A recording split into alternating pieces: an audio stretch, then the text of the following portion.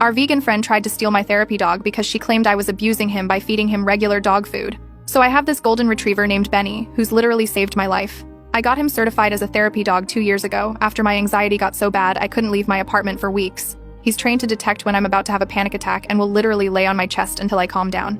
My friend Jade went vegan about 3 years ago, and it's basically her entire personality now. Every hangout turns into a lecture about animal rights. Last month, Jade came over and saw me feeding Benny his normal dog food. She picked up the bag and started reading the ingredients out loud. Chicken meal, beef fat, all that stuff. Then she goes on this whole rant about how I'm forcing an innocent animal to participate in animal cruelty. I tried explaining that dogs are omnivores and need certain nutrients, but she wasn't having it. She started sending me links to vegan dog food brands every single day. Then she'd text me asking if I switched Benny's food yet. I kept telling her no. My vet specifically recommended his current food for his age and activity level. She said my vet was clearly paid off by Big Kibble or whatever. Things got weird when she showed up at my apartment unannounced one afternoon.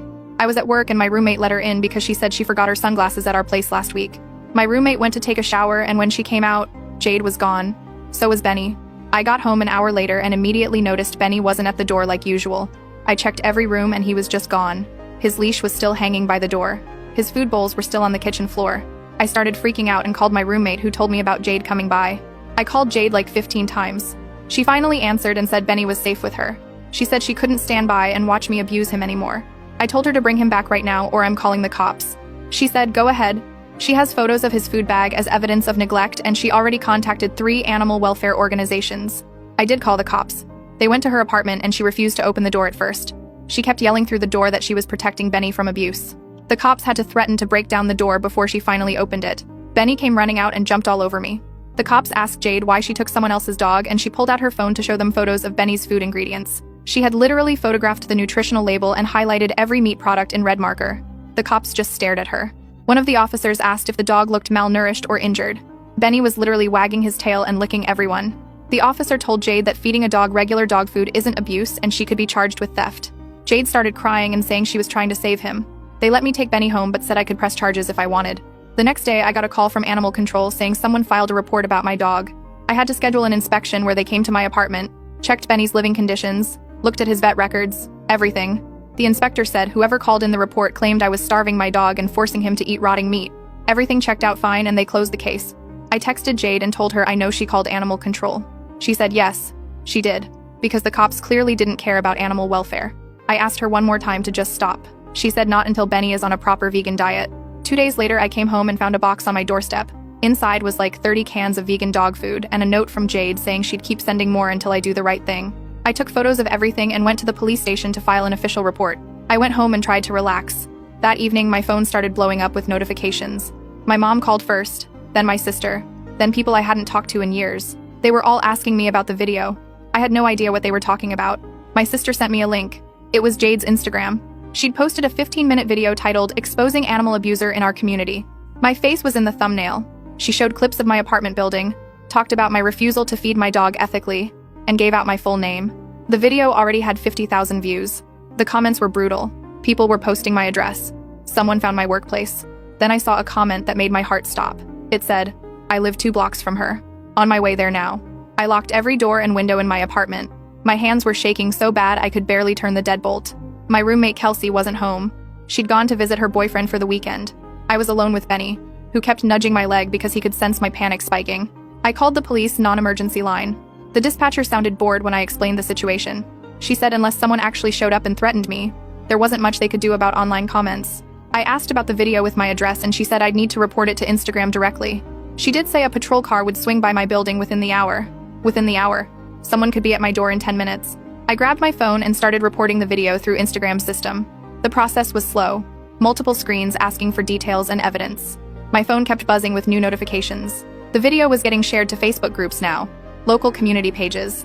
Someone had posted it in a neighborhood watch group with the caption, "This woman lives on Oak Street. Keep your pets away from her." I lived on Oak Street. My doorbell camera app lit up. Someone was standing outside my building's main entrance. A woman in her 30s with short blonde hair was looking at the directory panel. She had her phone out, comparing something on the screen to the building numbers. I watched her press the buzzer for my apartment. I didn't answer. She pressed it again. Held it down this time. The buzzing sound echoed through my apartment for 10 seconds straight. Then she started pressing other buttons. Random apartments. On the 3rd try, someone buzzed her in. I watched her disappear into the building's lobby. My apartment was on the 2nd floor. I could hear footsteps in the stairwell. Heavy, quick footsteps, then pounding on my door. "I know you're in there." A woman's voice. "Not Jade. You should be ashamed of yourself. That poor dog." Benny started barking. He never barks. He moved toward the door and I grabbed his collar, pulled him back. The pounding continued. Other doors in the hallway opened.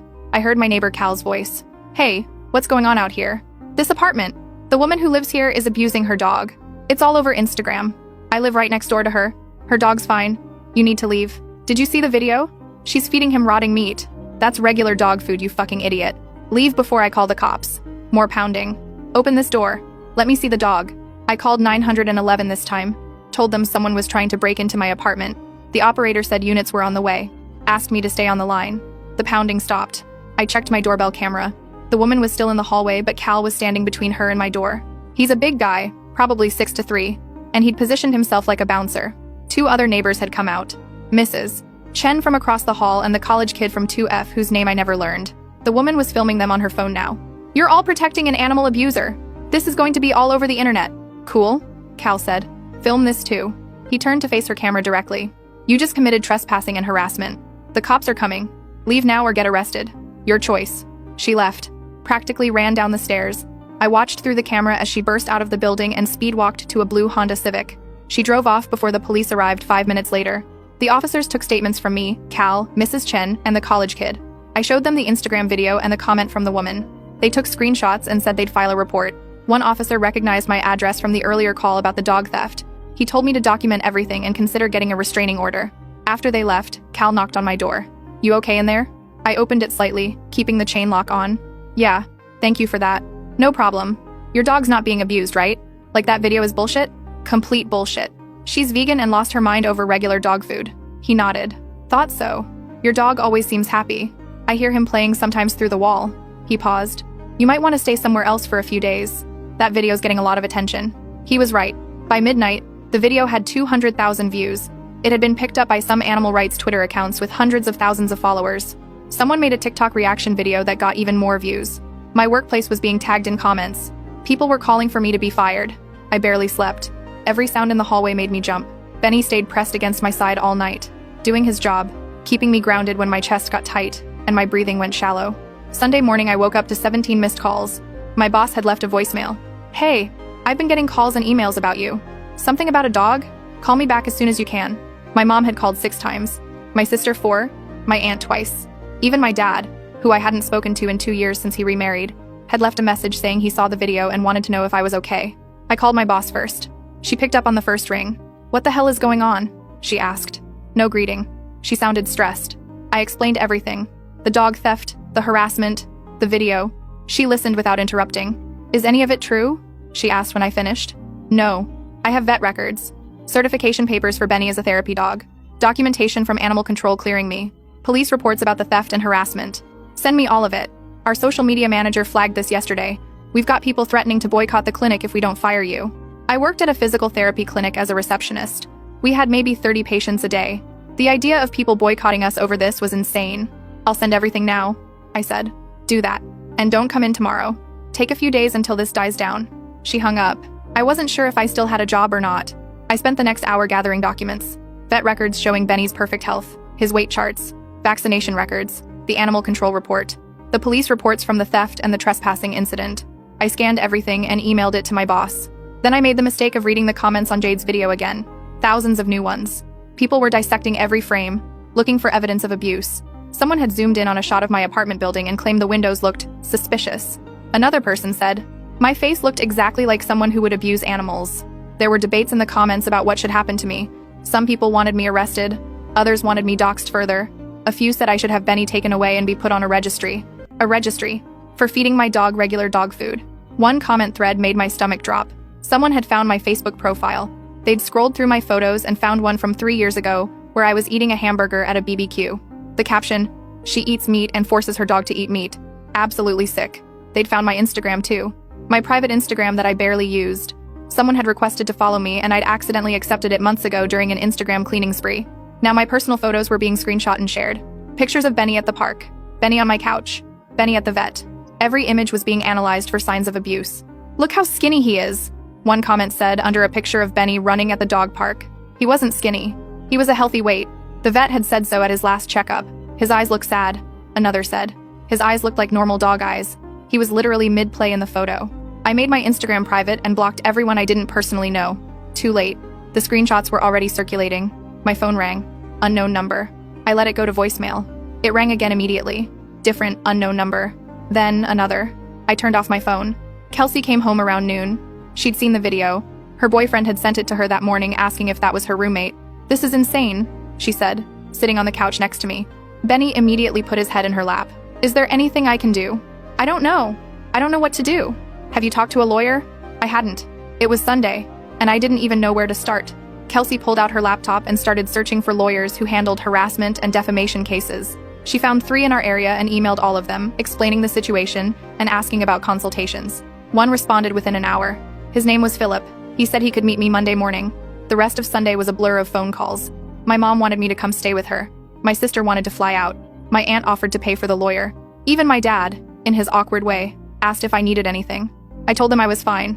I wasn't fine. Every time I closed my eyes, I saw those comments. The threats. The woman pounding on my door. The way the video had framed me as a monster. That evening, Cal knocked again. "Hey, there's been people coming by asking about you. I've been telling them to fuck off, but you should probably know." "What kind of people?" "Young people. With phones out filming.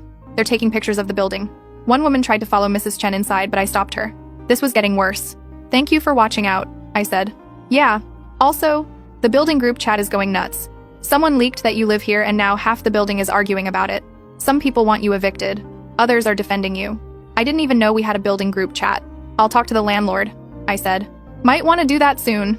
Apparently someone filed a complaint about you creating a safety issue." I emailed my landlord that night, explained the situation, attached all the same documents I'd sent my boss, begged him to understand this was harassment based on false information. He responded Monday morning saying he'd review everything and get back to me. Monday morning I met with Philip, the lawyer. His office was in a professional building downtown. He was younger than I expected, maybe early 30s, with round glasses and a friendly demeanor that put me somewhat at ease. I walked him through everything. He took notes on a yellow legal pad. When I finished, he leaned back in his chair. "Okay, here's where we stand. The video itself is borderline. She's making claims about you that are false and provably false, which could be defamation. The fact that she's included your personal information and it's led to direct harassment strengthens your case. The theft of your dog is already criminal and you filed a report. Good. The trespassing incident, also criminal, also reported. Good. So what can I do?" "Several things. First, we send a cease and desist letter to Jade demanding she remove the video and stop all harassment. If she doesn't comply, we file for a restraining order.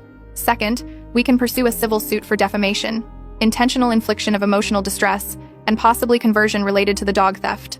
Third, we document everything from here on out. Every message, every comment, every incident. Build a paper trail. How long does this take? Depends on how she responds. If she removes the video and backs off, this could be resolved in a few weeks.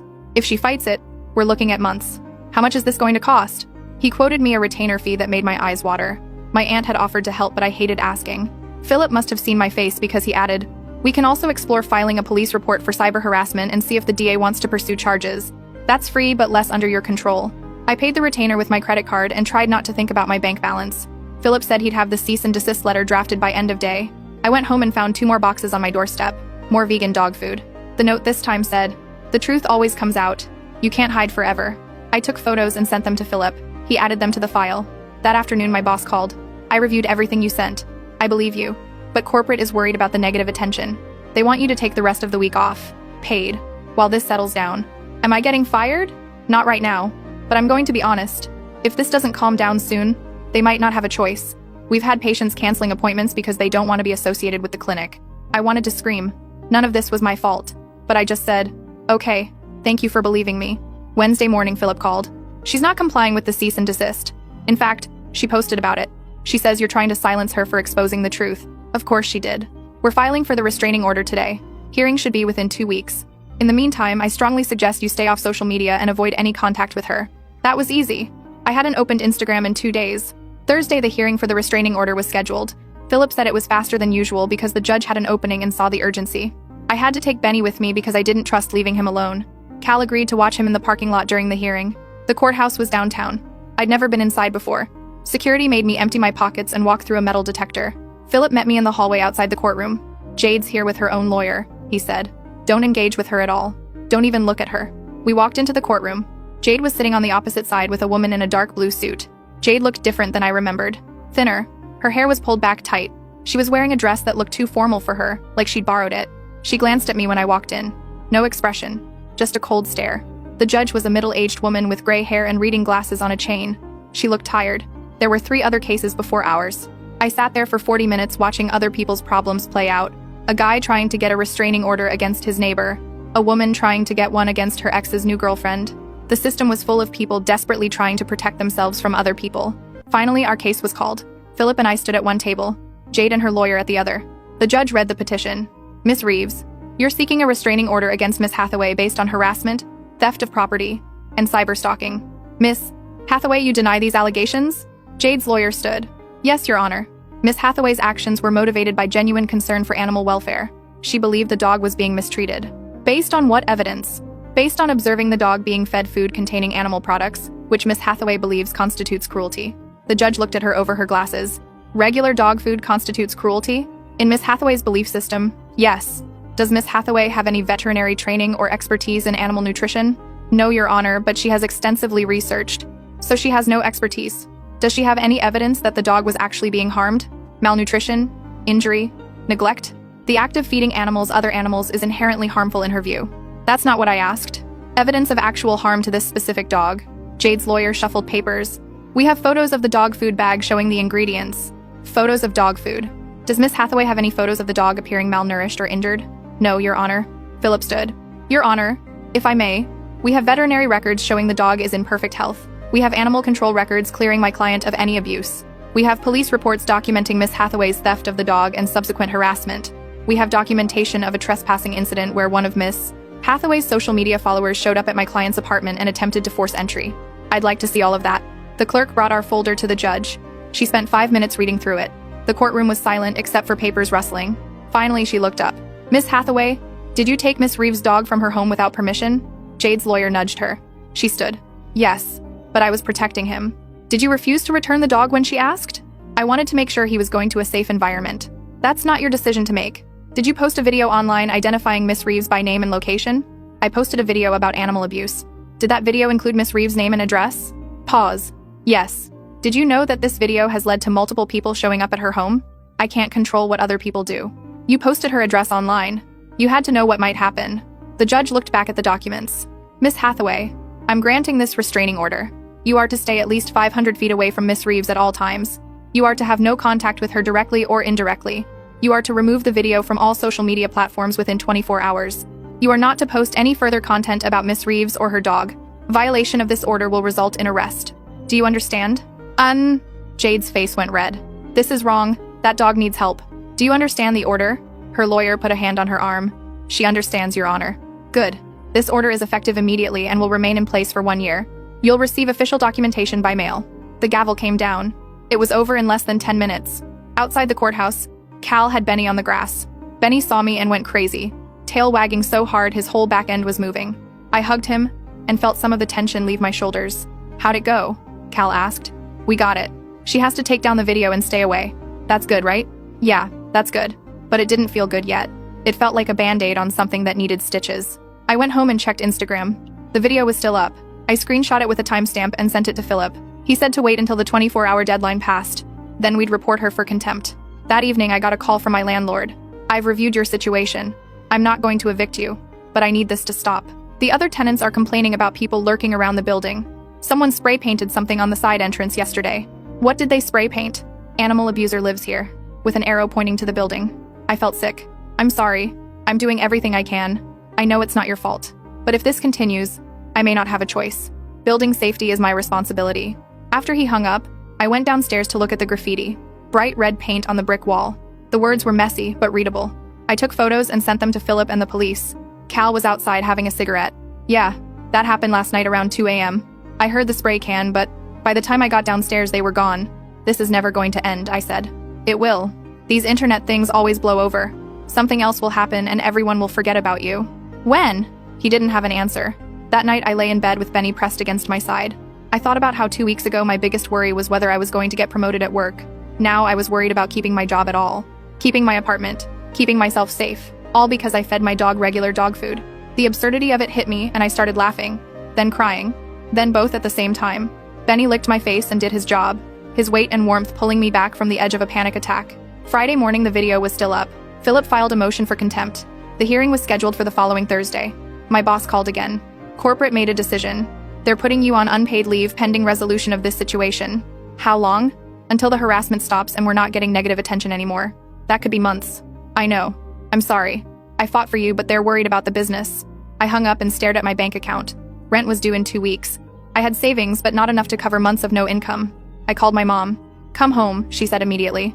Stay with me until this is over. I can't leave. I have the court stuff in Benny. Bring Benny. I have a yard. He'll love it here. Mom, I can't just run away. You're not running away. You're regrouping. There's a difference. I thought about it. My mom lived 3 hours north in a small town. Nobody there knew about the video. I could breathe for a few days. Okay, I'll come up for the weekend. I packed a bag, loaded Benny into my car, and drove north. The further I got from the city, the lighter I felt. Like physical distance from the situation actually helped. My mom's house was exactly as I remembered. Small, cluttered, warm. She had tea ready when I arrived. We sat on her back porch while Benny explored the yard. Tell me everything, she said. So I did, start to finish. She listened without interrupting, her face getting more and more angry as I went on. This woman is insane, she said when I finished. And everyone who believed her is an idiot. Apparently there are a lot of idiots on the internet. What are you going to do? I don't know. Wait for the court stuff to play out. Hope people forget about me. And if they don't, then I guess I start over somewhere else. She didn't like that answer, but she didn't push. We spent the weekend watching old movies and taking Benny on long walks through her neighborhood. Nobody there knew who I was. Nobody cared. It was the first time in 2 weeks I felt normal. Sunday evening I drove back to the city. The break had been nice, but I couldn't hide forever. Monday morning I woke up to my phone exploding. Not with hate messages this time. With messages from friends and acquaintances saying they saw something. I opened Instagram. Jade had posted a new video. Not about me this time. About her. She was crying, makeup running down her face, talking about how she was being persecuted for trying to help an animal, how she was being legally attacked for standing up for what's right, how she needed support from the community. In the caption, she'd linked to a GoFundMe for her legal fees. In less than 12 hours, she'd raised $8,000. I called Philip. Can she do this? Technically, yes.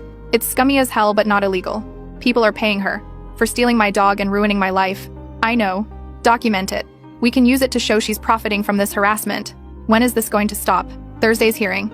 If the judge finds her in contempt for not removing the video, that'll help. If she keeps violating the restraining order, she'll get arrested. Eventually this will end. Eventually. What a useless word. Thursday came. Same courthouse, same judge. Jade showed up wearing the same borrowed-looking dress. Her lawyer argued that she needed more time to figure out how to delete the video. That Instagram's systems were complicated. That she tried but couldn't figure it out. The judge pulled up Instagram on the courtroom computer, pulled up Jade's profile, found the video in under 30 seconds, clicked the 3 dots, selected delete. The video disappeared. Seems simple to me, the judge said, but I see the video is gone now. Miss Hathaway, you're in violation of the restraining order. I'm fining you $500 and giving you a formal warning. Next violation and you will be arrested. Am I clear? Yes, Your Honor. And this GoFundMe for legal fees related to this case. That's staying up? Jade's lawyer looked uncomfortable. Yes, Your Honor. That's separate from... It's directly related to this case. And it's profiting from the harassment of Miss Reeves. Miss Hathaway, I strongly suggest you close that fundraiser. But I need help paying for. Not my problem. You created this situation. Close the fundraiser or I'll consider it a violation of the spirit of the restraining order. The gavel came down again. Outside the courthouse, Philip looked pleased. That went well. She's on thin ice now. She still raised $8,000. Yeah, but if she keeps it after the judge told her to close the fundraiser, we can use that. Shows willful defiance. I went home and checked her Instagram. The GoFundMe link was gone, but the fundraiser itself was still active. People were still donating.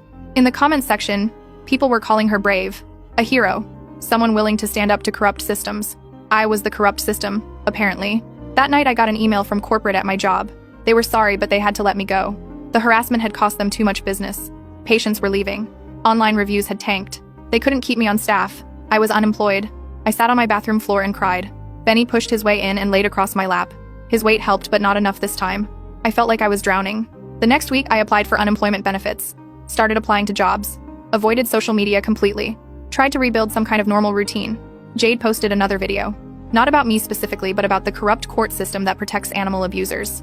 About judges who don't care about animal welfare. About legal systems designed to silence activists. It got 100,000 views in 2 days. Philip filed another motion.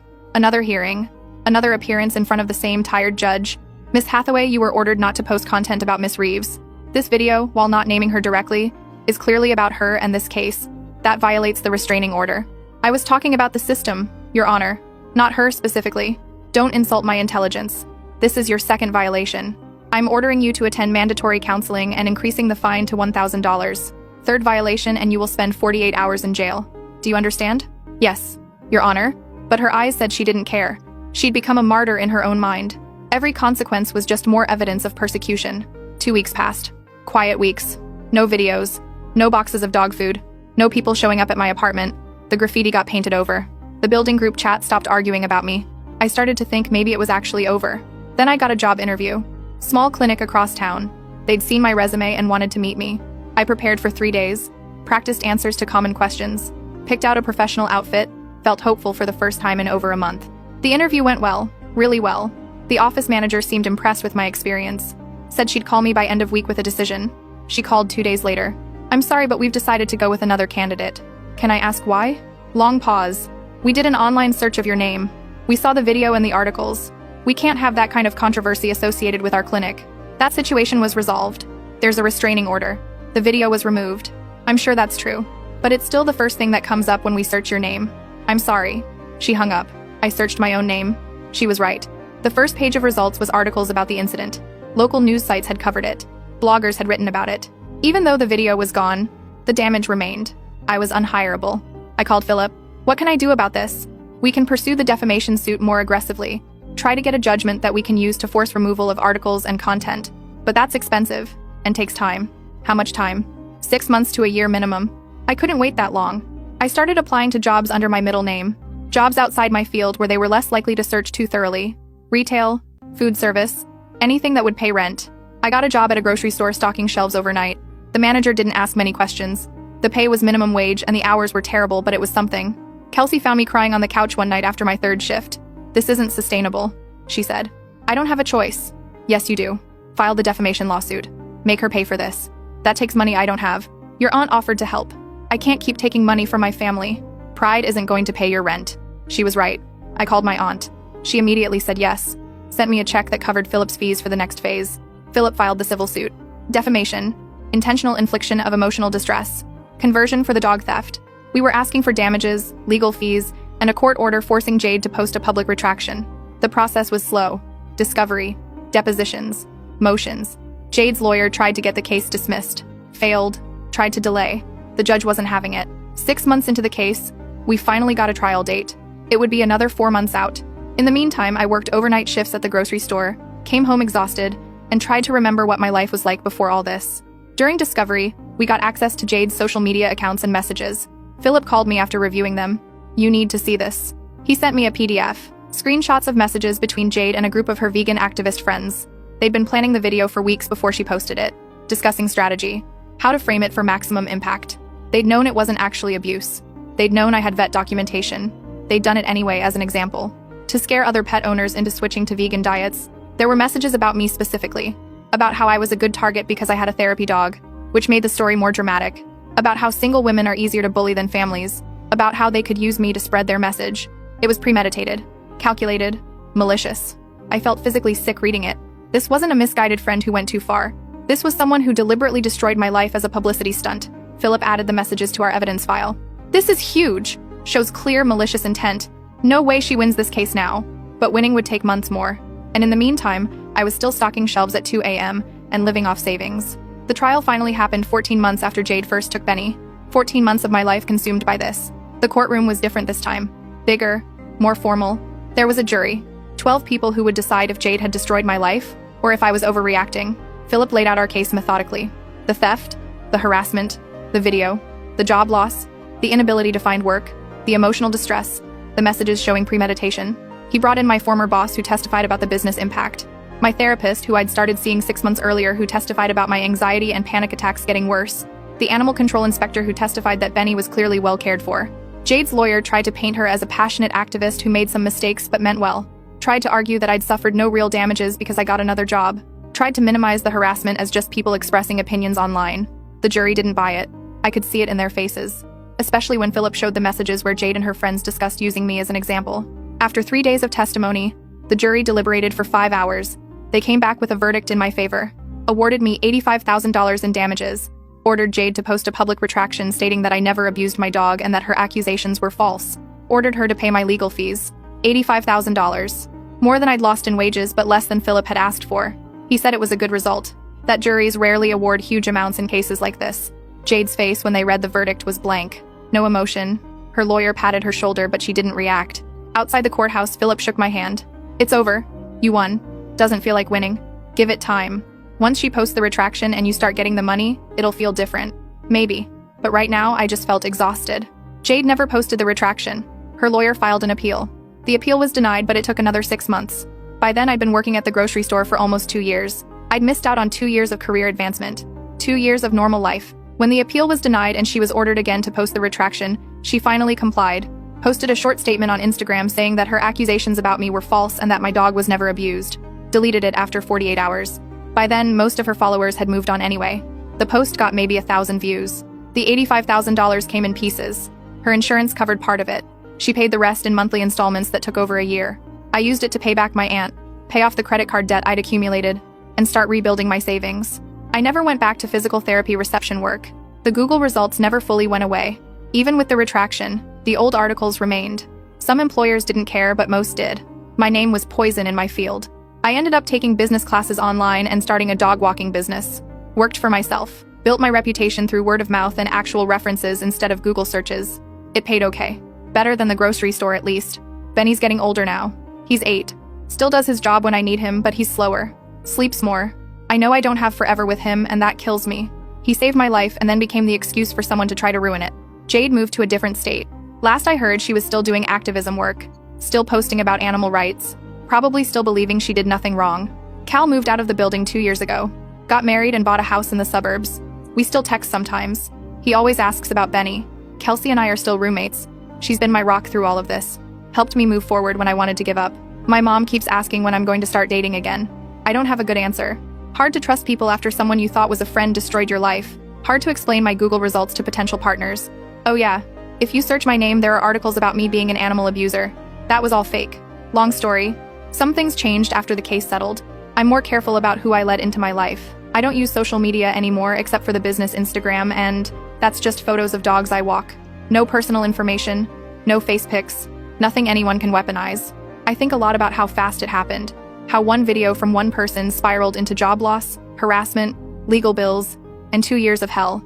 How the internet can destroy someone in days based on nothing but accusations. I think about the people who showed up at my apartment, who spray painted my building, who sent death threats, who tried to get me fired, all because they saw a video and assumed it was true. Never questioned it, never verified, just grabbed their pitchforks and joined the mob. That's what scared me most. Not Jade specifically, but how easy it was for her to weaponize strangers against me. How quickly people will believe the worst about someone they don't know. I see Jade's video sometimes in my head. My face in the thumbnail. My name. My address. The comments calling for violence. It still makes my chest tight. Benny usually notices and does his thing. Lays on me until I breathe normal again. He's a good dog. The best dog. And he eats regular fucking dog food because that's what dogs eat. Because I'm not insane. Last month I got an email from a journalist writing an article about online harassment. She'd found my case and wanted to interview me. I said no. I've had enough of my story being public. Let it stay buried in old court documents and deleted videos. But sometimes I wonder about other people this has happened to. Other people whose lives got destroyed by false accusations going viral. How many of them had the resources to fight back? How many just had to live with it? The system barely worked for me and I had a lawyer and documentation and proof. What about people who don't? Who just have to watch their lives implode and hope people eventually forget? That's what keeps me up sometimes. Not my own situation anymore, but the knowledge that this happens every day. Someone posts something false or misleading. It goes viral. A real person's life gets destroyed. And the internet moves on to the next outrage without ever knowing or caring about the damage left behind. Jade got away with it, really. Sure, she had to pay money and post a retraction nobody saw, but she still has her followers. Still has her platform. Still gets to pretend she's a hero fighting for animals. The people who supported her never learned the truth. They moved on thinking she was persecuted for doing the right thing. And I'm here, 3 years later, walking other people's dogs and trying to rebuild a life that should never have been destroyed in the first place. Benny's sleeping next to me right now while I write this. His paws are twitching. He's dreaming. Probably chasing squirrels in his sleep. He has no idea he's at the center of this whole mess. He's just a dog living his dog life. I envy that sometimes. The simplicity of it. Wake up, eat, play, sleep. No social media. No reputation to protect. No strangers judging every choice. Just a dog being a dog. I'm doing okay now. Better than I was. The business is growing. I'm making enough to live on. My mental health has improved, though I still see the therapist monthly. The nightmares about people breaking into my apartment have mostly stopped. Sometimes I see people filming their dogs and posting it online and I cringe. They have no idea how fast things can turn. How one comment from the wrong person can start an avalanche. They think they're just sharing cute pet videos. They don't realize they're one viral lie away from losing everything. Maybe I'm paranoid now. Maybe that's Jade's lasting gift to me. This constant awareness that everything can fall apart instantly.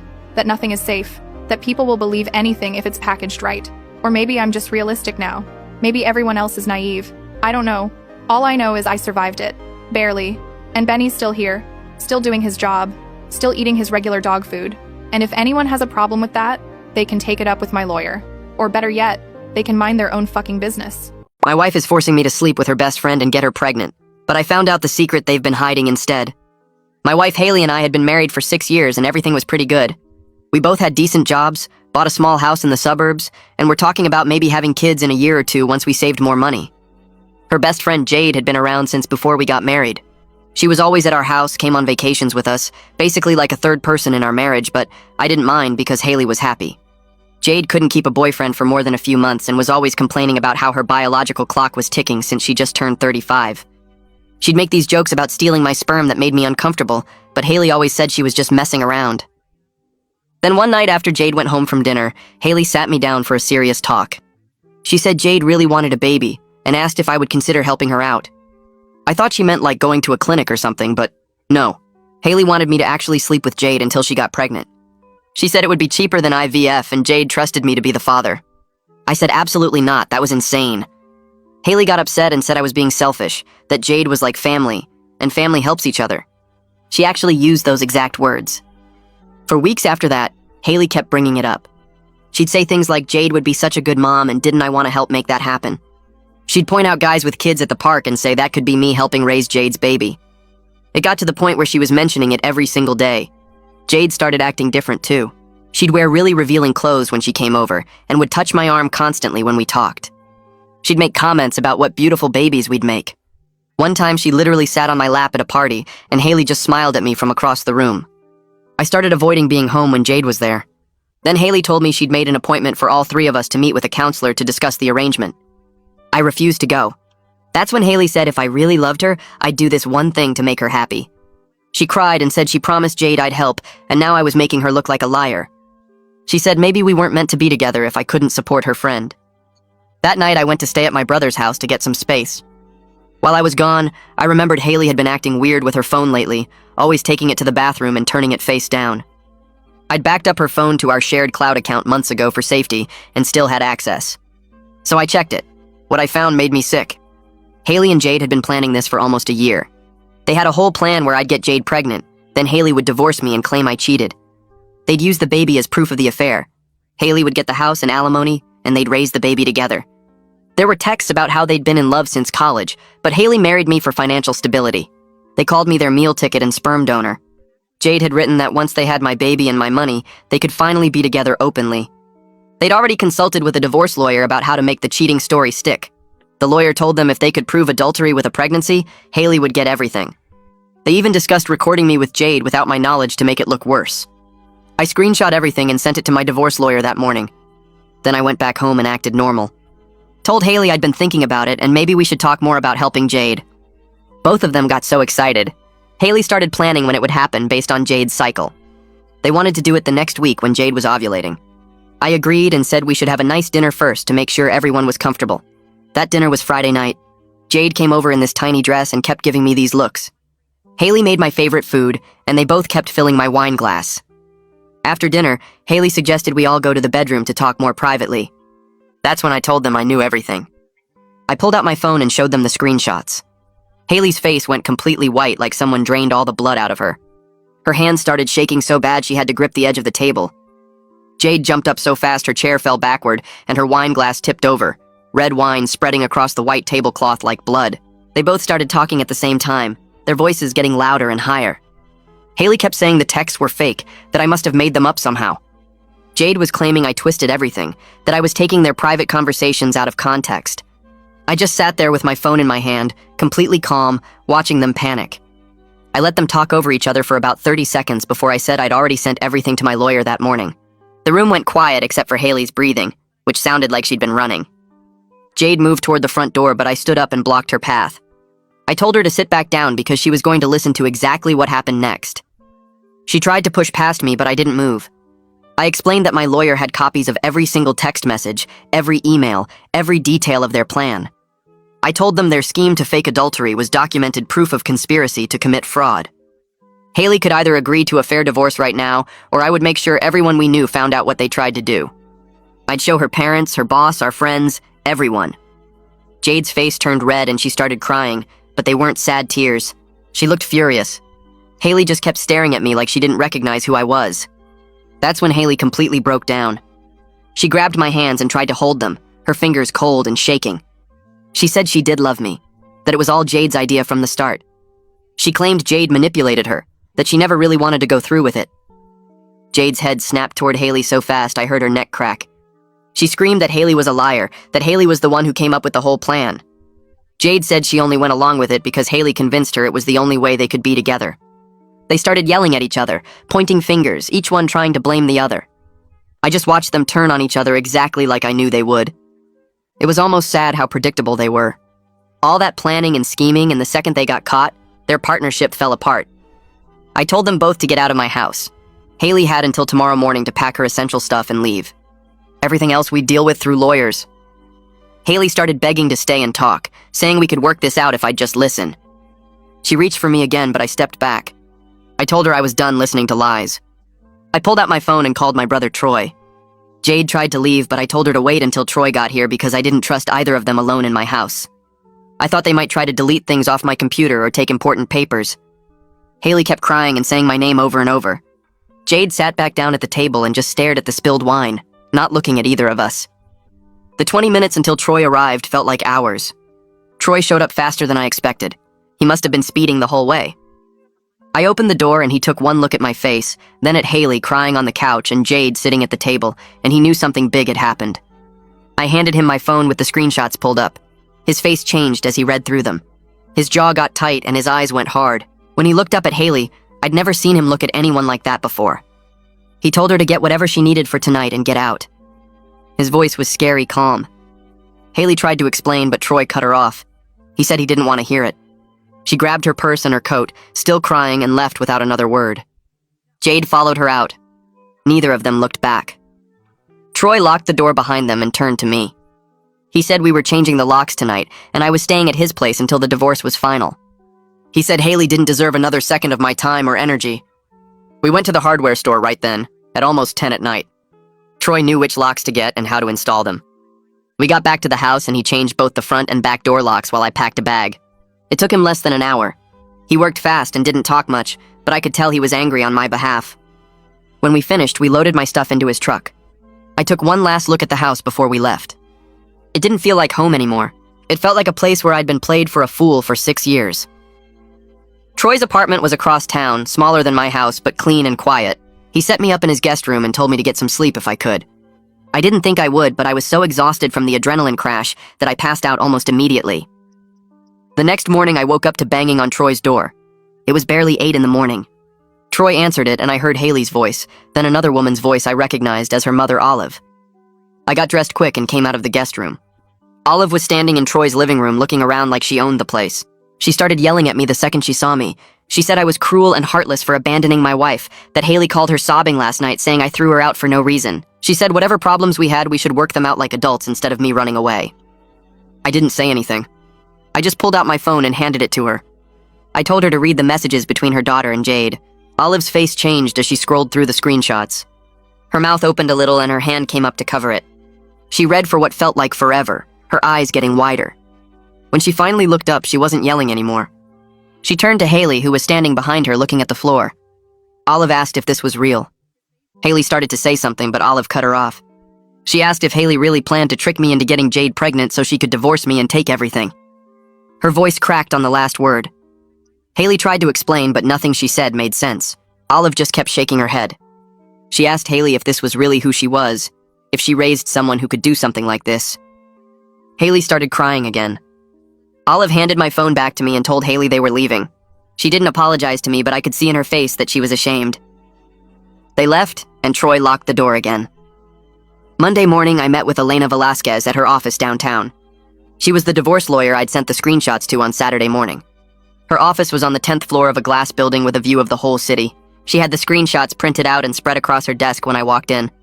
She told me this was one of the clearest cases of fraud and conspiracy she'd seen in 15 years of practice. Most divorce cases were messy and emotional with lots of he said, she said, but this one had everything documented in their own words. She explained that Haley's plan to fake adultery actually worked against her now. We had proof she was trying to manipulate the legal system, which meant I was in a much stronger position than most husbands going through divorce. Judges didn't like people who tried to game the system. Elena said we could push for me to keep the house and most of the assets since Haley had been planning to commit fraud.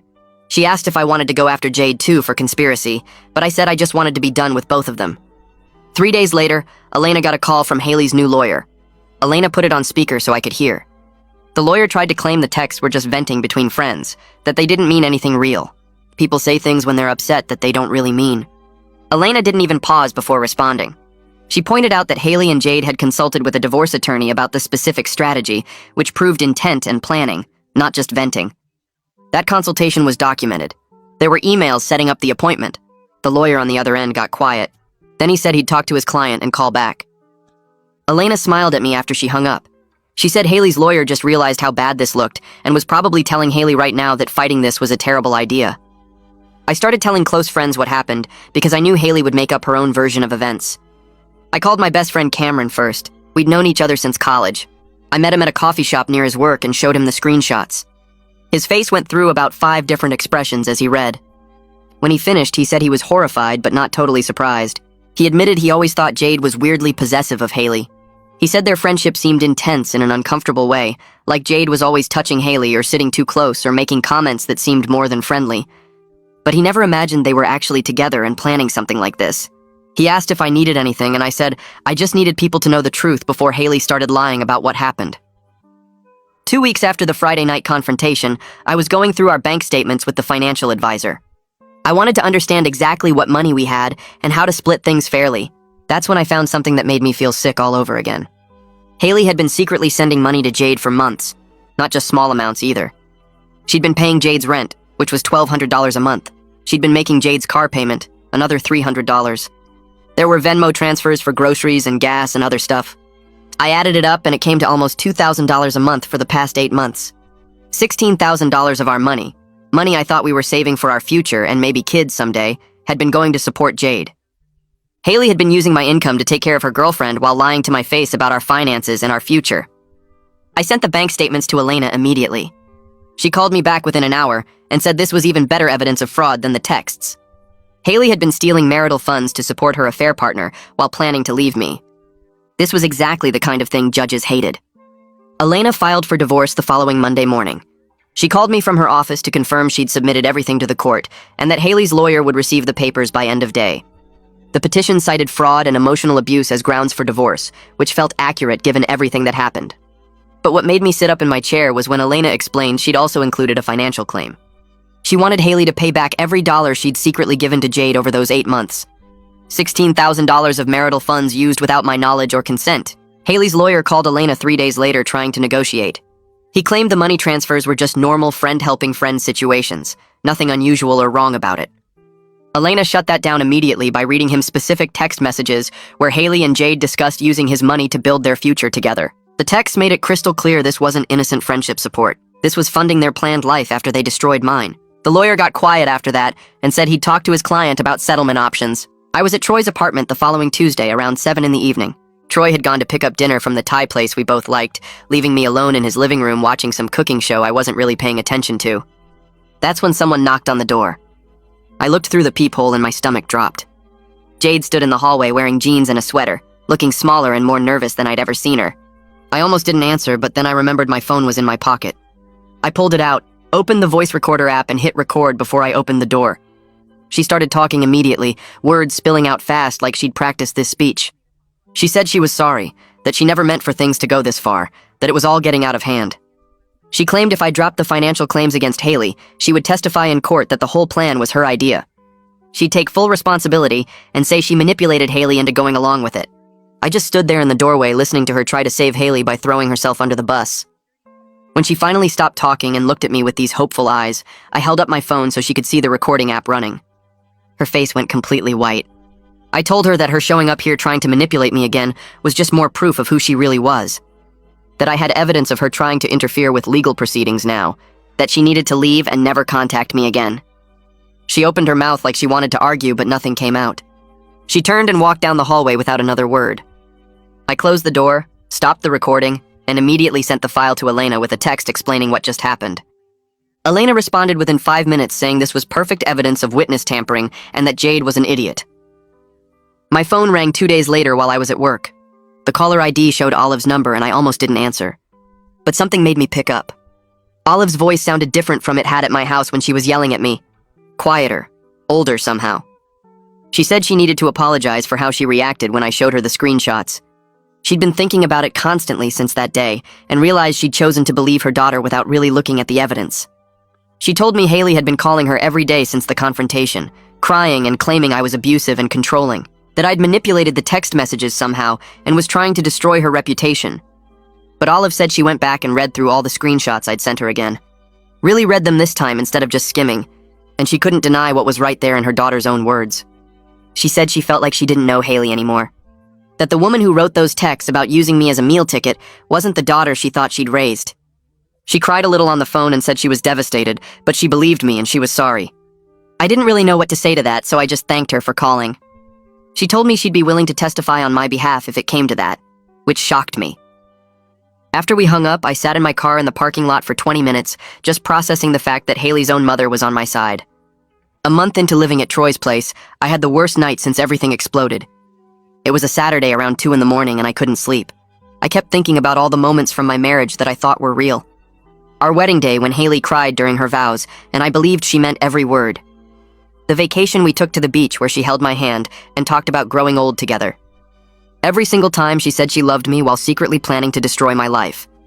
I got up and went to the living room where I'd stored some boxes of my stuff from the house. I found the one with our photo albums and started going through them. Pictures of us smiling at restaurants, at friends' weddings, on hiking trips. In every photo we looked happy and in love. But now I knew it was all fake on her side. She was just playing a role while I actually loved her. Troy must have heard me moving around because he came out of his bedroom in sweatpants and a t-shirt. He didn't ask what I was doing or tell me I should try to sleep. He just sat down next to me on the couch and looked at the photos with me. We sat there in silence for probably an hour while I went through album after album. He handed me tissues when I needed them and kept his hand on my shoulder. Around 3:30, I finally closed the last album, and Troy asked if I wanted to watch something stupid on TV. We ended up watching old episodes of some sitcom until the sun came up. He never tried to make me feel better or tell me things would be okay. He just stayed there while I grieved for the life I thought I had. Cameron called me the next week sounding weird and uncertain. He said he'd run into Jade at a coffee shop downtown that morning. She'd been sitting at a table with another woman, and they were holding hands across the table. Not in a friend way, in a couple way. The woman had her arm around Jade's waist when they got up to leave and kissed her cheek in a way that made it obvious they were together. Cameron said he watched them for a minute, surprised, then went outside and called a mutual friend who knew Jade through work. That friend told him Jade had been dating this woman named Ronan for almost 2 years. 2 years. Which meant Jade was already in a whole relationship when she and Haley came up with their plan to get me to sleep with her and have a baby. I felt sick when Cameron told me this. Everything I thought I understood about their scheme suddenly had another layer I hadn't seen. They weren't even actually a couple in the way I'd imagined. Jade had her own girlfriend the entire time. The discovery that Jade had been dating Ronan for 2 years made everything so much worse. I'd been thinking of Haley and Jade as two people in love who wanted to be together but needed my money to make it work. That was bad enough. But knowing Jade had a whole separate girlfriend meant their plan was even more calculated and cold than I'd realized. They weren't even really together. They were just using each other to use me. Haley wanted Jade's baby as proof of my affair, so she could take everything in the divorce. Jade wanted my DNA and probably some of that $16,000 Haley had been giving her, and Ronan was just sitting there in the background the whole time while her girlfriend plotted to get pregnant with my child. The layers of lies made my head hurt. I started wondering if I'd ever known either of them at all. If anything about the last 6 years had been real. Every memory felt contaminated now by knowing how many people were lying to me at once. The mediation happened on a Thursday morning in a conference room downtown. Elena sat on my left, Haley and her lawyer sat across the table, and the mediator sat at the head trying to look neutral and professional. We'd been there for about an hour going over asset division when Haley suddenly started crying. Real tears running down her face, her voice shaking as she looked right at me. She said she knew she'd made mistakes, but she still loved me. That she wanted to work on our marriage if I'd give her a chance. That we could go to counseling and fix this. The mediator looked uncomfortable, but asked if she was serious about reconciliation. Haley nodded and reached across the table like she wanted to hold my hand. The mediator then asked if she was willing to be completely honest about the affair planning and pay back the money she'd given to Jade.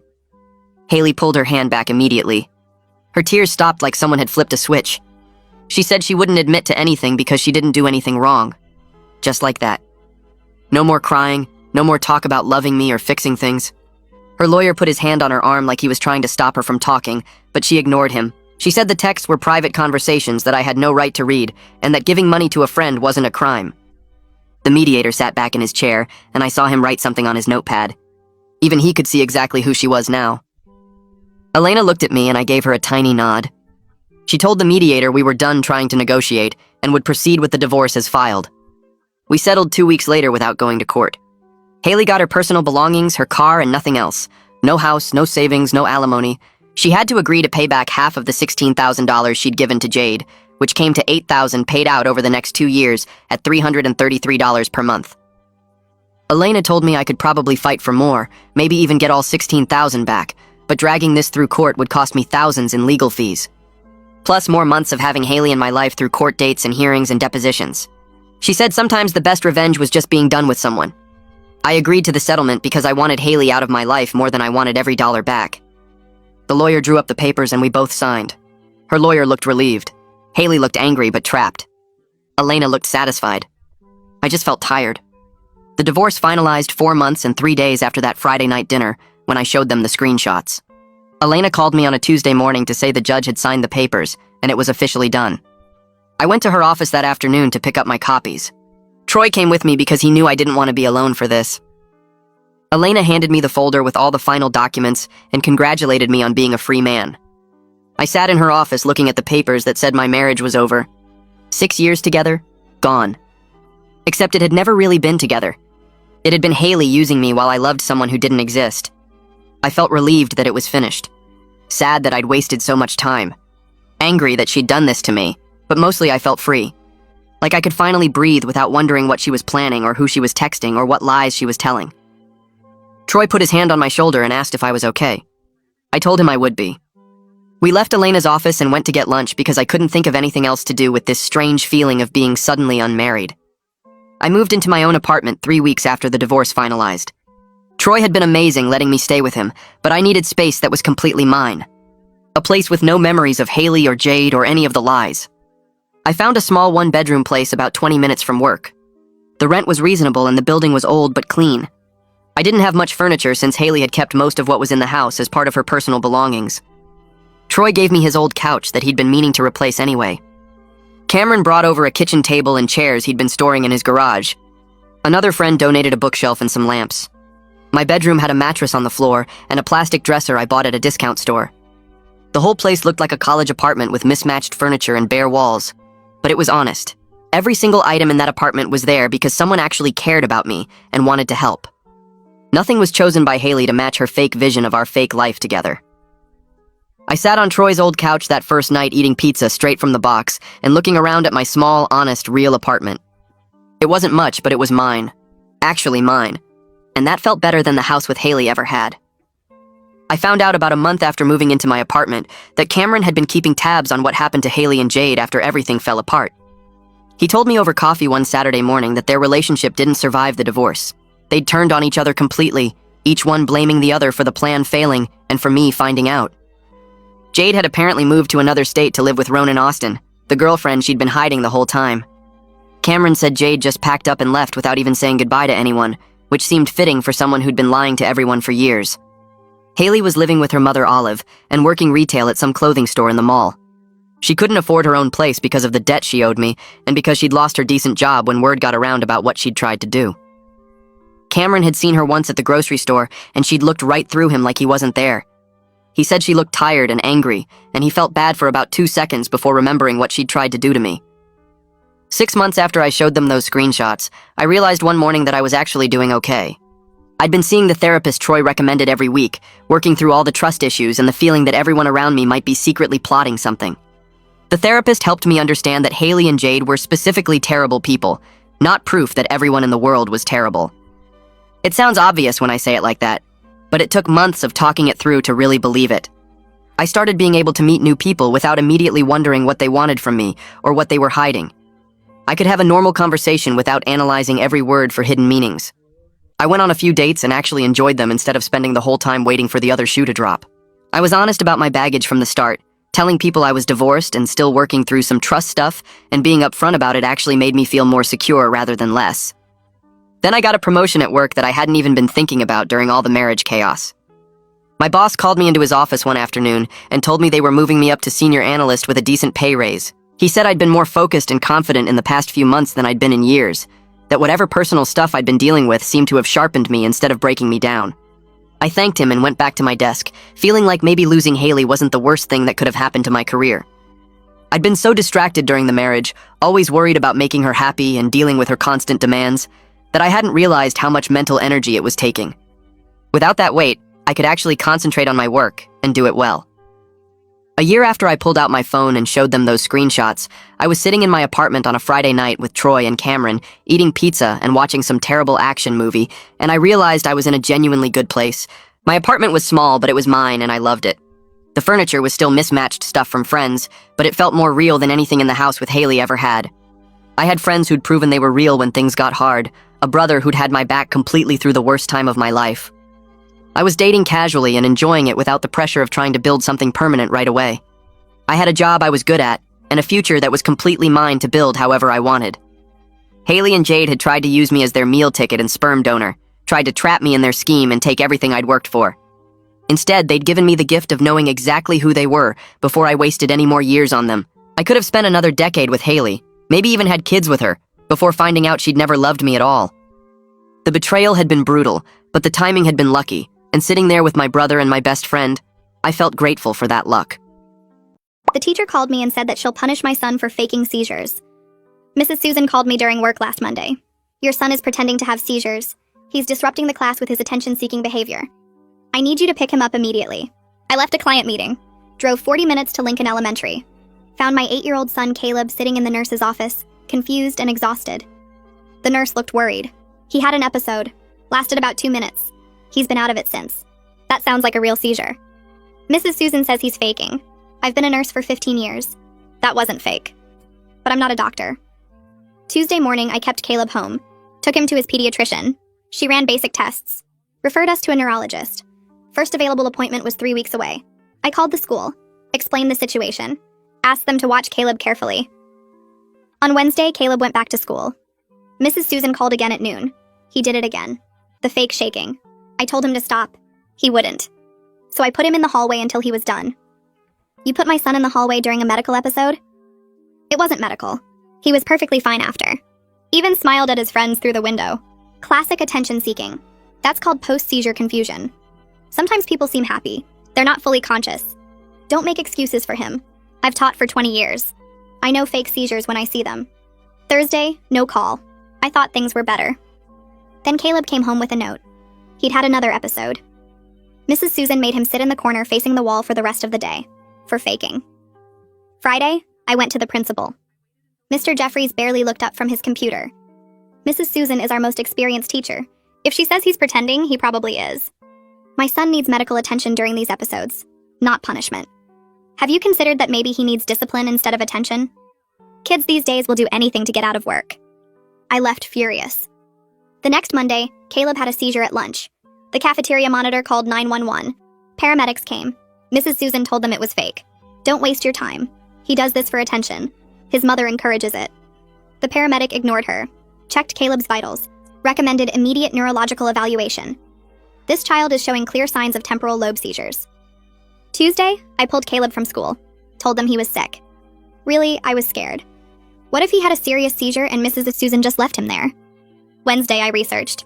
Found out Mrs. Susan had a history. 3 other parents had complained about her dismissing medical issues. 1 kid with asthma, another with diabetes, a girl with severe allergies. All dismissed as attention-seeking. All forced to sit out activities as punishment for their conditions. Thursday, the neurologist appointment got moved up. Another family canceled. The doctor did an EEG, found abnormal brain activity, classic temporal lobe epilepsy. Probably had it for months, maybe years. Getting worse because it's untreated. I asked for everything in writing. Official diagnosis, treatment plan, the works. Friday, I didn't send Caleb to school. Instead, I went to see the superintendent. Dr. Cross wasn't interested at first. Then I showed her the neurologist's report. This says untreated seizures can cause permanent brain damage. Yes. And Mrs. Susan has been punishing him for having them, making him sit in corners, putting him in hallways, telling paramedics not to treat him. Dr. Cross went pale. She called the district lawyer. He read the report, read my documentation of every incident, every call, every note sent home. This is a massive liability issue. Your son was denied medical care by a teacher who decided she knew better than paramedics. We could lose our license, our insurance, everything. Monday, there was a substitute in Mrs. Hobbs's class. She'd been placed on administrative leave pending investigation. Tuesday, 3 more families came forward. Kids with ADHD called lazy, a boy with dyslexia called stupid, a girl with anxiety told to stop being dramatic. All documented, all ignored by Principal Jeffries. Wednesday, the district held an emergency school board meeting. The school board meeting room filled up fast. Parents squeezed into rows of metal folding chairs. Teachers stood along the back wall. Community members lined up at the door when the seats ran out. I sat in the front row with my documentation folder pressed against my chest. My hands left sweat marks on the manila cover. Dr. Cross sat at the head table with 5 board members. She kept glancing at the door like she expected someone to walk in. Her face looked pale under the fluorescent lights. I noticed Mrs. Susan wasn't there. Her usual seat at these meetings stayed empty. The board president was a tall man with gray hair. He cleared his throat and tapped the microphone. The feedback made everyone wince. He shuffled his papers and looked out at the crowd. We've received serious complaints about medical care denial at Lincoln Elementary. Multiple families have come forward with similar concerns. This is not a situation we take lightly. 3 other parents sat in the front row with me. I recognized them from the school pickup line, but I'd never spoken to them before. They all held folders like mine. The board members exchanged looks across the table. One woman leaned over and whispered to the man next to her. Another board member frowned and wrote something on his notepad. The president called my name first. I stood up and my legs felt wobbly. The walk to the microphone seemed to take forever, even though it was only 10 feet. My hands shook when I gripped the sides of the podium, but my voice came out steady. Mrs. Susan punished my 8-year-old son for having seizures. She thought he was faking. She put him in the hallway during medical episodes, made him sit in corners, told paramedics not to treat him when they responded to a 911 call. The room went completely quiet. I could hear the air conditioning hum. Someone in the back coughed. I opened my folder and pulled out the neurologist's report. The paper crinkled in my hands. This is the diagnosis. Caleb has temporal lobe epilepsy. He's had it for months, maybe longer. It went untreated because a teacher decided she knew better than medical professionals. I held up the report so everyone could see the letterhead. The board members leaned forward in their seats. One woman put on her reading glasses. Untreated seizures can cause permanent brain damage. My son was at risk every single day he sat in that classroom. Every time he had an episode and got punished instead of helped. I walked the report to the board president. He took it and started reading. His eyebrows went up. He passed it to the woman next to him. She read it and her mouth formed a thin line. The report made its way down the table. Each board member looked more concerned than the last. I went back to my seat. My legs still felt shaky, but I'd said what I needed to say. The board president called the next parent. Freya Ogden stood up. She was a short woman with curly red hair. She walked to the microphone with a blue folder. My son has ADHD, diagnosed by his pediatrician, documented with the school. Mrs. Susan called him lazy. She made him miss recess as punishment because he couldn't sit still. Her voice got louder as she talked. A DHD is a neurological condition. It requires accommodations, not discipline. She opened her folder and pulled out medical records. The pediatrician's notes explained everything: brain chemistry, medication options, recommended classroom strategies. Mrs. Susan ignored all of it. She decided my son just needed to try harder. Freya's hands trembled when she set the papers on the board president's table. He picked them up and started reading. 2 other board members looked over his shoulder. Mateo Callahan went next. He was a big man with a thick beard. His voice cracked when he started talking. My daughter has dyslexia. She's 9 years old. Mrs. Susan told her she was stupid, said she needed to try harder, made her read out loud in class even though she couldn't. He stopped and wiped his eyes. My daughter developed severe anxiety. She started refusing to go to the school. She cried every morning, said the teacher made her feel worthless. His voice broke completely. He pulled out a stack of papers from his folder. psychological evaluations, reading specialist reports, a letter from a therapist. All of it documented his daughter's condition and the damage Mrs. Susan's treatment caused. The board members passed the papers around. One man shook his head slowly. A woman covered her mouth with her hand. Kathy Waters spoke last. She was younger than the other parents, maybe in her late 20s. Her daughter has diagnosed anxiety disorder, panic attacks. The whole thing is documented with her doctor. Mrs. Susan told her to stop being dramatic. Kathy's voice got sharp. When my daughter had a panic attack in class, Mrs. Susan wouldn't let her go to the nurse, made her sit there hyperventilating. She sat there until she threw up from stress. The room erupted in whispers. Parents turned to each other. Teachers in the back shifted uncomfortably. The board president banged his gavel. The noise died down. He looked at Dr. Cross. Why weren't these complaints addressed earlier? Dr. Cross's face went red. She straightened her papers. Principal Jeffries handled them at the building level. He assured me they were just parent-teacher disagreements, not serious medical issues.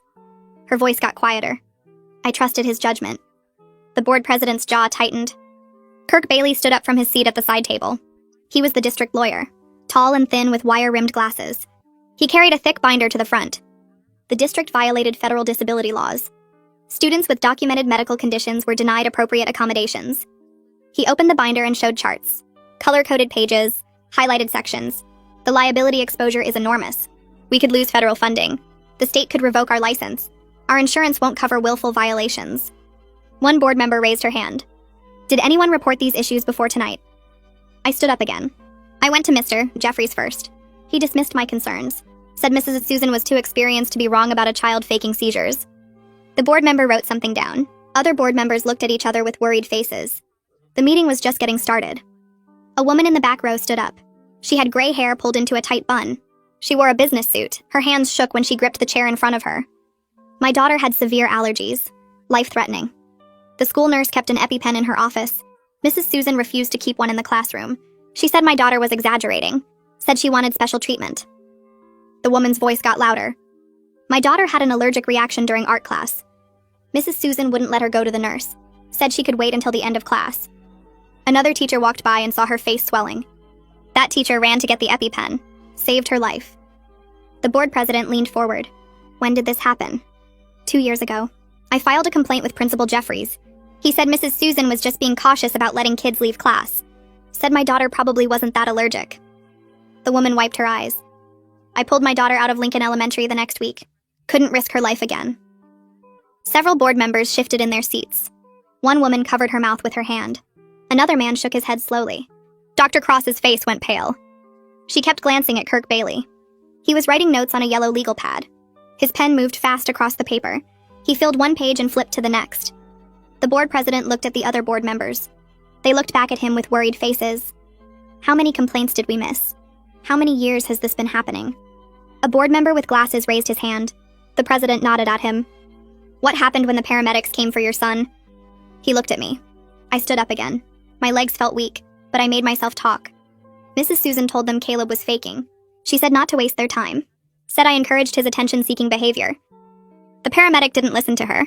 He checked Caleb's vital signs, looked at his eyes, watched how he was acting. He told Mrs. Susan that Caleb showed clear signs of temporal lobe seizures, recommended immediate medical evaluation. Mrs. Susan argued with him, said she'd taught for 20 years and knew fake seizures when she saw them. The board members looked at each other. The woman who'd covered her mouth earlier was now writing notes. Kirk Bailey stopped writing and stood up. He walked to the front table where the board sat. May I add something? The board president nodded. Kirk Bailey held up his legal pad. Telling emergency responders not to treat a child during a medical episode could be charged as child endangerment. If that child had been seriously harmed while the teacher prevented treatment, we'd be looking at criminal charges, not just civil liability. The room went completely silent. Parents stopped whispering. Teachers in the back stopped shifting in their seats. Even the board members sat perfectly still. Kirk Bailey continued. The district's insurance won't cover willful denial of medical care. We're exposed to lawsuits from every family affected. The state could revoke our license to operate. Federal disability law violations could cost us millions in funding. He set his legal pad down. This isn't just about one teacher. It's about systematic failure at every level of administration. The board president banged his gavel even though the room was already quiet. We need a recess. 15 minutes. The board members stood up. They huddled together at the side of the room. Dr. Cross joined them. Kirk Bailey showed them papers from his folder. They talked in urgent whispers. Freya walked over to me. She put her hand on my shoulder. Thank you for doing this. I couldn't. I just pulled my son out and gave up. You didn't give up? You protected your child. That's what mattered. Mateo came over too. His eyes were red. My daughter still has nightmares about that classroom. Maybe this will help her heal. Knowing someone finally listened. Kathy joined us. She was crying. Other parents came over. A man shook my hand. A woman hugged me. Several people were wiping their eyes. I felt my own tears starting, but I pushed them back. The meeting wasn't over yet. The board president banged his gavel. Everyone sit down, please. We're resuming. People went back to their seats. The board members returned to the front table. They looked serious. The board president cleared his throat. We're voting tonight on immediate policy changes. All staff will receive annual training on medical conditions and accommodations.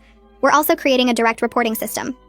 If building administrators dismiss medical concerns, parents can contact the district office directly. He looked at the other board members.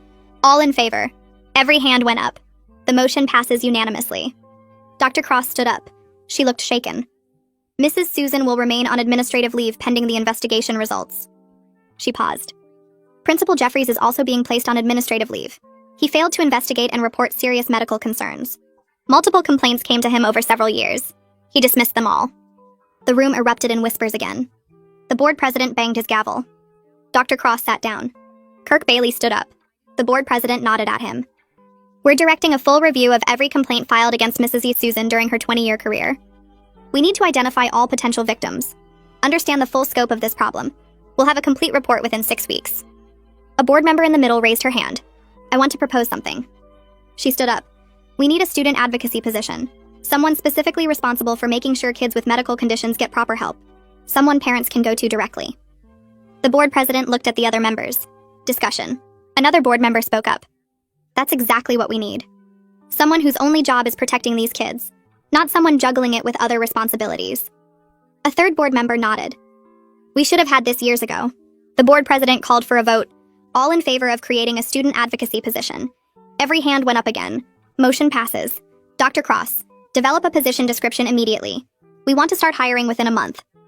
The board president banged his gavel one more time. Meeting adjourned. People stood up and started gathering their things. I stayed in my seat for a moment. My legs felt shaky. Freya walked over and touched my shoulder. We should exchange numbers. All of us who spoke tonight. I pulled out my phone with trembling hands. Mateo came over too. His wife was with him now. She had tears on her face. Kathy joined us and we stood in a small circle. Other parents approached. A woman whose name I didn't catch gave me her email. A man shook my hand and said his daughter had Mrs. Susan 3 years ago. We formed a group text right there in the meeting room. 10 parents total. Freya typed a message. We need to make sure they actually follow through on everything they promised tonight. Everyone agreed. She suggested meeting once a week. Someone offered their house. Another parent suggested the library. We settled on the library conference room. Thursdays at 7. I saved all the contact information in my phone. People started leaving. Dr. Cross was still talking to Kirk Bailey in the corner. They both looked serious. I walked out to the parking lot. The night air felt cold on my face. I got in my car and just sat there for a minute. My hands were still shaking. I started the engine, pulled out of the parking lot. The drive home took 20 minutes. My phone rang when I was halfway there. Adriana's name on the screen. I answered on speaker. How did it go? My voice cracked. They listened. They actually listened. I started crying. Had to pull over into a gas station parking lot. Adriana stayed on the phone while I sobbed. It's over. Caleb doesn't have to go back to her classroom. She's on leave. They're investigating everything. Adriana was crying too. I could hear it in her voice. I'm so proud of you. You didn't give up. I wiped my eyes, took some deep breaths, started driving again, got home 10 minutes later. The house was dark. My mom had put Caleb to bed hours ago. I thanked her, told her it went well. She hugged me and left. I went upstairs, checked on Caleb. He was sleeping peacefully, his face relaxed. I stood in his doorway and watched him breathe. My phone buzzed. Text from Freya. Thank you for being brave enough to go first tonight. I couldn't have done it without your example, I texted back. We all helped each other. That's what mattered. The next morning, my alarm went off at 6. I felt exhausted, but also lighter somehow. Made coffee, checked my phone. 3 missed calls from numbers I didn't recognize. 2 voicemails. The first one was a reporter from the local newspaper. The second was from a different reporter. Both wanted interviews about last night's meeting. I deleted the voicemails. Caleb came downstairs in his pajamas. Morning, Mom. I made him breakfast. Told him he was staying home from the school today. He looked worried. Am I in trouble? No, baby. The grown-ups are still working things out. You're safe. He ate his cereal. I sat at the kitchen table with my coffee and opened the newspaper website on my phone. The headline made my stomach drop. School board addresses medical dismissal pattern at Lincoln Elementary. The article was long, detailed. It named Mrs. Susan, named Principal Jeffries, quoted several parents from the meeting, quoted me. My phone rang again. Another unknown number. I didn't answer. It rang 4 more times that morning. I turned off the ringer. Caleb played with his toys in the living room. I did laundry, tried to keep busy. My phone buzzed with a text around noon. Unknown number. This is Dr. Cross. Do you have a few minutes to talk? I called her back. She answered on the first ring. I owe you an apology. When you came to my office last week, I didn't take your concerns seriously enough. I should have investigated immediately. Her voice sounded different from at the meeting. Quieter, almost shaky. I'm reviewing our policies now, trying to figure out how this went on for so long, how many families we failed. I didn't know what to say. Thank you for calling. She asked if I would be willing to meet with her next week, help identify gaps in the system. I agreed. We set a time for Tuesday afternoon. Kirk Bailey called that evening. I hope you don't mind. Dr. Cross gave me your number. I've started going through Mrs. Susan's personnel file, looking at every complaint ever filed. I'm finding a pattern that goes back 15 years. He paused. So far, I've identified 17 families. 17. The word hit me hard. Some of them pulled their kids out of the district. Others just requested classroom changes. But nobody pursued formal complaints. They all felt like the system would protect the teacher over their child. I sat down on the couch. Caleb was upstairs playing video games. What happens now? Kirk explained the investigation process. Interviews with families, review of documentation, legal analysis. It would take several weeks, maybe longer. But he sounded determined. This can't happen again. We're going to make sure of that. I thanked him, hung up, stared at my phone. 17 families. How many kids? How much harm? The district sent a letter home with every student at Lincoln Elementary on Friday. I got a copy in the mail on Saturday. It explained the situation in careful legal language, acknowledged complaints about medical accommodation failures, invited families with concerns to contact the new Student Advocacy Office. The office didn't exist yet, but they were creating it. I read the letter 3 times. It felt surreal. 2 weeks ago, nobody would listen. Now the whole district was forced to pay attention. My phone buzzed. Text from Freya. Did you get the letter? I replied yes. She wrote back. 3 more families from our school already contacted me. They had problems with Mrs. Susan too. Nobody knew we could complain. The group text lit up. Other parents sharing similar stories. Kids with medical conditions dismissed. Parents told they were overreacting. The pattern was bigger than any of us realized. Monday morning, I took Caleb to see Khalil Pratt, his regular neurologist appointment. Dr. Pratt examined him, asked questions about his seizures. Caleb told him about the last one at the school, the cafeteria monitor calling the ambulance, Mrs. Susan saying he was faking. Dr. Pratt's face got tight. He wrote a prescription, new medication, started Caleb on a low dose. We'll increase it gradually, monitor how he responds. He handed me paperwork, seizure action plan, instructions for the school, what to do if Caleb has an episode, how to keep him safe. I took it all, asked questions, took notes. Dr. Pratt scheduled a follow-up in 2 weeks. We left with the prescription and the action plan, stopped at the pharmacy, got the medication, started it that night. The substitute teacher called on Tuesday. My name is Rachel. I'm covering Mrs. Susan's class. I wanted to reach out about Caleb. I understand he has epilepsy. I want to make sure I know how to help him if he has a seizure at the school. Relief flooded through me. A teacher who actually cared, who wanted to learn. I explained Caleb's condition, described what his seizures looked like, sent her the action plan Dr. Pratt had given me. She asked good questions, took notes, said she'd share everything with the nurse and the other staff who work with Caleb. Thank you for taking this seriously. She was quiet for a moment. Every child deserves to feel safe at the school. I should have been teaching that class from the beginning. Wednesday afternoon, I went to the school, met with Rachel, with Caleb's care team. The school nurse, Trudy, was there. So was the special education coordinator, the counselor. We sat around a table in the conference room, went through the seizure action plan line by line, what triggers to watch for, what to do during an episode, when to call for help, how to support Caleb afterward. Trudy took detailed notes. She looked relieved. Finally, someone is listening. She'd been trying to get Mrs. Susan to take Caleb's seizures seriously for weeks. Nobody would back her up.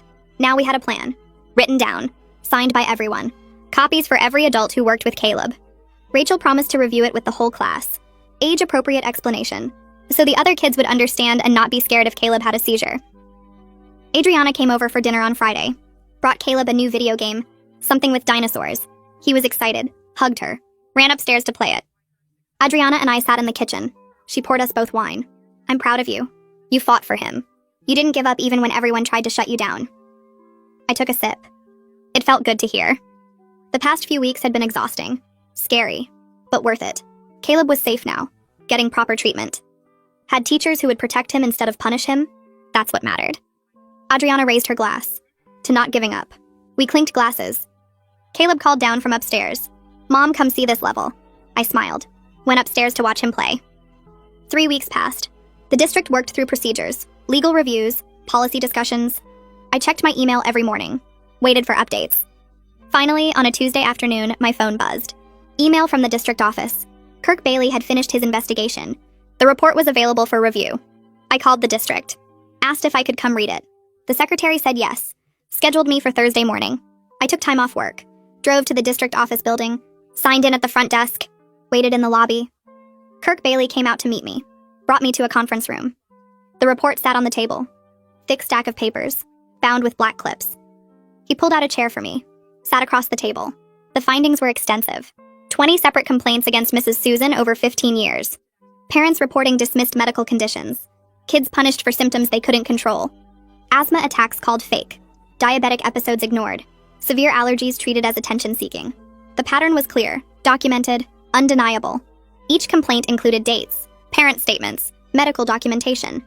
Some families had pulled their kids from the district. Others switched classrooms. A few just gave up fighting. Nobody thought the system would listen. Kirk Bailey pointed to specific sections, highlighted passages. His voice stayed level, professional, but I could see the tension in his jaw. This should have been stopped years ago. The second part hit harder. Principal Jeffries had received at least 8 formal complaints about Mrs. Susan. Written complaints, submitted through proper channels, requesting investigations. He never forwarded them to the district office, never escalated the concerns. Instead, he wrote internal notes, called parents overprotective, labeled them difficult, characterized their legitimate medical concerns as helicopter parenting. His documentation showed a clear pattern of protecting Mrs. and Susan, dismissing worried parents, blocking accountability. I read through complaint after complaint, each one serious, each one ignored. My hands started shaking. How many kids suffered because he wouldn't listen? Kirk Bailey closed the folder. The board meets again next Monday. This evidence changes everything. I drove home, called Freya, told her about the report. She went quiet for a long moment. 20 families, 20 kids who needed help and got punished instead. The weekend dragged. I couldn't stop thinking about those other families, other kids who went through what Caleb experienced, some for years longer. Monday evening came. I arrived at the board meeting early, took my seat in the front row. The room filled quickly. Parents, teachers, community members. Everyone had heard about the investigation results. The board president called the meeting to order. Kirk Bailey presented his findings, showed the documentation, explained the pattern. The board members looked shaken. One kept shaking her head. Another took off his glasses, rubbed his eyes. The board went into closed session, discussed personnel matters. We waited in the hallway. 40 minutes passed. They came back out, called the meeting to order again. The board president read from prepared notes, based on the investigation findings. Evidence of repeated violations. Failure to provide appropriate medical accommodations. The board votes to terminate Mrs. Susan's employment for cause, effective immediately. The room stayed silent. Then someone started clapping. Others joined. I sat still, felt relief wash over me. It was done. The board president continued. Principal Jeffries is also terminated. His failure to investigate complaints. His negligence in reporting serious concerns. His pattern of dismissing legitimate parent worries. The board acknowledges his actions allowed harmful behavior to continue for years. More information would follow. Personnel files would be reviewed. Procedures would be updated. Dr. Cross stood up, addressed the room directly. Her voice cracked slightly. The district failed these families. We failed these children. Starting immediately, we're offering counseling services. Any student harmed by Mrs. Susan's treatment.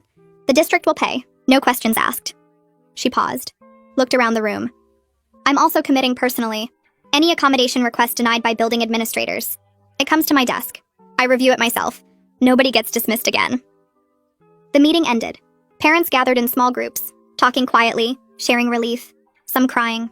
I stood up, felt exhausted. Freya found me in the lobby. Mateo was with her. Kathy joined us. We should meet. Keep monitoring this. Make sure they follow through. I agreed. Gave them my address. They could come to my house. We'd figure out next steps together. Thursday evening, they all arrived. Sat around my kitchen table. We talked about what happened, what needed to change, how to help other families. We decided to form an official group, Parent Advocates, resource for families navigating medical accommodations, monitor the district's policy implementation, hold them accountable. Freya volunteered to handle communications. Mateo would track policy changes. Kathy offered to create resource guides. I would serve as primary contact with the district. We had our first real meeting, our first real purpose. Friday morning, I took Caleb back to Khalil Pratt. Regular follow-up appointment. Dr. Pratt examined him carefully, asked detailed questions, ran through his medication checklist. The seizures are well controlled, no episodes in 3 weeks. His brain scans look good, no signs of damage. I felt my chest loosen. No damage. We caught it in time. Dr. Pratt continued.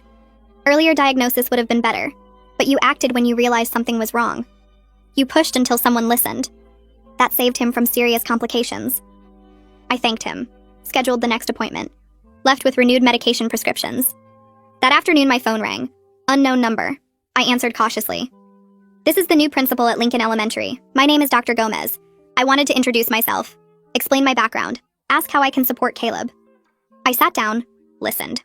She had worked in special education for 12 years, managed accommodation plans for students with disabilities, understood medical needs, wanted to review Caleb's seizure action plan personally, make sure every teacher knew the protocol, train the cafeteria staff, update the nurse.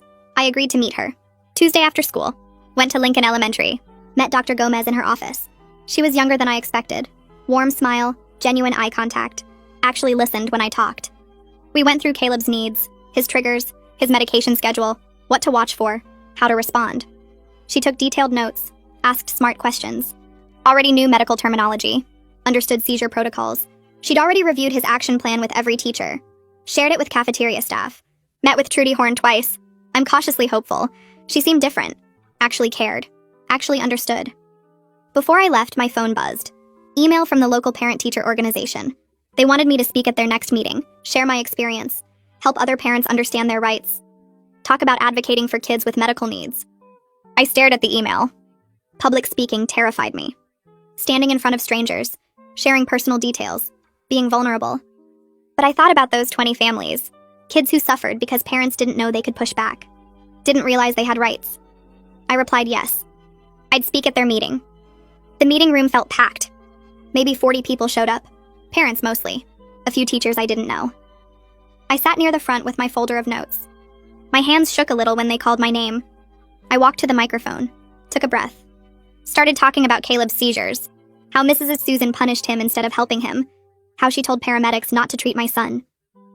My voice stayed steady even though my stomach felt tight. I showed them the neurologist's report, explained about temporal lobe epilepsy, how untreated seizures can damage a kid's brain. Several parents nodded. One woman in the third row wiped her eyes.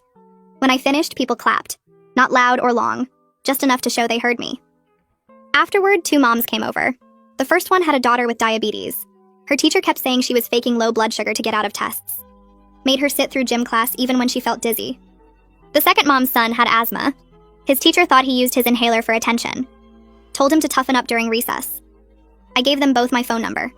Told them about our advocacy group, how Freya and Mateo and Kathy were helping families push back against teachers who dismissed medical problems. They both looked relieved, like they'd been carrying something heavy and finally found someone to help them hold it. A few weeks later, the district finished their staff training. All the teachers had to learn about medical conditions, how to spot seizures, what ADHD actually looks like, how to handle diabetes and asthma and anxiety. Trudy called me one evening. She sounded tired but happy. The training was really good. They brought in doctors and nurses, showed videos of real medical episodes, made teachers practice emergency responses. I think people finally get it. They understand these are real health problems, not kids being difficult. I thanked her, asked if she thought things would actually change. She paused, then said yes. She really believed it would make a difference. Caleb went back to the school the next Monday, full-time. No more staying home because I was scared. His seizure plan was printed and posted in his classroom, in the nurse's office, in the cafeteria. Every adult who worked with him knew exactly what to watch for, what to do if he had an episode. He bounced out of the car that morning and ran toward the building where his friends were waiting.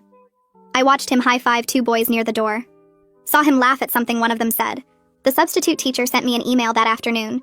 Caleb participated in every activity today, answered questions, worked well with his group, no medical issues at all.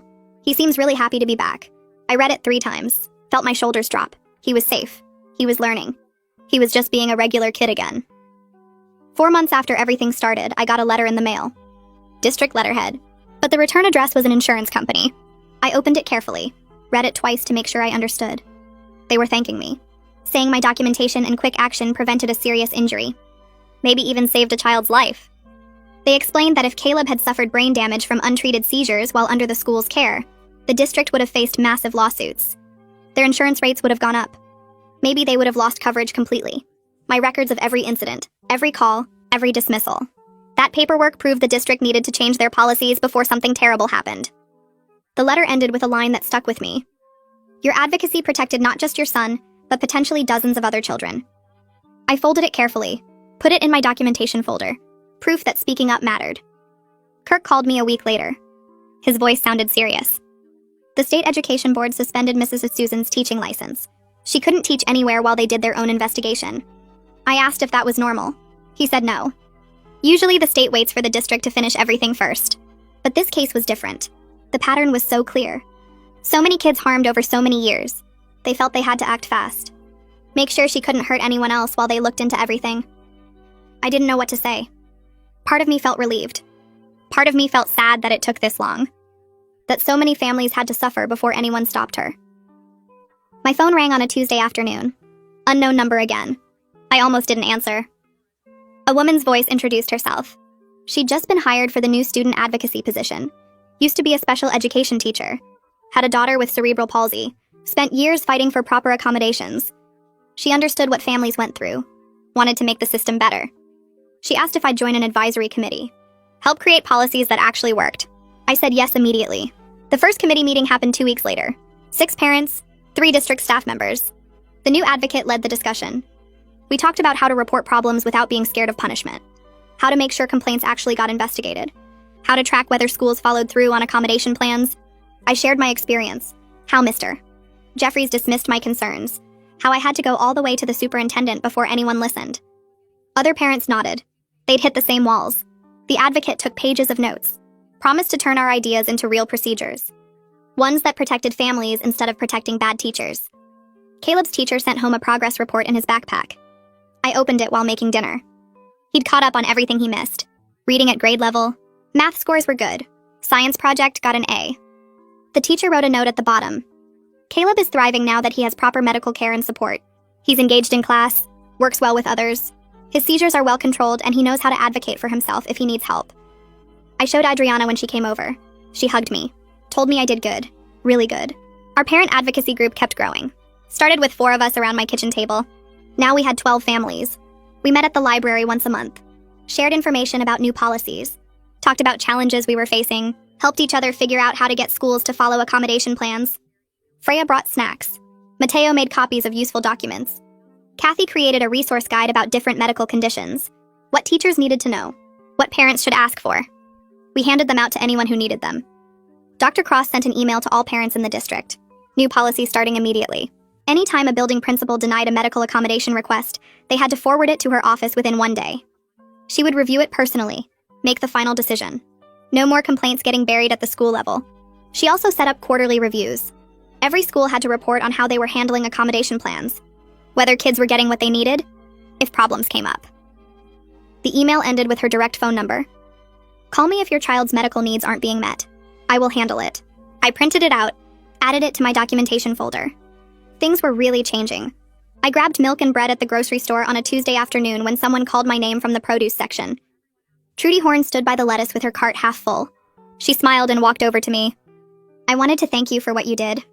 The culture at Lincoln Elementary has completely changed since everything happened with Mrs. and Susan. Teachers come to me now when they're unsure about something instead of just dismissing it. Last week, a teacher asked me about a kid who seemed dizzy during gym class. 6 months ago, she would have told him to stop complaining and get back to running laps. Now she actually wants to understand what might be wrong. I felt relieved hearing that. Trudy squeezed my arm before heading toward the checkout. The whole drive home, I thought about how different things were now. How many kids were safer because people finally started listening. 3 days later, I took Caleb to his regular appointment with Khalil. The doctor reviewed his seizure log and checked his medication levels. He'd gone 4 months without a single episode. Khalil pulled up Caleb's brain scans on the computer and compared them to the ones from 6 months ago. The improvement is remarkable.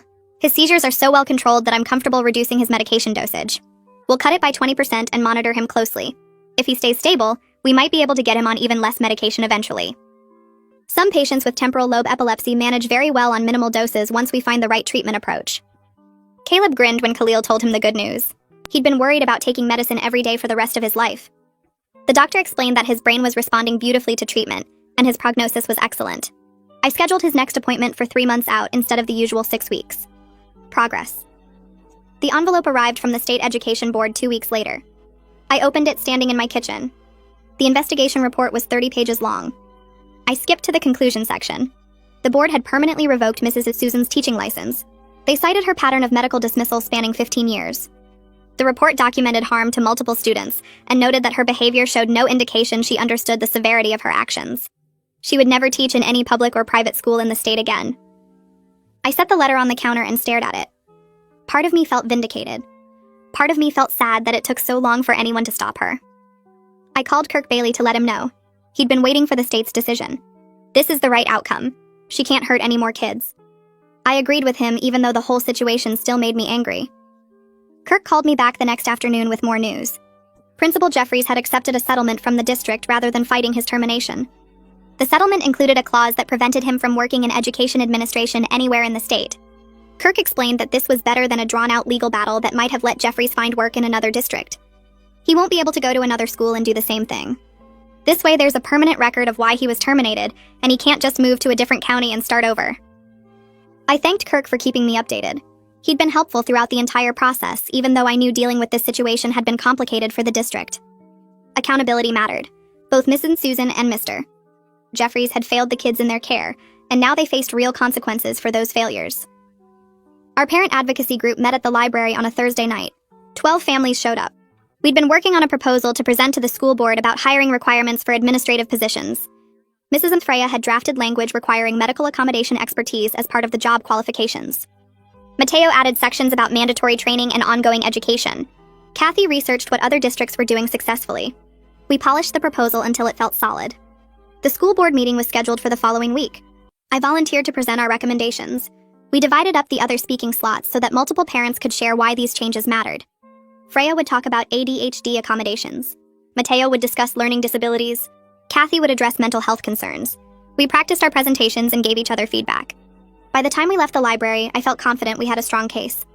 The board had been receptive to parent input since everything happened with Mrs. Susan. They knew they needed to rebuild trust with families. The school board approved our proposal unanimously at their next meeting. Dr. Cross announced that all future administrative job postings would include medical accommodation expertise as a required qualification. The board also mandated annual training for all administrators on recognizing and supporting students with various medical conditions. They updated the hiring process to include questions about how candidates would handle different accommodation scenarios.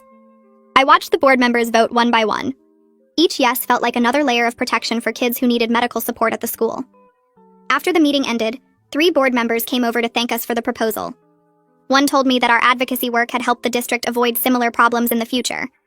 They were taking parent concerns seriously now, instead of dismissing them. That night, I went home feeling like the system was actually changing instead of just claiming it would. An email arrived in my inbox 2 days later from someone named Dr. Jasmine Morgan. She introduced herself as the coordinator of a statewide coalition working on student medical rights in schools. She'd heard about what happened in our district, and the policy changes we'd successfully advocated for. She invited me to join their coalition as a parent representative. The group met quarterly and worked on legislation to protect students with medical conditions across the entire state. I read through the coalition's website and saw they'd been instrumental in passing several important laws. Their current project focused on creating standardized protocols for medical emergencies in schools.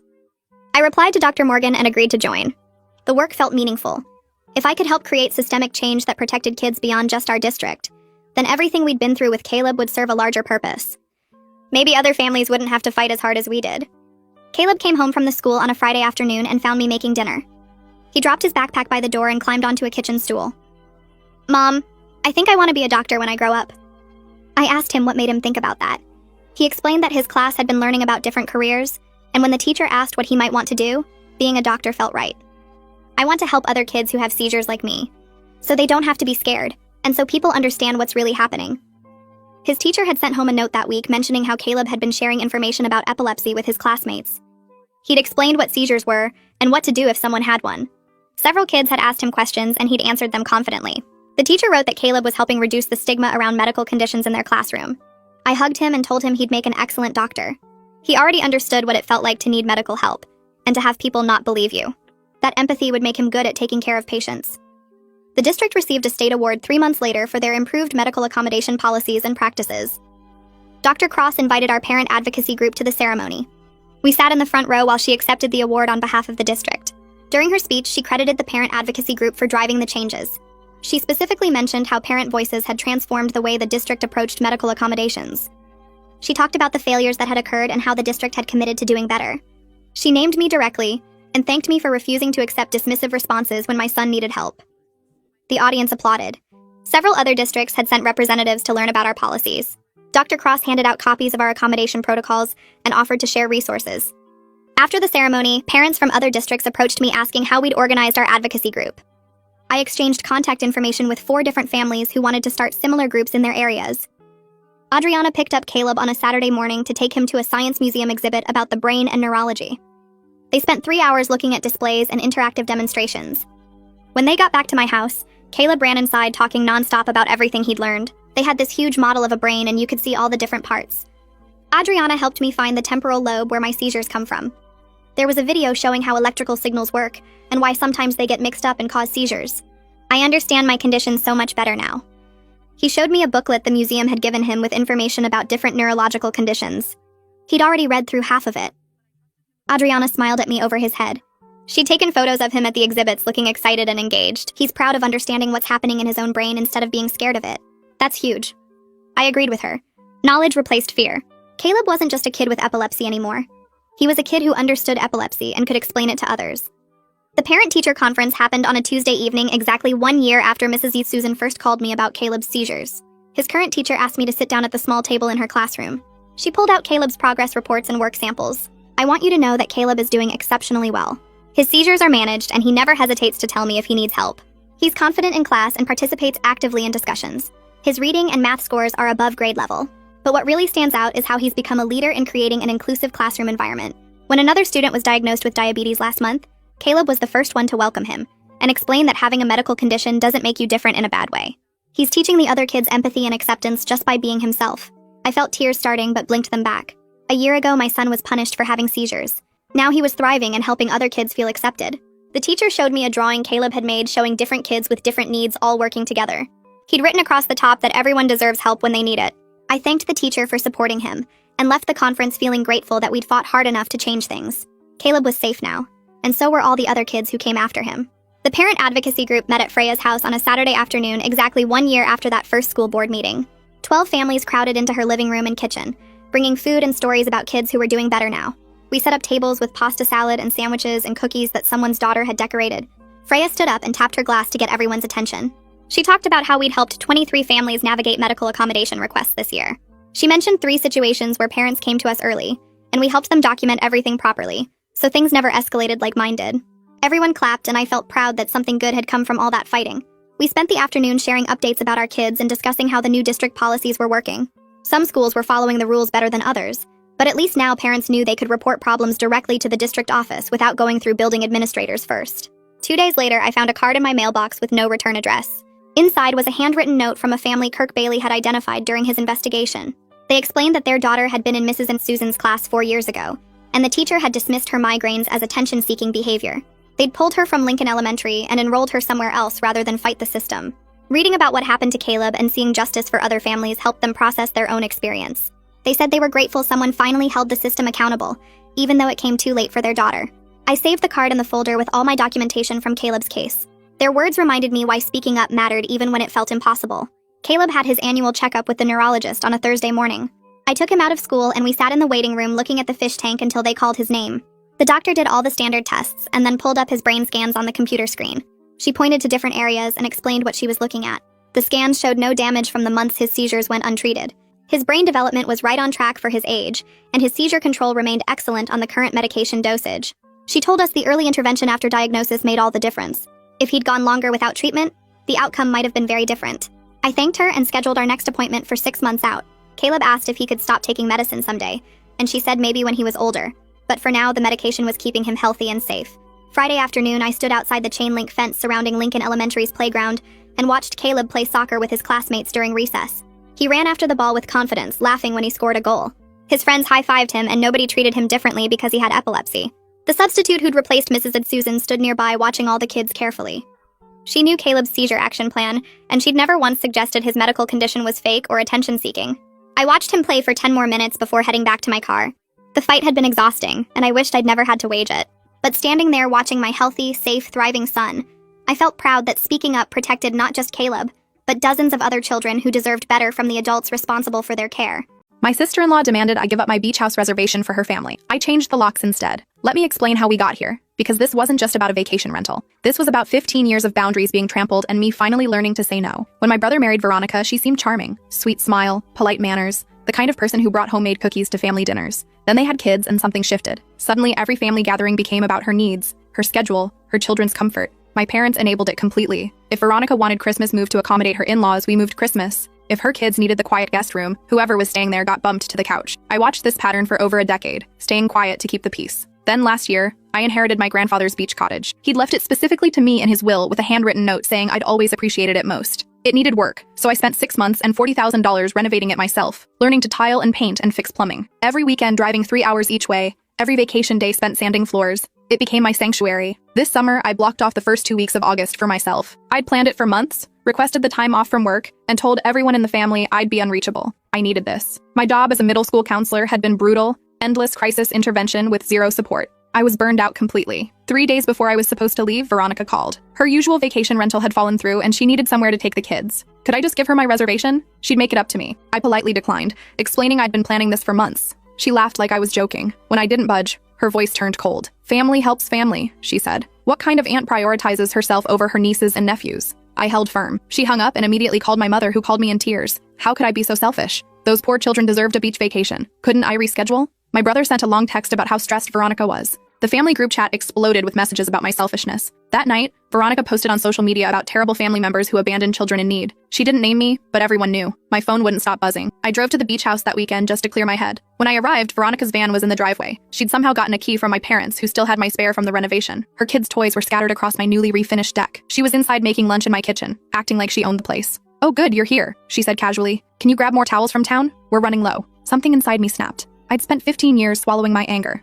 being the accommodating one, letting her steamroll every boundary. Not anymore. I called a locksmith right there, changed every lock while she stood screaming about how I was traumatizing her children. When my brother arrived an hour later, threatening to call the police, I showed him the deed with my name on it. Legally, they were trespassing. They left, but not quietly. Veronica called me every name imaginable. My brother vowed I'd never see his kids again. My mother sobbed about our family being destroyed. But here's what nobody knew. While changing those locks, I found something hidden in the crawl space. A metal lockbox containing my grandfather's journals from the last 5 years of his life. Page after page detailing family dynamics, describing why he'd left the house to me alone, and 3 sealed envelopes. One had my brother's name, another had my mother's. The third was addressed to Patricia Wells with a P.O. box 200 miles from here. My grandfather had been meticulous, a retired lawyer who documented everything. Whatever was in these envelopes, he'd intended someone to find them. I sat on the porch as the sun set, 3 sealed envelopes in my lap, and realized this beach house battle was about to crack open secrets my family had buried for decades. The journals were dated. I started with the oldest one, 5 years back, right around the time Grandpa had his first stroke. His handwriting was still strong then. Precise lawyer script in blue fountain pen. August 14th. Watch dinner tonight. Counted how many times my son interrupted his daughter to let Veronica speak.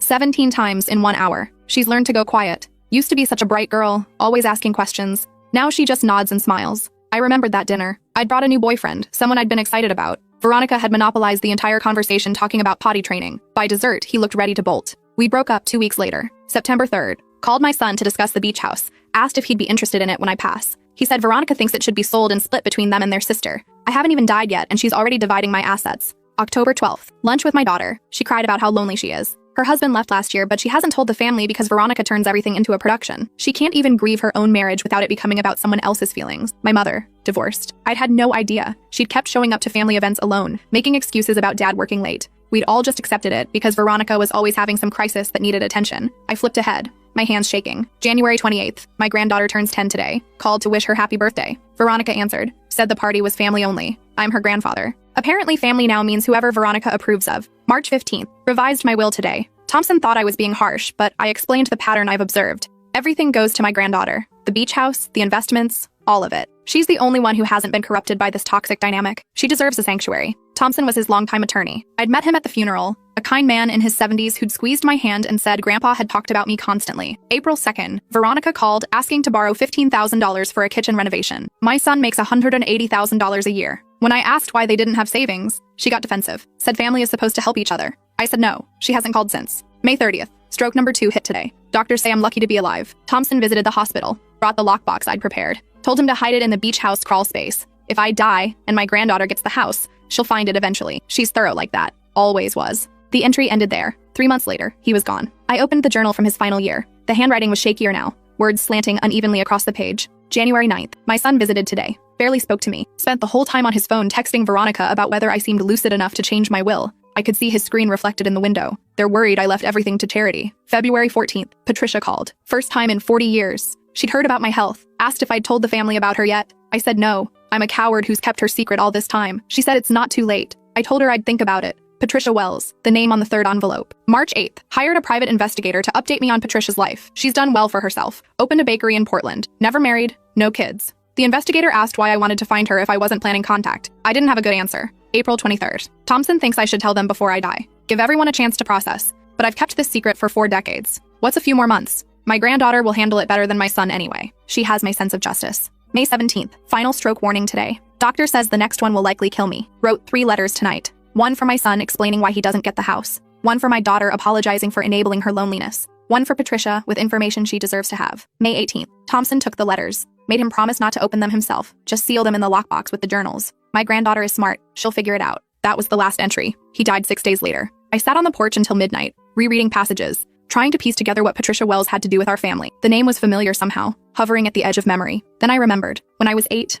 maybe 9, I'd found an old photograph tucked in one of Grandpa's law books. A young woman with dark curly hair standing on this very beach. I'd asked him who she was. He'd gone pale, taken the photo, and said nobody important. Then he'd driven me home early and didn't speak the whole way. I'd forgotten about it for 20 years. Until now. At 1 a.m., I opened my mother's envelope. My hands shook so badly I almost tore it. Dear Margaret, by the time you read this, I'll be gone so I can finally be honest with you. You've spent your entire adult life making yourself small to avoid conflict, and I watched you do it. I should have said something. Should have pulled you aside and told you that your divorce wasn't something to hide. That your happiness mattered more than keeping peace. But I was a coward. I kept my own secrets and let you keep yours. You've been lonely for 3 years now. Not 1. I knew about Richard leaving long before you told anyone. I saw the way you'd show up to family dinners with that forced smile, changing the subject whenever anyone asked about him. I saw how Veronica's constant drama gave you the perfect cover to avoid talking about your own pain. I'm leaving the beach house to your daughter because she's the only one who hasn't learned to disappear. She's the only one who might have the courage to live authentically. But I'm writing to you because I need you to know something. You don't have to keep shrinking. You don't have to let Veronica run your life. You don't have to smile and nod while your own children forget you exist.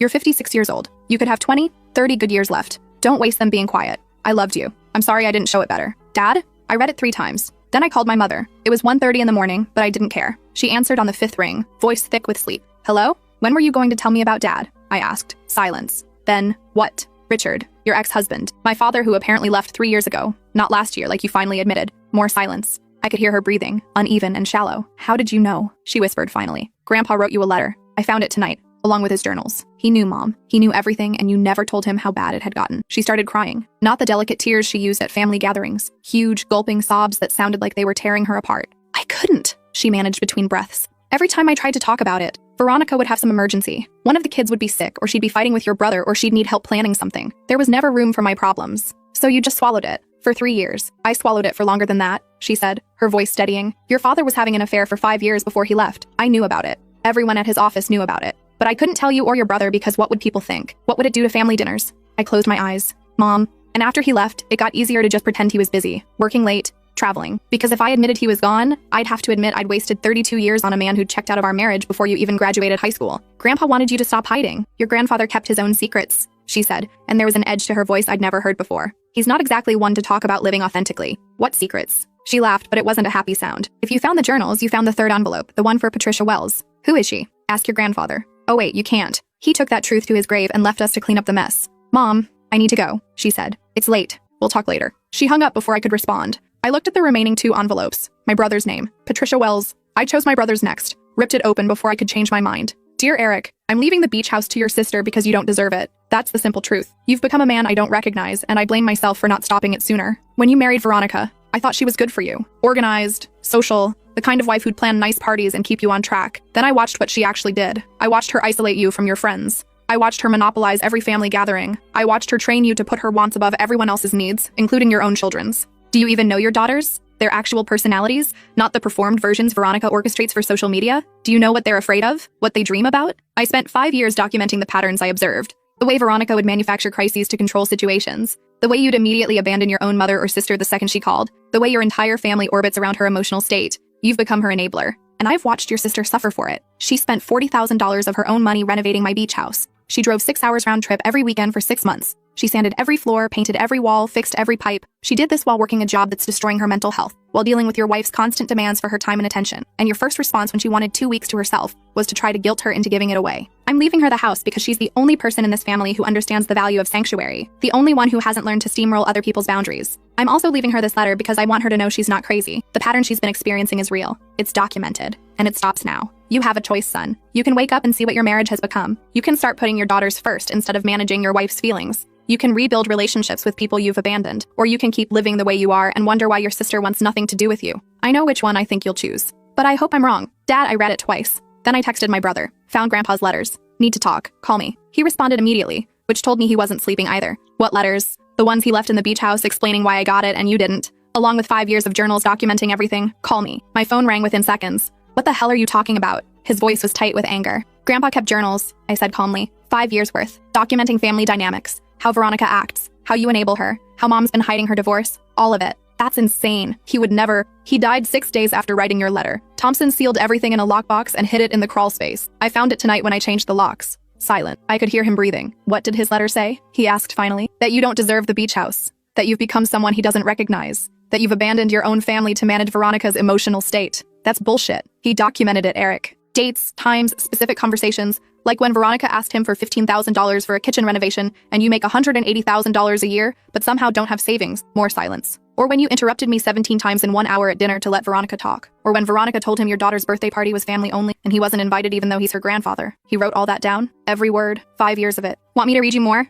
I could hear Veronica in the background, her voice shrill. What's she saying? Let me talk to her. Not now, he told her. Eric, I deserve to know what lies she's spreading. I said not now. The background went quiet. I'd never heard him snap at her like that. What else did he write? His voice was different now. Smaller. A lot. But here's what matters. He wrote that you have a choice. Wake up and see what's happening, or keep living in denial. He said he knew which one you'd choose, but he hoped he was wrong. I love my wife, he said, but he sounded uncertain. I'm sure you do. But do you like who you've become since you married her? The question hung there. I could hear him breathing, could almost see him sitting in his expensive house, surrounded by Veronica's perfectly curated life. I need to see those journals, he said finally. No. What? They're mine. Grandpa left them for me, along with the house, the investments, everything, because I'm the only one who hasn't been corrupted by all this. You can't just... I can. I have. And unless you want me to show these journals to Veronica and let her see exactly what Grandpa thought of her, you'll back off about the beach house and stop guilting me about spending time with your kids. It was a low blow. I knew it, but I was tired of being the accommodating one. You wouldn't, he said. Try me. I just changed the locks on my own house while she screamed at me, I'm done playing nice. He was quiet for a long moment. What do you want? I want you to think about what Grandpa wrote. Really think about it. Look at your life honestly instead of just reacting. And then we'll talk, but not tonight. I have one more letter to read. I hung up before he could respond. The third envelope felt heavier than the others. Patricia Wells. A name that meant nothing and everything. I opened it carefully, preserving the seal like it mattered. Dear Patricia, I'm a coward. I've been a coward for 43 years, and I'm going to die one. But I need you to know the truth, even if I'm not brave enough to tell you myself. I loved you. I loved you when we were both 22 and working at the DA's office. I loved you when we'd spend lunch breaks on that beach, talking about the cases we'd try someday. I loved you when you told me you were pregnant, and I was terrified. Because my father had already picked out my future wife, had already planned my partnership at his firm, had already mapped out my entire life. Your pregnancy didn't fit into those plans. So I did what weak men do. I convinced you to tell everyone the baby was from a brief relationship that didn't work out. I helped you arrange the adoption. I held your hand in the hospital and told you it was for the best. Then I married Margaret like my father wanted and pretended you never existed. I told myself I was doing the right thing, that the baby deserved a stable family, that you deserved a husband who could marry you openly, that I couldn't disappoint my father. Every excuse a coward tells himself. You moved away after the adoption. I heard you went to Portland, started a new life. I thought about calling you 1,000 times over the years. Never did. Then 3 months ago, I hired a private investigator. Not to contact you, just to know you were okay. You opened a bakery. Never married. Never had other children. And I realized what I'd taken from you. The family you might have had. The life we might have built. All of it sacrificed because I was too weak to stand up to my father. The baby was a girl. The adoption agency was Mercy Children's Services in Portland. The parents' names were David and Helen Morrison. That's all I know. All I allowed myself to know. If you want to find her, you can. If you want nothing to do with any of this, I understand. I'm leaving this letter with my other secrets, hidden where only someone who cares about truth will find it. Maybe someday it'll reach you. Maybe it won't. Either way, I need you to know I'm sorry. I loved you. I was a coward. You deserved so much better. Richard? I read it 3 times, my hand shaking. Richard, not Grandpa. My grandfather's first name was Richard. He'd gotten a woman pregnant, convinced her to give the baby up for adoption, then married my grandmother and lived 43 years pretending it never happened. I had an aunt somewhere, a woman roughly my mother's age who'd been adopted because my grandfather was too scared to disappoint his father. The P.O. box was in Portland, where Patricia had her bakery. I sat on the porch until sunrise, the letter in my lap, trying to process what this meant. My phone buzzed around 6 a.m. A text from my mother. I know what the 3rd letter says. Your grandfather told me about Patricia before he died. Made me promise not to tell anyone until you found the letters. I've kept his secret long enough. We should talk. I called her immediately. She answered on the first ring. I'm sorry about last night. I shouldn't have hung up on you. You knew about Patricia. Not until 3 months before he died. He had another stroke scare and thought it was the end. Called me to his house and told me everything. About the affair, the baby, the adoption, about spending 40 years lying to everyone. Why didn't you tell me? Because it wasn't my secret to tell. And because he made me promise to let you find it yourself. Said you'd handle it better than anyone else in the family. I watched the sun come up over the ocean. Did Grandma know? I don't think so. He said he'd carried it alone all those years. The guilt almost destroyed him. What do we do now? Mom was quiet for a moment. What do you want to do? I want to find Patricia. Give her the letter. Let her decide if she wants to know about us. She might not want anything to do with this family. Can you blame her? No, Mom said softly. I really can't. We sat in comfortable silence for a while, listening to each other breathe across phone lines. I'm sorry, she said finally, for everything with Veronica, for letting her take over, for not protecting you better. It's not your fault. It is, though. I saw what was happening and I just went quiet, like I always do. Your grandfather called me out on it in his letter, and he was right. His letter said you could still change things, that you might have 30 good years left. She laughed, but it sounded sad. I'm 56 and divorced, and I've spent the last 3 years pretending my husband was just working late. I don't know how to change. Start small. Tell the family the truth about Dad. Veronica will make it all about her somehow. Let her. You can't control what she does, but you can control whether you keep hiding. More silence. Then, when did you get so wise? I had a really good grandfather, even if he was a coward about some things. That made her laugh for real. He really was, wasn't he? Yeah. But he documented everything, so we'd have proof we weren't crazy. That counts for something. What are you going to do about your brother? I watch the waves roll in. I don't know yet. Part of me wants to show him every page of those journals, make him see exactly how bad it's gotten. And the other part? The other part remembers he's still my brother, that he wasn't always like this, that maybe Grandpa's letter will actually make him think. Don't hold your breath. I won't, but I can give him a chance. Just one. We talked for another hour, about nothing and everything. She told me about her job at the hospital, how she'd been picking up extra shifts to avoid going home to an empty house. I told her about my students, the ones who were barely holding on, how exhausted I was from trying to save everyone. You sound like you need more than 2 weeks at the beach house, she said. I'm thinking about taking a leave of absence. Maybe the whole fall semester. Can you afford that? Grandpa left me $400,000 in investments. I think I can manage. She was quiet. He really did love you. I know. I just wish he'd learned to love himself enough to be honest. We're all learning that, she said. Some of us slower than others. After we hung up, I made coffee and sat on the porch with the journals. Read them cover to cover, every entry, every observation. My grandfather had been meticulous. He'd documented not just what happened, but why he thought it mattered. The patterns he saw forming, the ways small compromises led to larger betrayals. There was an entry from 2 years ago that hit especially hard. November 12th, Thanksgiving dinner. Watched my granddaughter help set the table, while Veronica sat on the couch directing everyone like a general. Later, my granddaughter brought out pie and Veronica announced she'd brought gluten-free dessert instead. Hadn't told anyone because she knew people would complain. My granddaughter had spent all morning baking that pie from scratch. She didn't say anything, just smiled and wrapped up the pie to take home. That's when I knew I had to leave her everything. She needs to learn she doesn't have to keep swallowing her disappointment, that her effort matters, that she deserves to take up space. I remembered that Thanksgiving. I'd spent 3 days perfecting Grandpa's favorite pie recipe. Veronica's gluten-free replacement tasted like cardboard, but everyone ate it and complimented her while my pie sat in the kitchen. I'd driven home that night and cried in my car for 20 minutes, because it wasn't about the pie. It was about the pattern, the way I could pour myself into something and have it dismissed as soon as Veronica decided something else was more important. My phone rang. Eric. I almost didn't answer, but I told myself I'd give him one chance. I've been up all night thinking, he said without preamble, about what Grandpa wrote, about everything. And I want to read the journals. I said no. I know, but I need to see them. I need to understand what he saw that I didn't.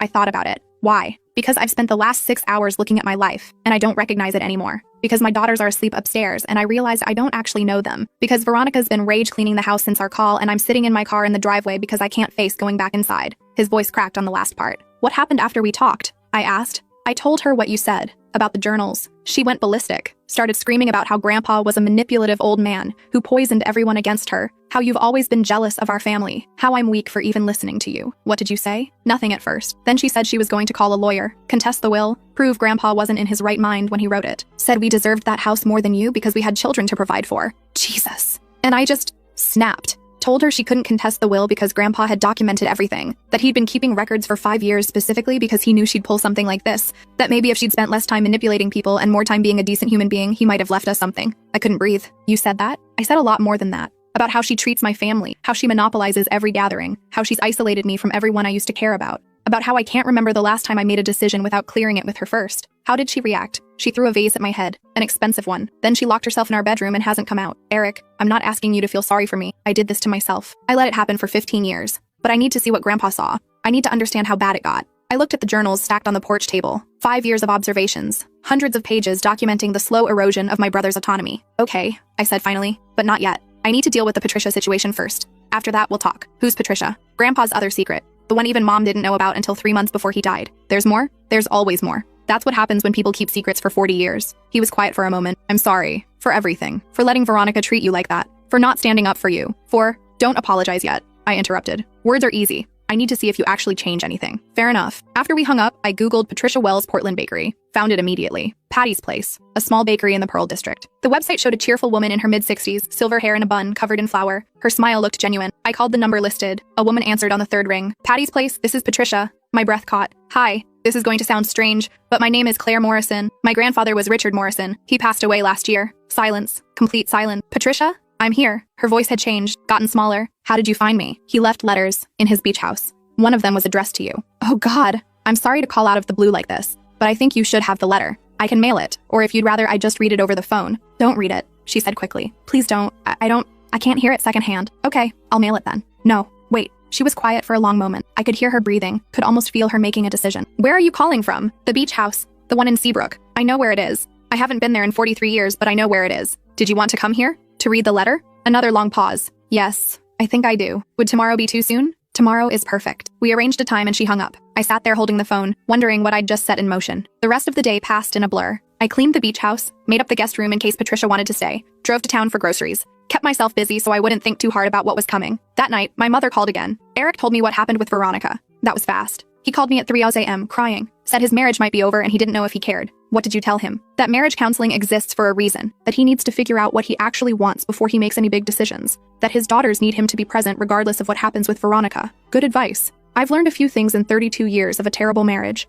I should at least be able to pass on some wisdom. I could hear her smile through the phone. I called Patricia. I said, she's coming tomorrow to read the letter. Mom's breath caught. You did? Grandpa wanted her to have it. Seemed like the right thing to do. What if she's angry? What if she wants nothing to do with us? Then that's her choice. But at least she'll know the truth. I'm proud of you, Mom said softly. Your grandfather was right about you. You're the only one brave enough to handle this. I'm not brave. I'm just tired of secrets. Sometimes that's the same thing. Patricia arrived at 10 a.m. the next morning. She drove up in an old Subaru covered in bakery bumper stickers. And for a moment, I saw the young woman from that photograph I'd found as a child. The same dark curly hair, now silver. The same bright eyes. The same way of holding herself like she was ready for anything. She got out of the car slowly, looking at the beach house like it might disappear. It looks different, she said when I met her at the door. Richard's father owned it back then. It was falling apart even in the 70s. I renovated it last year, spent 6 months fixing every room. She smiled. He always said this place had good bones. Guess he was right. I led her inside, made coffee, and we sat at the kitchen table. The letter sat between us. I should tell you, I started. I read it. I'm sorry, I know that's private, but I needed to know what was in there before I contacted you. What did it say? I pushed the envelope toward her. I think you should read it yourself. She opened it with shaking hands.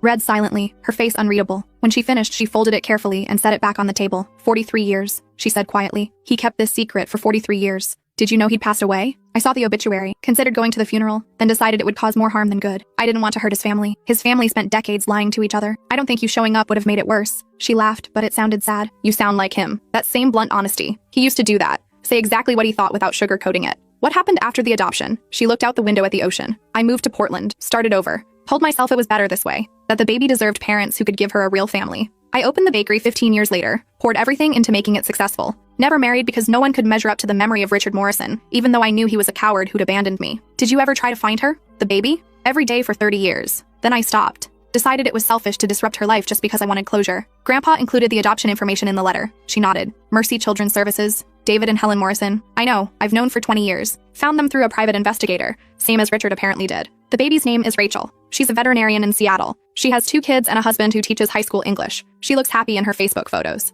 You've been watching her online? Is that creepy? It's human. Patricia smiled. She looks like Richard. Same nose, same smile. Every time I see her photos, I think about reaching out. Then I remember I have no right to disrupt her life. What if she wants to know you? What if she doesn't? What if I'm just the woman who gave her up? What if she hates me? What if she's been wondering about you her whole life? Patricia looked at me directly for the first time. Is that what you'd want? If you were adopted? I thought about it. I'd want the choice. I'd want to know the truth so I could decide for myself. You really are like him. We sat in silence for a while, drinking coffee, watching the waves. I'm sorry he was a coward, I said finally. I'm sorry he didn't fight for you. He was 22 and scared of disappointing his father. I understand it better now than I did then. That doesn't make it okay. No, but it makes it human. She picked up the letter again, ran her fingers over the handwriting. He said he loved me. After 43 years, he finally said it. He did love you. I can tell from how he wrote about you in his journals. He kept journals? 5 years worth. Documenting everything. That's how I found your letter. He hid everything in the crawl space. Can I see them? The parts about me? I hesitated. They're mostly about my family, about the patterns he saw. But there are a few entries about you. I'd like to read them, if you don't mind. I brought out the journals and showed her the relevant entries. She read slowly, tears running down her face.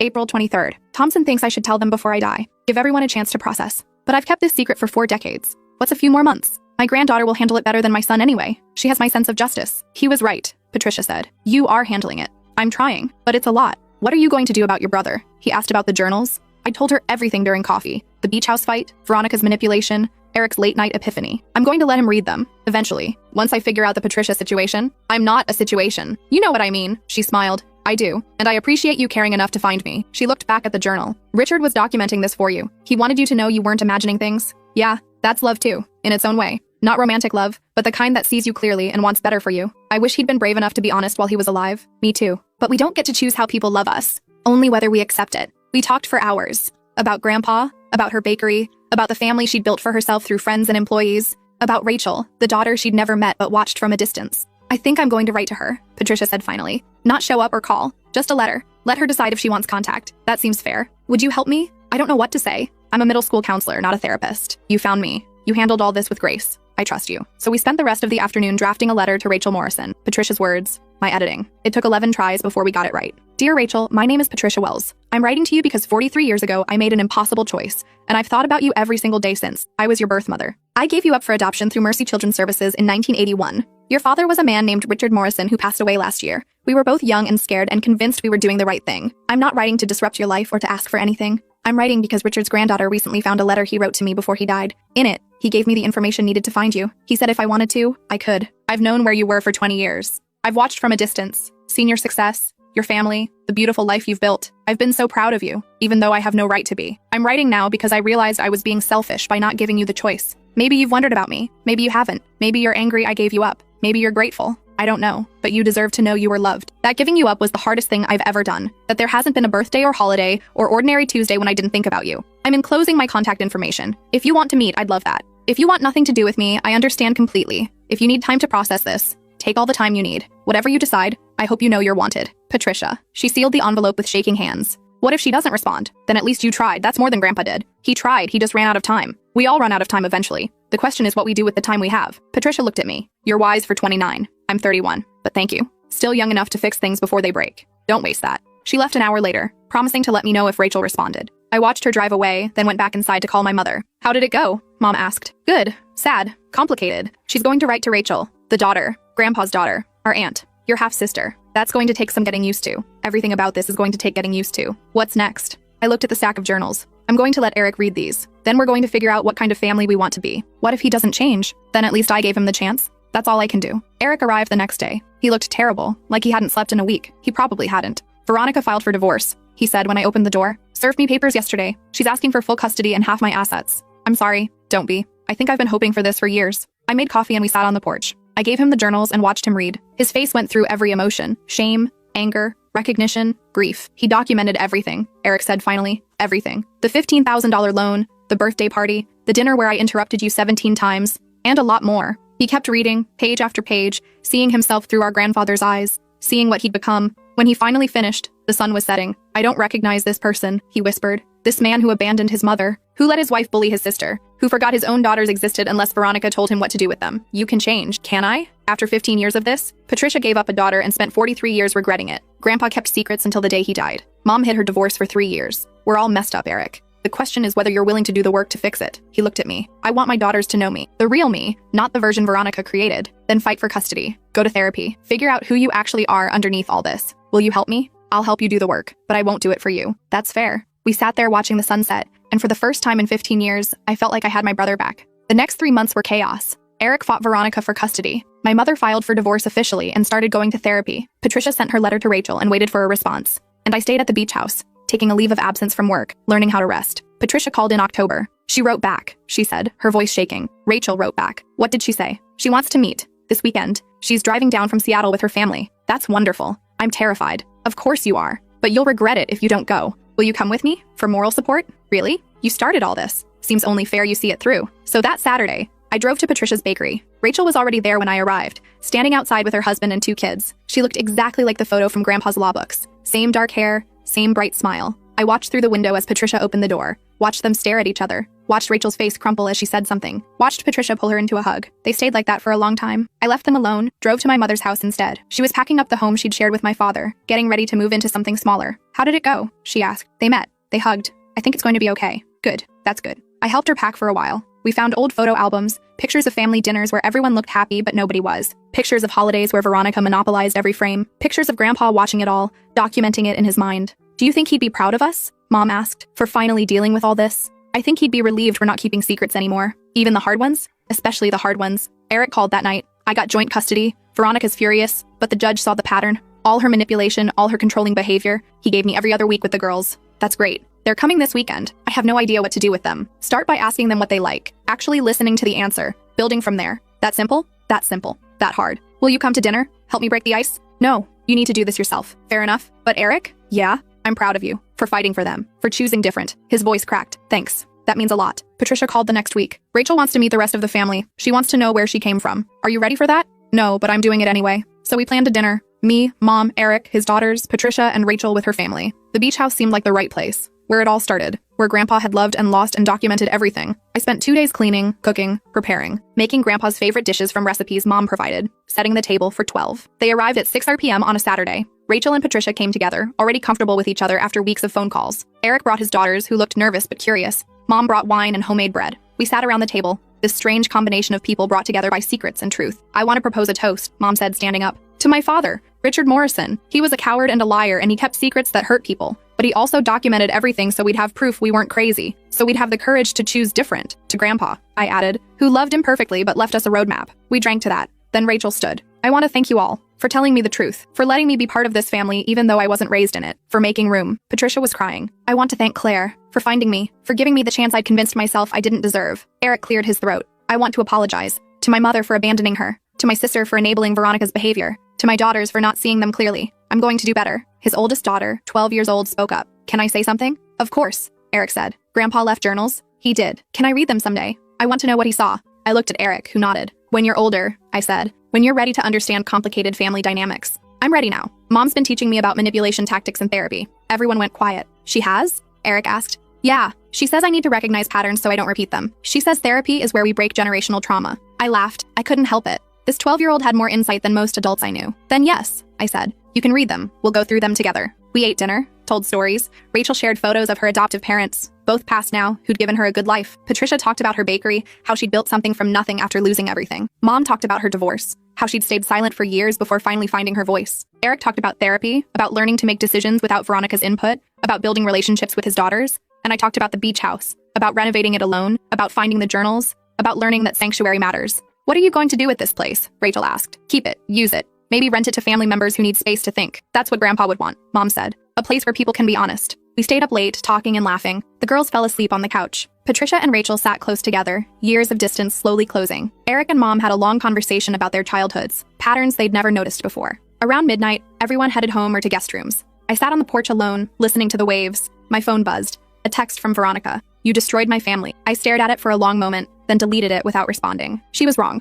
I hadn't destroyed anything. I'd just stopped enabling destruction. There's a difference. The next morning, I woke to find Mom making coffee in the kitchen. Couldn't sleep? I asked. Too much to think about. Good things, mostly. We sat on the porch together, watching sunrise. I've decided something, Mom said. I'm going to sell the house. Move somewhere smaller. Start over. Where? Maybe Portland. Patricia offered me a job at the bakery. Says she could use someone good with numbers. You're going to work in a bakery? Why not? I've spent 30 years doing what everyone expected. Time to try what I actually want. What about Eric? He's figuring out his own path. He doesn't need me hovering. And me? She smiled. You have this place, your sanctuary. You'll be fine. I'll miss you. I'm 3 hours away. You can visit anytime. We sat in comfortable silence, drinking coffee, watching the ocean change colors. Did Grandpa know it would turn out like this? I asked. When he hid those journals? I think he hoped, but I don't think he knew. We could have read them and changed nothing. But we didn't. No, we didn't. Because you were brave enough to tell the truth. I wasn't brave. I was just tired of lying. Sometimes that's the same thing. Patricia called later that day. Rachel invited me to Thanksgiving, at her house, with her whole family. That's wonderful. I'm terrified.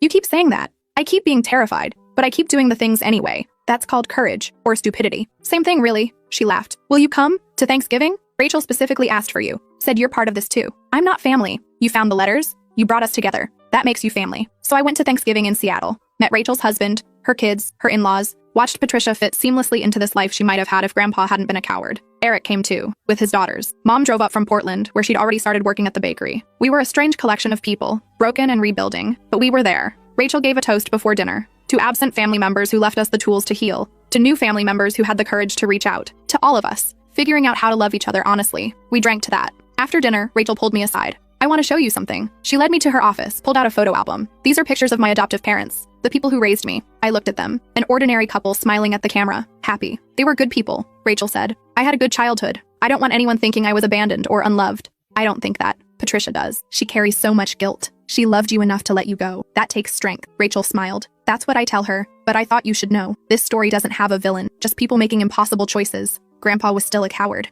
Maybe, but he left you those journals. He documented everything so you'd have proof. That's something. It's not enough. No, but it's what we have, and we get to decide what to do with it. I flew home the next day. Back to the beach house, to my sanctuary. Found a message on my phone from my old principal. They wanted to know if I was coming back after my leave. I thought about it for a long time. About my students who needed me. About the burnout that had driven me here. About what I actually wanted. I called him back. I'm not coming back. Not to that job. But I'm interested in starting a program for at-risk students. Something smaller, more focused. Something where I can actually make a difference. That would require funding. I have funding. Grandpa left me money. I want to use it for this. We talked for an hour, sketching out possibilities. A mentorship program, small group counseling, a safe space for kids who needed it. By Christmas, I had a plan. By February, I had a location. A small office near the beach where students could come after school. Where we could talk honestly about family dynamics, mental health, boundary setting. All the things I'd learned from Grandpa's journals. Eric helped me set it up. He'd started his own business. Left the corporate job that had been killing him. He and his daughters came by every weekend, painting walls and building furniture. This is good, he said one afternoon. Building something new instead of maintaining something broken. That's all we can do. Is it enough? It has to be. Mom visited from Portland once a month. She looked different now, lighter somehow, like she'd been carrying a weight for 30 years, and finally set it down. Patricia came with her sometimes, bringing fresh bread from the bakery. She and Rachel talked every week now, building the relationship they'd missed. Veronica sent one more text in March. The girls missed their cousins. I showed it to Eric. What do you think? I think she's trying to manipulate through the kids again, probably. But they do miss each other. That's real. So what do? Supervised visits. At neutral locations, with clear boundaries. And if she starts her usual patterns, we leave. You've learned a lot in therapy. I've had good teachers. We started doing monthly cousin dinners at the beach house. Eric's daughters and Veronica's daughters, supervised by Eric and me. Veronica wasn't invited. She raged about it online, called us alienators, said we were poisoning her children. But the girls just wanted to see each other. And slowly they started talking honestly about their mom. About the manipulation. About learning to recognize patterns. My therapist says mom has narcissistic personality disorder. Eric's oldest told me one day. She says that's why mom makes everything about her. What do you think? I think labels help sometimes. They explain why someone acts the way they do, but they don't excuse it. That's very wise. I read Grandpa's journals. The parts about mom. He saw it all, didn't he? He did. I'm glad he wrote it down. It makes me feel less crazy. That's why he did it. So we'd have proof. She looked at me seriously. When I grow up, I'm going to be a therapist. I'm going to help people like us. People who grew up with parents like mom. I think you'll be great at that. I learned from the best. By summer, the program was running. 20 students, all dealing with family trauma. We met 3 times a week, talked about boundaries and self-worth and breaking cycles. I used Grandpa's journals as teaching tools, showed them how patterns escalate, how manipulation works, how documenting everything gives you clarity. My dad does this, one student said, reading an entry about Veronica manufacturing crises. He always has an emergency right when mom tries to leave. That's called a control tactic, I explained. It's designed to keep your mom off balance. Can I show her this? She thinks she's crazy. You can show her, but she has to be ready to see it. How do I know if she's ready? You can't. All you can do is offer the truth and let her decide what to do with it. The same thing Patricia had done with Rachel. The same thing Grandpa had done with his letters. All we can do is tell the truth. The rest is up to other people. In August, exactly 1 year after the beach house fight, Eric and I took his daughters on a vacation. Just the 4 of us. No drama, no manipulation. We spent a week swimming and cooking and talking, building the relationship that should have existed all along. I'm sorry I wasn't there before,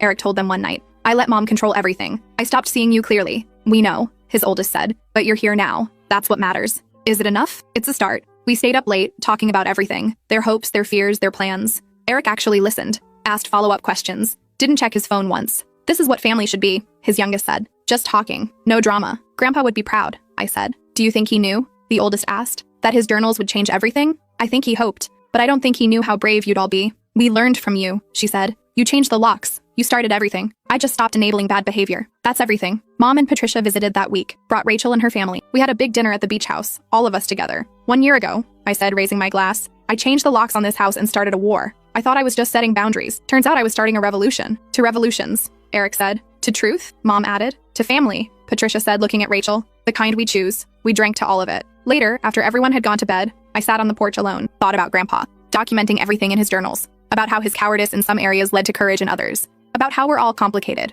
all flawed, all trying to love the best we can. My phone buzzed. A text from a number I didn't recognize. Hi, my name is David Morrison. I'm Patricia's son, Rachel's half-brother. She told me what happened, about the journals, about our grandfather. I'd like to meet you. I stared at the message for a long time. Another secret. Another person shaped by Grandpa's choices. I could ignore it, pretend I never saw it, keep my life simple, or I could tell the truth. Let him in, see where it leads. I thought about what Patricia had said, about being terrified but doing the thing anyway. I texted back, when? His response came immediately. Thanksgiving. Rachel's hosting again. She said you'd probably come. I'll be there. Because that's what we do now. We tell the truth. We make room. We face the complicated, messy reality of family and choose to show up anyway. It's not what Grandpa did, but it's what he wanted for us. And maybe that's enough. The beach house sits 3 hours north, renovated and loved. My sanctuary. The place where I learned to say no. The place where secrets came to light. I go there every month, sometimes alone, sometimes with family. We've started a tradition. On Grandpa's birthday, we all gather there, read entries from his journals, talk about what we've learned, how we've changed. Eric brings his daughters. They're thriving now, confident in who they are. The oldest is applying to colleges, wants to study psychology. The youngest writes poetry about family dynamics, raw and honest.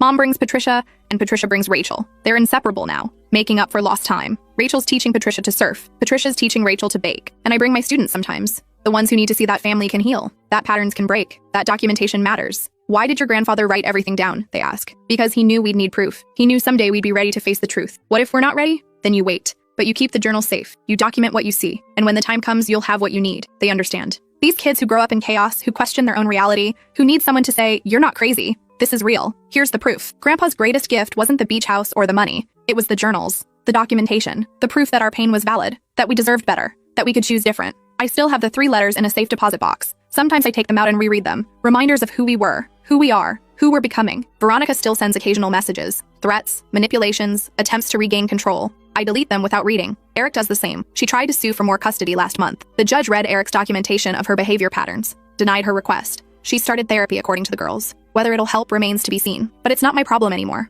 I've learned to protect my peace, to change the locks when necessary, to tell the truth even when it's hard, to document everything, to make room for complicated people trying to do better, to forgive without forgetting, to hold people accountable while staying open to change, to build sanctuary. Last week, David Morrison came to visit. Patricia's son, Grandpa's grandson, raised separately, shaped by the same man's choices. We sat on the porch and I told him everything, about the journals, the letters, the family we'd been and the family we were becoming. I'm angry at him, David said, for abandoning my mother, for being too cowardly to claim me. That's fair. But I'm also grateful, because his cowardice led to this. To all of us finding each other. To truth. Complicated, isn't it? Everything is. We sat there watching the sunset. 2 grandchildren shaped by one man's choices. One raised in the family, one outside it. Both trying to make sense of the legacy. What do we do now? David asked. We keep showing up. We keep telling the truth. We keep making room. Is that enough? It has to be. Because in the end, that's all we can do. Show up honestly. Tell the truth. Make room for messy, complicated reality. Break the patterns that break us. Build the families we deserve. Choose different. I think about Grandpa sometimes. Wonder what he'd make of all this. The family dinners, the honest conversations, the boundaries we've built.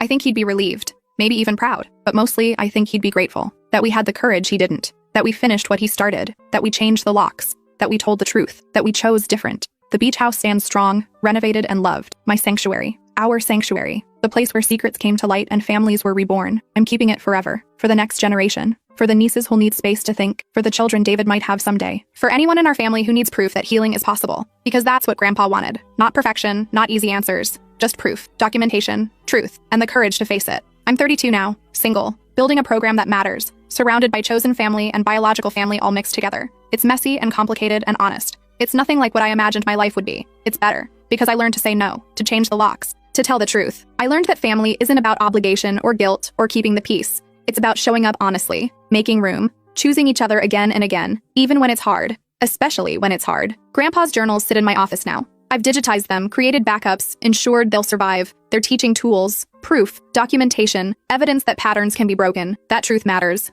that sanctuary is possible. Every August, on the anniversary of changing those locks, I take a day alone at the beach house, sit on the porch, read the journals, remember who I was before I learned to say no. And I'm grateful. For the beach house, for the journals, for Grandpa's cowardice that became courage, for the family I've built from the ashes of the one I inherited, for the truth that set us all free. This year, I added my own entry to the journals, a new volume, my own documentation. August 15th, 1 year since everything changed. The family came together today. All of us. Blood relatives and chosen family. People who learned to tell the truth. Grandpa, I hope you can see this somehow. See what your journal started. See the healing that came from your honesty, even if it came too late. We're not perfect. We're still figuring it out, but we're doing it together. Honestly, that's what you wanted, right? For us to face reality instead of hiding from it? Mission accomplished. We miss you. We're angry at you. We're grateful for you. We're human, just like you were. And we're choosing different. I closed the journal and set it on the shelf next to Grandpa's volumes. Started a new tradition. Each year, we'll add to it. Document our healing. Prove to future generations that change is possible. That patterns can break. That truth matters. That sanctuary exists. That family, real family, is worth fighting for.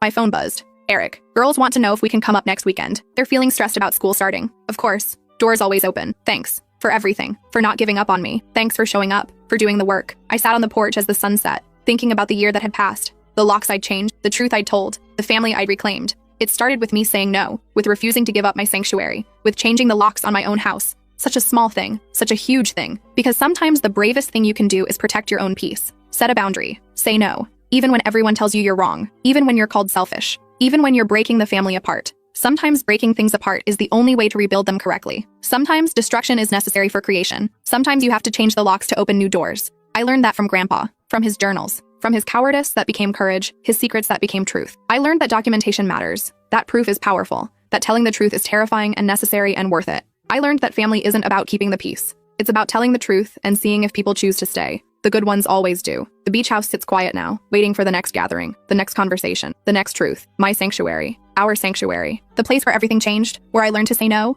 where I changed the locks, where I chose different, and where someday I'll teach the next generation to do the same, because that's the real inheritance. Not money or property or family names, but courage, documentation, truth, the knowledge that you can break patterns, that you can choose different, that you deserve sanctuary. That's what Grandpa left me, what I'm passing forward. That's what it means to change the locks, to tell the truth, to choose different, to build family from honesty instead of obligation, to create sanctuary from chaos, to heal. I'm ready for whatever comes next, for David's integration into our family, for more secrets that might surface, for the ongoing work of building something real, because I have proof now, documentation, journals full of truth, and a beach house with new locks, a sanctuary that's mine, a family that's chosen, a life that's honest. It's enough. It's more than enough. It's everything.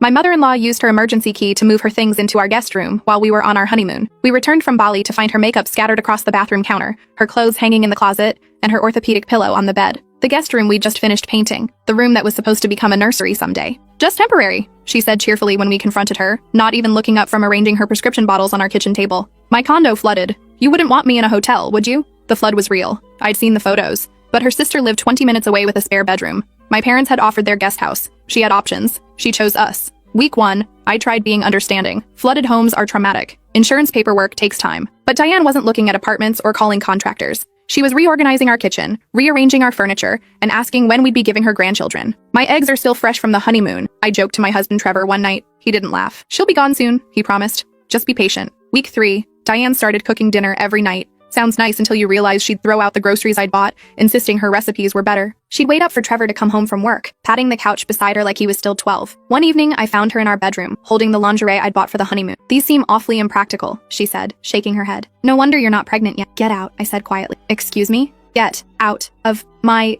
bedroom. She clutched her chest like I'd struck her. I was just trying to help you understand what Trevor really likes. That night, I told Trevor she needed to leave. He sighed, exhausted. Where's she going to go? Her place won't be ready for another month. Your aunts, my parents, a hotel. I don't care. You're being unreasonable, he said. She's my mother. Something in his voice made my blood run cold. She's my mother. Not, I know this is hard. Not, let me talk to her. Just automatic defense. The next morning, I called my dad. By noon, I'd moved my essentials into my childhood bedroom. I texted Trevor. I'm staying at my parents' until your mother leaves. Not negotiable. His response came an hour later. You're really going to abandon our marriage over this? Abandon. As if I'd left him. Not his mother's invasion. Day 4 at my parents' house. Trevor's sister called me. I heard you moved out, she said carefully. Look, I need to tell you something about Diane. She did this to me too. Moved in right after our wedding. Stayed for 11 months. By the end, my husband couldn't make a decision without checking with her first. We're divorced now. My stomach dropped. Why didn't you warn me? Would you have believed me? Or would Trevor have convinced you I was just bitter? I thought about the past 3 weeks. How Trevor had started asking his mother's opinion on everything from what groceries to buy to which car insurance we should switch to. How he'd stopped kissing me goodnight, but never missed his mother's forehead kiss before bed. What do I do? I whispered. You set a boundary, right now, or you'll spend your marriage coming in second place. That night I drove home. Diane was watching TV in our living room, feet up on our coffee table. Trevor was beside her, scrolling his phone. We need to talk, I said. Diane stood up. Oh good, you've come to apologize. Sit down, I told her. My voice didn't shake. You're leaving tomorrow. I've called your sister. You're staying with her. Trevor? Diane turned to her son, eyes wide with betrayal. He looked between us, trapped. Choose, I said to him, heart pounding hard. Right now. Me or her. The silence stretched for 15 seconds. I counted. Trevor's face went pale. This is insane, he said. You can't make me choose between my wife and my mother. I'm not making you choose, I said. I'm telling you the reality. Either she leaves tomorrow, or I file for divorce on Monday. Diane gasped. Actually gasped. Hand to chest. The whole performance. You would threaten divorce over me staying here temporarily? Trevor, do you hear this? Mom, Trevor said, but his voice was weak. I raised you better than this, Diane continued. I raised you to respect family, to take care of your mother when she needs you. Your mother has a sister with a 4-bedroom house, I said. She has friends. She has resources. What she doesn't have is the right to live in my home without my consent. Trevor stood up. Can we talk about this privately? No, I said, because every private conversation we've had about this has ended with you promising she'll leave soon. It's been 3 weeks. Her condo repairs were estimated at 2 weeks maximum. I called her insurance company. His eyes widened. You did what? I called her insurance company, pretended to be her. The repairs were finished 5 days ago. The place has been ready for her to move back for almost a week. The room went dead silent. Diane's face transformed. The helpless mother act vanished. You had no right to do that. And you had no right to lie, I said. Your condo is ready. You've been staying here because you want to, not because you need to. Trevor turned to his mother. Is that true? I was going to tell you, Diane said quickly. I thought maybe we could discuss me staying here permanently. You have the space. I'm getting older. I shouldn't be living alone. There it was. The real plan. Did you even ask us? Trevor said, and for the first time I heard doubt in his voice. I was going to, Diane said, but she's been so hostile from the start. I knew she'd say no. Because it's insane, I said. You're 58 years old. You're healthy. You have your own home. You don't need to live with us. I'm his mother, Diane said, voice rising. I gave birth to him. I raised him alone after his father died. You deserve respect. I interrupted. You deserve visits and family dinners and phone calls. You don't deserve to take over our home without asking. Trevor sat back down, head in his hands. Trevor, Diane said, softer now. Honey, you understand, don't you? After your father died, it was just us. We've always taken care of each other. And there it was. The manipulation I'd been watching for weeks, using his dead father as leverage. Your father died when Trevor was 17, I said quietly, 11 years ago. He's not a child anymore. I know that, Diane snapped. Do you? I asked, because you still pat the couch for him to sit beside you. You still call him honey and sweetie like he's 12. You still make all his favorite childhood meals and talk about how close you two have always been. What's wrong with being close to my son? Nothing, I said, until it becomes enmeshment, until he can't make a decision without checking with you first, until his wife comes second. Trevor's head came up. That's not— It is, I said, and my voice cracked. Trevor, you asked your mother which car insurance we should get. You asked her opinion on what color we should paint the bathroom. You told her about our plans to try for a baby before you told me you were ready. His face went red. You told her? I said. About us trying for a baby? She asked. He said weakly. She's been asking me every day when we're giving her grandchildren. I said. I thought it was just her being pushy. I didn't realize you two had actually discussed it. Diane smiled. Of course we discussed it. I'm going to be a grandmother. I have a right to— You have no rights to our reproductive choices, I said, voice hard. None. That's between me and Trevor, not you. I'm just excited, Diane said, but her eyes had gone cold. You told her we were waiting, I said to Trevor. Didn't you? You told her I wanted to wait another year. He didn't answer. And she's been on my case ever since, I said. Asking when we'll give her grandchildren, making comments about my age, about my eggs, about how I should hurry up before it's too late. I'm just concerned, Diane said. You're manipulating, I said. And it stops now. I turned back to Trevor. I'm going to bed. When I wake up tomorrow morning, your mother needs to be gone. If she's still here, I'm packing my things and going back to my parents' house. And I'm not coming back. You can't just— Diane started. I can, I said. This is my house too. I pay half the mortgage. I have just as much say as Trevor does. And I say you leave. I walked to our bedroom and locked the door. I didn't sleep. I heard them talking in low voices for hours. At one point, Diane's voice rose, and Trevor hushed her. Around 2 a.m., I heard footsteps in the hallway.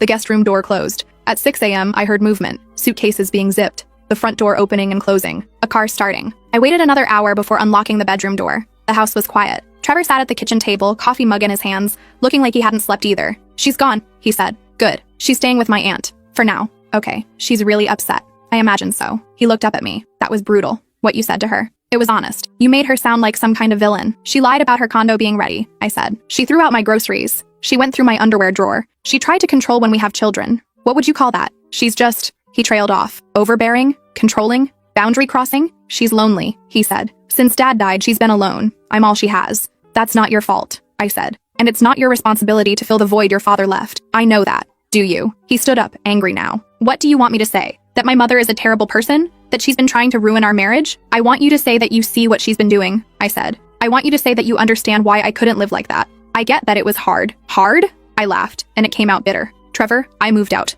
I left our home because your mother made it uninhabitable, and you didn't even try to stop her. I thought you were overreacting, because she told you I was. He flinched. Every time I complained to you, I said, you'd talk to her, and she'd tell you I was being dramatic, being unreasonable. being jealous of your relationship, and you believed her. She's my mother, and I'm your wife, I said. When did that start meaning less? He didn't answer. I poured myself coffee, hands shaking. Your sister told me something about what happened with her marriage. What? That your mother did the same thing to her. Moved in after her wedding. Stayed for 11 months. Convinced her husband to check every decision with her first. They're divorced now. Trevor's face went white. Olivia told you that? She wanted to warn me, I said. She said she didn't warn me before because she knew you'd convince me she was just bitter. That was different, Trevor said. Olivia's husband was an alcoholic. Mom was trying to help. Or maybe, I said, your mother saw a marriage she could control, and she took the opportunity. That's a horrible thing to say. Is it? I asked. Because from where I'm standing, it looks like a pattern. She moves in, she takes over, she drives a wedge between the couple, and when it falls apart, she gets to keep her son all to herself. You think my mother sabotaged Olivia's marriage? I think your mother doesn't want to share you, I said. I think she's been alone since your father died. And instead of building her own life, she's tried to live through you. Trevor sat back down heavily. I talked to a therapist, I said, while I was at my parents' house, about enmeshment, about emotional incest. His head snapped up. What? Emotional incest, I repeated. When a parent treats their child like a partner, confides in them inappropriately, depends on them for emotional support that should come from other adults, makes them feel responsible for the parent's happiness. That's not. You told me once that after your dad died, your mother would come sleep in your bed because she was too sad to be alone. You were 17. She was grieving. She was putting you in the position of being her emotional husband, I said. You were a kid. You shouldn't have been responsible for comforting your mother through her grief. What was I supposed to do? Let her cry alone? Yes, I said. Or she should have gone to therapy, or leaned on her friends, or her sister. Not her teenage son. Trevor's hands were shaking now. You told me that she'd call you at college every night, I continued. Sometimes multiple times a day. That she'd cry if you didn't answer. That you felt guilty for being away at school because she was alone. She needed me. She was guilting you, I said. Making you feel responsible for her emotional well-being. That's not healthy. That's manipulation. Stop, Trevor said.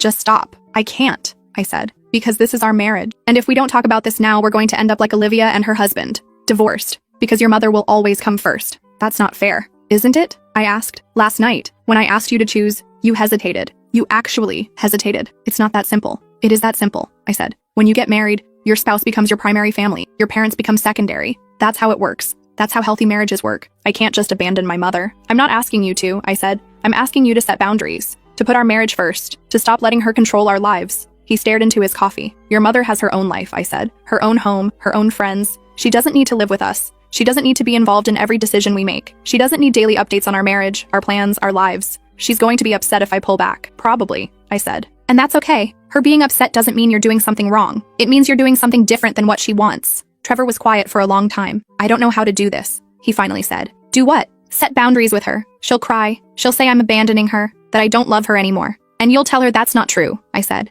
That you love her, but you're married now. That your priorities have changed. That she needs to respect your marriage. She won't like that. She doesn't have to, I said. This isn't about making her happy. This is about building a healthy relationship with her. One where she's your mother, not your partner. He looked up at me, eyes red. I'm sorry, he said. I should have stood up for you sooner. Yeah, I said. You should have. I didn't see it. What she was doing. I know. She's always been like this, he said. After Dad died, it was just the two of us. She'd tell me everything. About her day, about her problems, about her loneliness. I thought I was being a good son by listening. You were being a parentified child, I said. And that wasn't your fault. You were just doing what you thought you had to do. But I'm an adult now, he said. I should have recognized. Yes, I said. You should have. But we're here now. And we can either fix this, or we can let it destroy us. He reached for my hand. I choose you. You hesitated, I said, pulling back. Last night, when I asked you to choose, you hesitated. I was shocked. I didn't know what to say. You should have said my wife immediately, I said. Without thinking, without hesitating. That's what married people do. I'm sorry. I know, I said. But sorry isn't enough. I need to see change. Real change. What do you want me to do? Therapy, I said. Both of us. Together. And you, individually. To work through the enmeshment issues. Okay. And boundaries with your mother, I said. Real boundaries. No more daily phone calls. No more discussing our private life with her. No more asking her opinion on our decisions. She'll think I hate her. Then you'll have to live with that, I said. Because the alternative is losing your marriage. He nodded slowly. And if she ever uses her emergency key again, I said, I'm changing the locks. That key is for emergencies only, not for letting herself in whenever she wants. I'll get it back from her. Good. We sat in silence, drinking coffee, exhausted. I love you, Trevor said. I know I didn't show it these past few weeks, but I do. I love you too, I said. But love isn't enough if you're not willing to prioritize our marriage. I will, he said. I promise. I'm going to hold you to that. The next week was hard. Trevor called his mother to set boundaries. She cried, just like he'd predicted. Said he was choosing his wife over his own mother, that she'd sacrificed everything for him after his father died, and this was how he repaid her. I'm not choosing between you, he told her, with me sitting beside him on speaker. I'm setting healthy boundaries. I'm married now. My wife comes first. That's how it should be. She's turning you against me, Diane said, voice cold. No one's turning me against anyone, Trevor said. I'm making my own decisions. This is her idea, Diane insisted. She's controlling you. Diane, I said, speaking for the first time. Trevor is an adult. He's capable of making his own decisions. You stay out of this, Diane snapped. This is between me and my son. No, Trevor said firmly. This involves all of us. And you need to accept that I'm setting boundaries. What kind of boundaries? Phone calls twice a week, Trevor said. Sunday evenings and Wednesday afternoons. No more daily check-ins. You can't be serious. And no more discussing our private life, Trevor continued. No questions about when we're having kids. No comments about our finances or our decisions. That's between us. I'm your mother. I have a right. You don't, Trevor said. You have the right to be treated with respect. You don't have the right to control our lives. Diane went quiet. And the emergency key, Trevor said. I need it back. What if there's an emergency? Then you call 911 like everyone else, Trevor said. You're really going to do this to me? Diane asked, voice shaking. After everything I've done for you? I'm not doing anything to you, Trevor said. I'm setting healthy boundaries so we can have a good relationship. This isn't a good relationship, Diane said. This is you pushing me away. If you can't accept these boundaries, Trevor said, then we'll need to take some space. No contact for a month while you adjust. A month? Diane's voice rose. You want to cut off contact with your own mother for a month? Only if you can't respect the boundaries, Trevor said. This is your choice. The line went dead. She'd hung up. Trevor looked at me, face pale. That was harder than I thought. I'm proud of you, I said. She's going to hate me. Maybe for a while, I said. But eventually she'll either accept the boundaries or she won't. Either way, you did the right thing. 2 days later, Diane's sister called. I don't know what you said to Diane, she said, but she's been crying nonstop. She says Trevor's cutting her out of his life. That's not what's happening, I said. We're setting boundaries. She says you're controlling him. We're married, I said. We make decisions together. That's how marriage works. Trevor's aunt sighed. Look, I know Diane can be a lot. She did the same thing to Olivia. Moved in, took over, drove them apart. I kept my mouth shut because she's my sister, but I was glad when you made her leave. Why didn't you say something before? I asked. Would you have believed me? Or would Diane have convinced you I was jealous? Same thing Olivia had said. Diane has always been this way, her sister continued. Even before her husband died, she wanted to be the center of attention, the most important person in Trevor's life. When he got engaged to you, she was furious. She called me crying, saying you were stealing her son. My stomach turned. She said that? She'd been planning to move in with him after the wedding, his aunt said. She thought it was natural, that you two would live together, and she'd be part of your household. She was shocked when he said no. She asked him? Before he proposed to you, his aunt said. She told him that when he got married, she expected to live with him and his wife, that it was normal in many cultures for parents to live with their adult children. What did Trevor say? He said he'd have to ask you first, his aunt said. Diane took that as a maybe. That's why she was so upset when you two bought a house without a mother-in-law suite. I remember that argument. We'd looked at a house with a separate entrance and small apartment attached. Diane had loved it. Trevor had been weirdly insistent we see it. I'd said no, I didn't want to be landlords. Now I understood. It wasn't about being landlords. It was about Diane moving in. Thank you for telling me, I said. Diane needs to learn that she can't control everyone, his aunt said. Maybe this will be good for her. Teach her to build her own life instead of living through her son. Maybe. And if she doesn't learn, his aunt said, then at least you'll have clear boundaries. Some people never change. You just have to decide what you're willing to tolerate. That conversation stuck with me. The idea that Diane had been planning this from the beginning, that the flood had been an opportunity, not a crisis. I called the insurance company again. This time I asked different questions. The flood had been real, but minor, minimal damage. The repairs were covered and completed within 10 days. The place had been habitable for 2 weeks before Diane had moved into our guest room. She'd lied from the start. I showed Trevor the documentation. He stared at it for a long time. She planned this, he said. Yes. She waited until we were gone on our honeymoon, used the emergency key, moved in while we couldn't stop her. Yes. And then she lied about how long repairs would take. Yes. He looked up at me, eyes filled with something I couldn't quite read. Betrayal, maybe. Or grief. My mother is manipulative. Yes. I didn't want to see it. I know. She raised me to think this was normal, he said. That we were just close. That it was healthy for a mother and son to be best friends. It's not your fault, I said. You were conditioned to accept this. But I'm an adult now, he said. I should have recognized it. You're recognizing it now, I said. That's what matters. He pulled me close. I'm sorry for not believing you, for making you move out, for hesitating when you asked me to choose. I know. I'm going to do better. I believe you. We started therapy the next week. Both couples counseling and individual sessions for Trevor. The therapist confirmed what I'd researched. Emotional enmeshment, parentification, codependency. Trevor had been trained since childhood to be responsible for his mother's happiness. She used to tell me I was the man of the house after Dad died, Trevor said in one session, that I needed to take care of her, that it was just the two of us against the world. How did that make you feel? The therapist asked. Proud, Trevor said. Like I was important, like I had a purpose. And scared, he added after a moment. Because I was 17. I didn't know how to take care of anyone. That's a lot of pressure for a teenager, the therapist said. I thought it meant she trusted me. She was using you, the therapist said gently. Putting adult responsibilities on a child, that's not trust. That's parentification. Trevor cried in that session, really cried, for the childhood he'd lost, for the burden he'd carried, for the realization that his mother's love had come with strings attached. Diane didn't take the boundaries well. She called Trevor's phone 37 times in one day. When he didn't answer, she showed up at his work. Security had to escort her out. She texted me, "You've stolen my son." I didn't respond. She texted again, "You're going to regret this." I screenshotted that one and saved it. She called my parents' house, crying to my mother about how I destroyed her relationship with Trevor.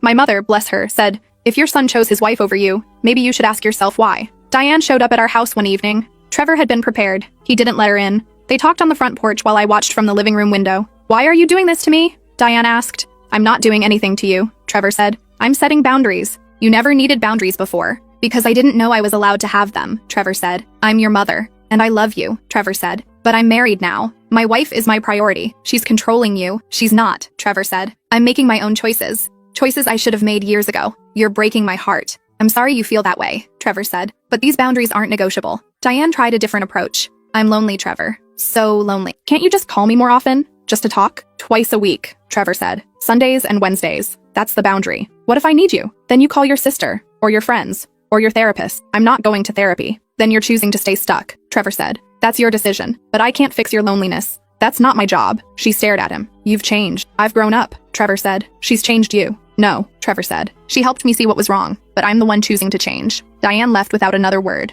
Trevor came inside, shaking. "That was awful." "I know." She looked so hurt. "She's been hurting you for years," I said, "by making you responsible for her happiness. This is just the first time she's experiencing consequences. It doesn't feel good." "It's not supposed to," I said. "Growth is hard, but necessary." 3 weeks into the boundaries, Diane called Trevor on a Thursday. Not Sunday, not Wednesday. He didn't answer. She left a voicemail. "Your uncle had a heart attack. He's in the hospital. I need you." Trevor listened to it, pale-faced. "I have to go. Call your aunt first." I said, "Verify it's real." He looked at me, shocked. "You think she's lying?" "I think she's desperate," I said. "And desperate people do desperate things." He called his aunt, who had no idea what he was talking about. His uncle was fine, playing golf. Trevor sat down hard on the couch. "She lied about my uncle having a heart attack to get you to call her on a non-boundary day."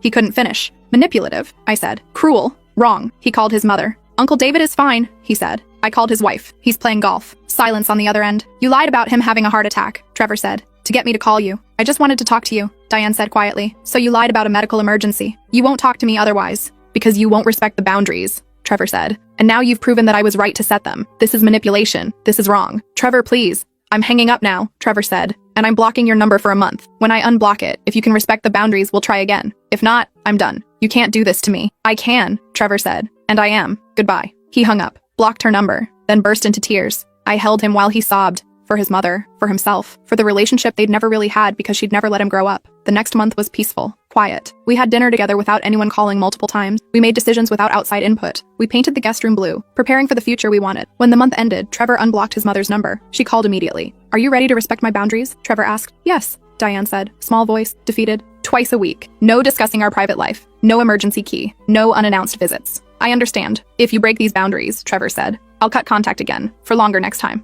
"I understand," she repeated. They talked for 15 minutes. Stilted conversation. Surface level, but civil. When Trevor hung up, he looked relieved. She might actually do it. "Maybe," I said. "You don't sound convinced." "I want to believe she'll change," I said. "But people like your mother rarely change unless they get therapy. They just find new ways to manipulate." "I'm keeping the boundaries regardless," Trevor said, "even if she tries." "Good." For 2 months, Diane behaved. She called on Sundays and Wednesdays, kept conversations light, didn't push, didn't pry. Then I got pregnant. We waited until I was 12 weeks to tell anyone. We told my parents first. They cried happy tears, hugged us both, and immediately started planning a nursery renovation in their guest room for visits. We told Trevor's sister Olivia next. She was thrilled. "I'm so happy for you," she said, "and I'm glad you set boundaries with Mom first. She would have made this pregnancy hell." Then came the hard part, telling Diane. Trevor called her on a Sunday, put her on speaker. "Mom, I have news," Trevor said. "We're having a baby. She's 12 weeks along." Silence. Then, 12 weeks? "You waited 12 weeks to tell me?" "We wanted to wait until we were past the first trimester," Trevor said. "I'm the grandmother," Diane said, voice rising.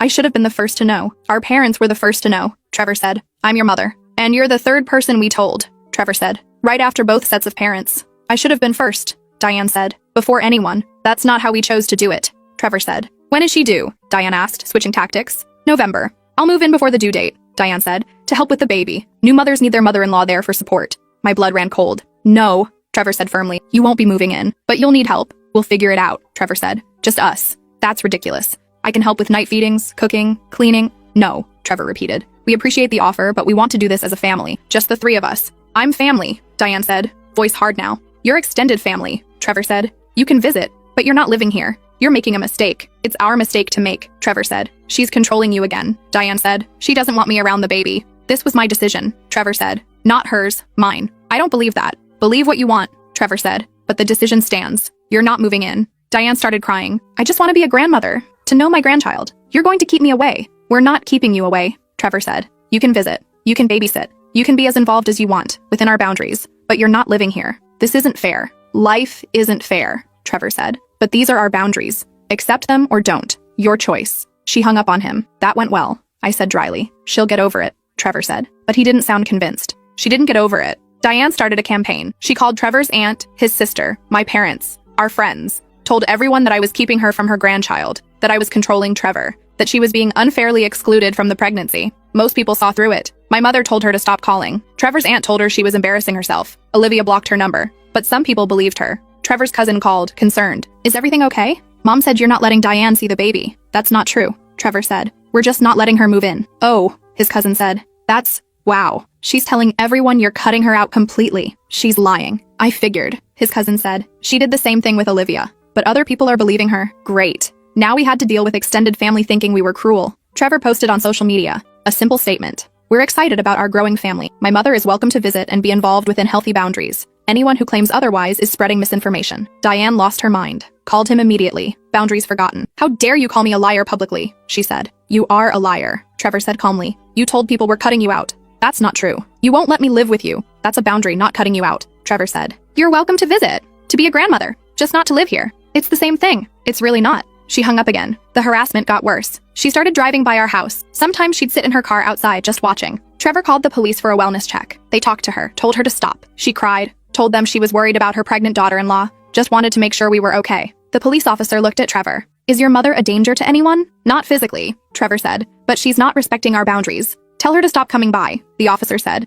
If she continues, you can file for a restraining order. Trevor told her. She cried, said he was treating her like a criminal, that she'd never felt so betrayed. Then stop driving by our house, Trevor said. Respect our boundaries. She didn't drive by again, but she found other ways. She sent gifts, baby clothes, toys, books, all sent to our house with notes. For my grandbaby, love, grandma. Trevor donated everything to charity. She tried joining my prenatal yoga class. The instructor called me, uncomfortable. Someone claiming to be the baby's grandmother signed up. She said you invited her? I didn't. I said, please don't let her in. I won't, the instructor said, but she seemed very insistent. She tried friending my coworkers on social media, tried joining the new moms group I'd found online, tried calling my obstetrician to get information about the pregnancy. HIPAA laws prevented that last one, thankfully. She's escalating, our therapist said. This is common when strong boundaries are set with someone who's never experienced them before. She's testing to see if you'll break. We won't, Trevor said. Good, the therapist said, because if you break once, she'll know she can keep pushing. I was 28 weeks pregnant when Diane showed up at my office. My coworker came to my desk. There's a woman in the lobby asking for you. Says she's your mother-in-law?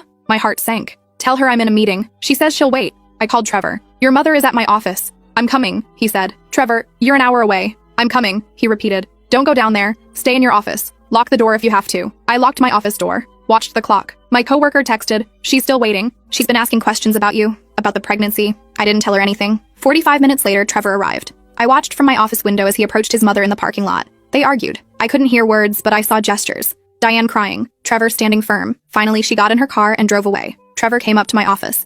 I'm sorry, he said. She won't do that again. What did you say to her? That if she ever shows up at your work again, I'm filing for a restraining order. That this is harassment. That she needs to respect our boundaries or lose all access to us and the baby. What did she say? That I'm being cruel, Trevor said. That she just wanted to see you, to make sure you were eating right and resting enough. She wanted to control me, I said. I know. My boss called me in the next day. I don't want to pry, she said carefully. But if you're dealing with family issues that might impact your safety at work, I need to know. I explained the situation. Boundaries, harassment, everything. If she shows up again, my boss said, we'll call security immediately, and the police if necessary. You shouldn't have to deal with this while pregnant. Thank you. Also, my boss said, when you go on maternity leave, I'll make sure the front desk knows not to give out any information about you, not even to confirm you work here. Thank you, I said again, nearly crying. At 32 weeks, we had a scare. Early contractions. The doctor put me on bed rest for 2 weeks. Trevor worked from home to take care of me. Diane somehow found out, probably called the hospital pretending to be me again. She showed up at our house with groceries and cleaning supplies. Trevor answered the door. You can't be here. You need help, Diane said, pushing past him. She's on bed rest.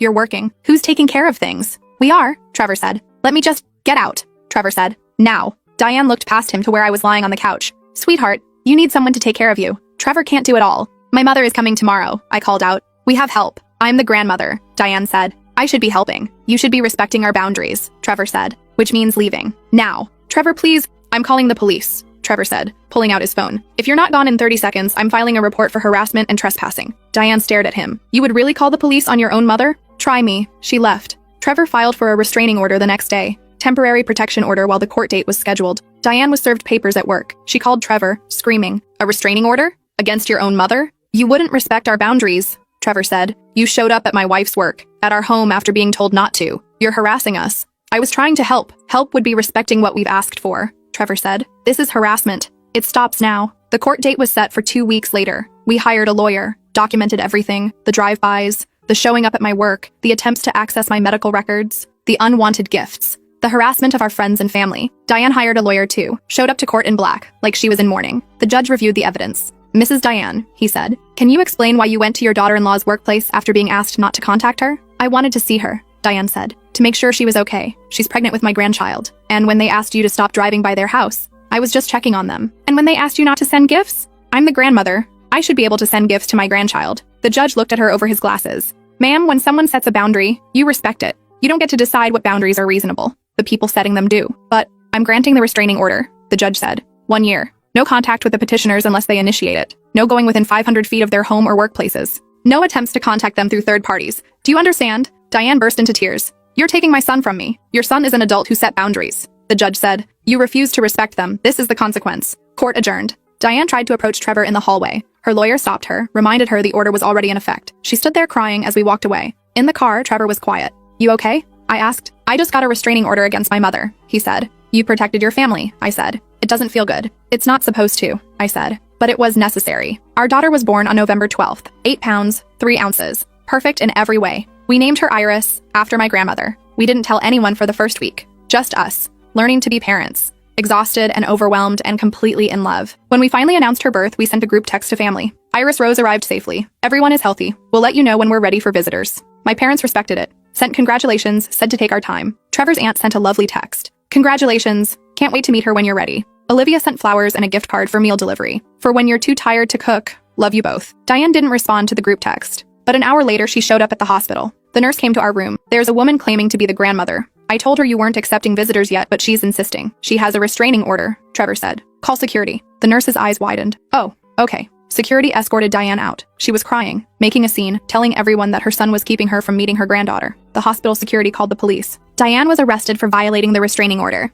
Trevor's phone rang. His aunt. I'm at the police station with Diane. She violated the restraining order? She showed up at the hospital, Trevor said. We told her we weren't ready for visitors. Oh, Diane. His aunt sighed. Trevor, I'm sorry. I'll try to talk sense into her. Thanks, Trevor said. But I don't think it'll help. It didn't help. Diane spent a night in jail, was released with a court date for violating the order. The judge extended the restraining order to 3 years and added a clause. No contact at all, even if we initiate it. If we wanted to end the order early, we'd have to file paperwork. We didn't file paperwork. Iris was 3 months old when we got a letter from Diane's lawyer. She was suing for grandparent visitation rights. Our lawyer laughed when we showed him. She violated a restraining order, was arrested, and now wants court-ordered visitation? That's not going to go well for her. It didn't. The judge reviewed everything. The boundaries we'd set, the harassment, the restraining order violation, the arrest. Mrs. Diane, the judge said, grandparent rights exist to protect children from being cut off from loving grandparents when parents divorce or die. They don't exist to override parents' decisions about who has access to their children. But I'm her grandmother. You're a grandmother who violated a restraining order to see a newborn against her parents' wishes,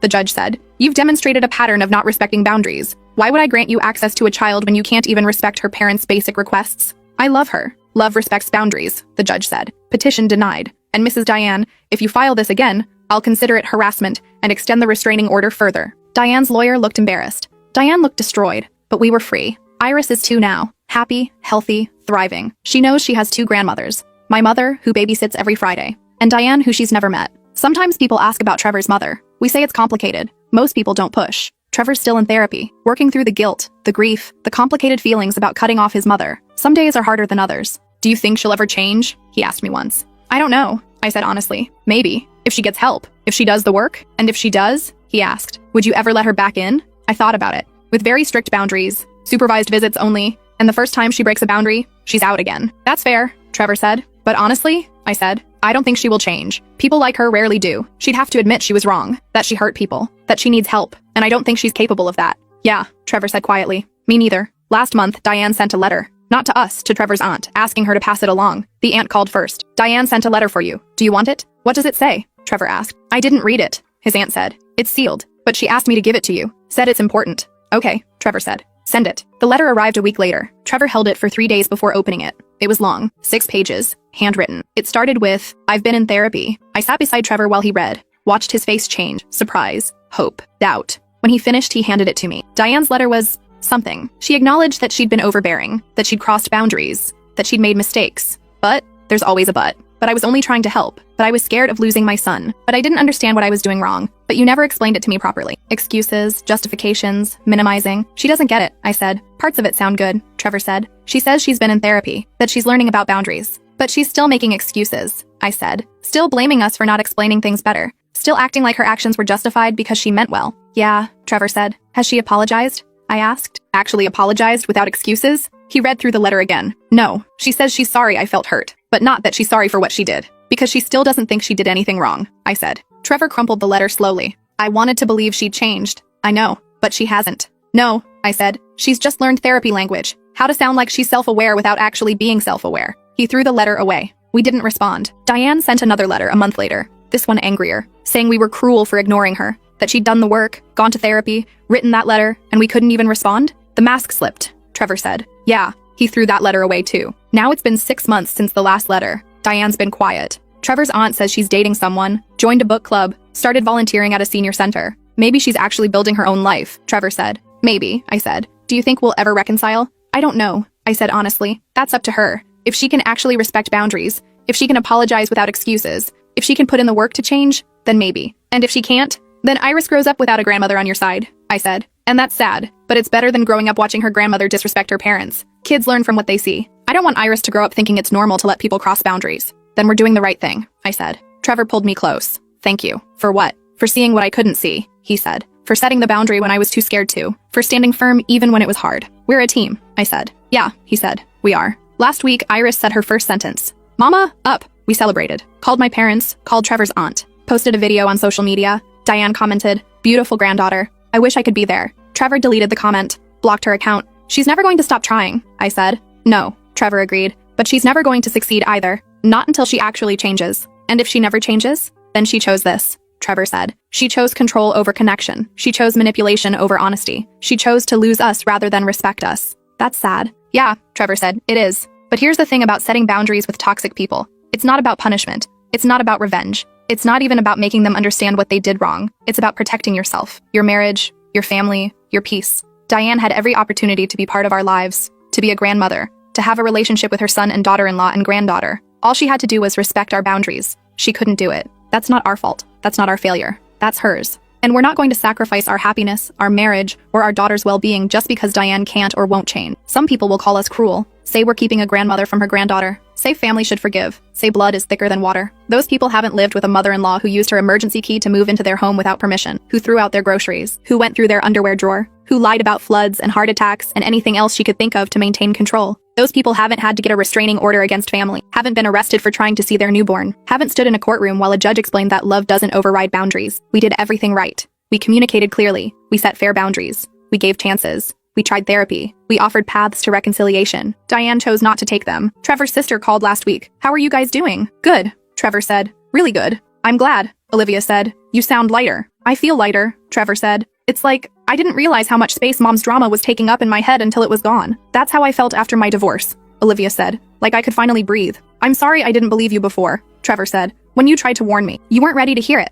Olivia said. I get that now. Still, I'm sorry. Just don't let Iris grow up thinking Grandma's behavior was normal, Olivia said. That's all I ask. Never, Trevor promised. We're teaching Iris about boundaries already, in age-appropriate ways. Teaching her that no means no, even with family, that her body is hers, that she doesn't have to hug or kiss anyone she doesn't want to. My mother respects it. When Iris doesn't want a hug goodbye, my mom says, that's okay. Can I have a high five instead? And Iris lights up, happy to have the choice. That's what good grandparents do. They respect the child, the parents, the boundaries. Diane never learned that. Maybe she never will. But we're building something better for Iris. A family where boundaries are respected, where no means no, where love doesn't come with strings attached. And if that means growing up without one grandmother, so be it. She has one grandmother who loves her without conditions, who respects her parents, who shows up when invited and leaves when asked. That's enough. Trevor still has hard days. Days when he misses his mom. Not the mom she actually is, but the mom he wishes she could be. I grieve her sometimes, he told me, not because she's gone, but because she was never who I needed her to be. That's valid, I said. I wanted a mother who could be happy for me, he said, who could celebrate my marriage without feeling threatened by it, who could be a grandmother without trying to be a third parent.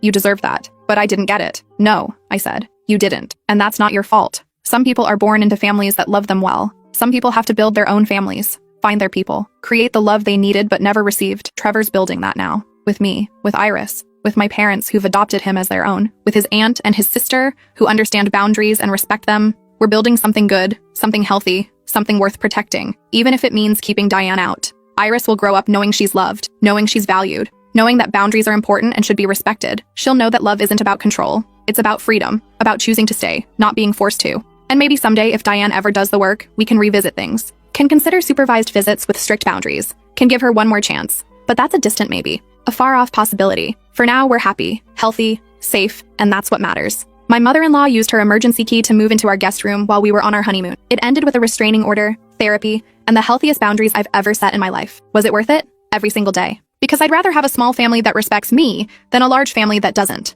I'd rather have peace than proximity. I'd rather have boundaries than abuse. And I'd rather teach my daughter that she deserves respect than teach her to accept whatever family dishes out. Trevor's mother chose control over connection. That was her choice. We chose peace over guilt. That was ours. And we'd make the same choice again, every single time. At my house, you spoke 6 languages fluently, or you didn't speak at all.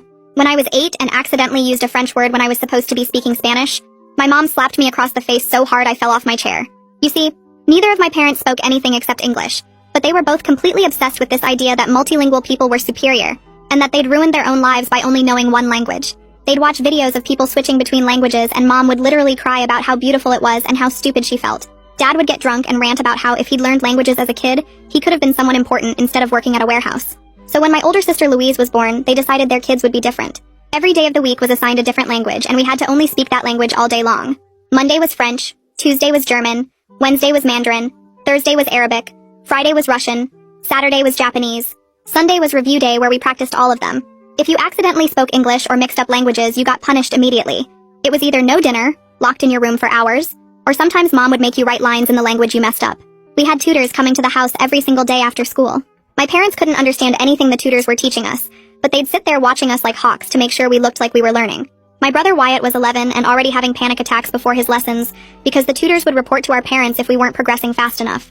Mom and Dad would record us and send the videos to distant relatives and post them online like, "Look at our genius children." If anyone complimented our language skills, they would act like they'd personally accomplished something amazing, even though they couldn't understand a word we were saying.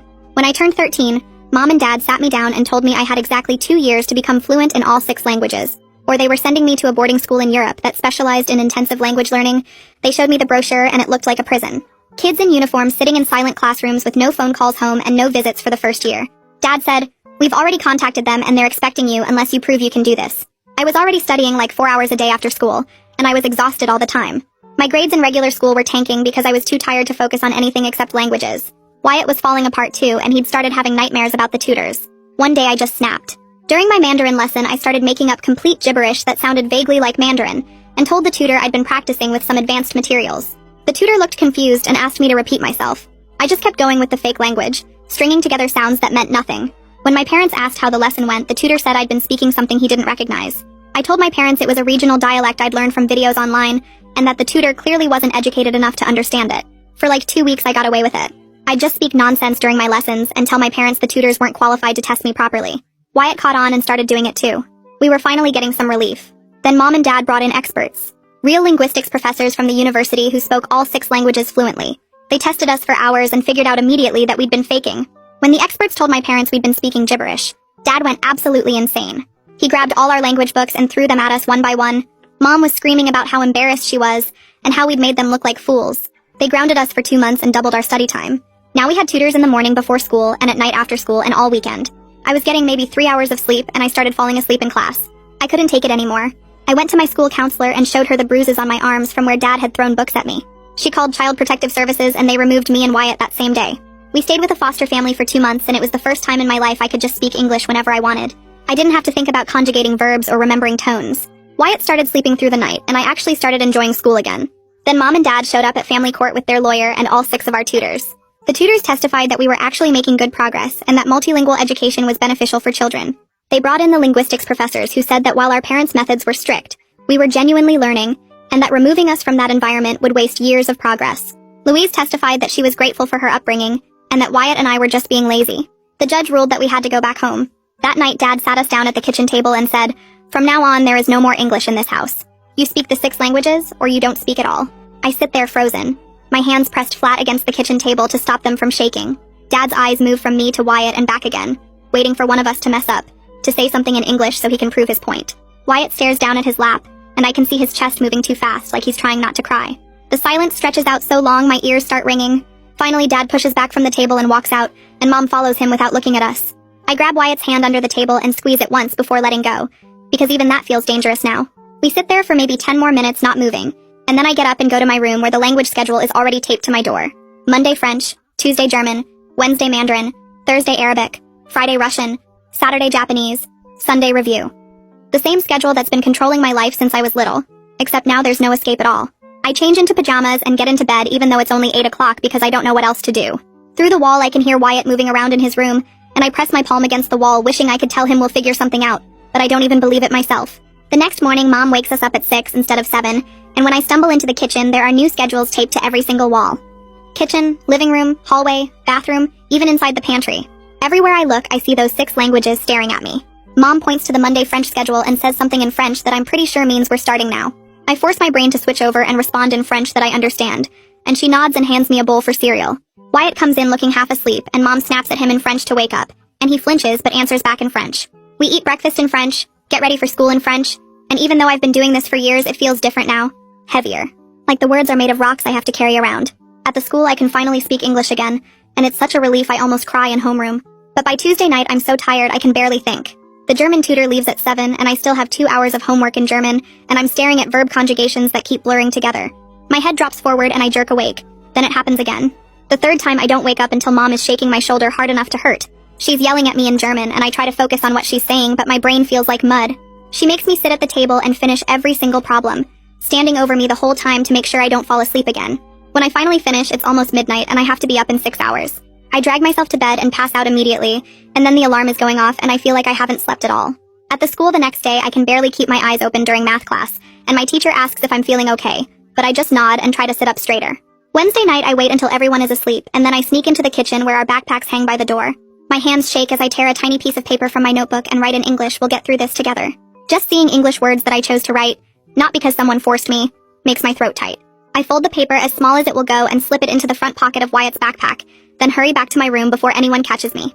Thursday morning is Arabic day, and I'm exhausted before breakfast even starts. We sit at the table conjugating Arabic verbs out loud while Mom watches us, and I see Wyatt's hand go to his backpack pocket. He pulls out the tiny folded paper and his eyes get wide. Mom is looking down at her phone so she doesn't notice when he reads it. For just a second, Wyatt looks at me and gives the smallest nod. So small I almost miss it. And then he goes back to reciting Arabic verb forms like, nothing happened. But that tiny connection, that moment where we acknowledged each other in our real language, feels like the only true thing in this whole nightmare. I want to cry and smile at the same time, but instead I just keep conjugating verbs in Arabic and pretend everything is normal. Friday afternoon at the school, I'm walking to my locker when I have to stop and lean against the wall because I'm so dizzy from being tired. Mrs. Sutherland, my school counselor, comes around the corner and sees me there. She walks over and asks if everything is okay at home, and I want to tell her everything. I want to explain about the language-only rule and the schedules on every wall, and how I'm getting maybe 4 hours of sleep a night, and how Mom made me stay up until midnight finishing homework. But I'm terrified that if I tell her, she'll call CPS again, and we'll go to court again, and the judge will send us back again, and next time it might be even worse. So I just say I'm having trouble sleeping lately, and she gives me this look that says she knows I'm not telling her the whole truth. She asks if I'm sure, and I nod and say I'm fine, and she tells me her door is always open if I need to talk. I thank her and walk away, even though everything in me is screaming to turn around and tell her the truth. That weekend during Sunday review, which means we're supposed to practice all 6 languages by switching between them, I'm so tired I forget which language I'm supposed to be using. Dad asks me a question in French, and I start to answer in French, but then I turn to Wyatt and whisper in English that I can't remember the word for something. It's barely a whisper, just a quick, quiet word, but Dad hears it. He stands up so fast his chair falls over backward, and I know I messed up bad. Before I can move, he grabs the thick Russian textbook off the table and throws it at me. The corner hits my shoulder hard, and pain shoots down my arm. I fall sideways out of my chair and land on the floor, and the pain is so sharp I have to bite my lip hard to keep from crying, because I know if I cry, it will make him angrier. Dad is standing over me yelling in English about how I broke the rule, and the irony that he's yelling at me in English for speaking English would be funny if I wasn't so scared. Mom comes in and starts yelling too, and Wyatt is pressed back in his chair looking terrified. I get up slowly, my shoulder throbbing, and Dad tells me to go to my room and don't come out until dinner. I go upstairs and sit on my bed and pull my shirt down to look at my shoulder. There's already a dark bruise forming where the book hit me. I stare at it and something shifts inside me. I can't keep living like this. I don't know what I'm going to do yet, but I know I have to do something, or I'm going to break completely. Monday morning, I'm back in French mode, my shoulder still aching under my shirt. During lunch, I go to the library instead of the cafeteria, and I find my science textbook in my locker. I open it up and look at the inside of the front cover where there's a pocket for papers. I take out a piece of notebook paper and start writing in English, and it feels like breathing after being underwater. I write the date, and then I write Dad threw a book at me yesterday, and it left a bruise on my shoulder. I write about the language-only rule, and about falling asleep during homework, and Mom making me stay up until midnight. I write about being so tired I can barely think. When I'm done, I fold the paper small and slide it into the textbook cover pocket where no one will find it. I decide I'm going to keep writing everything down. Every punishment, every time they hit us, or don't let us eat, or make us stay up too late. I don't know what I'll do with it yet, but at least I'll have proof. At least I'll have something written in my own language that they can't take away from me. The act of writing it makes me feel a little bit less powerless. Like I'm holding on to a piece of myself even though they're trying to control everything else. The next Wednesday, I'm in my room after school trying to start my Mandarin homework when I hear Wyatt's door open. His Mandarin tutor Isabella is supposed to arrive in 10 minutes. I hear Wyatt go to the bathroom and then I hear this sound that makes my stomach drop. He's breathing too fast, these quick gasping breaths, and then he starts crying. I run into the hallway and find him sitting on the bathroom floor with his back against the wall, crying and hyperventilating. I drop down next to him and grab his hands and I can feel them shaking. I start talking to him in English, whispering as quiet as I can because if our parents hear us, we're dead. I tell him to breathe with me, in for 4 counts and out for 4 counts, the way the foster mom taught us during the 2 months we were in foster care. Wyatt tries, but he can't slow his breathing down, and he keeps saying in English that he can't breathe. He can't do this anymore. I keep coaching him through the breathing exercises, counting out loud in the quietest whisper I can manage, and slowly his breathing starts to even out. His face is red and wet with tears and snot, and I use toilet paper to help him clean up. The doorbell rings, and I know that's Isabella arriving for his lesson, and Wyatt's eyes go wide with panic. I tell him it's okay. Just get through this one lesson, and I help him stand up, even though his legs are shaky. We go downstairs together and Mom is already letting Isabella in, and I can see Wyatt is still trembling. Isabella sets up her materials at the dining room table like always, but when she looks at Wyatt, her expression changes.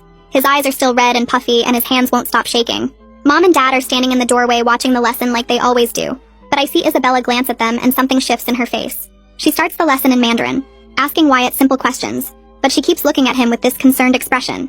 Every few minutes she glances toward the doorway where our parents are standing, and I can tell she's seeing something she doesn't like. Wyatt is trying to focus, but his voice keeps shaking when he answers her questions. Isabella writes something in her notebook, but I can tell it's not about Mandarin grammar.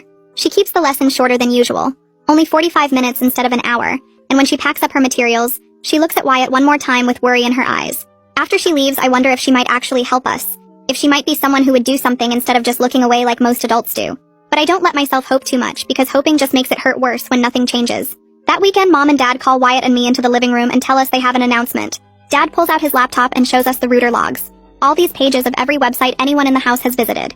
He says from now on, they're going to check these logs every single night to make sure we're only looking at language learning websites. Mom says they're also going to check our phones and tablets every night before bed to make sure we're not wasting time on anything that isn't helping us learn languages. I feel the walls of the house closing in on me. Every possible way to reach the outside world is being cut off. No secret emails, no looking up anything that might help us, no connection to anyone who might understand what we're going through. That night I lie in bed and my chest feels tight, like I can't get enough air. I start breathing too fast and I realize I'm having the same kind of panic attack Wyatt had. I force myself to do the breathing exercises, counting in my head, and slowly the panic fades, but the fear doesn't. The house feels like a prison that keeps getting smaller, the walls moving in a little bit more every day. Monday morning, Isabella arrives for my Mandarin lesson, and I notice right away that something is different about her. Her hands are shaking a little bit when she sets out her books and papers, and she keeps glancing at me instead of starting the lesson right away. I'm wearing a short-sleeved shirt because it's warm out, and the bruise on my arm from where Dad threw the book is visible. Faded to yellow-green now, but still obvious. Isabella stares at it for a long moment, and I see her swallow hard. Mom and Dad are in the doorway like always, watching us, and Isabella starts the lesson in Mandarin. But a few minutes later, Mom says something about needing to check on dinner, and she and Dad both step away from the doorway. The second they're gone, Isabella leans forward and asks very quietly in English if I'm okay. Her voice is so gentle and concerned that I feel tears start to build up behind my eyes. I want to tell her everything, but I'm terrified. So I just shake my head a tiny bit and look down at the table. She reaches across and touches my hand for just a second. And then Mom and Dad come back and she switches back to Mandarin like nothing happened. But that small moment of someone asking if I'm okay in English, someone seeing me as a real person instead of just a language learning project, makes me want to cry with relief and sadness at the same time. On Tuesday during lunch, I slip away from the cafeteria and head to the library instead of eating. My stomach feels tight, but I'm not hungry anyway. I find an empty computer in the back corner where nobody can see the screen from behind me, and I sit down and log into the school system. I create a new email account using a fake name that my parents won't recognize if they somehow find it. My hands shake a little as I type Missy Sutherland's school email address into the recipient field. I keep the message short and vague because I'm scared someone else might read it. I write that things at home have gotten worse with the language situation, and ask if we can talk privately sometime soon. I read it 3 times to make sure I haven't said anything too specific that could get me in trouble. Then I click send and watch the message disappear from the outbox. I open the browser history and delete every single entry from the past hour. I clear the cache and cookies too, just to be safe. Then I log out of the computer and wipe the keyboard with my sleeve like that will somehow erase any trace of what I just did. I walk back to the cafeteria and grab an apple from the lunch line even though there's only 10 minutes left in the period. The next day, I check my new email account during study hall, and there's a response from Ms. Sutherland. She says we can meet during my study hall on Thursday, and promises to keep everything we talk about private. Reading those words makes my chest feel less tight for the first time in days. But then I start worrying about what I'm going to say and how much I should tell her. I spend Wednesday and Thursday morning going over it in my head. I practice describing the daily language schedule and the way mom and dad punish us when we mess up. I try to find words that will make her understand how bad it really is without sounding like I'm making things up or being dramatic. I'm scared that if I say too much, they'll just send us back home again like the judge did last time. On Saturday morning, Dad asks to see my phone while we're eating breakfast. My whole body goes cold because I forgot to delete the email conversation with Miss Sutherland. He scrolls through my school email and I watch his face get more focused as he reads. I reach across the table and take the phone back quickly and say I was just emailing my science teacher about homework. Dad stares at me for a long moment and I can hear my heart beating in my ears. He grunts and tells me to stay focused on languages and hands the phone back. I wait until he leaves the kitchen and then I delete every single email between me and Mrs. Sutherland. My hands are shaking so bad I almost drop the phone. By Wednesday night, I've made up my mind that I have to tell Missy Sutherland everything. I lie in bed after my parents check that I'm asleep, and I whisper to myself about the schedule and the punishments and how tired I am all the time. I try to describe what it feels like to get hit with a book, or to go to bed hungry because I used the wrong language. I want to find the right words that will make an adult understand this isn't normal, and we need help. Thursday afternoon, I go to Miss Sutherland's office during study hall. She closes the door and asks me to sit down.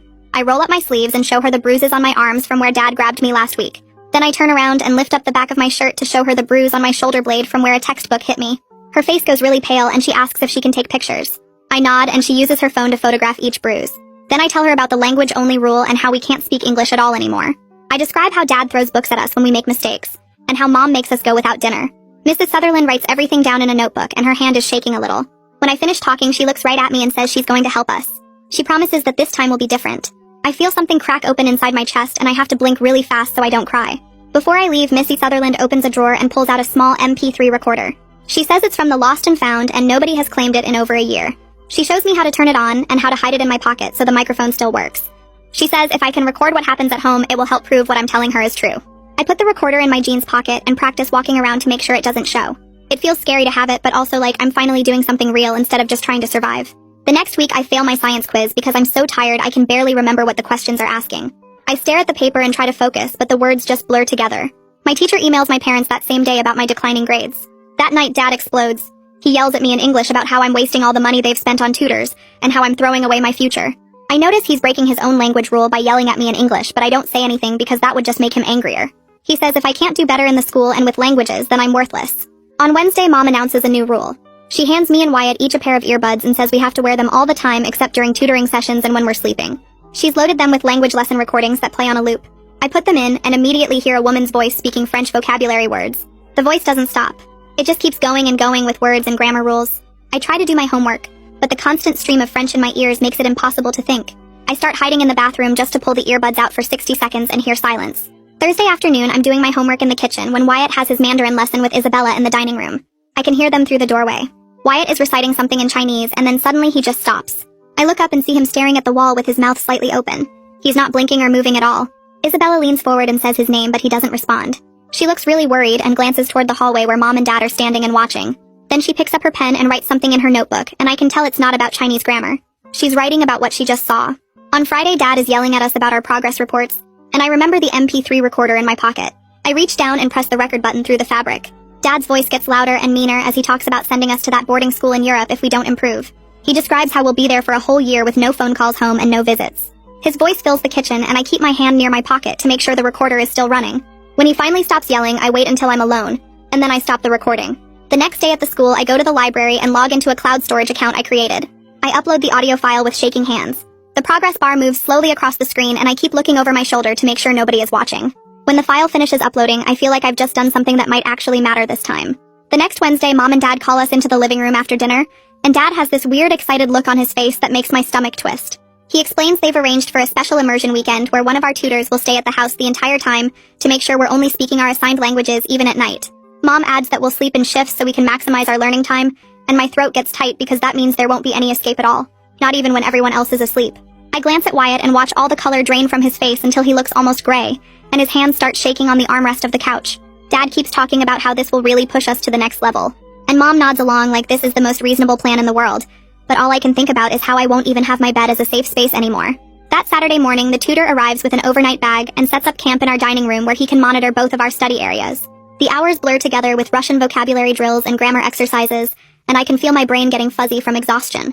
Around 3 in the afternoon, I hear Dad's voice getting louder from Wyatt's area, and I know my brother must have mixed something up. Dad is yelling about how Wyatt said an Arabic word when today is supposed to be Russian Day, and his voice keeps rising until I hear something crash. Then there's a knock at the front door and everything goes quiet. I peek around the corner and see Mr. Park from next door standing on our porch looking concerned. Dad opens the door and his whole face changes like someone flipped a switch. Suddenly all smiles and friendly neighbor energy. Mr. Park asks if everything is okay because he heard shouting, and Dad laughs this fake laugh and explains we're just doing some intensive study sessions. You know how kids are. They need firm guidance to reach their potential. I watch Mr. Park's face and he looks uncertain, glancing past Dad toward where I'm standing in the hallway. But then he nods slowly and says something about keeping the noise down. Dad thanks him and closes the door, and my brief, stupid hope that someone would actually do something dies right there in my chest. The rest of the weekend drags on with the tutor watching our every move, and I barely sleep at all during my designated rest periods. By Monday morning back at the school, I feel like a zombie walking through the halls. During lunch, I hide in the computer lab and create an anonymous account on a teen support forum I found last week. My hands shake as I type out a post describing the language schedule without using any real names or details that could identify us. I write about the constant pressure and the punishments and the feeling of never being able to relax even for a second. Just getting the words out to people who might understand makes something loosen in my chest that's been tight for weeks. I check back during study hall and there are already 3 responses, and they all say basically the same thing, that this isn't normal, that parents shouldn't treat their kids this way, that I'm not crazy for thinking something is wrong. Reading those words from strangers who have no reason to lie to me feels like someone finally turned on a light in a dark room. On Wednesday, Missy Sutherland calls me to her office during my free period, and when I get there, she's smiling in a way that makes me think something good might be happening. She tells me she's been making some calls and she connected with a child advocate attorney who works with kids in difficult family situations. The attorney agreed to do an informal consultation about our case, and Missy Sutherland already sent her copies of the photos and some of my documentation. She explains that just because the previous CPS case got closed doesn't mean we can't report again, especially now that we have new evidence of ongoing problems. The attorney thinks we might have a stronger case this time with all the documentation I've been gathering, and suddenly I have an actual plan instead of just collecting evidence and hoping.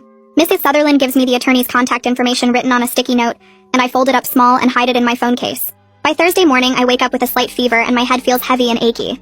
I tell Mom I think I'm getting sick and ask if I can skip my Arabic tutoring session, but she just feels my forehead and says I'm fine, that I'm probably just tired from the immersion weekend. The tutor arrives at 4, and I sit at the kitchen table trying to focus on conjugations while my head pounds and my throat hurts. Every Arabic word feels like it's scraping against sandpaper and I have to keep stopping to swallow. The tutor keeps glancing at me with this uncomfortable expression, but he doesn't say anything to my parents who are watching from the living room. I realize in that moment that most adults will just look away rather than get involved, even when they can see something isn't right. That weekend I'm feeling better physically, but the house is tense because Dad is in a bad mood about something at work. On Saturday afternoon during my Japanese lesson, I hear him start yelling at Wyatt in the other room about his Russian pronunciation from yesterday.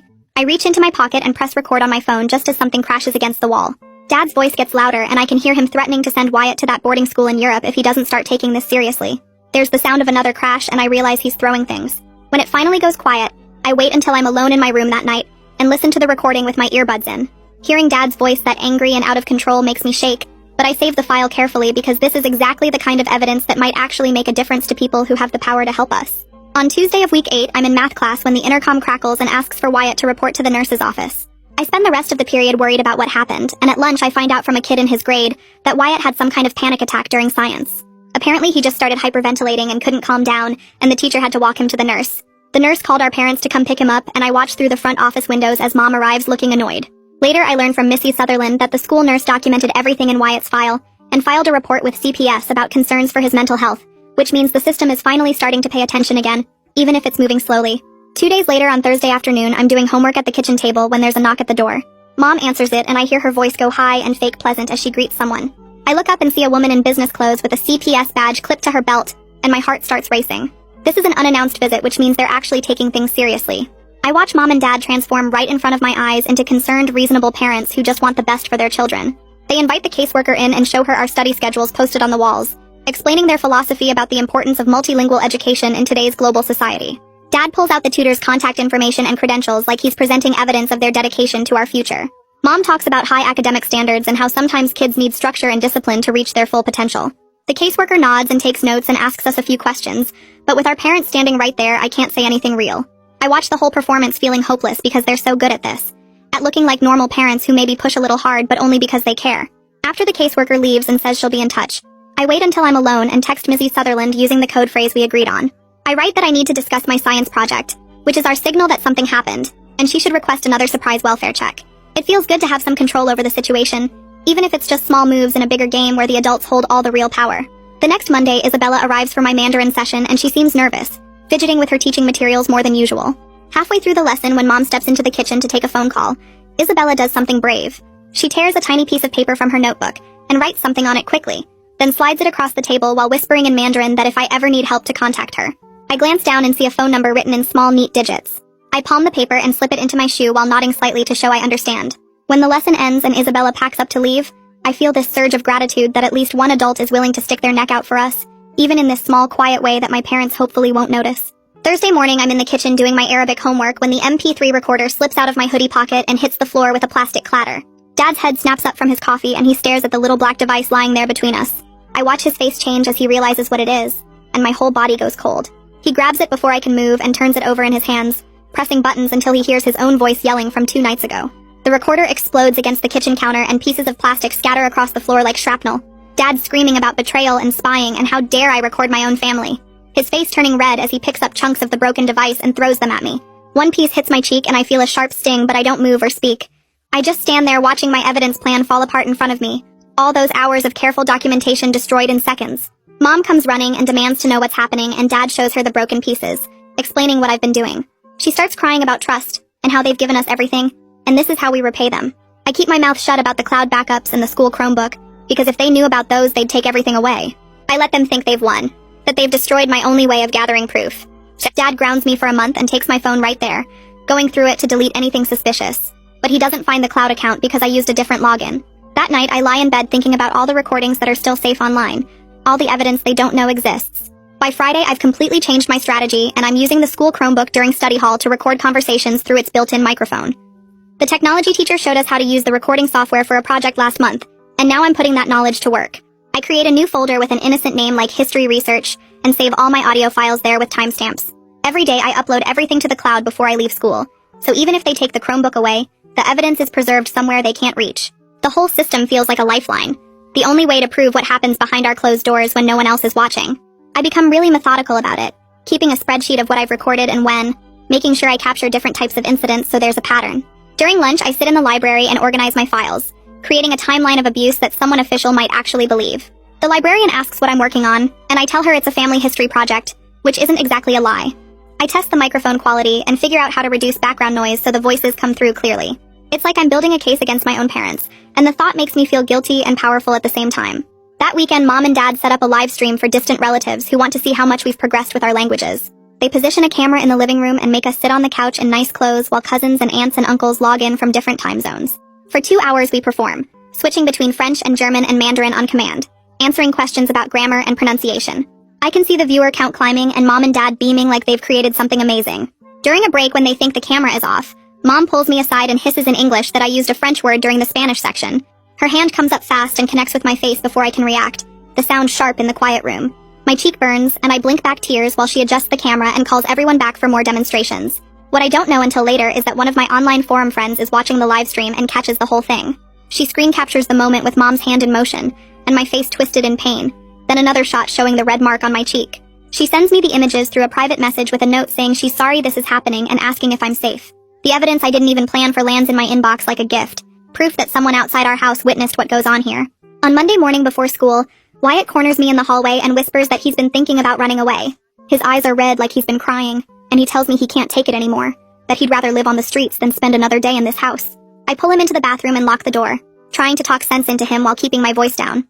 I remind him we're only 11 and 13 with nowhere to go and no money, that we'd end up in way worse situations than we're in now. He argues that anything would be better than this, but I can see the fear behind his words, the desperation of a kid who just wants the pain to stop. I convince him to trust my plan to build enough evidence for CPS to remove us permanently this time, even though I'm not completely sure I believe it myself. I show him some of the screenshots and tell him about the audio files saved in the cloud, about the child advocate attorney who's reviewing everything. Wyatt's hands shake as he looks at the images on my phone, and I realize how much pressure I'm putting on him by asking him to hold on. I promise him that if the plan doesn't work in 2 more weeks, we'll figure something else out together. He nods slowly and wipes his eyes, and we leave the bathroom separately so no one gets suspicious. All day I watch him in the hallways between classes, making sure he doesn't bolt, praying he can hold it together just a little longer. That Wednesday, I lock myself in the bathroom after dinner and carefully photograph the bruises on my ribs from where Dad shoved me into the table edge the night before. I make sure the date and timestamp are visible in the corner of each image, taking multiple angles to show the full extent of the damage. The bruises are dark purple and yellow, spreading across my side in the exact shape of the table corner. I pull up my email on my phone and compose a message to the child advocate attorney through the secure address Miss Sutherland gave me. Writing out exactly how I got each injury makes me feel clinical and detached, like I'm reporting on someone else's life instead of my own. I describe the argument that led to the shove, the impact of my body against the wood, the pain that made it hard to breathe for the next hour. I attach all the photos and hit send before I can second guess myself. The email disappears into the internet, and I sit on the bathroom floor wondering if anyone will actually do anything with this information, or if it'll just get filed away with all the other reports that didn't help us the first time. Mom bangs on the door asking what's taking so long, and I flush the toilet for effect before washing my hands and coming out. That night, the bruises throb every time I move, but I don't take any pain medication because I want to remember exactly how this feels. By Thursday afternoon, I get an email from the attorney saying she's filed an emergency motion for an in-camera interview, where Wyatt and I can talk to the judge privately without our parents present. She explains that this is our chance to tell our story directly to the person who makes decisions about our placement, that the judge will ask us questions about what's been happening, and we need to be completely honest. I feel hope and terror in equal measure because this could either save us or make everything so much worse if it doesn't work. If the judge doesn't believe us or thinks we're exaggerating, we'll go right back home and our parents will know we tried to get away again. The thought of their reaction if we fail makes my stomach hurt. I forward the email to Wyatt with a short message telling him to be ready to tell the truth when the time comes. He responds with just a thumbs up emoji, but I know he's as scared as I am. That night I can't sleep, running through everything I want to say to the judge, trying to find words that will make an adult understand how desperate our situation really is. Everything changes on Friday when Mom and Dad call us into the living room before breakfast and announce they're withdrawing us from the school to homeschool us. Dad explains that public school is interfering with our language education, and they've decided we'll learn better at home with full-time tutors. Mom adds that this way they can monitor our progress more closely and make sure we're not wasting time on subjects that don't matter. I realize immediately what's happening, that they somehow know something is going on, and they're trying to cut off our access to mandated reporters like Mr. Sutherland. Without school, we'll have no way to contact anyone outside the house, no opportunity to document what happens or send evidence to the attorney. We spend the whole weekend trapped inside with no phone access and no computer time except for supervised language practice. The walls feel like they're closing in, and I watch Wyatt retreating into himself, barely speaking even during meals. I try to catch his eye to signal that we'll figure something out, but he won't look at me. Sunday night, I lie awake thinking about how perfectly they've isolated us, how smart they were to realize the danger and shut it down before we could escape. What I don't know is that Mrs. Sutherland files a new report with CPS on Monday morning, citing the suspicious timing of our sudden withdrawal from the school. She documents the pattern of our parents pulling us out right after the emergency motion was filed, noting that this appears to be retaliation and an attempt to prevent us from accessing help. She includes copies of all the evidence I've given her and requests an immediate welfare check. I have no way of knowing any of this is happening because I'm stuck at home with no contact with the outside world, but later I'll learn that she refused to let our case drop just because we disappeared from campus. She calls the attorney and they coordinate their efforts, building a case even without our direct involvement. Mrs. Sutherland tells the caseworker about the bruises she photographed, the audio recordings, the pattern of escalating abuse, and insists that our removal from the school is itself evidence of danger. The homeschool schedule is absolutely crushing, with tutors arriving at 8 in the morning and staying until 8 at night. Mom or Dad supervises every single moment, sitting in the room during lessons and watching us during breaks. I can't even go to the bathroom without one of them standing outside the door, asking what's taking so long if I'm in there more than 2 minutes. Wyatt and I communicate only in desperate glances across the table, trying to convey support and solidarity without words. The French tutor comes at 8, followed by German at 10, Mandarin at noon, Arabic at 2, Russian at 4, and Japanese at 6. We get 15-minute breaks between sessions to eat something quick and use the bathroom. My brain feels like mush by the end of each day, unable to absorb any more vocabulary or grammar rules. At night, I collapse into bed too exhausted to even think about escape plans or evidence gathering. The isolation is complete and suffocating. Every hour accounted for. Every moment monitored. Late Tuesday night, I wake up at 2 in the morning and realize everyone else is asleep. I slip out of bed as quietly as possible and creep downstairs, avoiding the creaky spots on the stairs that I've memorized over the years. I unlock the back door and step into our backyard, the grass cold and wet under my bare feet. I pull out my phone, which I'd hidden in my pillowcase, and check for Wi-Fi signals. Our neighbor's network isn't password protected, and I connect immediately, my hands shaking as I open my email. I send quick updates to Miss Sutherland and the attorney explaining that we've been withdrawn from the school and are being homeschooled with constant supervision. I tell them I have no way to gather more evidence or communicate regularly. I attach the screenshots from the live stream that my forum friend sent me. Sitting in the dark grass typing frantically before someone notices I'm gone, I feel like a spy in my own life, stealing moments of connection to the outside world. A light turns on upstairs and I quickly disconnect, delete my browser history and slip back inside. My heart pounds as I climb the stairs and slide back into bed, praying no one heard me leave. The phone goes back in its hiding spot, and I lie there in the dark, knowing that message might be my last contact with anyone who can help us.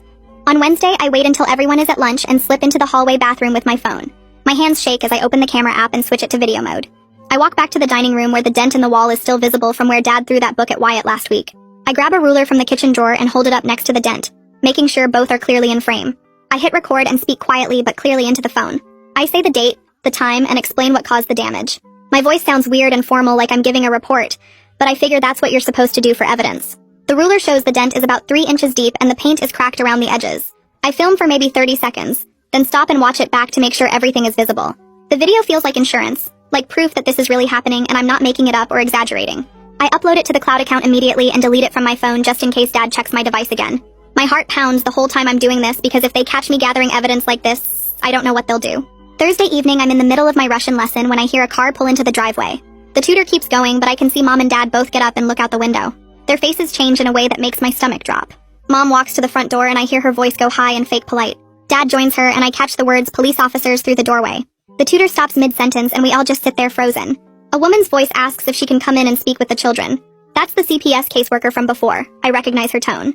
Mom says, of course, they're always happy to cooperate, but her hands are clenched into fists at her sides. 2 police officers come in behind the caseworker and suddenly the whole energy of the house shifts. Dad can't hide his anger even though he's trying to smile. His jaw is tight and his voice has this edge to it. The caseworker asks to speak with Wyatt and me separately, and our parents immediately start objecting. They say we're in the middle of important lessons, that this is disruptive, that they weren't given proper notice. But the caseworker just looks at the police officers and one of them steps forward slightly. Dad's mouth snaps shut. Mom's fake smile gets even more stretched. The caseworker says it won't take long and asks us to come with her to the kitchen. I feel the power dynamic shifting slightly.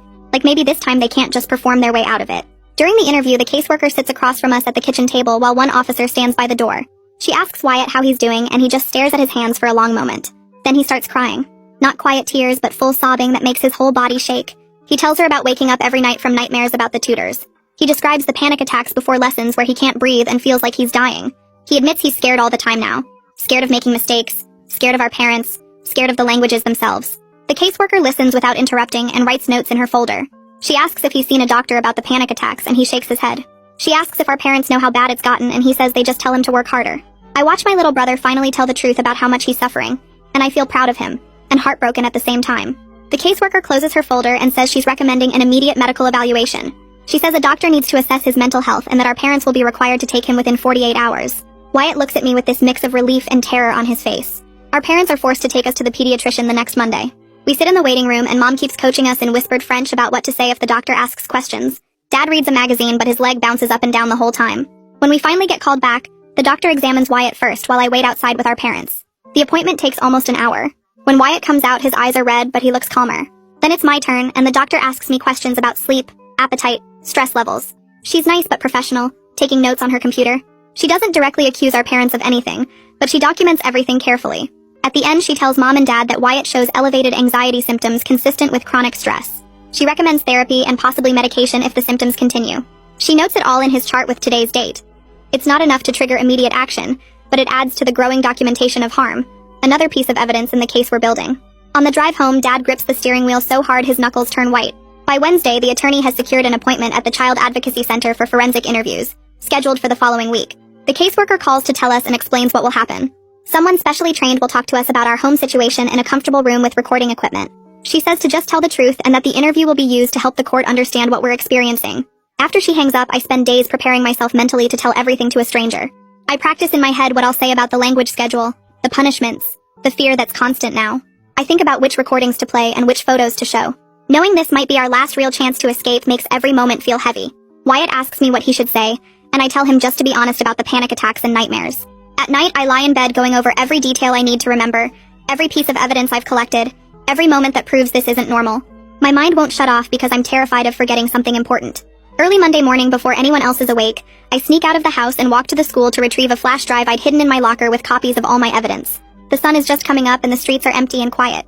My breath makes clouds in the cold air. The walk takes about 20 minutes and the whole time I keep looking over my shoulder expecting to see Dad's car. The school building is locked, but I know which side entrance sometimes doesn't latch properly. I slip inside and the hallways are dark and echo with every step. My locker combination takes 3 tries because my hands are shaking. The flash drive is right where I left it, taped to the back panel behind my textbooks. I grab it and shove it deep in my pocket. Getting it feels like a small victory, like I've outsmarted them at least in this one small way. Dad has confiscated my bags and devices, but he doesn't know about this backup. On the walk home, I take a different route just in case, cutting through yards and side streets. I make it back inside and upstairs before anyone wakes up. The flash drive goes into a new hiding spot inside the lining of my winter coat that's hanging in the closet. Louise visits on Sunday and I hope she'll finally see what's really happening.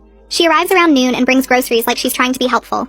Mom and Dad are all smiles and gratitude, playing the role of reasonable parents with a successful adult daughter. We sit in the living room and Louise asks how our studies are going. I want to tell her everything, but Wyatt shoots me a warning look. Instead, I say it's fine and she seems satisfied with that.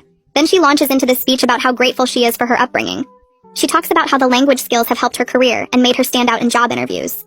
She says Mom and Dad pushed her hard, but it made her stronger and more disciplined.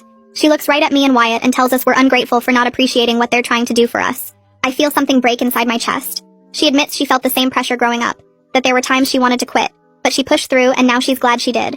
I realize she's so deep in denial about her own trauma that she can't acknowledge ours. She's convinced herself that the fear and exhaustion and punishment were worth it, and admitting we're suffering would mean admitting she suffered too. After she leaves, I go to my room and cry. The forensic interview on Wednesday is terrifying and relieving at the same time. The Child Advocacy Center doesn't look scary from the outside, just a regular building with a small waiting area. A woman introduces herself as the interviewer and leads Wyatt and me to separate rooms. Mine has comfortable chairs and soft lighting and toys on shelves even though I'm too old for toys. The interviewer sits across from me and explains that everything is being recorded, but it's just for the court, not for my parents to see. She asks me to tell her about my home life, and I start with the language schedule. I explain Monday through Sunday, the different languages, the punishments for mistakes. She doesn't interrupt or look shocked, just nods and asks gentle questions. She wants to know specifics about the punishments, so I describe the slapping, the thrown books, the bruises. I show her photos on the flash drive. Then I tell her about the recordings I've made and she asks if I can play some. I choose the one where Dad is threatening us about the boarding school. His voice fills the room, angry and mean, and when it ends, she just nods like she understands exactly how serious this is. We talk for almost 2 hours. She asks about school, friends, sleep, food, everything.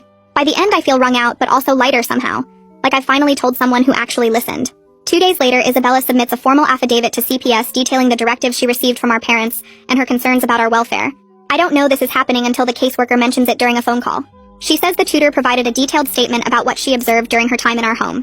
Reading her statement later through the attorney, I learned she documented Wyatt's panic attacks during lessons, the visible injuries she saw on both of us, and the extreme pressure we were under. She wrote about how our parents monitored every session but couldn't understand what was being taught. She described the fear she saw in our faces and the way we flinched when our parents entered the room. She noted that the language instruction was far beyond age-appropriate levels, and that the schedule allowed no time for normal childhood activities. Knowing she was paying attention the whole time makes me feel less invisible, like at least one adult saw what was really happening and decided to do something about it. The emergency hearing happens the following Tuesday, and the attorney tells us to dress nicely. We sit in a courtroom that's smaller than I expected, just the judge and some lawyers and a court reporter. The judge reviews all the evidence, including the recordings, photos, medical documentation, and witness statements. She listens to parts of the audio files through headphones, and her face stays neutral, but her eyebrows go up at certain points. She reads Isabella's affidavit and the pediatrician's notes. She asks the caseworker questions about the home visits and the sudden withdrawal from the school. Our parents sit with their lawyer looking tense and angry. When the judge finally speaks, she says she's ordering a safety plan. Our parents have to re-enroll us in the school immediately, attend parenting classes twice a week, and submit to unannounced home visits from CPS. She says any violation of the plan will result in immediate removal. She also orders that we continue therapy and that the language tutoring schedule must be reduced to no more than 1 hour per day total.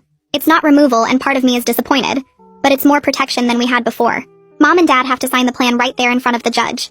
Walking out of the courthouse, I feel like maybe things might actually get better, or at least less worse.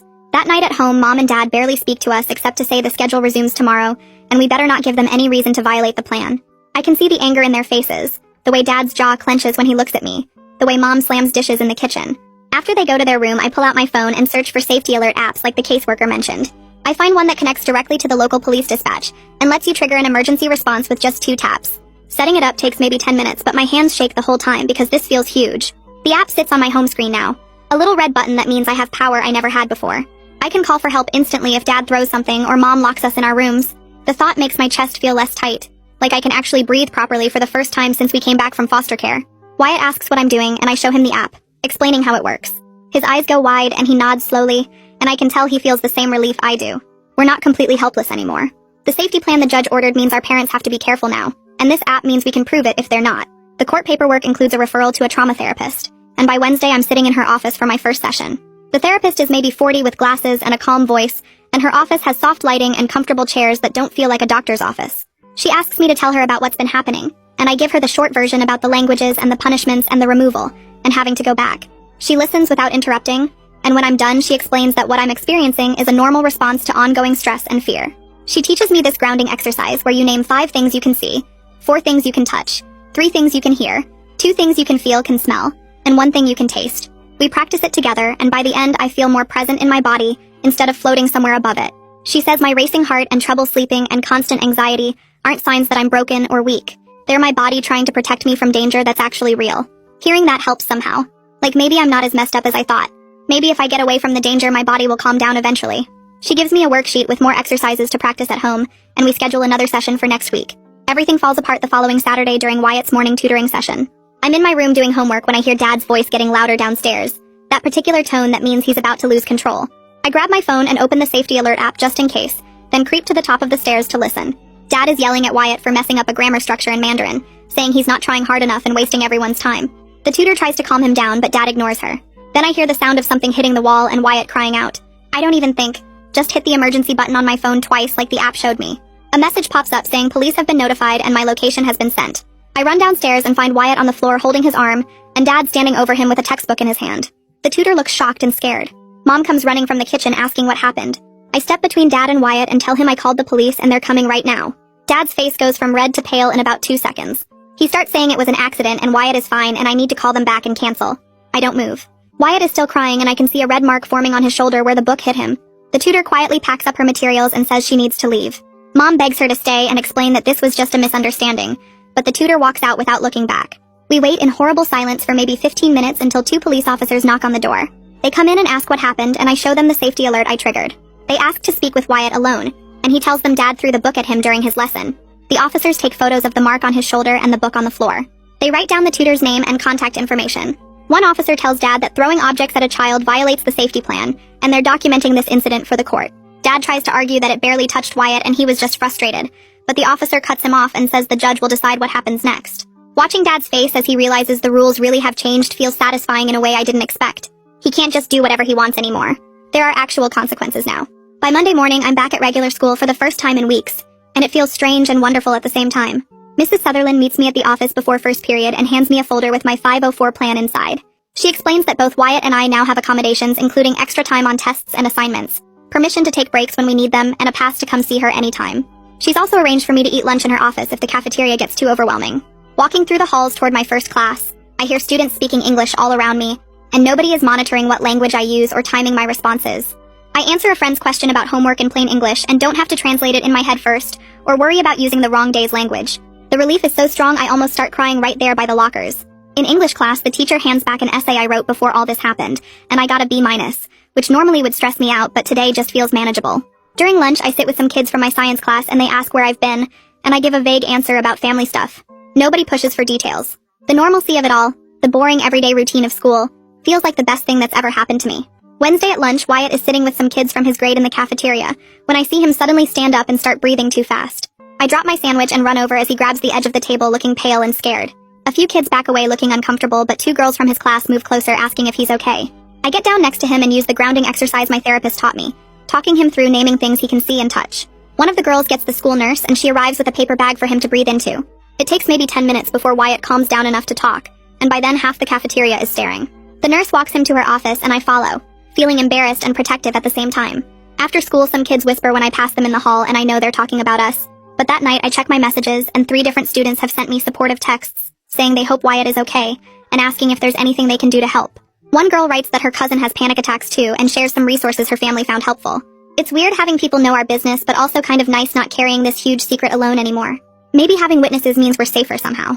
Friday afternoon, the CPS caseworker pulls Wyatt and me out of class for a meeting in Mrs. Sutherland's office. She brings documentation of the weekend incident with Dad and explains that combined with the previous violations, she's recommending we be placed in foster care again.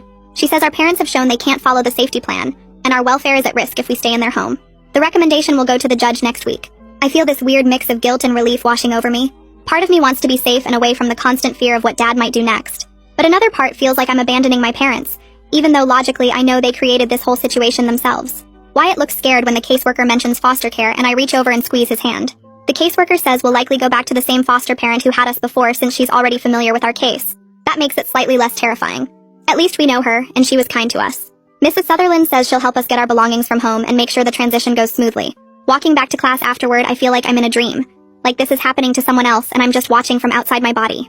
The following Monday, a social worker picks us up from the school with garbage bags for our clothes and drives us to the foster home. The foster mom opens the door and gives us both quick hugs, saying she's glad we're back even though she wishes it was under better circumstances. The house looks exactly the same as I remember, comfortable and quiet and normal. She shows us to our rooms, which still have the same beds and dressers we used before. Dinner is spaghetti, and she doesn't ask us to speak anything except English. Doesn't quiz us on vocabulary or grammar. Doesn't monitor what we say. We just eat and talk about regular stuff like school and homework and what we want to watch on TV later. The absence of pressure feels so big I don't know what to do with all the empty space in my head where stress used to live. After dinner, I help load the dishwasher and the foster mom thanks me, but doesn't make it into some big lesson or test. It's just a normal household chore. That night, lying in bed, I listen to the quiet house and realize I'm not scared about what tomorrow will bring. Nobody is going to burst in and start yelling about languages or throw things or lock me in this room. I'm just going to wake up and go to the school and come back here and do homework and sleep. The simplicity of it feels almost too good to be true. 2 weeks later, we're back in family court, and the judge reviews all the recent documentation, including the weekend incident, and the tutor's statement, and the police report. She extends our foster placement for at least 6 months, and orders our parents to complete parenting classes and anger management counseling before they can even have supervised visits with us. The judge says in a stern voice that the safety plan was their opportunity to demonstrate they could parent appropriately, and they failed that test. Mom cries in the courtroom and Dad sits there looking angry and defeated. Louise is there too, and she glares at me like this is all my fault, but I don't look away. The judge's ruling feels like someone in authority finally validating that what happened to us was real and wrong, not just us being difficult kids who didn't appreciate our parents' efforts. Walking out of the courthouse afterward, I feel lighter somehow, like a weight I've been carrying for years just lifted off my shoulders. The caseworker says we'll have check-ins every month and therapy will continue, but for now we're safe where we are. In my new school, I decide to take Spanish as an elective because I actually want to learn it now that nobody is forcing me. The teacher is young and enthusiastic and makes language learning feel fun instead of like a test I might fail. She teaches us songs and games and cultural information about Spanish-speaking countries. When I mess up a verb conjugation, she just corrects me gently and moves on. No punishment or anger or disappointment. The other students in class are learning at different speeds and nobody treats that like a moral failing. I realize that language learning can actually be enjoyable when it's your choice, and when mistakes are treated as normal parts of the process. During one class, we watch a video about a festival in Spain, and the teacher asks what we think about it, and I answer in English without even thinking about it, and she's totally fine with that. The freedom to use whatever language I need to express myself feels revolutionary. Maybe someday I'll actually become fluent in Spanish, but it'll be because I chose it, not because someone threatened me into it. After 3 weeks in foster care, Wyatt starts sleeping through most nights without waking up from nightmares. His therapist tells the caseworker he's making good progress even though he still has bad days sometimes. I watch my little brother slowly relax and act more like a normal 11-year-old, laughing at dumb jokes and playing video games and complaining about homework in ways that feel wonderfully ordinary. He's still anxious sometimes and loud noises make him jumpy, but he's not having panic attacks every other day anymore. Seeing him get better makes me feel like we made the right choice even though it was terrifying to trigger that app and call the police and basically blow up our family. The foster mom says healing isn't linear and we'll both have setbacks. But the important thing is we're safe now and have time to figure out who we are without constant fear. Some days I still feel guilty about what happened to Mom and Dad, but then I remember the bruises and the thrown books and Wyatt crying before his lessons, and I know we couldn't have kept living that way. We saved ourselves and maybe that's enough for now. 6 weeks later, Mom and Dad finished their court-ordered parenting classes, and the judge approved supervised visits at a family center downtown. The first visit happens on a Saturday afternoon, and I sit across from them at a table with plastic chairs, while a social worker named Mrs. Avery watches from a desk in the corner. Mom keeps her hands folded on the table, and Dad asks how school is going in this weird formal voice like we're strangers at a job interview. I tell them school is fine, and Wyatt says his math teacher is nice, and there's this horrible silence where nobody knows what to say next. Mom starts crying quietly, and Dad puts his hand over hers but doesn't look at us, and the whole thing lasts exactly 1 hour that feels like 6. Walking out to the foster mom's car afterward, my phone buzzes with a text from Louise that's really long, like 3 screens worth of words. I read the first part where she says she's sorry we got hurt, but she still thinks languages are beautiful. And maybe Mom and Dad just loved us too much in the wrong way. The rest is her explaining how she turned out okay, and how she's grateful for what she learned even if the methods were harsh. I don't know what to say back, so I just save the message in a folder and tell myself I'll think about it when I'm ready. Maybe in a few months or maybe never. One evening after dinner, I'm sitting on the bed in my foster room with my laptop, and I open the support forum where I first posted months ago, asking if my situation was actually abuse. I create a new anonymous account and start typing out everything that happened from the beginning with the 6-language schedule through the removal and court and coming back here. My fingers move fast across the keyboard, and I don't stop to edit or make it sound good. Just let the whole story pour out in one long post that takes me almost an hour to write. I read it over once to make sure I didn't include any identifying details, then hit submit before I can change my mind. Within 20 minutes, people start responding with comments like, "This is absolutely abuse," and "I'm so glad you're safe now," and "Your parents need serious help." Someone shares a similar story about their mom forcing them to practice violin 8 hours a day, and another person says they reported their parents for educational abuse too. Reading through the responses makes my chest feel warm and tight at the same time, because these people believe me and understand, and nobody is saying I'm being dramatic or ungrateful. There's no happy ending to write because mom and dad are still doing supervised visits, and Wyatt still has nightmares sometimes, and I don't know if our family will ever be normal. But typing out the truth and having people see it matters in a way I can't fully explain. Walking home from my Spanish class the next Wednesday, I practice saying, "Me gusta aprender español," out loud to myself, then immediately switch to English and say, "I like learning Spanish," just because I can. Nobody is monitoring which language comes out of my mouth or timing how long I stay in each one, or threatening punishment if I mix them up. The freedom to choose feels like something I stole back from mom and dad, like reclaiming a part of myself they tried to own. I think about how healing probably isn't about forgetting what happened or pretending it didn't mess me up, but about deciding who I want to be now that I'm safe. Maybe I'll keep learning Spanish because I actually enjoy it, or maybe I'll quit and try something completely different like art or music. The point is, it's my choice now and that's what matters most. So yeah, that's basically it. Nothing scripted, nothing perfect, just me talking through it. Thanks for sticking around, it's always chill sharing these with you.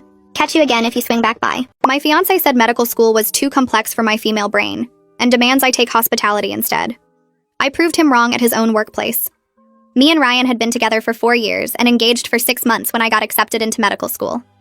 I'd been working toward this since high school, taking all the right classes, volunteering at hospitals, studying for the MCAT for months, getting letters of recommendation from professors who believed in me. When the acceptance letter came, I was crying happy tears thinking about finally achieving my dream of becoming a doctor. I called Ryan immediately expecting him to be proud of me. Instead, he got quiet and said we needed to talk about this in person. When he came over that night, he sat me down like he was about to deliver bad news. He said medical school wasn't realistic for our future together. He said it was 7 years minimum between school and residency, and that would mean putting our life on hold. I told him we could make it work. Lots of couples did. He shook his head and said those couples didn't last because the woman got too focused on her career and forgot about her family. He actually used the word forgotten like I'd abandon him the second I put on a white coat. He suggested I look into something more practical, like human resources or maybe hotel management. He said those were good careers for women because they had regular hours and wouldn't be too demanding when we had kids. I thought he was joking at first, but his face was completely serious. He pulled out his phone and showed me statistics about divorce rates for female doctors and how many of them ended up single and childless. He said he didn't want that for me, for us. I told him being a doctor had been my dream since I was 8 years old, watching my grandmother die from cancer while her doctor saved her life. He said dreams change when you grow up and get engaged. He said his sister Kelly was perfectly happy as an administrative assistant, and his mother Linda never worked outside the home, and they were both fulfilled women. The next few weeks were constant fights about this. He'd leave brochures for business programs on my desk. He'd point out every tired-looking female doctor we saw and say that could be me in 10 years, exhausted and alone. He introduced me to his coworker's wife who quit nursing school to support her husband, and she seemed so happy according to him. He'd make comments about how medical school would make me hard and unfeminine. He said patients don't respect female doctors anyway, so why put myself through that? He told his parents I was considering medical school like it was some crazy phase I was going through. His mother called me to say Ryan was worried about me making impulsive decisions. His father sent him articles about how women who earn more than their husbands have unhappy marriages. Ryan would forward them to me with messages like, "Something to think about." Then he started getting mean about it. When I studied for my biology final, he'd say I was wasting time on something I'd never use. When I shadowed doctors at the hospital, he'd ask if I was trying to find a rich doctor to replace him. When his friend asked about wedding planning, Ryan said we were waiting until I got over my doctor fantasy. He started calling it my little medical phase in front of people. The breaking point came when he told me he wouldn't pay for any wedding if I enrolled in medical school. He said he wasn't going to celebrate a marriage that was doomed from the start. He said if I loved him, I'd choose a career that supported our relationship instead of destroying it. He actually printed out applications for the local community college's hospitality program and filled out the first page for me. That's when I realized he'd never see me as his equal. So I enrolled in medical school anyway and didn't tell him. I deferred for 1 semester to figure things out. During that time, I got a job at the medical supply company where Ryan worked as a sales manager. He was thrilled, thinking I'd given up on medical school to be closer to him. I let him think that. I became the top performing sales associate in 3 months, because unlike Ryan, I actually understood the medical equipment I was selling. Doctors started requesting me specifically because I could answer their questions with actual knowledge instead of rehearsed sales pitches. The company owner Douglas noticed and offered me a promotion to regional sales coordinator. Ryan was furious because that was the position he'd been wanting. Douglas told him maybe if he understood medicine better like I did, he'd be more qualified. At the company Christmas party, Douglas announced they were sponsoring one employee to attend medical school part-time while working. They'd created this program specifically for me because I'd increased their sales by 40% in 6 months by actually knowing what I was talking about. Ryan's face went white. The room goes completely silent after Douglas's announcement, and I can feel every single person staring at Ryan's frozen face. My heart is pounding so hard I'm sure people can hear it, but I keep my expression calm and professional, even though I want to jump up and scream with joy. Douglas continues explaining that the company will cover my tuition and books while I work reduced hours, and he emphasizes how my medical knowledge has transformed their client relationships and sales numbers. Ryan's coworker nudges him and whispers something, but Ryan just sits there staring at his plate like he's been turned to stone. I watch his jaw clench and unclench as Douglas keeps talking about how I increased sales by 40% in just 6 months by actually understanding the equipment instead of memorizing scripts. The other sales managers are nodding and smiling at me, and I can see some of them shooting looks at Ryan that make it clear they know exactly what this means. After the announcement, several coworkers come over to congratulate me, shaking my hand and patting my shoulder. I notice Ryan slip out the side door without saying anything to anyone, and I feel a weird mix of satisfaction and relief that I don't have to face him right now. Douglas pulls me aside and says he wants to meet Monday morning to discuss the details of the sponsorship and my new schedule, and his genuine pride in my accomplishments makes me feel valued in a way Ryan never did. He tells me I've set a new standard for the sales team and that other employees are already asking about educational opportunities. I drive home alone that night and the reality of everything hits me all at once. I'm going to medical school. I have a job that respects my abilities. I just watched Ryan's attitude blow up in his face in front of everyone we work with. My hands shake a little on the steering wheel as I pull into my driveway. I call my best friend and tell her everything, and she screams so loud with excitement that I have to hold the phone away from my ear. She keeps saying she knew I could do it, that she knew Ryan was wrong about me. Ryan doesn't come home that night, and I'm honestly relieved because I need time to process everything without him trying to manipulate the situation. I spend the evening looking at my medical school acceptance letter that I've kept hidden in my desk drawer for months, and I finally let myself feel the pure joy I felt the day it arrived. I read it 3 times, touching the paper like it might disappear if I'm not careful. Monday morning, I arrive at work early for my meeting with Douglas, and he has someone from HR there to go over my new contract and schedule.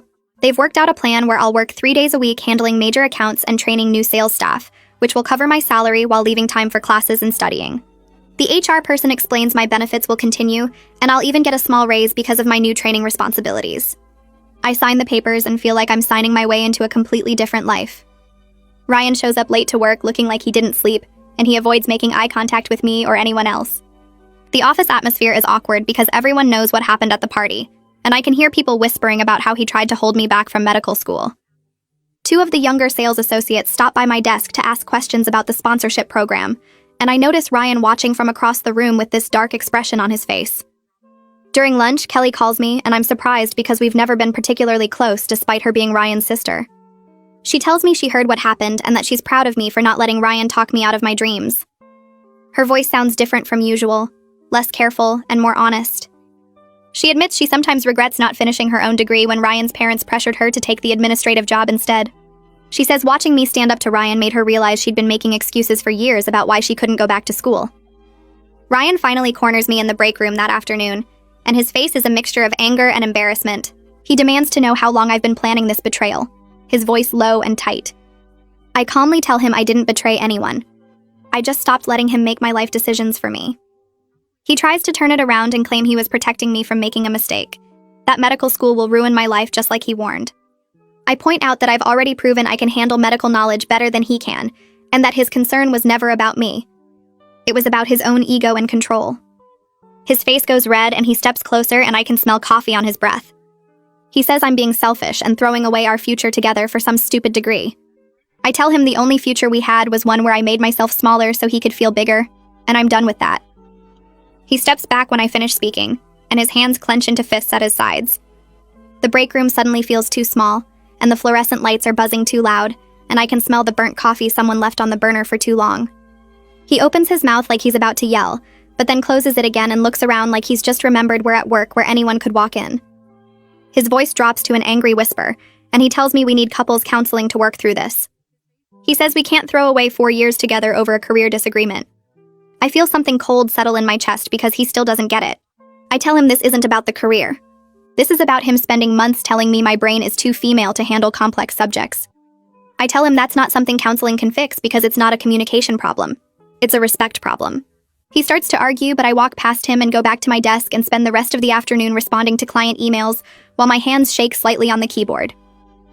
That evening, I drive home and sit in my car in the driveway for 10 minutes before I can make myself go inside. I unlock the door and walk straight to the bedroom closet and pull out the empty boxes I've been storing on the top shelf. I start packing Ryan's things because I realize I can't live with someone who spent months trying to convince me I wasn't smart enough for my own dreams. I fold his shirts and put them in boxes and pack his shoes and his cologne and his collection of sales training books he never actually read. I'm taping up the third box when I hear his key in the lock. He comes home and stops in the bedroom doorway and stares at the boxes stacked against the wall. His face goes pale and then red, and he asks what I'm doing. I tell him I'm packing his things because we're done. For the first time since this whole thing started, he seems to understand that this is actually over. He sits down on the edge of the bed and puts his head in his hands, and I keep packing. The next morning, he tries a different approach. He sits across from me at the kitchen table, and his voice is calm and reasonable, and he suddenly claims he's always supported my medical school dreams. He says I'm misremembering his concerns, and that he was just worried about the workload and the stress. I pull out my phone and scroll through my voice memos and find the one I recorded 3 months ago. I hit play, and his own voice fills the kitchen, talking about how female doctors are unfeminine and unhappy, and how patients don't respect women in medicine. His face goes white as he listens to himself, and he can't deny his own words. He moves out that weekend and takes his boxes and his furniture and the coffee maker he bought last year. His parents call me multiple times trying to convince me to reconsider. They say Ryan is devastated and that I'm being cruel. Linda actually has the nerve to say I'm throwing away a good man over pride. I tell her that wanting to use my brain isn't pride, it's self-respect. She hangs up on me. 2 weeks pass in a blur of paperwork and apartment cleaning and preparing for the biggest change of my life. My first day of medical school arrives, and I wake up at 5 in the morning even though my first class isn't until 9. I drive to campus and park in the student lot and walk toward the medical education building with my new backpack and my orientation folder. I walk into the building feeling like I'm finally living the life I was supposed to have all along. The lobby is full of other first-year students who look excited and nervous, and nobody questions whether my female brain can handle the material. I find my assigned classroom and sit in the 3rd row, and a woman next to me introduces herself and asks what specialty I'm interested in. Balancing work and school turns out to be more challenging than I expected, but Douglas has been incredibly supportive. My coworkers step up to help cover accounts when I have exams, and they text me good luck messages before big tests. Ryan, meanwhile, has been moved to a different territory because too many clients were asking why I wasn't their representative anymore. I hear through office gossip that he complained to Douglas about the reassignment, but Douglas told him the clients make the requests, and the company follows them. 3 weeks into the semester, I run into one of Ryan's friends at a coffee shop near campus. He's waiting for his order, and I'm studying at a corner table, and he sees me and walks over looking uncomfortable. He sits down without asking and tells me awkwardly that Ryan has been telling people I cheated on him, and that's why we broke up. I'm angry but not surprised. Ryan can't admit that his own behavior destroyed the relationship, so he has to make me the villain in his version. During my anatomy class the following week, I realize I'm actually understanding the material better than I expected because of my 6 months selling medical equipment. My professor is explaining surgical instrument design, and I raise my hand and add details about how different specialties prefer different handle grips based on the procedures they perform. She stops and asks how I know that, and I explain about my sales background. She's impressed by how I connected practical application to theory, and after class she tells me that real-world experience makes better doctors. Douglas asks me to help train the new sales associate who's replacing my old territory. I spend a day showing her how understanding the medical side makes the sales side easier. I explain the anatomy behind why certain instruments are shaped specific ways, and how to talk to surgeons about their actual needs, instead of just reading product specifications. She tells me the other sales managers just memorize scripts, but I taught her to actually understand what the equipment does, and why doctors need it. Ryan's replacement in the regional coordinator position starts the following Monday. Her name is Sienna Hopkins, and she has a nursing background and 10 years of hospital experience. She and I immediately connect over our medical knowledge during the morning meeting. After the meeting ends, she stops by my desk and tells me Douglas specifically wanted someone with healthcare experience after seeing how much it mattered. She says she's excited to work with someone who understands both sides of the business. 3 months pass, and I'm maintaining good grades while still doing well at my reduced work schedule. My anatomy professor writes me an email praising my last exam score, and my biochemistry lab partner tells me I explain concepts better than the teaching assistant. I study with 2 other women in my class who are also engaged, and their partners text them encouragement during study sessions and bring them coffee during late-night cramming. One of them shows me a message from her fiancé saying he's proud of how hard she's working, and I realize how different that is from what Ryan used to say. Her partner thinks her ambition is attractive instead of threatening. The other woman's fiancé is also in graduate school, and they quiz each other on their respective subjects and treat their education like a team effort. Watching them makes me understand that Ryan's attitude wasn't normal or protective like he claimed. It was controlling and small and meant to keep me from growing past him. I hear through the office that Ryan is dating someone new. Her name comes up during a sales meeting when someone mentions she works reception at one of our client hospitals. Sienna tells me later that the woman never went to college and works the front desk answering phones and scheduling appointments. Part of me feels bad for her because I know exactly what Ryan will do. He'll be sweet at first, and then slowly start suggesting she doesn't need to take that online course or apply for that promotion. He'll tell her she's perfect just the way she is while making sure she stays exactly where he can manage her. But mostly, I just feel grateful that I'm not her anymore. Kelly texts me out of nowhere on a Tuesday afternoon asking if I want to meet for coffee. I'm surprised because we haven't talked much since the breakup beyond awkward small talk at the company Christmas party. I agree, and we meet at a place near my apartment on Saturday morning. She looks nervous when I sit down, and she starts talking fast like she's been practicing what to say.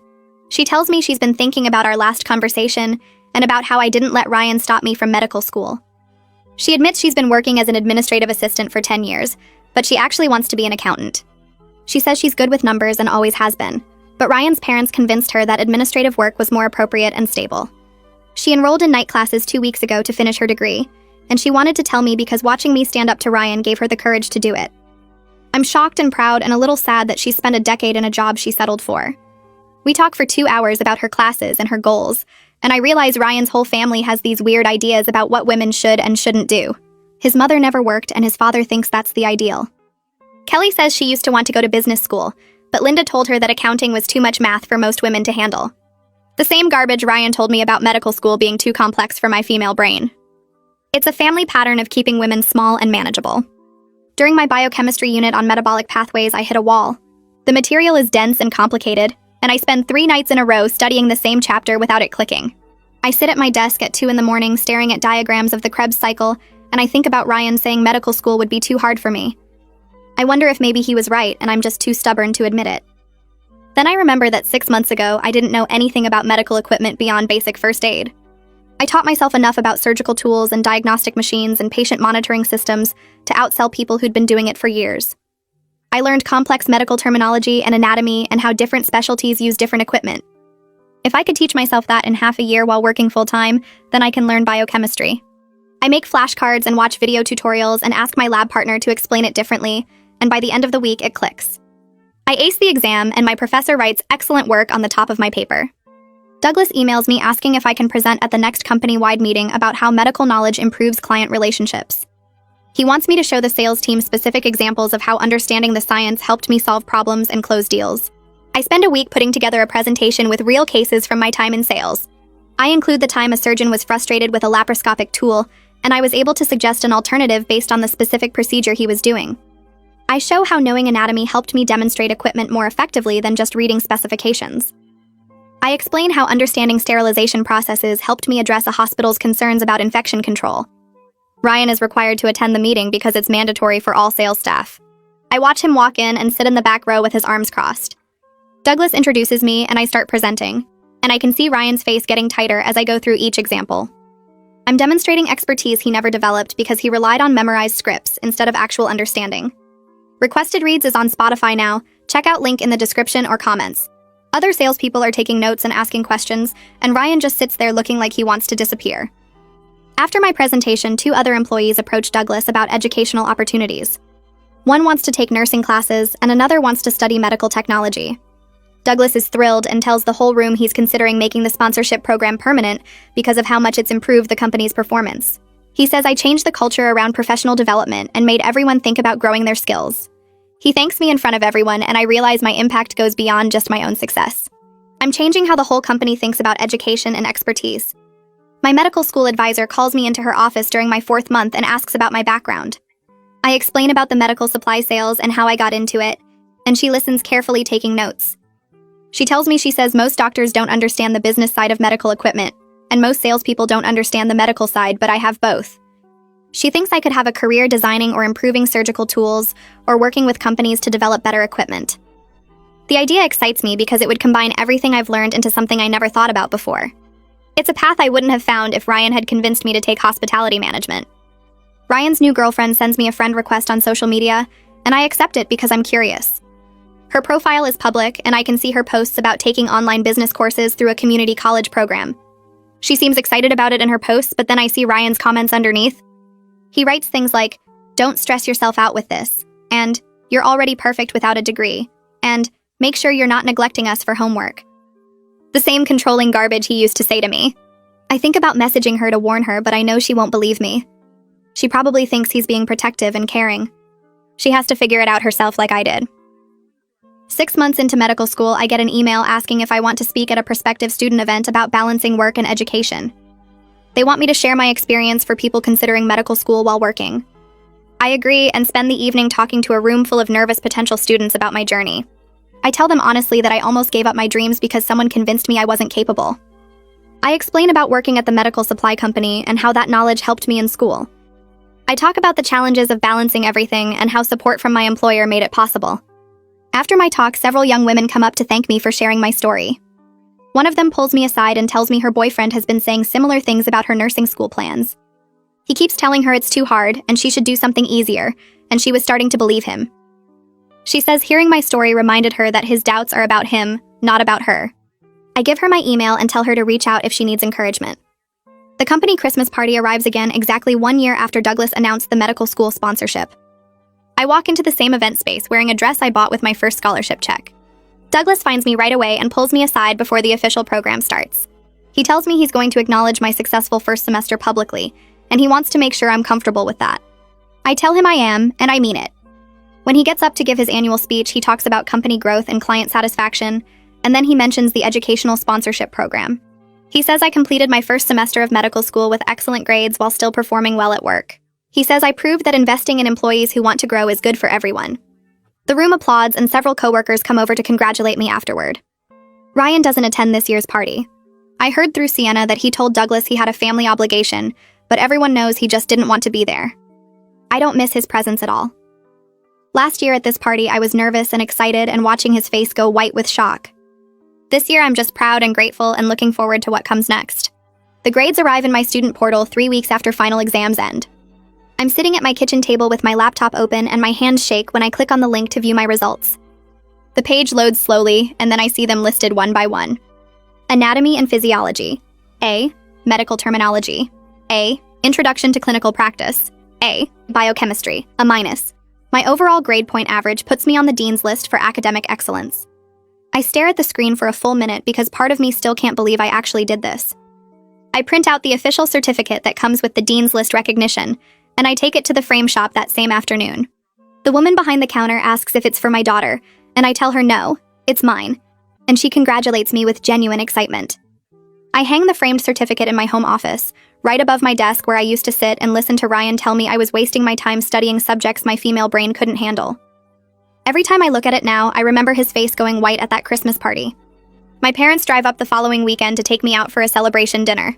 My dad hugs me in the restaurant parking lot and tells me he's proud of me for not letting anyone dim my light. My mom cries a little and says she knew I could do it, and we spend the whole meal talking about my favorite classes and what's coming next semester. They ask about work and how Douglas has been supporting my schedule, and I tell them about the reduced hours and the training I've been doing with new sales staff.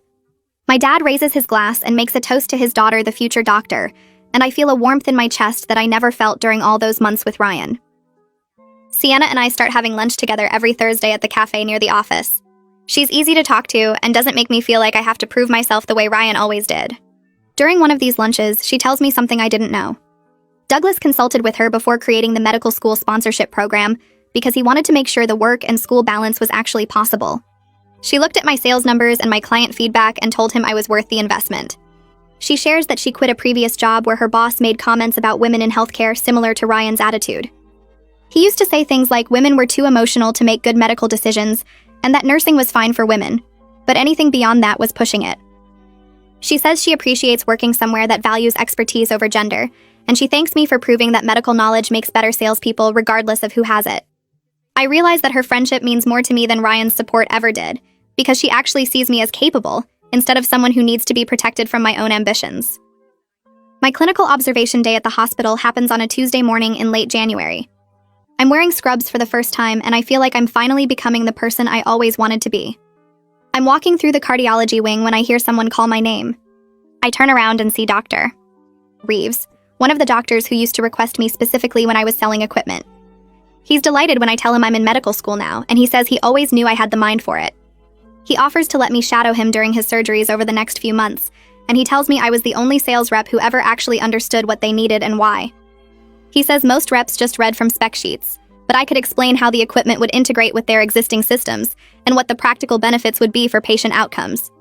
I accept his offer immediately, and we exchange contact information so he can add me to his surgery schedule. Walking out of the hospital that day, I feel like everything is finally falling into place. Ryan's parents show up at my apartment on a Saturday afternoon without calling first. I open the door and find Linda and Ryan's father standing there looking uncomfortable. Linda asks if they can come in, and I step aside to let them enter, even though I don't really want to have this conversation. Linda sits on my couch and starts talking about how Ryan is struggling and how the family is worried about him. She says he's been distant and won't talk about what happened between us. Then she pivots to telling me I made a mistake leaving him, that he was just trying to look out for my best interests. I stay calm and explain that their son spent months telling me my brain couldn't handle medical school. I gesture to the framed Dean's List certificate on my wall and tell them I'm currently proving him wrong with every passing day. I explain that he didn't want a partner. He wanted someone small enough to make him feel big. Ryan's father shifts in his seat and tries to say that Ryan just wanted me to have a good life, but I cut him off. I tell them their son told me patients don't respect female doctors and that medical school would make me hard and unfeminine. I tell them he printed out hospitality management applications and filled out the first page for me like I was a child who couldn't make my own decisions. Linda's face goes red and she stands up and says they should leave. They walk to the door and Ryan's father mutters something about young people not understanding compromise. I close the door behind them and feel relieved that I don't have to pretend to be smaller than I am anymore. My second semester starts with more advanced courses that challenge me in new ways. Pathophysiology requires me to understand disease processes at a cellular level, and pharmacology involves memorizing hundreds of drug interactions and mechanisms. I'm challenged but never overwhelmed because I learned during the first semester how to manage my time and ask for help when I need it. My study group has become close friends who support each other through the difficult material. We meet twice a week at the library, and we take turns explaining concepts to each other until everyone understands. One of my study partners is engaged to a teacher who brings us coffee during late-night study sessions and never complains about the time she spends on schoolwork. Another is married to a nurse who helps her practice physical exam techniques at home. I'm grateful for a community that lifts each other up instead of tearing each other down. We celebrate each other's successes and help each other through the hard days, and I realize this is what a supportive environment actually looks like. My professor assigns a research project on medical device innovation during my second semester, and I immediately think about my sales background. I explained to her after class that I used to sell medical equipment, and that I still have connections with doctors and medical practices throughout the region. Her eyes light up and she tells me this could be turned into a thesis project, bridges clinical practice and device development. She says most medical students only see devices from the clinical side, but I understand both the business and medical perspectives. She suggests I could research how feedback from actual users could improve device design and safety. I spend that evening making a list of doctors I could interview and equipment I could analyze, and I feel excited about combining my past experience with my current education in a way that creates something valuable. Douglas calls me into his office on a Wednesday morning and tells me the company wants to feature my story in their recruiting materials. They want to show potential employees that the company is committed to professional development and that they invest in people who want to grow. I agree because I want other women to see that it's possible to pursue big goals even when people doubt you. The recruiting director interviews me the following week, asking about my journey from sales associate to medical student. I'm honest about how close I came to giving up my dreams. I tell her about the hospitality management applications Ryan filled out for me, and about the months of being told my brain couldn't handle complex subjects. I explain how Douglas recognized my potential and created an opportunity that changed my life. She records the whole interview and tells me it's going to inspire a lot of people. I leave her office feeling like maybe my struggle can help someone else find the courage to pursue what they actually want. Kelly calls me on a Thursday evening and her voice sounds different from usual. She tells me she got accepted into an accounting program at the community college and she's going to start classes in the fall. Then her voice breaks a little and she says her parents are upset with her for going back to school at 32. Linda told her she's too old to start over and that she should focus on finding a husband instead of chasing career dreams. Kelly thanks me for showing her it's never too late to pursue what you actually want. I remind her that she's the one who made the brave choice, that I just happened to go first. I tell her about my own doubts and fears, and how I almost let Ryan convince me to give up. She laughs and says we're both proof that the women in Ryan's family are stronger than anyone gave them credit for. We talk for over an hour about her accounting classes and my medical courses, and I feel proud of both of us for refusing to stay small. During my cardiology unit in the second semester, we're studying how heart monitors work and how they detect different types of arrhythmias. The professor is explaining the technical aspects of electrode placement and signal processing, and suddenly everything clicks in my brain. I used to sell these exact monitors, and I remember the specifications and the technology behind them. I raise my hand and explain how the monitors use multiple leads to create a complete picture of the heart's electrical activity, and I describe how the newer models filter out motion artifacts that used to cause false alarms. My professor stops and asks me to come to the front of the class and explain the practical application to everyone. I walk up and draw diagrams on the board showing how the leads are positioned and why each position captures different information. Several classmates tell me afterward that my explanation made more sense than the textbook because I connected the theory to how the equipment actually works in hospitals. I realize my path to medical school wasn't traditional, but it actually gives me advantages in some areas that other students don't have. I'm helping Sienna with a presentation at a medical conference in March when I see Ryan across the exhibit hall. He's walking between booths looking at new equipment, and he clearly hasn't seen me yet. My company has a booth near the main entrance, and Sienna and I are setting up our display when Ryan walks past. He stops when he recognizes me, and his face goes through several expressions in quick succession. He looks uncomfortable and tries to avoid me by turning down a different aisle, but the conference isn't that big, and we end up in the same elevator 20 minutes later. The silence is thick and awkward, and I can feel him looking at me from the corner of his eye. Finally, as we're approaching the main floor, he mutters that I look like I'm doing well. I turn to him and simply say thank you, and then the doors open, and I walk out without looking back. Sienna is waiting for me near the registration desk, and she raises her eyebrows in a question. I shake my head and tell her it was nothing important, and we head back to our booth to finish the presentation. The rest of the conference goes smoothly, and I don't see Ryan again. I realize I don't feel angry or hurt anymore when I think about him. I just feel grateful that I chose myself instead of choosing to be small enough for someone else's comfort. My anatomy professor pulls me aside after class in late April and asks if I'd be interested in a summer research position. She explains that the hospital is testing new surgical devices, and they need someone who understands both the medical theory and the practical application. I tell her I used to sell medical equipment, and her eyes light up. She says that's exactly the perspective they need because most medical students can explain how devices should work in theory, but have no idea how they actually function in operating rooms. The interview happens 3 days later in a conference room at the hospital. I sit across from 2 surgeons and a research coordinator who ask me questions about device design and surgical procedures.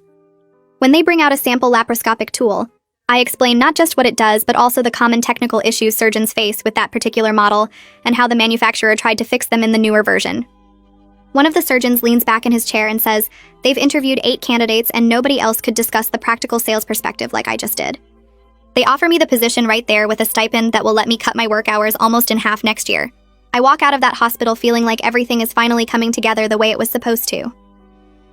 2 weeks later, Sienna calls me into her office at the medical supply company. She's been promoted to director of sales and she wants to talk about changes she's planning. She sits behind her new desk and tells me that watching my success over the past year proved something important to her. She says the company has been training sales staff to memorize scripts and product specifications, but I showed that actually understanding the medical science makes people better at their jobs. She's implementing new training programs that focus on medical education, instead of just sales techniques. She credits me directly in the company-wide email announcing the changes, and over the next few days, 3 of my former colleagues stop by my desk to thank me. One of them says he always felt stupid trying to answer doctors' questions with rehearsed responses, but now the company is actually teaching them the science behind what they sell.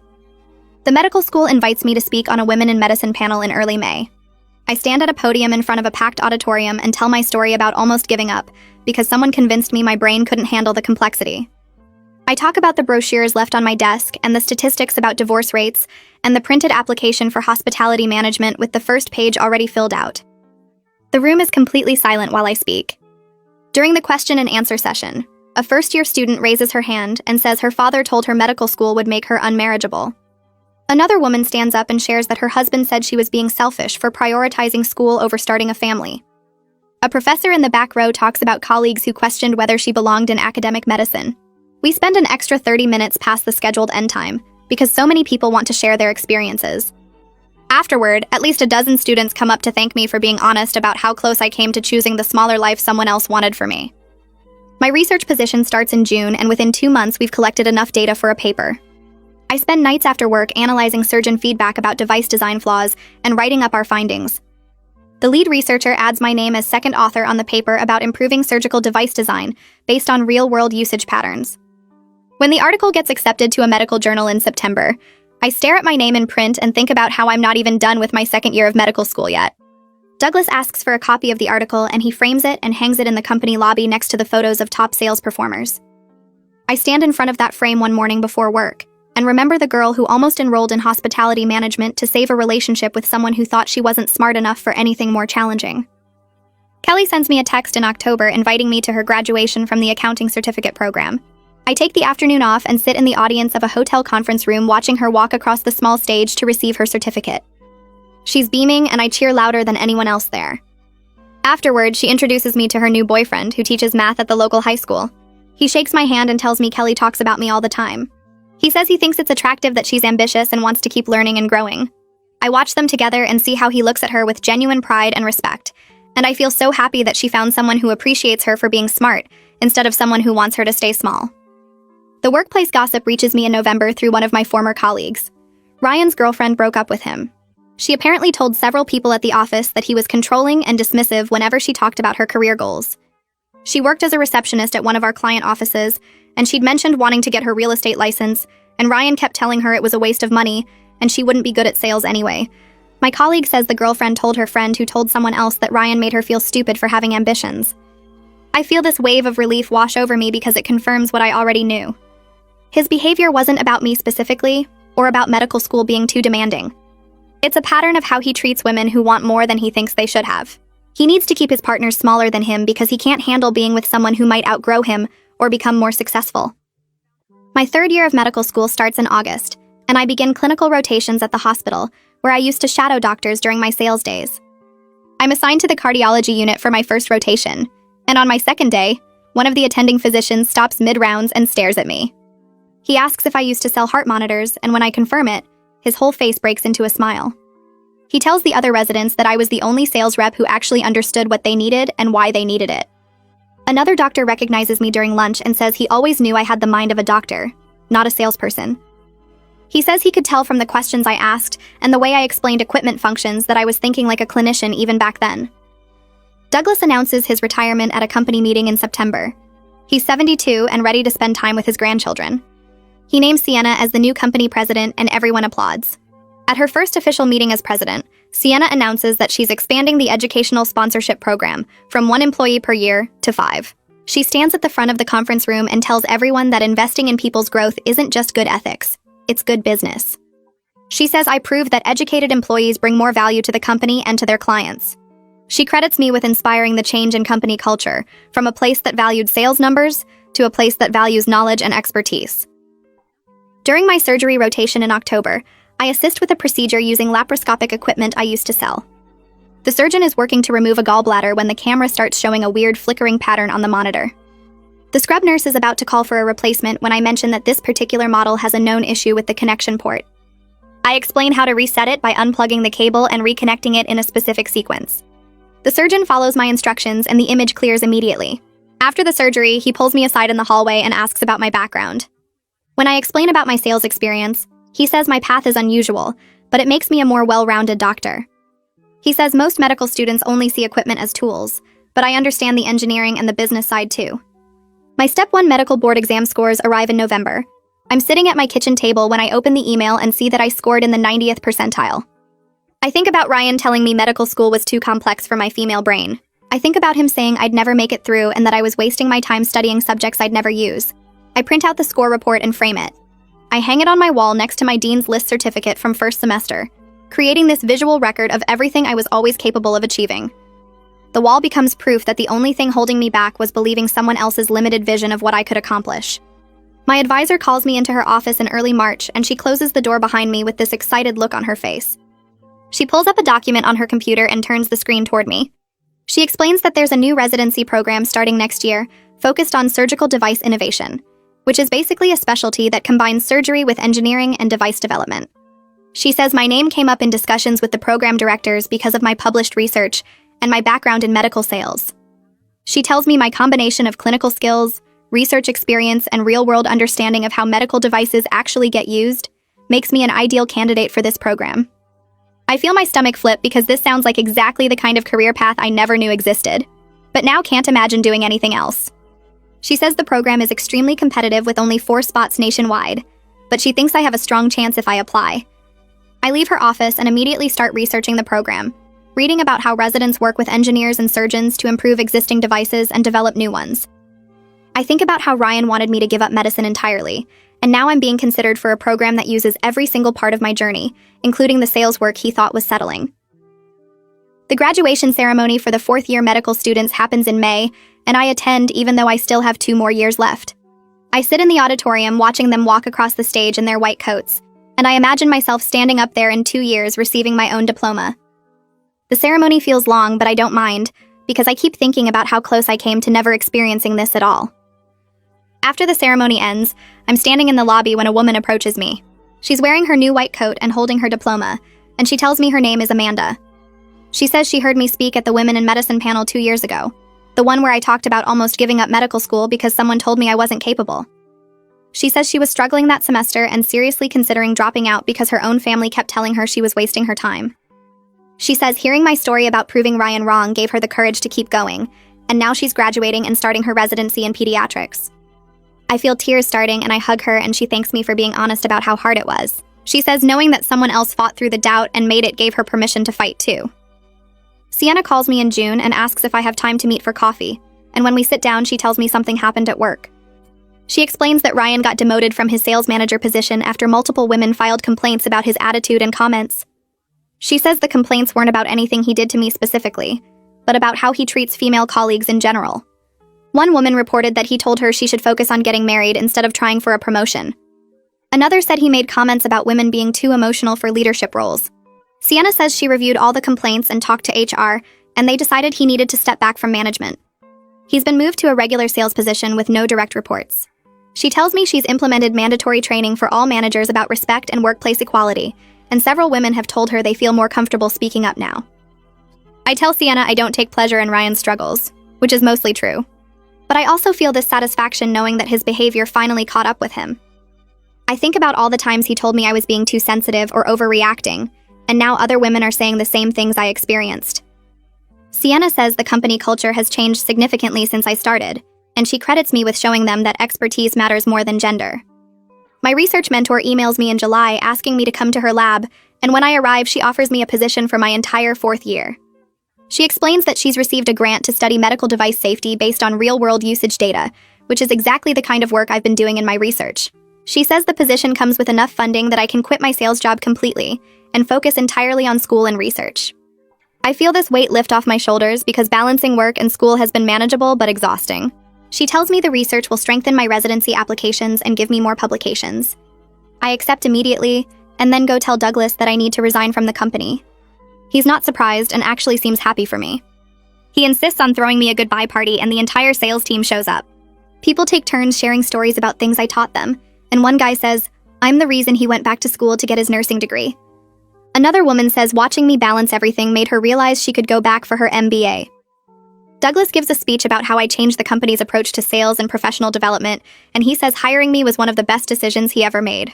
I look around the room at all these people I've worked with for almost 4 years, and I realize I made a real impact here beyond just my own success. My surgery rotation starts in September, and on the 2nd week I scrub in on a cardiac procedure. The patient needs a valve replacement, and I'm standing across from the surgeon watching her work. She's using a specific type of catheter system that I used to sell, and I know every detail about how it functions. Halfway through the procedure, she pauses and asks me about device placement. She says she knows my background and wants my opinion on whether the angle looks right. I study the monitor showing the catheter position and suggest adjusting it slightly based on the device specifications I remember. She follows my advice, and the adjustment improves the image quality immediately. The rest of the procedure goes smoothly, and afterward in the hallway, she pulls off her surgical cap and tells me I'm going to be an excellent surgeon. She says most medical students only see the devices as tools, but I understand the engineering and the limitations. She says that kind of knowledge makes better doctors, because we know what the equipment can and can't do. I feel proud of my unconventional path for maybe the first time, instead of feeling like I took the long way around. Kelly calls me in October and she's crying, but this time they're happy tears. She tells me she got her first accounting job at a firm downtown. She says the firm specifically values continuing education, and they're going to help pay for her to finish her degree. She's been working as an administrative assistant for 10 years, and now she finally has a job that uses her actual skills and interests. She says watching me fight for my dreams gave her permission to fight for hers. She tells me she spent so long believing that her role was to support other people's ambitions, and she forgot she was allowed to have her own. I tell her I'm proud of her courage, and I mean it. She says our family still doesn't understand why she's making things harder for herself, but her new boyfriend supports her completely. She met him at her night classes, and he's studying to be a teacher. She says he thinks it's attractive that she's ambitious and smart, and I'm so happy she found someone who appreciates her instead of trying to keep her small. I spend November working on my residency applications, and the process feels overwhelming but exciting. My application includes my published research on device safety, detailed descriptions of my medical sales background, and letters of recommendation from doctors who knew me in both roles. One of my recommendation letters comes from the surgeon I worked with during that cardiac procedure. Another comes from a doctor who used to request me specifically when I was doing sales calls. My advisor reviews my application before I submit it, and tells me I'm one of the strongest candidates she's ever mentored. She says my unique combination of experiences makes me stand out from other applicants who only have traditional medical school backgrounds. I feel confident about my future in a way I never did when I was trying to shrink myself to fit Ryan's limited vision of who I should be. I think about how he wanted me to go into hospitality management, and now I'm applying to one of the most competitive residency programs in the country. The residency match results come in March, and I'm sitting at my kitchen table when I open the email. I matched with my top choice program at a hospital known for surgical device innovation. I start crying immediately and call my parents. My mom answers and I tell her the news, and she starts crying too. She says she remembers how close I came to giving up on medical school, how I almost let Ryan convince me I wasn't smart enough.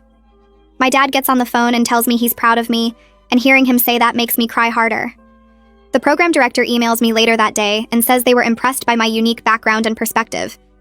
She says they specifically wanted someone who understood both the clinical side and the business side of medical devices. She tells me I'll be working with a team that includes surgeons, engineers, and researchers, and my sales experience will help me communicate between all those different groups. I think about Ryan's face going white at that Christmas party announcement, and I realize that moment 4 years ago wasn't the end of anything. It was the beginning of everything. My medical school graduation arrives in May, and I wake up that morning feeling like I'm living in a dream. I put on my white coat and drive to the ceremony venue. The auditorium is packed with families and friends, and I scan the audience looking for my people. I spot Douglas and Sienna sitting together near the front. Kelly is there with her boyfriend. My parents are in the second row looking proud. Several of my former sales colleagues scattered throughout the crowd. I line up with my classmates backstage, and we're all nervous and excited. When they call my name, I walk across the stage and receive my diploma. The audience applauds, and I look out at everyone who supported me. I think about Ryan's face at that Christmas party, how shocked he looked when Douglas announced the sponsorship program. That moment felt like vindication at the time, but now I realize it was just the starting point. Everything that came after, all the hard work and late nights studying and balancing school with work, that's what actually mattered. The dean announces that I'll be giving the class representative speech, and I walk to the podium feeling my heart pound. I look out at the audience and start talking about the importance of believing in yourself even when others doubt you. I tell them that someone once told me medical school was too complex for my female brain. The audience gasps, and I hear people whispering. I pause and then hold up my diploma and say this is my response to that assessment. The auditorium erupts in cheers and applause. People stand up clapping, and I see my mom wiping tears from her face. Douglas is grinning and Sienna is on her feet cheering. Kelly is clapping so hard her hands must hurt. I finish my speech talking about how we all have people who doubt us, but we can't let their limitations become our own. I say that every person graduating today fought through challenges and proved they were capable of more than someone told them they could achieve. When I stepped down from the podium, my classmates hug me and several people tell me they needed to hear that message. I realize my story isn't just about proving Ryan wrong anymore. It's about proving to myself that I was always capable of exactly what I set out to do. I walk into the hospital on my first day of residency, and the surgical device innovation department feels different from the other floors. The walls are covered with blueprints and prototype sketches, and there's a lab space where residents can test equipment modifications. My attending physician, Dr. Reeves, meets me in her office and tells me she requested me specifically for her service. She says my published research on improving surgical device design caught her attention, and my combination of sales experience and clinical training makes me exactly what their program needs. She hands me my schedule and explains I'll be splitting time between surgeries, research projects, and consulting with device manufacturers. I feel this rush of pride thinking about how every choice I made led to this moment. Even the painful ones like leaving Ryan and working those exhausting years balancing school and sales. Dr. Reeves shows me to my desk in the residence area and introduces me to the team, and everyone is friendly and excited to have someone who understands both the medical side and the business side of their work. My phone buzzes during lunch, and it's a text from Kelly with a photo attached. She's standing in front of an office door with her name on it and the title Junior Accountant underneath. Her message says we both made it to where we were supposed to be all along, and she's proud of us for not letting anyone convince us we weren't capable. I save the photo, and later that week I get it printed and framed and hang it next to my medical school diploma on my apartment wall. Looking at both frames together makes me think about how our successes feel connected, because we both learned the same lesson about not accepting other people's limitations as our own. 6 months pass, and I'm thriving in ways I never imagined possible. I'm contributing to research that will change surgical outcomes for thousands of patients, and I'm developing modifications to devices that surgeons actually want to use. I think about the version of myself who almost enrolled in hospitality management to save a relationship with someone who thought my brain was too female for complex subjects. I'm grateful I found the courage to choose myself instead, because this life is challenging and demanding and absolutely fulfilling, and it's exactly the one I was always meant to live. And that's a wrap on this story. I love when simple moments turn into something meaningful. If it gave you even one good idea, that's what matters. My daughter asked if Daddy's friend from next door was going to be her new mommy since she already sleeps in Mommy's bed when I work nights. I was braiding Chloe's hair for picture day when she asked the question that changed everything. Mommy, when you and Daddy get divorced, do I have to call Mrs. Dunlap Mom, or can I still call her Joanna? I laughed and kept braiding. Sweet pea, Daddy and I aren't getting divorced. Where did you get that idea? But Joanna said she's moving in after you move out. She already picked which room will be mine at her house. I put down the brush. Chloe, when did Mrs. Dunlap say this? Yesterday when she was here. She measured my room with that tape thing, said she needs to know what furniture to buy for when I stay with her and Daddy.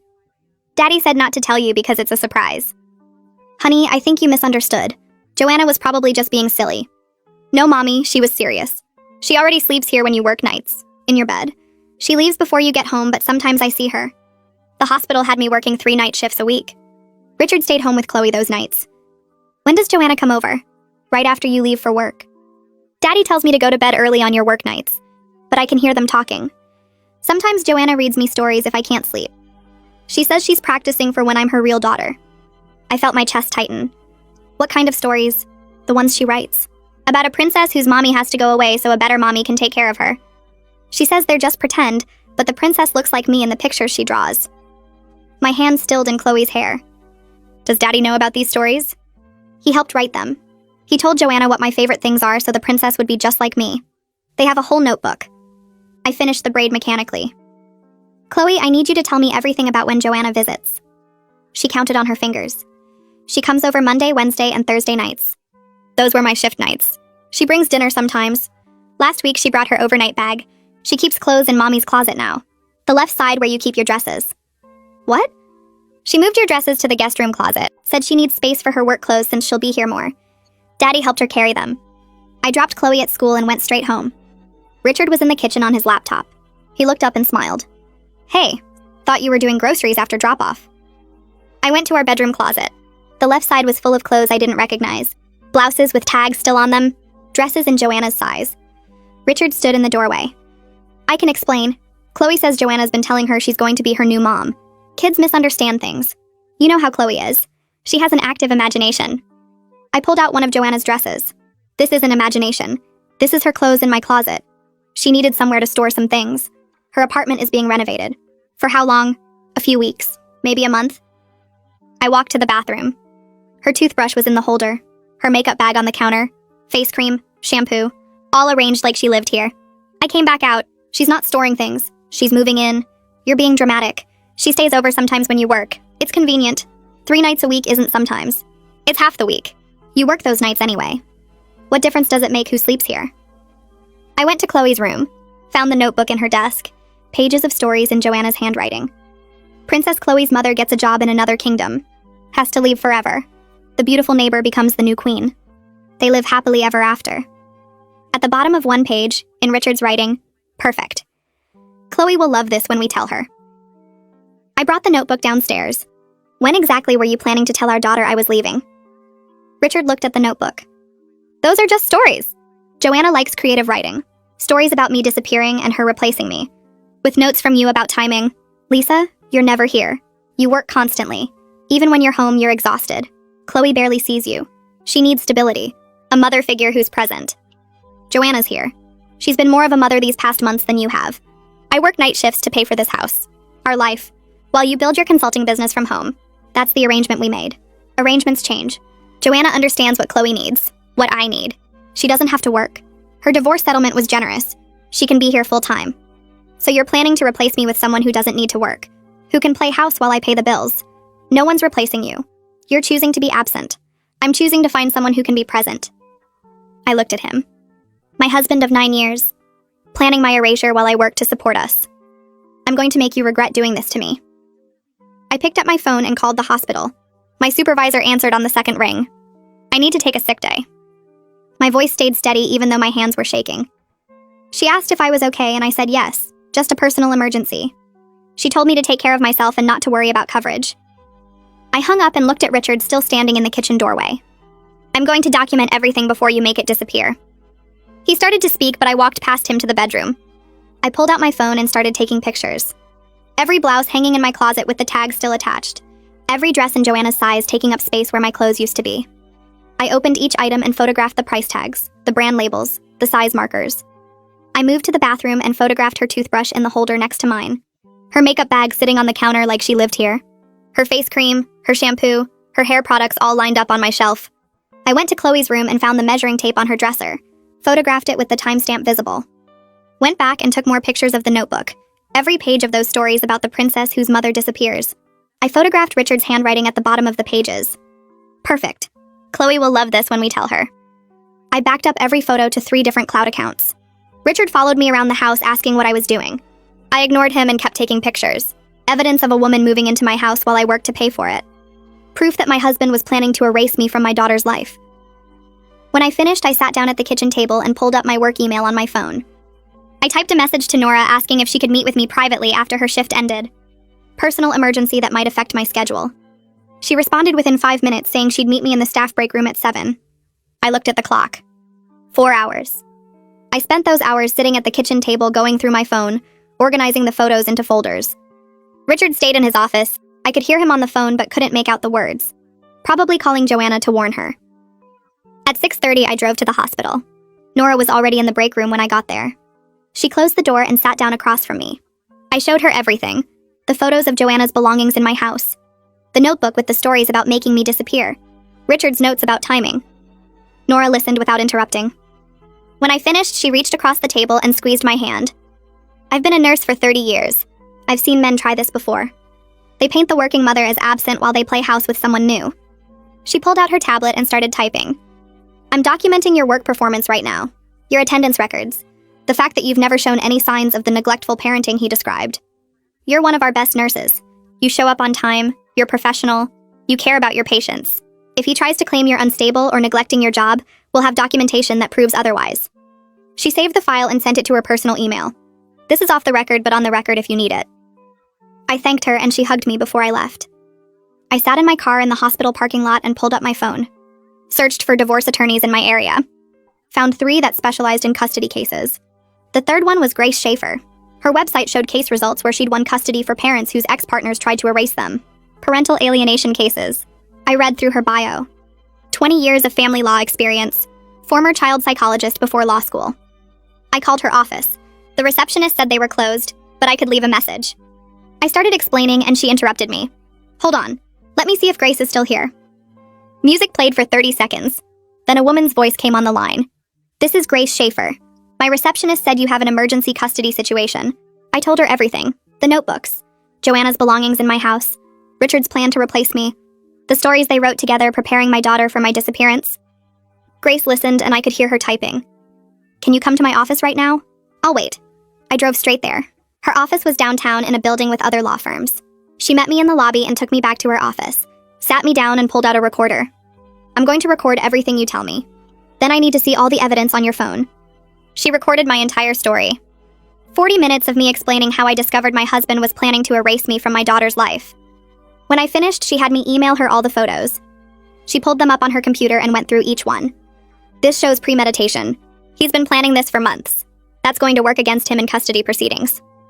Grace made notes on a legal pad while she talked. The notebook stories are particularly damaging. He's literally preparing your daughter to accept your disappearance. That's textbook parental alienation. She looked up at me. My brother is a private investigator. I want to bring him in immediately to document Joanna's presence at your house during your work shifts. We need surveillance footage of her coming and going. Proof that this isn't just storage like your husband claims. She picked up her phone and called someone. Kieran, I need you at my office now. Emergency custody case. She hung up and looked at me. He'll be here in 20 minutes. She spent that time explaining the custody evaluation process, how we'd file for emergency evaluation based on parental alienation, how the court would appoint someone to assess the situation, how Richard's documented plan would work against him. Kieran arrived and Grace introduced us. He looked like his sister with the same dark hair and sharp eyes. She showed him the photos and explained the situation. He nodded and pulled out his own tablet. I can set up surveillance tonight. Cameras positioned to capture everyone who enters and exits your property. We'll document her pattern of visits. How often she comes, how long she stays, whether she has a key.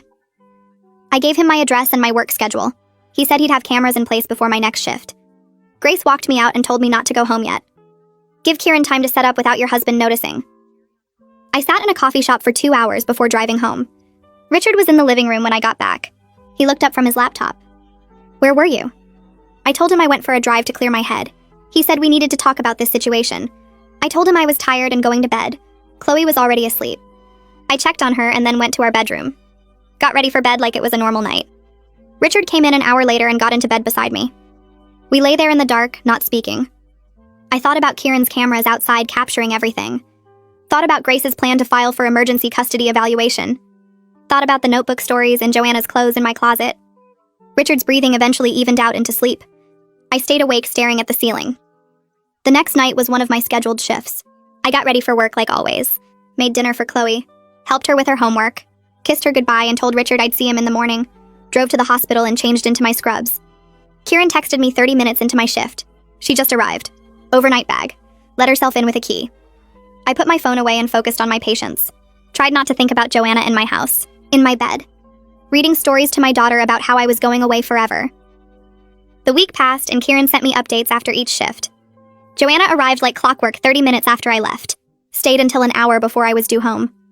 Let herself in with her own key each time. He sent me screenshots from the surveillance footage. Joanna walking up my driveway with bags. Joanna carrying boxes into my house. Joanna moving more of her belongings in while I worked to pay the mortgage. Grace called me on Friday. We have everything we need. Clear pattern of systematic infiltration. I'm filing for emergency custody evaluation on Monday. She explained that the filing would include the notebook stories, the photos of Joanna's belongings, and Kieran's surveillance footage. The court would see documented proof that Richard planned to remove me from Chloe's life and replace me with his affair partner. I asked how long the process would take. She said emergency evaluations usually got scheduled within 2 weeks.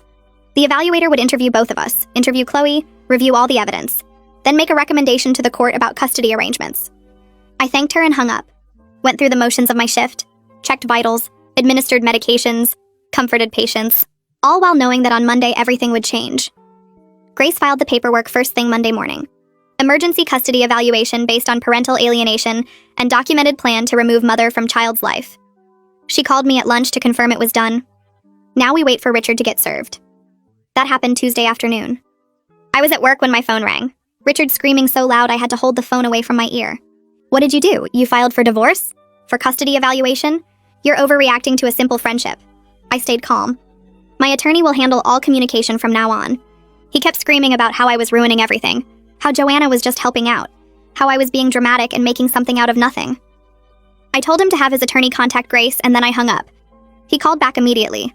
I sent it to voicemail, called Grace, and told her Richard was trying to contact me. She said she'd handle it. Let him leave voicemails. Let him send texts. Everything he says just builds our case. I went back to work, focused on my patients, checked my phone during breaks and saw 15 missed calls from Richard, 12 voicemails, 20 texts, all of them getting more frantic, all of them showing exactly the kind of behavior Grace said would work against him. I forwarded everything to Grace and put my phone on silent, finished my shift and drove home. Joanna was waiting in my driveway when I pulled in. She stood next to her car with her arms crossed. I grabbed my phone and opened the voice recorder app before I got out, started recording and slipped it into my scrub pocket with the microphone facing out. "You need to stop this nonsense." She walked toward me. "Richard told me you filed for divorce, that you're trying to take Chloe away from him." I kept my distance. "You've been staying in my house while I work, sleeping in my bed, writing stories to my daughter about me leaving. Those are just stories. Creative writing. You're making this into something it's not. You told Chloe she'd be your daughter, that you picked out which room would be hers." Chloe misunderstood. Kids do that. She twisted innocent conversations into something dramatic. I held my ground. "How long have you been sleeping with my husband?" She stopped. "That's none of your business. It became my business when you started planning to replace me as Chloe's mother. No one's replacing you. You're barely here anyway, working all those night shifts. Chloe needs someone present. Someone who can actually be a mother to her. I work to pay for the house you've been moving into. Richard and I have been together for 6 months." She said it like she was proud. "He's unhappy. He needs someone who understands him, who can be there for him and Chloe when you're always at the hospital. So you decided to infiltrate my home, move your belongings in, write stories preparing my daughter for my departure. I'm not infiltrating anything. Richard invited me.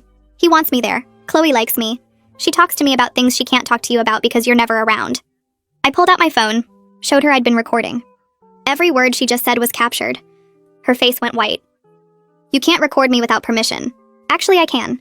Single-party consent state. I only need my own permission to record conversations I'm part of. You tricked me. I documented you admitting to a 6-month affair and your plan to take over my role as Chloe's mother. That's not a trick. That's evidence." She stepped toward me. "Delete that right now." I backed toward my front door. "Stay away from me and my family." "Your family?" "Richard wants to be with me. Chloe needs a real mother, not someone who works all the time and comes home too tired to care." I went inside and locked the door. Sent the recording to Grace immediately with a message about Joanna confronting me in my driveway. Grace called within 5 minutes. "That recording is perfect. She's admitting everything. I'm filing for a restraining order today. This shows harassment and her documented intention to replace you as Chloe's mother. How fast can you get it? Emergency orders can be granted same day if the judge sees immediate danger. Her confronting you at your home after you filed for divorce shows escalating behavior. The recording proves her obsession with taking your place." Grace filed the paperwork that afternoon. Included the recording, photos of Joanna's belongings in my house, and the notebook stories. The judge reviewed everything and granted a temporary restraining order by 5 that evening. Joanna couldn't come within 100 yards of me, Chloe, or our home. Richard called me screaming when he got the notification. "You got a restraining order against Joanna?" "She was just trying to talk to you. She admitted on tape to a 6-month affair. To planning to replace me as Chloe's mother. That's not just talking. This is insane. You're destroying everything over a misunderstanding. Have your attorney contact Grace." I hung up. 2 days later, I was at work when my phone rang. Unknown number. I almost didn't answer, but something made me pick up. "Mrs. Turner? This is Officer Taylor with the police department. We're at your residence responding to a restraining order violation." My heart jumped. "What happened?" "Your neighbor called to report that a woman matching the description of Joanna Dunlap entered your home approximately 30 minutes ago. We arrived and found Miss Dunlap in your bedroom going through your personal belongings. Your husband let her in despite being served with the restraining order yesterday. Is Chloe there?" "No, ma'am. Your husband said she's at the school. We're placing Miss Dunlap under arrest for violating the protective order." I thanked him and called Grace. She said the violation would strengthen our custody case. Richard knowingly brought Joanna into the home in direct violation of a court order. That showed disregard for legal boundaries and Chloe's safety. The custody evaluator called me 3 days later. Her name was Brooke Pate. She wanted to schedule interviews with me, Richard, and Chloe. I got the first appointment. I arrived at her office with a folder full of evidence. The notebooks, screenshots from Kieran's surveillance footage, photos of Joanna's belongings in my home, transcripts of Chloe's innocent revelations about the stories. Brooke reviewed everything carefully. Her expression shifted from professional neutrality to visible concern as she read through the notebooks. The stories about the princess whose mother had to leave forever. Richard's notes in the margins about timing and how Chloe would react. This is very troubling. She looked up at me. These stories appear designed to normalize maternal abandonment to your daughter. That's exactly what they were doing. Preparing her to accept me leaving so Joanna could take my place. And your husband participated in creating these stories? His handwriting is in the margins. He told Joanna details about Chloe's favorite things, so the princess would be just like her. Brooke made notes. How has Chloe responded to all of this? She's confused. She thought Joanna was going to be her new mother because that's what they told her. She didn't understand why I'd be leaving, but they kept saying it would be better. Has your daughter expressed distress about the situation? She asked me if I was really staying. If the stories were true. She's 7 years old, and 2 adults spent months preparing her for her mother to disappear. Brooke scheduled Chloe's interview for the next day. I sat in the room with my daughter as Brooke asked gentle questions about Joanna and the stories. Chloe talked about the notebook. About how Joanna wrote stories where the princess's mommy got a job far away and couldn't come back. How the beautiful neighbor became the new queen and everyone was happy. Did you want a new mommy? Brooke asked. Chloe shook her head. No, but Daddy and Joanna said it would be better. That mommy was too tired to take care of me, right? That Joanna could do better because she didn't have to work. I felt my chest tighten watching my daughter explain how 2 adults manipulated her reality. Did the stories make you scared? Sometimes. Chloe picked at her sleeve. I didn't want Mommy to leave, but they kept reading them and saying it was okay. That I'd understand when I was older. Brooke made extensive notes. Asked Chloe about her daily routine, her relationship with me, her feelings about the changes at home. Grace called me after Richard's interview. It didn't go well for him. He spent most of the session complaining about your work schedule, praising Joanna's availability, never once acknowledging that your income pays the mortgage on the house he wanted to give to his affair partner. Did he mention the notebooks? He tried to claim they were just creative writing exercises. That you're overreacting. Brooke apparently asked him directly if he understood that preparing a child to accept maternal abandonment was a form of psychological manipulation. He didn't have a good answer. Kieran called me at work a week later. You need to hear this. I found something about Joanna. What? A woman named Tina reached out. She's Joanna's ex-husband's sister. She saw Joanna's name in connection with your case and wanted to warn you. Warn me about what? Joanna's done this before. She targeted Tina's brother when he was married, befriended his wife, gradually replaced her in the family. The pattern is identical to what she's doing to you. I met Tina at a coffee shop the next morning. She brought documents, photos, a timeline of how Joanna infiltrated her brother's marriage. She started as a friend. Tina spread papers across the table. Helpful neighbor. Then she was at their house constantly, offering to watch the kids, cooking dinner. My sister-in-law thought she was being kind. When did it change? When Joanna started telling the kids their mother wasn't doing enough. That she could do better. She wrote stories for them too, about how sometimes parents need to be replaced with better ones. My stomach turned. What happened? My brother left his wife for Joanna. Got full custody because Joanna had spent a year documenting every time his ex-wife worked late or seemed tired. Made her look neglectful. Then Joanna lost interest once she had what she wanted. Moved on to someone else within 6 months. I took photos of everything Tina brought, sent them to Grace. Grace called back within an hour. This establishes a pattern. Joanna's a serial homewrecker who specifically targets families. This will destroy Richard's case if he's still planning to claim she'd be a good influence on Chloe. Grace subpoenaed Richard's financial records. Found an account I didn't know existed. He'd been transferring money from his consulting income into this hidden account for 8 months. The transfers started right around when the affair began. He's been planning this for a long time. Grace showed me the bank statements. Systematically hiding money while you paid the bills. Building a nest egg for his new life with Joanna. Richard's business partner Casey called me on a Thursday afternoon. I need to talk to you about something. Can we meet? We met at a restaurant near his office. Casey looked uncomfortable. I didn't know what Richard was planning until recently. He pulled out his phone. But I found emails that I think you need to see. He showed me messages between Richard and Joanna, discussions about transitioning me out, about timing the divorce to minimize financial impact on Richard, about how to document my absence to build a custody case. He talked about you like you were an employee he was replacing. Casey looked disgusted. Not his wife, not Chloe's mother, just someone in the way of what he wanted. I forwarded the emails to Grace. She added them to our evidence file. The temporary custody hearing happened 3 weeks after I filed. I sat in the courtroom watching Richard's attorney try to explain the notebooks, the hidden money, the systematic infiltration of our home by his affair partner. The attorney kept using phrases like misunderstanding and creative expression. The judge cut him off. I've reviewed the evidence. These notebooks show two adults preparing a child to accept her mother's removal from her life. The financial records show the father hiding assets while the mother worked to support the family. The surveillance footage shows the father's paramour moving into the marital home during the mother's work shifts. This isn't a misunderstanding. This is calculated. The judge awarded me temporary primary custody. Richard got supervised visitation only, every other weekend, 2 hours at a time, with a court-appointed supervisor present. Richard looked shocked. His attorney tried to argue. The judge shut it down. The father violated a restraining order to allow his affair partner access to the family home. He participated in creating materials designed to psychologically prepare the child for maternal abandonment. He hid financial resources while his wife worked to support the household.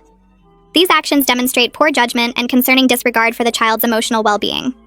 Supervised visitation will continue until the full evaluation is complete and the father demonstrates understanding of appropriate parental behavior. I left the courthouse with Grace. Chloe was safe. Richard couldn't take her. Joanna couldn't get near us. The house was mine. Everything Richard planned had fallen apart. My phone rang at 6 that evening. Richard's mother. I almost didn't answer, but something made me pick up. Lisa, it's Margaret. I need to talk to you about what happened today. Her voice sounded tired. Richard told me about the hearing. I had no idea what he was planning. None of us did. I sat down on the couch. He never mentioned any of this to you? Nothing. He said you two were having problems, but he made it sound like normal marriage stuff. Work stress, different schedules. I never imagined he was planning to replace you with that woman next door. Margaret's voice got harder. I found out about the notebooks today. Richard's sister came over after the hearing and told me everything. The stories about Chloe's mother leaving. The way they prepared my granddaughter to accept your disappearance. I'm disgusted. She paused. I want you to know I'm on your side in this. Richard is my son, but what he did is wrong. Unforgivable. I want to keep seeing Chloe regardless of what happens between you and Richard. She's my granddaughter and I love her. I felt something loosen in my chest. Thank you, Margaret. That means a lot. We made plans for her to take Chloe to the park that weekend. When I hung up, Richard's sister texted me. Similar apology. Similar disgust at what her brother had done. His own family was turning against him. 2 days later, the school called. This is Principal Davis. We have a situation. Joanna Dunlap just tried to pick up Chloe from the school. She claims she's the emergency contact. My heart stopped. Where is she now? We didn't release Chloe to her. Miss. Dunlap became aggressive when we refused, so we called the police. They're here now. I grabbed my keys and drove to the school. Police cars in the parking lot. Joanna in handcuffs near one of them. She saw me and started yelling, "You can't keep me away from her. Chloe needs me. You're never there for her." The officer guided her into the car. Principal Davis met me at the entrance. Chloe's fine. She's in my office with the counselor. We were prepared for this because of the custody situation you informed us about. The restraining order is posted in our system. The moment Monsieur Dunlap showed up, we knew she wasn't allowed here. I found Chloe sitting on a small couch in the principal's office. The counselor sat nearby. Chloe looked scared.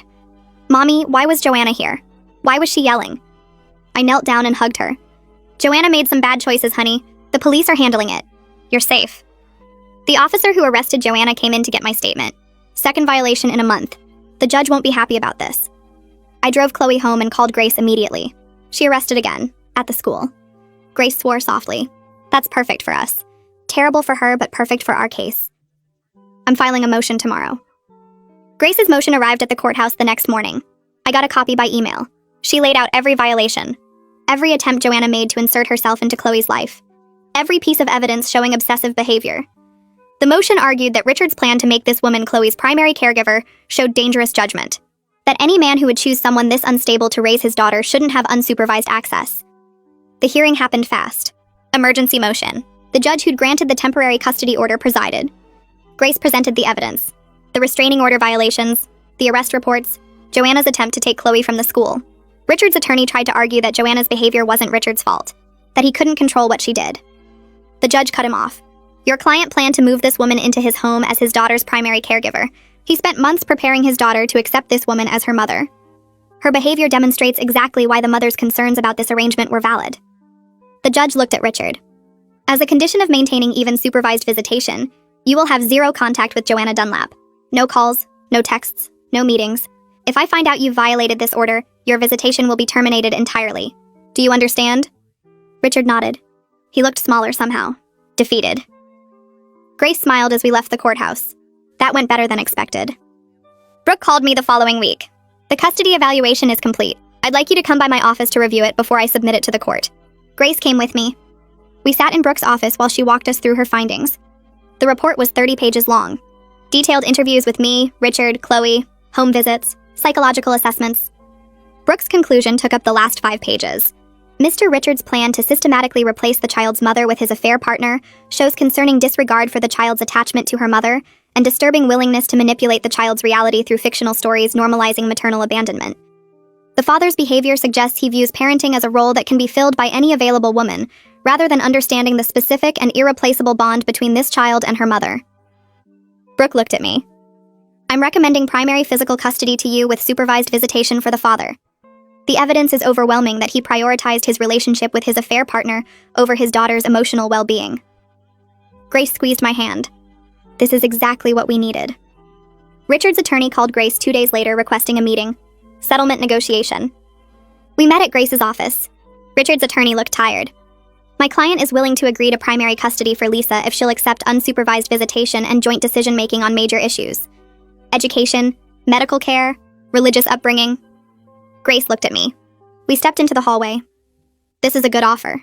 You'd get what you want without going through a full trial. But I thought about the notebooks. The stories preparing Chloe to accept my disappearance. Richard's face when he told me I was choosing to be absent. No, I want the judge to hear everything. Richard needs to face full consequences for trying to erase me from my daughter's life. Grace nodded. Then we go to trial. We went back into the conference room. My client declines your offer. We'll see you at the final hearing. Richard's attorney packed up his briefcase without another word. The final hearing was scheduled for exactly 2 months after I first filed. The courthouse felt different this time.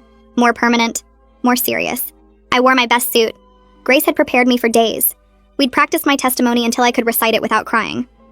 The judge entered and everyone stood. The same judge who'd handled the temporary custody hearing. She'd read everything. The notebooks, the financial records, Brooke's evaluation. Grace called me to the stand first. She walked me through discovering the plan. Finding Joanna's clothes in my closet, her toiletries in my bathroom, the notebook in Chloe's room. Tell the court about the stories. I described them in detail. Princess Chloe's mother getting a job in another kingdom, having to leave forever, the beautiful neighbor becoming the new queen, Richard's handwriting at the bottom of one page saying, "Perfect, Chloe will love this when we tell her." And what was your reaction when you found these stories?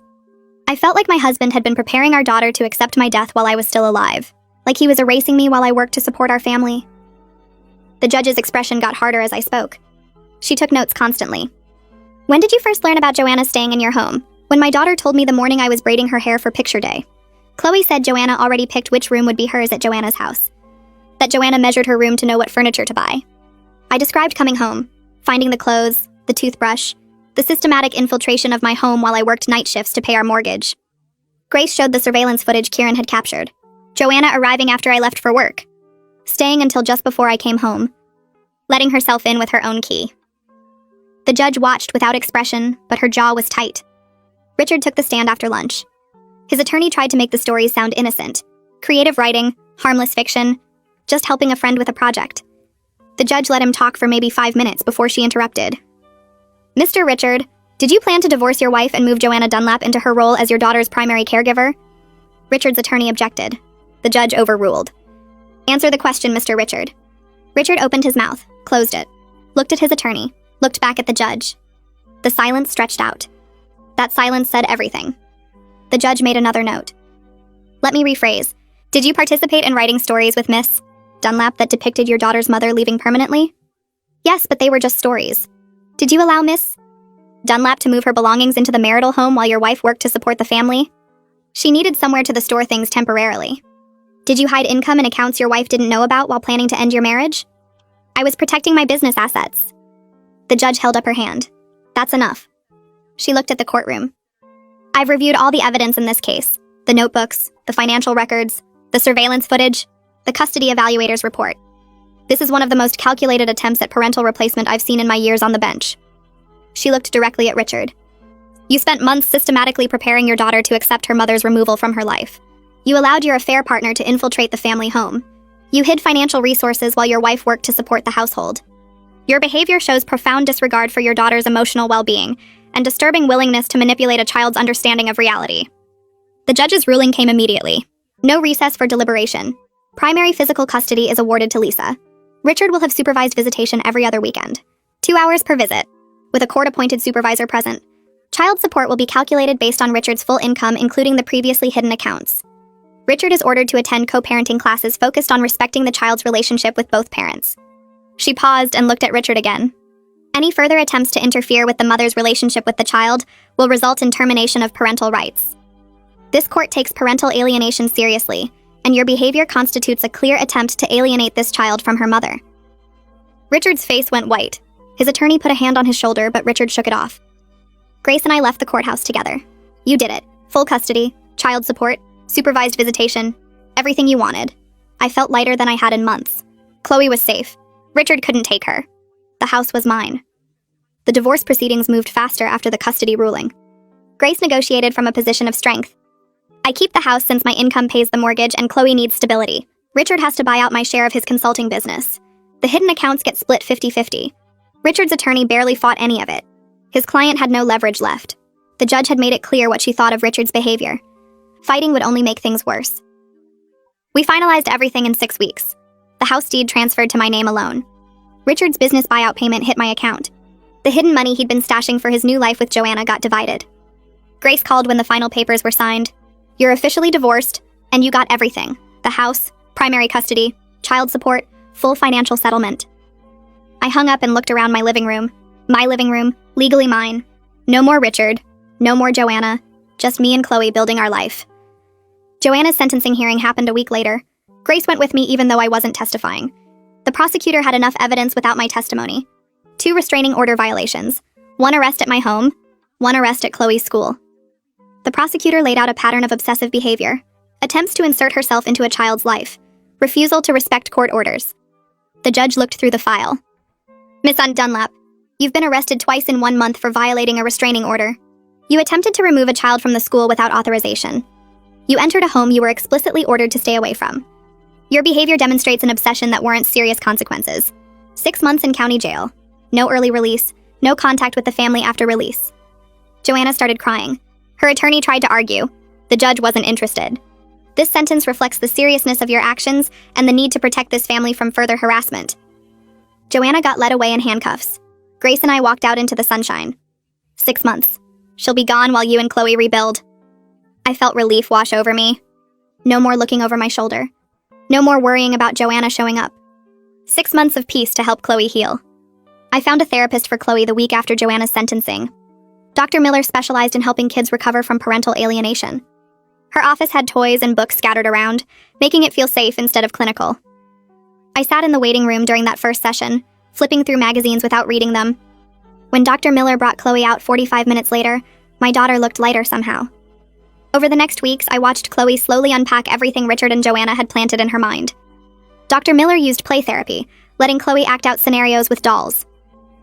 One afternoon when I picked her up, Dr. Miller pulled me aside to say Chloe had spent the session making the mommy doll stay with the daughter doll instead of leaving. Progress came in small moments. Chloe stopped flinching when I mentioned working at the hospital. She stopped asking if I was tired, stopped watching me like she expected me to disappear. 3 weeks into therapy, she crawled into my lap at bedtime and asked if I was really staying forever. I held her close and promised that nothing would ever make me leave her. She fell asleep in my arms that night, something she hadn't done in months. Richard's first supervised visit happened at a community center 2 weeks after the custody ruling. His mother agreed to supervise, arriving early to set ground rules with him before Chloe came in. I watched through the observation window as Richard tried to explain to Chloe why he couldn't see her alone anymore. He stumbled over his words, reaching for her hand while she sat stiff in her chair. His mother redirected him when he started complaining about the custody arrangement. She made him focus on Chloe, asking our daughter about school and her friends. After the visit, Richard's mother walked me to my car and told me privately that she made sure he focused on Chloe, instead of trying to justify what he did. She apologized again for not seeing the signs earlier. The visits continued every other weekend. Awkward, but incident-free. Richard's mother sent me updates after each one, documenting how he interacted with Chloe and whether he stayed appropriate. Grace called me 4 months after I'd first walked into her office with photos of Joanna's clothes in my closet. The divorce was finalized. I legally retained sole ownership of our home while Richard moved into a small apartment across town. Grace told me it was one of the fastest divorces she'd handled. Richard's attorney had advised him not to fight because the evidence against him was overwhelming. The house deed arrived in the mail 3 days later, my name alone on the title.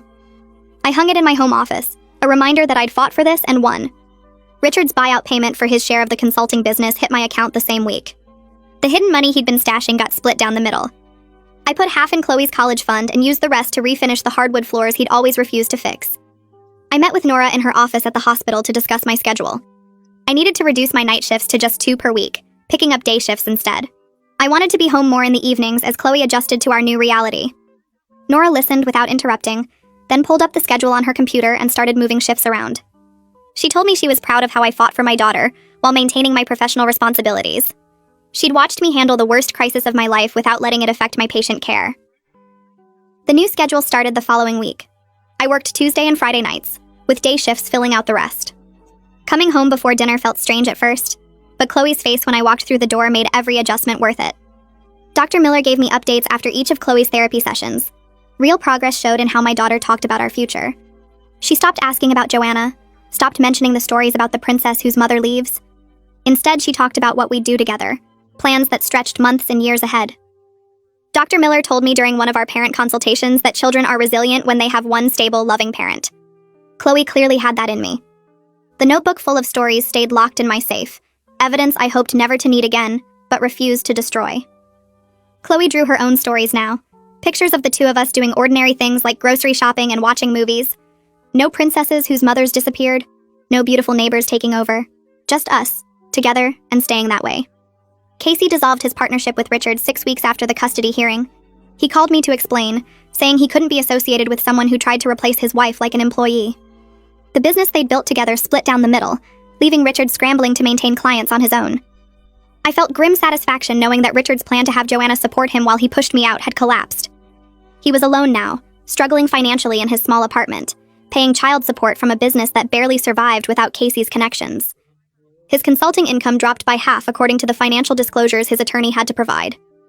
The man who'd dismissed my nursing salary as making me absent now depended on that same salary through child support to keep himself housed.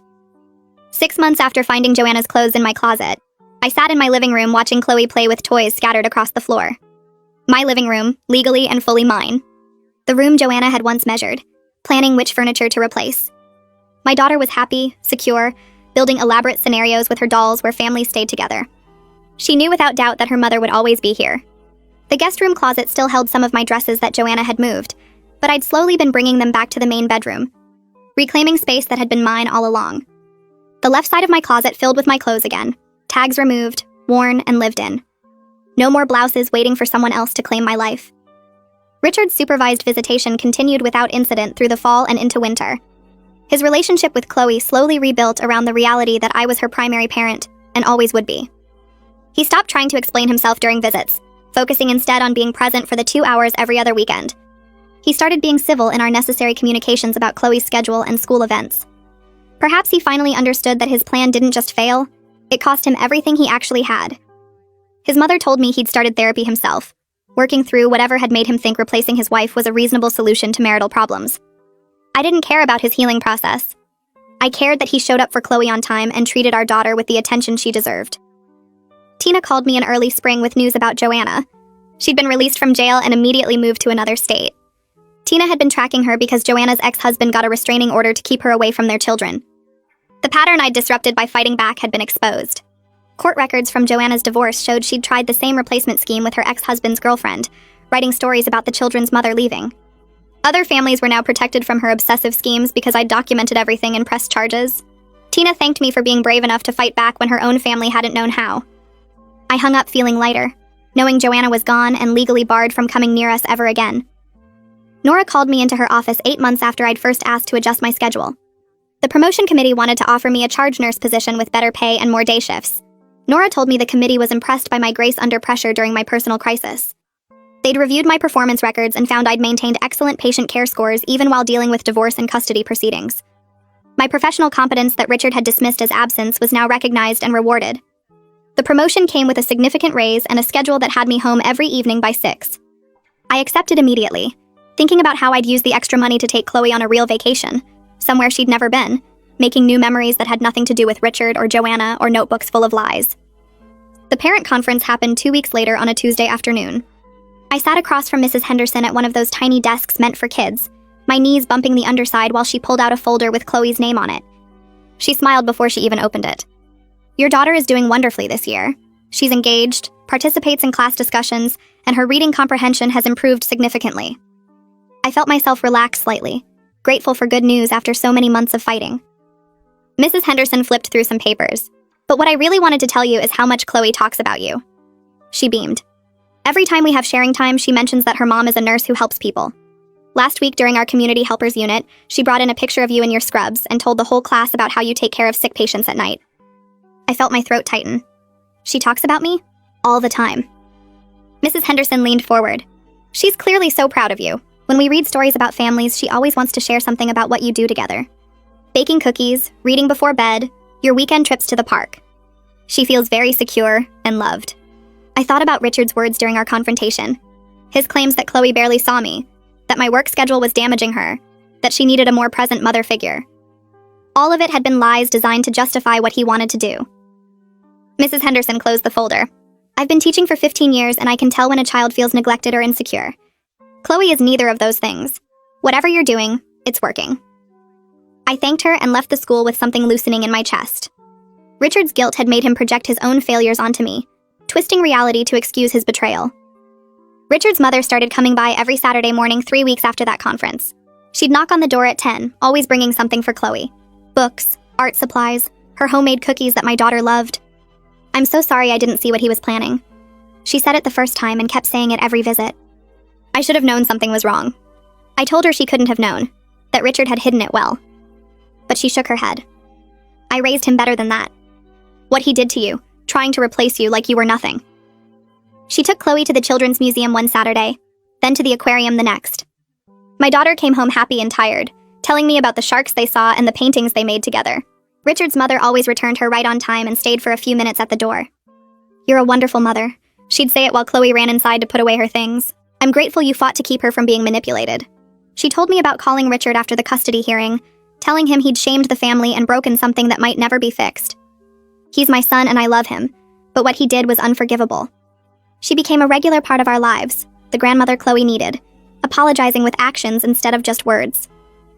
1 year after I found the notebook in Chloe's desk, I sat in my living room on a Saturday evening watching my daughter build a fort out of couch cushions.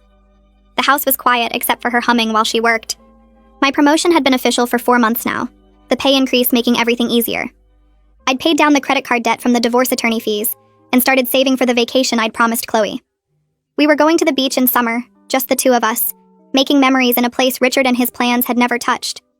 The house was mine, legally and completely. Every mortgage payment I made erased another piece of his presence. The bedroom closet held only my clothes now, the left side filled with the dresses Joanna had moved to make room for herself. I'd thrown out her toothbrush and makeup months ago, scrubbed away every trace of her attempted takeover. Chloe thrived here in ways I'd worried might be impossible after everything she'd been exposed to. Her therapy sessions had dropped to once a month, her therapist saying she showed remarkable resilience. My daughter knew she was loved and safe, and that certainty had helped her heal faster than I'd hoped. I worked day shifts mostly now, home every evening by 6 to make dinner and help with homework. The work Richard had dismissed as absence had paid for this stability, this peace, this home where Chloe could build forts and hum without fear of someone trying to replace her mother. Chloe asked the question on a Wednesday night while I was making spaghetti.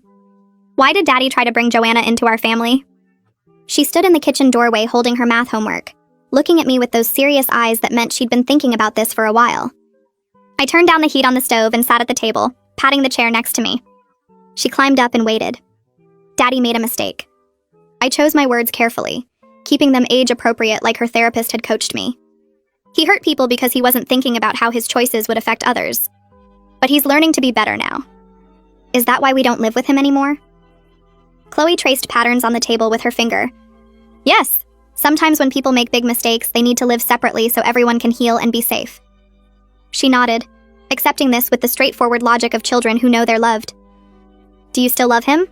No, sweet pea. But I don't hate him either. He's your daddy and he loves you, and that's what matters. She seemed satisfied with this and went back to her homework while I finished cooking. Later that night, I heard her talking to her stuffed animals during playtime, explaining to them that sometimes grown-ups make mistakes, but kids are still safe and loved. The resilience of children who have one stable parent never stopped amazing me. I started dating again in early spring, carefully and slowly like I'd promised myself. His name was Noah, a physical therapist I met at a hospital continuing education seminar. We went for coffee first, then dinner, then weekend hikes while Chloe stayed with Richard's mother. I told him about the divorce on our third date, the broad strokes without all the painful details. He listened without judgment and told me about his own divorce 3 years earlier. We took our time, both of us cautious after being hurt. Chloe didn't meet him until we'd been dating for 4 months, and even then it was just a quick introduction at a park. She said hi and went back to playing on the swings while Noah and I sat on a bench talking. Over the next few weeks, she saw him more, always in casual settings where there was no pressure. He never tried to act like a parent or push himself into our lives too fast. One Saturday, he brought supplies to help Chloe build a birdhouse, and I watched them work together in the backyard, my daughter laughing at his terrible jokes. Her ability to trust new people in our lives showed me we'd healed from Richard's betrayal. His attempt to replace me had only made our bond stronger, made Chloe more certain of who her real mother was and would always be. Richard completed his co-parenting classes in June, and his attorney filed a motion requesting unsupervised visitation. I called Brooke, Chloe's therapist, before responding. Is she ready? Brooke reviewed her notes from recent sessions. She's doing well, and she's expressed interest in spending more time with her father. I think supervised visits have served their purpose. She's secure enough now to handle unsupervised time. I agreed to the request, and the judge approved it at a brief hearing. Richard got Chloe every other weekend, Friday evening through Sunday afternoon. The first visit went smoothly according to Chloe, who came home talking about the movie they watched and the pancakes he made for breakfast. The second visit was equally uneventful. By the third month of unsupervised time, a new pattern had formed. Richard picked Chloe up on time, returned her on schedule, and focused on being her father instead of trying to explain or justify what he'd done. He'd finally accepted the reality that I was Chloe's mother, present and permanent, and nothing would change that. His supervised visits had taught him what mattered, and the consequences of his choices had reshaped how he showed up for our daughter. Grace texted me in late July suggesting lunch to celebrate. 1 year since you first called my office. Let me buy you a meal. We met at the Italian place downtown where we'd had our second meeting a year ago, back when everything felt overwhelming and impossible. She ordered wine and raised her glass. You're one of the strongest clients I've ever represented. I clinked my glass against hers. I couldn't have done it without you believing me. Grace shook her head. I believed you because you came in with evidence and a clear head despite being in crisis. Those notebooks, the photos, your documentation of everything. Most people in your situation are too shocked to think strategically. I took a sip of wine. I was terrified he'd actually succeed, that I'd lose Chloe to his plan. That's what made you fight so hard. Grace cut into her chicken. You understood that Richard's plan was real and dangerous, not just a betrayal, but an active threat to your relationship with your daughter. A lot of people would have tried to smooth things over or convince themselves it wasn't that serious. I thought about the measuring tape Joanna left in Chloe's room, the stories about the princess whose mother had to leave forever. Thank you for understanding how serious it was. Grace smiled. Thank you for trusting me to help you fight back. I tucked Chloe into bed that night in her room that still had the same furniture Joanna had measured to replace. My daughter was in her favorite pajamas, the ones with stars on them, clutching the stuffed rabbit she'd had since she was 2. Tell me a story, Mommy. She yawned and snuggled deeper under her blanket. I sat on the edge of her bed and made one up on the spot. Once upon a time, there was a princess who lived with her mother in a castle. They faced many challenges together, dragons and storms and difficult puzzles to solve. But no matter what happened, they stayed together. The princess knew her mother would always be there, and the mother knew her daughter was the most important thing in her life. They had adventures and quiet days, and sometimes things were hard, but they never separated. They stayed together through everything, and that's how they knew they'd be okay. Chloe's eyes were already closing. Do they live happily ever after? They live together ever after. I kissed her forehead, which is even better. She smiled in her sleep, and I stayed there for a few minutes watching her breathe. This story, unlike the others, was true. We'd stay together through everything because I'd fought for that truth and won. A child knocked on my door at 2 a.m. saying, "My mommy won't wake up." When I looked at his hands, I saw the blood. The pounding on my door pulled me from sleep so violently I knocked my water glass off the nightstand. It shattered on the hardwood floor of my bedroom, and through the ringing in my ears I heard it again. Desperate, frantic knocking. I grabbed my phone. 2:17 a.m. My heart was already racing when I stumbled to the door in my boxers and t-shirt, squinting through the peephole. A small boy stood in the hallway, maybe 6 years old. His face was streaked with tears and something darker. His pajamas had cartoon dinosaurs on them. When I opened the door, he looked up at me with eyes that had seen something no child should ever see. His voice came out in a whisper. "My mommy won't wake up." That's when I saw his hands. Both palms covered in blood. Fresh blood. Still wet. The boy standing in front of me was shaking so hard his teeth were chattering. I asked him where he lived. He pointed down the hall. Apartment 3F, 3 doors down from mine. I'd never seen anyone come or go from that unit. Never heard a sound. The boy's name was Oliver. He told me this while I was grabbing a towel from my bathroom to wrap around his hands. He said his mommy's name was Rebecca. He said she was on the floor and wouldn't answer when he called her name. He said there was so much blood. I told him to stay in my apartment and I'd go check. He grabbed my arm with those bloody hands and begged me not to leave him alone. I brought him with me, held his hand, the less bloody one, as we walked down the hallway. The door to 3F was already open, just a crack, no lights on inside. I pushed it open slowly. The smell hit me first. Copper and something else, something wrong. I felt for the light switch, found it. The apartment was identical to mine in layout, but completely different in every other way. Toys scattered everywhere. Children's books stacked on the coffee table. A small TV playing cartoons with the volume muted. And in the kitchen, visible from the entryway, a woman lay face down on the linoleum floor. Pool of blood spreading from beneath her. I told Oliver to wait in the living room. He didn't listen. He ran past me to his mother and dropped to his knees beside her, started shaking her shoulder and crying. I pulled out my phone and called 911. The operator answered on the second ring. I gave her the address and apartment number. Told her there was a woman unconscious with significant blood loss. She asked if the woman was breathing. I knelt beside Rebecca, careful not to step in the blood, and checked for a pulse. Found one. Weak, but there. Her back was moving slightly. Shallow breaths. I told the operator yes, she was breathing but barely. The operator asked what happened. I said I didn't know. A child had knocked on my door. She asked if there was anyone else in the apartment. I looked around, saw a closed door down the short hallway. Bedroom. I walked over with Oliver following me like a shadow, pushed the door open. Empty bedroom, unmade bed, more toys. No one else there. I told the operator we were alone. She said paramedics were 7 minutes away. She told me not to move Rebecca, not to touch anything. Just keep her comfortable and monitor her breathing. Oliver was sobbing now, full body sobs that shook his small frame. I picked him up and carried him back to the living room, sat him on the couch, asked him what happened. He said he woke up because he heard his mommy making strange sounds, choking sounds. He came out of his bedroom and found her on the floor. He tried to wake her, but she wouldn't move. He got scared and ran to find help, knocked on doors until someone answered. That someone was me. I asked if his daddy was home. He shook his head. No daddy, just mommy. I asked if anyone else lived here. He said no, just them. I asked if his mommy was sick, if she'd been sick recently. He said she'd been sad, very sad, for a long time, but not sick. The operator was still on the line asking questions. I answered what I could. Oliver's age, 6.5. Rebecca's approximate age, early 30s maybe. Any visible injuries? I couldn't tell with all the blood. The paramedics arrived in 5 minutes. 2 of them, a man and a woman. They came in fast with their equipment and immediately went to work on Rebecca. The woman paramedic had me take Oliver into his bedroom while they assessed his mother. I carried him there and sat with him on his small bed, covered with superhero sheets. He wouldn't let go of my hand. Through the open door, I could hear the paramedics talking in urgent voices. Medical terms I didn't understand. They were moving fast. One of them called for police backup. That's when my stomach dropped. This wasn't just a medical emergency. Something else was happening here. Oliver looked up at me with those huge eyes and asked if his mommy was going to die. I told him the doctors were helping her, that she'd be okay. I was lying. I had no idea if she'd be okay. 2 police officers arrived. A younger woman with her hair in a tight bun, and an older man with gray at his temples. They spoke quietly with the paramedics, then came to Oliver's bedroom. The female officer knelt in front of Oliver and introduced herself as Officer Tess Blackwood. She had a kind face, soft voice. She asked Oliver what happened tonight. He repeated his story, woke up, heard strange sounds, found mommy on the floor, got scared, found help. Officer Blackwood asked if anyone else had been in the apartment. Oliver said no, just him and mommy. She asked if mommy had any friends who visited. He said Aunt Claire sometimes came, but not tonight. Officer Blackwood looked at me, asked who I was. I explained. Neighbor. Oliver knocked on my door. I called 911. She asked if I'd touched anything in the apartment. I said no, just checked Rebecca's pulse.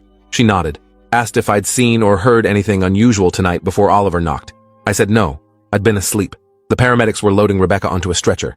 I could see them through the doorway. She was intubated now, breathing tube down her throat, IV lines in both arms. They were moving with controlled urgency. The male officer asked Oliver more questions about his daddy. Oliver said his daddy lived far away, didn't visit, only mommy. The officer asked about other family. Oliver mentioned Aunt Claire again, said she was mommy's sister, lived in Tacoma. The officer asked if Oliver knew Aunt Claire's phone number. He didn't, but he knew mommy's phone was on the kitchen counter.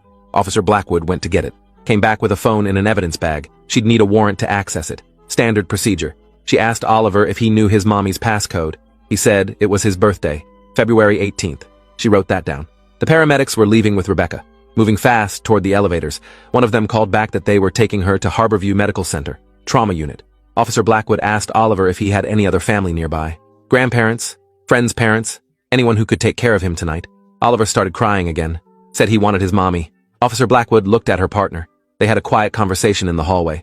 I heard fragments. CPS, emergency placement, foster care. My chest tightened. This kid had just found his mother dying on their kitchen floor. Now he was going to be shipped off to some stranger's house in the middle of the night.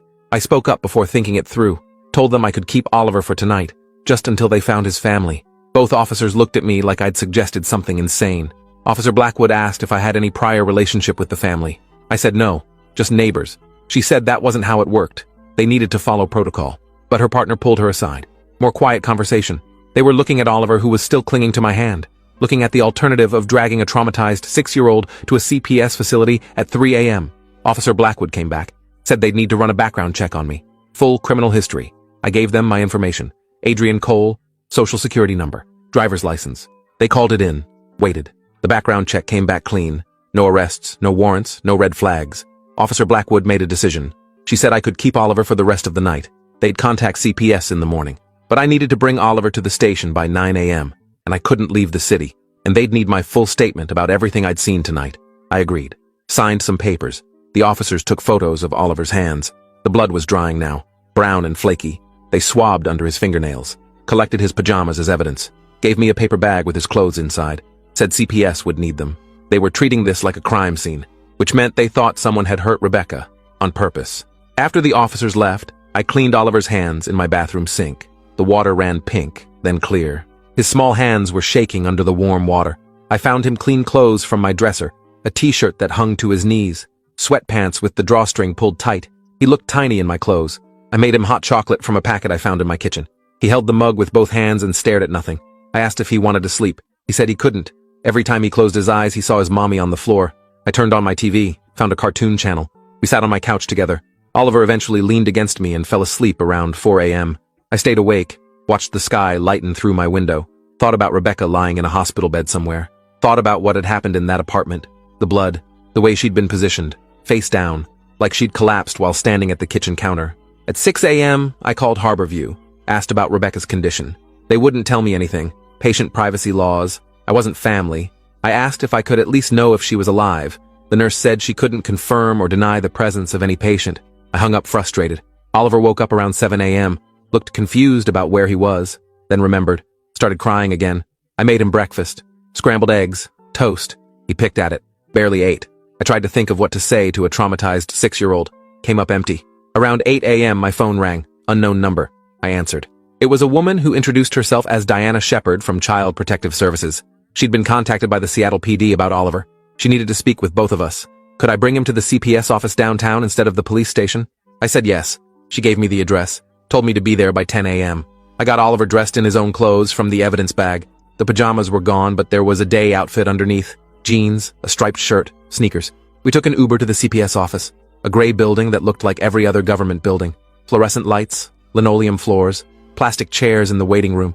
Diana Shepard met us there. She was younger than I expected, maybe late 20s, wore glasses and had her dark hair in a professional bun. She took us to a small interview room, asked Oliver questions, the same questions everyone else had asked. What happened last night? Who was home? Any other family? Oliver answered robotically, like he'd memorized the responses. Diana asked about school.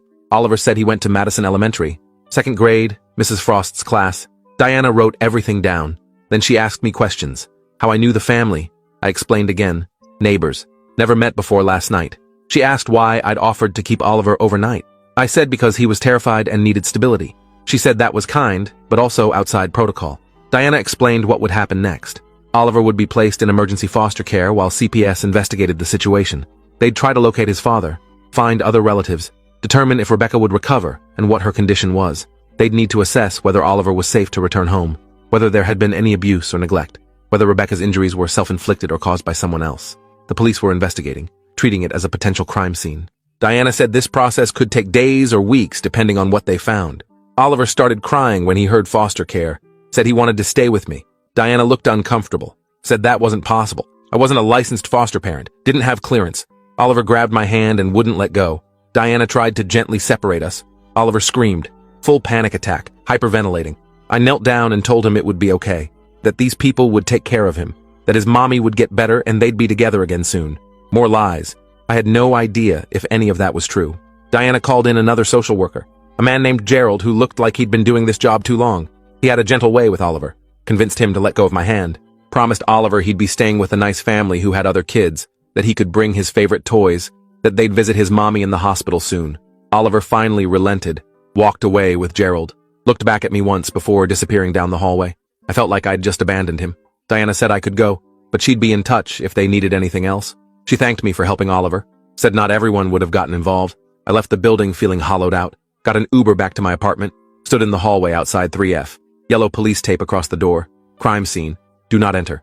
I went back to my apartment, showered, changed clothes, called in sick to work. Couldn't focus on anything except Oliver's face when he'd looked back at me. Around noon, my phone rang. Officer Blackwood. She had questions. Could I come to the station for a formal interview? I said yes. Took another Uber, third one today. I was racking up charges. The police station was busy. Phones ringing, people in handcuffs, chaos. Officer Blackwood met me in the lobby, took me to an interview room. This one had a camera in the corner, recording. She said this was standard procedure. I wasn't a suspect, just a witness. She needed my statement on record. I walked through everything again, the timeline, what I'd seen, what Oliver had said. She asked if I'd noticed anything unusual about Rebecca. Any signs of trauma before the blood? I said she was face down. I couldn't see her face or front of her body. Officer Blackwood said that was probably for the best. I asked what that meant. She said she couldn't discuss an ongoing investigation, but off the record. She was surprised I'd kept it together as well as I had. Most civilians didn't handle trauma scenes well. I asked if Rebecca was alive. Officer Blackwood hesitated, then said yes. Barely. She was in critical condition, induced coma. The doctors were working to stabilize her. I asked what happened to her. Officer Blackwood said they didn't know yet. They were waiting for toxicology reports, blood analysis.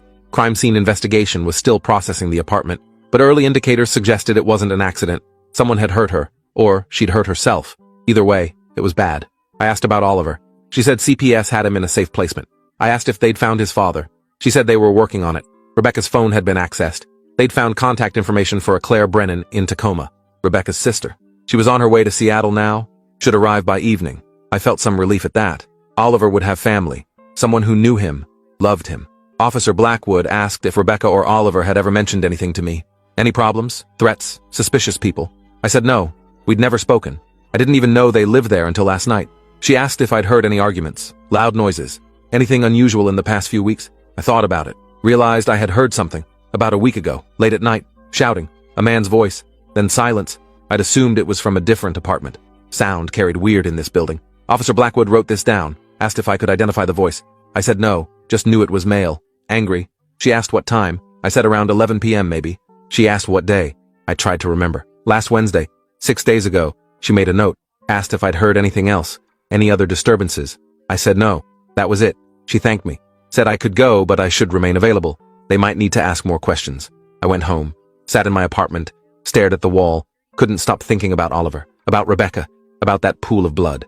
Around 6 p.m. I decided to go to Harborview, just to see if there was any news. The hospital was massive, trauma center for the entire region. I asked at the front desk about Rebecca's condition. They still wouldn't tell me anything. I wasn't family. I said I was the one who'd found her, the one who'd called 911. The desk clerk said she appreciated that but couldn't help. Privacy laws. I was about to leave when I saw a woman rushing through the lobby. Dark hair, red eyes from crying. She looked like Rebecca. Same facial structure, same slim build. I approached her carefully, asked if she was Claire. She stopped, looked at me with suspicion and grief mixed together, asked who I was. I introduced myself, explained I was the neighbor who'd helped Oliver. Her expression softened. She thanked me, said she'd just arrived from Tacoma, was trying to see her sister. They wouldn't let her up to ICU yet. Some kind of police restriction. Claire was shaking. I suggested we sit in the lobby. She agreed. We found chairs near the windows. She said CPS had called her at 5 a.m., told her Rebecca was in critical condition, that Oliver was safe, but in emergency placement. Claire had thrown clothes in a bag and driven straight here. She'd tried calling Rebecca's phone. No answer. The hospital wouldn't tell her anything over the phone. She'd driven 90 minutes in a panic. Now she was here and they still wouldn't let her see her sister. I asked if she knew what happened. She said no, just that Rebecca was injured, unconscious. The police were investigating. She asked what I'd seen. I told her what I could without traumatizing her further. Found Rebecca on the floor. Called 911. Oliver had been scared but physically unharmed. Claire started crying. Said she'd been worried about Rebecca for months, ever since the separation. I asked what separation. Claire said Rebecca had split from Oliver's father 8 months ago. His name was Derek Morse. They'd been together since college, married for 7 years. But Derek had become increasingly controlling, possessive. Rebecca finally got the courage to leave, filed for divorce, got a restraining order, moved into that apartment to start over. Derek was supposed to have supervised visitation with Oliver, but he'd violated the restraining order twice, showed up at Rebecca's apartment, banged on the door, screamed threats. Both times Rebecca called the police, Both times Derek was arrested but released within hours. The justice system didn't take restraining orders seriously, not until someone got hurt or killed. Claire's words hung in the air. I asked if Derek knew where Rebecca lived now. Claire said yes. He'd found her somehow, despite her changing her phone number, despite being careful. He always found her. That's what men like Derek did. They hunted. Claire asked if I'd told police about Derek. I said I hadn't known to mention him. But the police had Rebecca's phone. They'd find his information. They'd question him. Claire said she hoped so, but wasn't optimistic. She'd watched the system fail Rebecca over and over. Judges who gave Derek chance after chance. Cops who treated domestic violence calls like nuisance complaints. A society that protected men like Derek until their partners ended up dead. She said that with such bitterness. I knew she'd been through this before. With Rebecca, watching her sister suffer, unable to help. I asked about Oliver. Had Derek ever hurt him? Claire said not physically, but the psychological damage was there. Oliver had nightmares, anxiety. He'd started therapy 2 months ago, was finally making progress. Now this, whatever this was, it would set him back years, if he ever recovered at all. A nurse approached us, said Claire could see Rebecca now, but only for a few minutes, and she needed to prepare herself. It was bad. Claire stood on shaky legs, asked if I'd wait. She didn't want to be alone after. I said yes. She disappeared down a hallway with the nurse. I sat in the lobby for 45 minutes, watched families come and go, people crying, people praying, people staring at phones hoping for good news. Claire came back looking worse than before, sat down heavily, didn't speak for a long time. Finally said Rebecca was unrecognizable, swollen, bruised, machines everywhere, breathing tube. The doctors said she had severe internal injuries, damage to vital organs. They'd performed emergency surgery, but the prognosis wasn't good. Even if she survived, there would be permanent damage. Brain, liver, kidneys. Claire's voice cracked. She said it looked like someone had tried to kill her sister, methodically, violently. I asked if the police had said anything. Claire said a detective had been waiting outside Rebecca's room, had asked her questions about Derek, about their relationship, about the restraining order. Claire had told them everything. We sat there together, two strangers bonded by tragedy. Around 8 p.m., Claire said she needed to go see Oliver. CPS had arranged a visit at the foster home. She asked if I wanted to come. I said yes immediately. We took her car, a beat-up sedan that smelled like coffee and stress. The foster home was in Ballard, a nice neighborhood. The house was small but well-maintained. Toys in the yard. A kind-looking woman in her 50s answered the door, introduced herself as Patricia, the foster mother. She led us to the living room where Oliver sat on a couch with 2 other kids. A girl about 10 and a boy maybe 8. Oliver saw Claire and ran to her, threw his arms around her waist, started sobbing. Claire held him and cried too.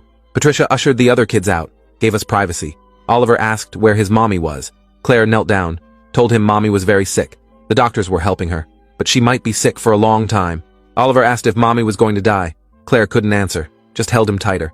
Oliver saw me standing by the door, asked why I was there. I said I wanted to make sure he was okay. He said he wanted to go home, wanted his mommy, wanted things to be normal. Claire promised they would be, someday, but right now he needed to be brave, needed to stay with Patricia. She was nice, the other kids were nice, and Claire would visit every day. Oliver asked if he could stay with Claire instead. She said she'd asked, but CPS said no. She lived too far away, worked full-time. Her apartment was too small. The system had rules, stupid rules that didn't account for the fact that Oliver needed family, needed someone who loved him, not strangers. We stayed for an hour, played board games with Oliver, tried to act normal, like his world hadn't just shattered. When it was time to leave, Oliver cried again, begged us not to go. Patricia gently pulled him away, said she'd make him special pancakes for breakfast, anything he wanted. Oliver didn't care about pancakes, he wanted his mother. Claire drove me back to my apartment. We sat in her car outside my building. She thanked me for everything, said most people would have called 911 and walked away, wouldn't have gotten involved. I said Oliver needed help. Anyone would have done the same. She said I was wrong. Most people wouldn't have. She gave me her number, asked me to call if I heard anything, about Rebecca, about the investigation, anything. I promised I would. She drove away and I went up to my apartment, walked past the yellow tape on 3F, stood outside my door, realized I'd lived here for 3 years and never once checked if my neighbors needed help. Never introduced myself, never built community, just existed in my small bubble. And now a woman was dying 3 doors down. Her son was traumatized and displaced, and I'd been completely oblivious until a child knocked on my door covered in blood. The next morning, I woke up to my phone ringing. Detective Philip Garza, Seattle PD. He needed to speak with me. Could I come to the station? Again, I went. Same interview room, same camera recording, but this time the energy was different, more intense. Detective Garza was older than Officer Blackwood. Hard face, tired eyes. He'd seen too much. He asked me to go through my statement again. Every detail. What time Oliver knocked, what he said, what I saw in the apartment, how much blood, where it was located. whether I'd touched anything, moved anything. I answered everything. Again. He asked about the male voice I'd heard arguing. When, exactly? What was said? Could I identify any words? I said no, just angry shouting, too muffled to make out specifics. Detective Garza asked if I'd seen anyone entering or leaving 3F in the weeks before this happened. I said no, never paid attention. He asked if I'd seen Derek Morse around the building. Showed me a photo on his phone. A man in his mid-30s, dark hair, square jaw, looked normal, harmless. I'd never seen him. Detective Garza leaned back, said they'd picked Derek up for questioning yesterday evening. He'd been at work when Rebecca was injured, had a solid alibi. Security footage at his workplace showed him there from 10 p.m. to 6 a.m.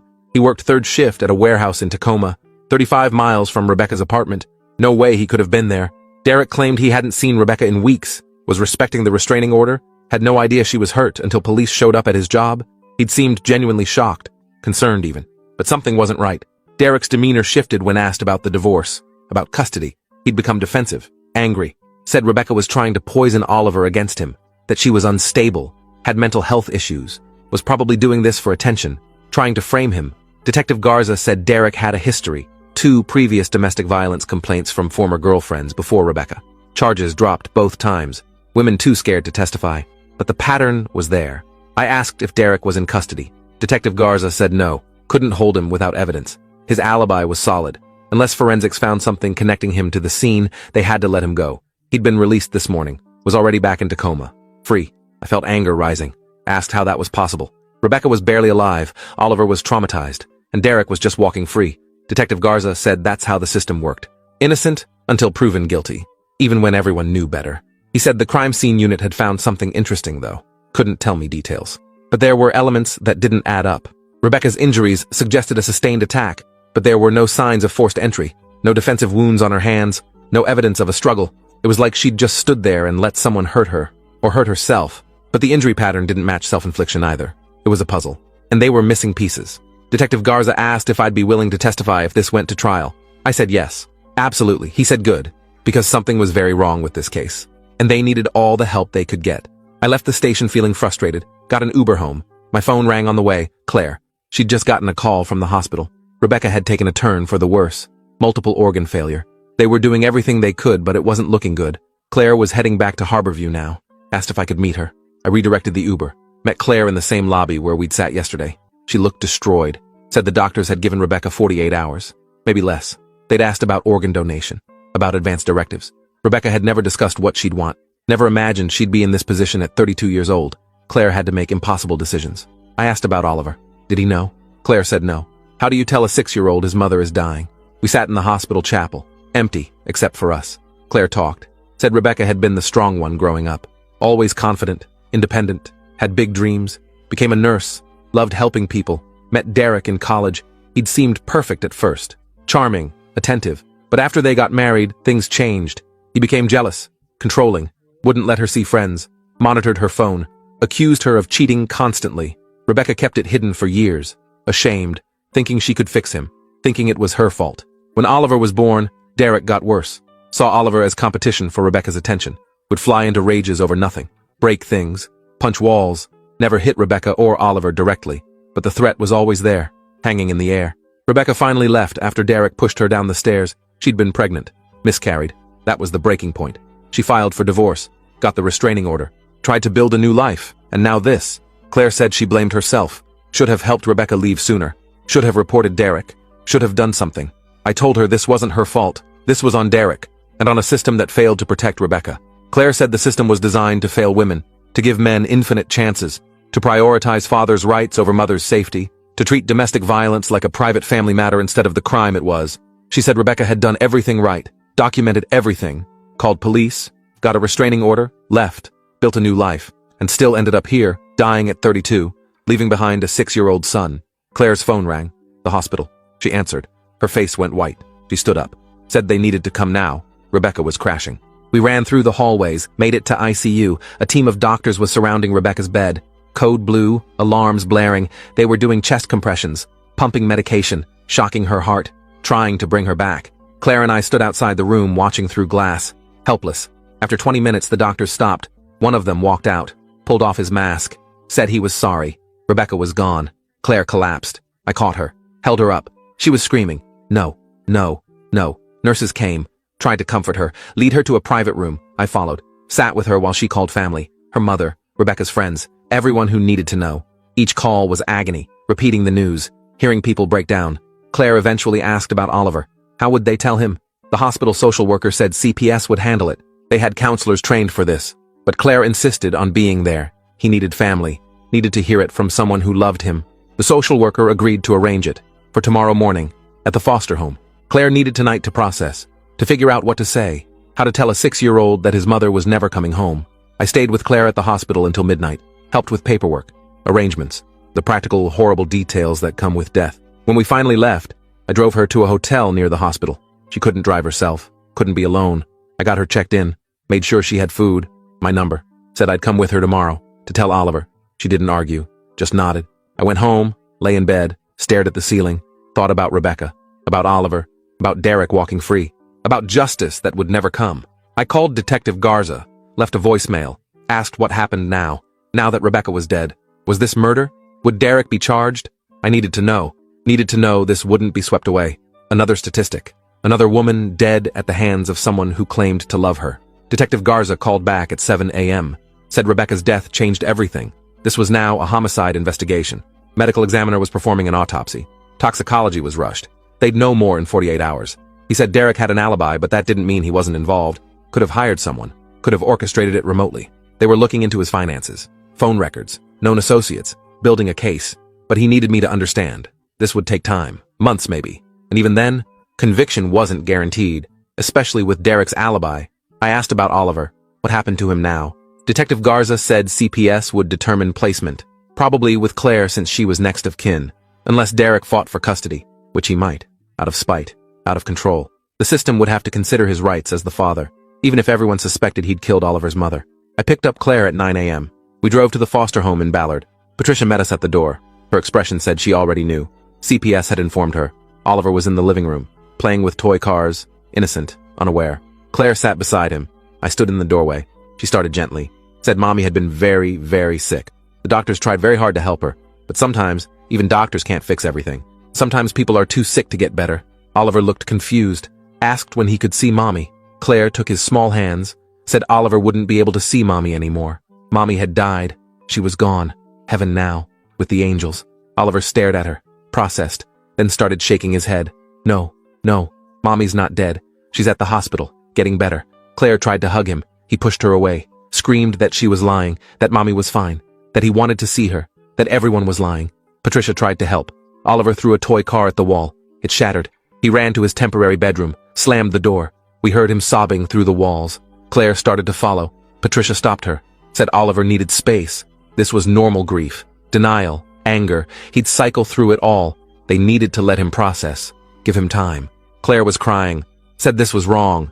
Oliver shouldn't be here, with strangers. He should be with family. Patricia said she agreed, but there were procedures. CPS would evaluate Claire as a potential guardian, but it could take weeks. Forms, background checks, home visits, and Derek would be notified, would have the right to contest, to fight for custody, Claire said, over her dead body. Derek wasn't getting Oliver, not after what he did. Patricia said carefully that Derek hadn't been charged with anything, was presumed innocent. The court would have to consider his parental rights, unless evidence proved otherwise. We stayed at the foster home for hours. Oliver eventually came out, didn't speak, just sat on the couch, stared at nothing. Claire tried talking to him. He wouldn't respond, wouldn't look at her, shut down completely. Patricia said this was trauma response, dissociation, normal under the circumstances. He'd need intensive therapy, support, time. Claire asked if she could take Oliver for the day, just to get him out of the house. Patricia said no, not without CPS approval. Claire argued. Patricia stood firm. Rules existed for a reason, even painful rules. We left around 4 p.m. Claire was furious, said this was kidnapping. They were holding Oliver hostage. I tried to calm her down, reminded her that Patricia was just doing her job, following protocol. The real enemy was the system, and Derek. Claire said she was going to fight, hire a lawyer, get emergency custody, do whatever it took. I said I'd help however I could. She dropped me off at my apartment, drove away to start making calls. The next few days were a blur. I went back to work, couldn't focus, kept checking my phone for updates. Claire texted constantly. She'd hired a family lawyer, was filing for emergency guardianship, had submitted to background checks, was preparing her home for Oliver. Detective Garza called on day 4, said the autopsy results were in. Rebecca had been poisoned. Massive dose of insulin, enough to send her into hypoglycemic shock, cause organ failure, death. The insulin had been injected, not ingested. Someone had deliberately administered it. Rebecca wasn't diabetic, had no medical need for insulin.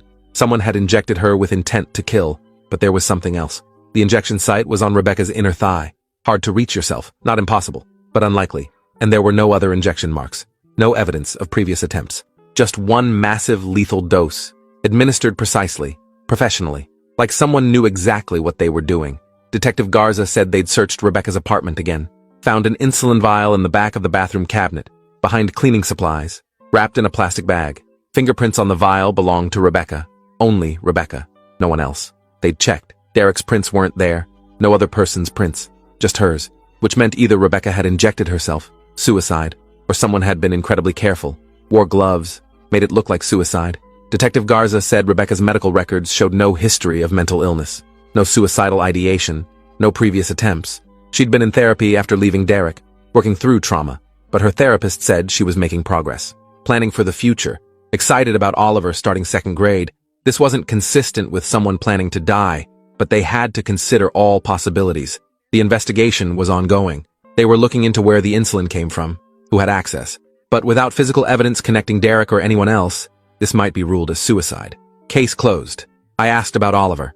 Would he be told? Detective Garza said eventually, when he was older. For now, CPS was treating this as suspicious death pending investigation. Derek had filed for custody, was claiming Rebecca's instability. Her suicide proved she'd been unfit, dangerous. He was Oliver's father, had rights. The court would decide. Claire was fighting back, but the system favored biological parents, even terrible ones. I felt sick, asked what I could do. Detective Garza said nothing unless I remembered something new, some detail I'd forgotten. I said I'd think about it. Ended the call. Sat in my apartment. Replayed that night over and over.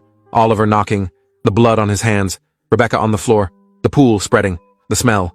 Something nagged at me. Something wrong. I couldn't place it. I called Claire, told her about the autopsy, the insulin, the fingerprints. She said it was impossible. Rebecca would never kill herself, would never leave Oliver. Someone did this. Someone smart, someone careful, someone who knew exactly how to make murder look like suicide, someone like Derek. Claire said Derek was a pharmaceutical sales rep, had been for years, had access to medical supplies, insulin, syringes, knew dosages, knew how to inject, knew how to kill, but he had an alibi, was at work, miles away. Claire said he must have hired someone, paid someone. There was no other explanation. I asked if she'd told this to the police. She said yes, they were investigating, but without proof, it was speculation. Derek's finances showed no unusual transactions, no payments to suspicious individuals. His phone records were clean. If he'd hired someone, he'd been careful, covered his tracks, left no trail. Claire said her lawyer was filing emergency motions, requesting supervised visitation only for Derek, citing the restraining order history, the suspicious death, but the judge would probably allow some contact. Derek was the father, had rights. Claire's voice broke. She said Oliver was getting worse, wasn't eating, wasn't sleeping, barely spoke. The foster home was trying, but he needed family, needed her. The system was moving too slowly, forms and procedures while a 6-year-old suffered. 2 weeks passed. The court granted Claire supervised visitation with Oliver, once a week, 3 hours, at the CPS office, under observation. It was insulting, but better than nothing. Derek was granted the same. Claire attended every visit, brought Oliver's favorite foods, toys from home, photos of Rebecca, tried to maintain connection, keep memories alive. Derek attended twice. Both times brought expensive gifts, video games, remote control cars, things a 6-year-old would love. But Oliver barely reacted, didn't want Derek's gifts, didn't want Derek, would sit in the corner during visits, refused to speak. Derek would get frustrated, accuse CPS of turning Oliver against him, claim parental alienation, say Rebecca had poisoned Oliver's mind. Claire wanted to scream, to tell Derek exactly what she thought. But her lawyer advised silence. Let Derek show his true colors. Let the system see who he really was. The custody hearing was scheduled for 6 weeks after Rebecca's death. Claire's lawyer prepared everything. Character witnesses, Rebecca's documented history of abuse, the restraining orders, police reports, Derek's previous complaints from ex-girlfriends, therapy records showing Oliver's trauma response to Derek. But Derek had his own lawyer, expensive. Good. They prepared too. Painted Rebecca as unstable, suicidal, unfit. Said she'd kept Oliver from his father out of spite. That Derek had been trying to rebuild their relationship. That he loved his son, wanted to provide stability. Said the suspicious death was tragic, but not Derek's fault. That without evidence of foul play, the court should focus on Oliver's best interests, which meant being with his father, his biological parent, Not with an aunt who lived an hour away, worked full-time, had no children of her own. The hearing lasted all day. Testimonies, evidence, arguments. I attended as a witness, described that night, what I'd seen, what Oliver had said. Derek's lawyer asked if I'd seen Derek at the scene. I said no. Asked if I had any evidence Derek was involved. I said no, just suspicions. Suspicions weren't facts. The judge listened to everything, asked questions, reviewed documents. At the end of the day, she said she needed time to deliberate, would issue a ruling within a week. Claire left the courthouse devastated, said she could feel it going the wrong way. The judge was leaning toward Derek, toward biological rights, toward keeping father and son together, despite everything, despite common sense, despite the dead mother whose killer was still free. I tried to reassure her, said we didn't know what the judge would decide, had to wait. Hope. Claire said hope had died with Rebecca. Now there was only fear. Fear for Oliver. Fear of what Derek would do once he had full custody. No supervision, no oversight, just a traumatized child and the man who'd probably murdered his mother. The judge's ruling came 6 days later. Joint custody. Claire would have Oliver during the school year. Derek would have summers and alternating holidays. Supervised visitation for Derek for 6 months, then reassess. It was a compromise. Solomon splitting the baby. Neither side happy, but the court's decision was final, unless new evidence emerged, unless something changed. Claire called me crying, said at least Oliver would be with her most of the time, away from Derek. But summers terrified her. 3 months alone with Derek. Anything could happen. I asked about the police investigation. Any updates? Claire said Detective Garza had called yesterday. The case was going cold. No new evidence, no witnesses, no confession. They'd interviewed Derek extensively. He'd never slipped, never revealed anything. Maintained his innocence, his grief, his shock at Rebecca's death. Without proof, they couldn't charge him, couldn't arrest him, couldn't stop him from getting custody. The case would remain open, but inactive, unless something broke, some new lead, some revelation, but those rarely came. Claire picked up Oliver from foster care 3 days later, brought him to her apartment in Tacoma, enrolled him in a new school, started therapy twice a week, tried to build a life for him, for both of them. She quit her job to be home more, found remote work, did everything she could to help Oliver heal, but the damage was deep. Oliver had nightmares, panic attacks, separation anxiety, refused to sleep alone, would wake up screaming for his mother.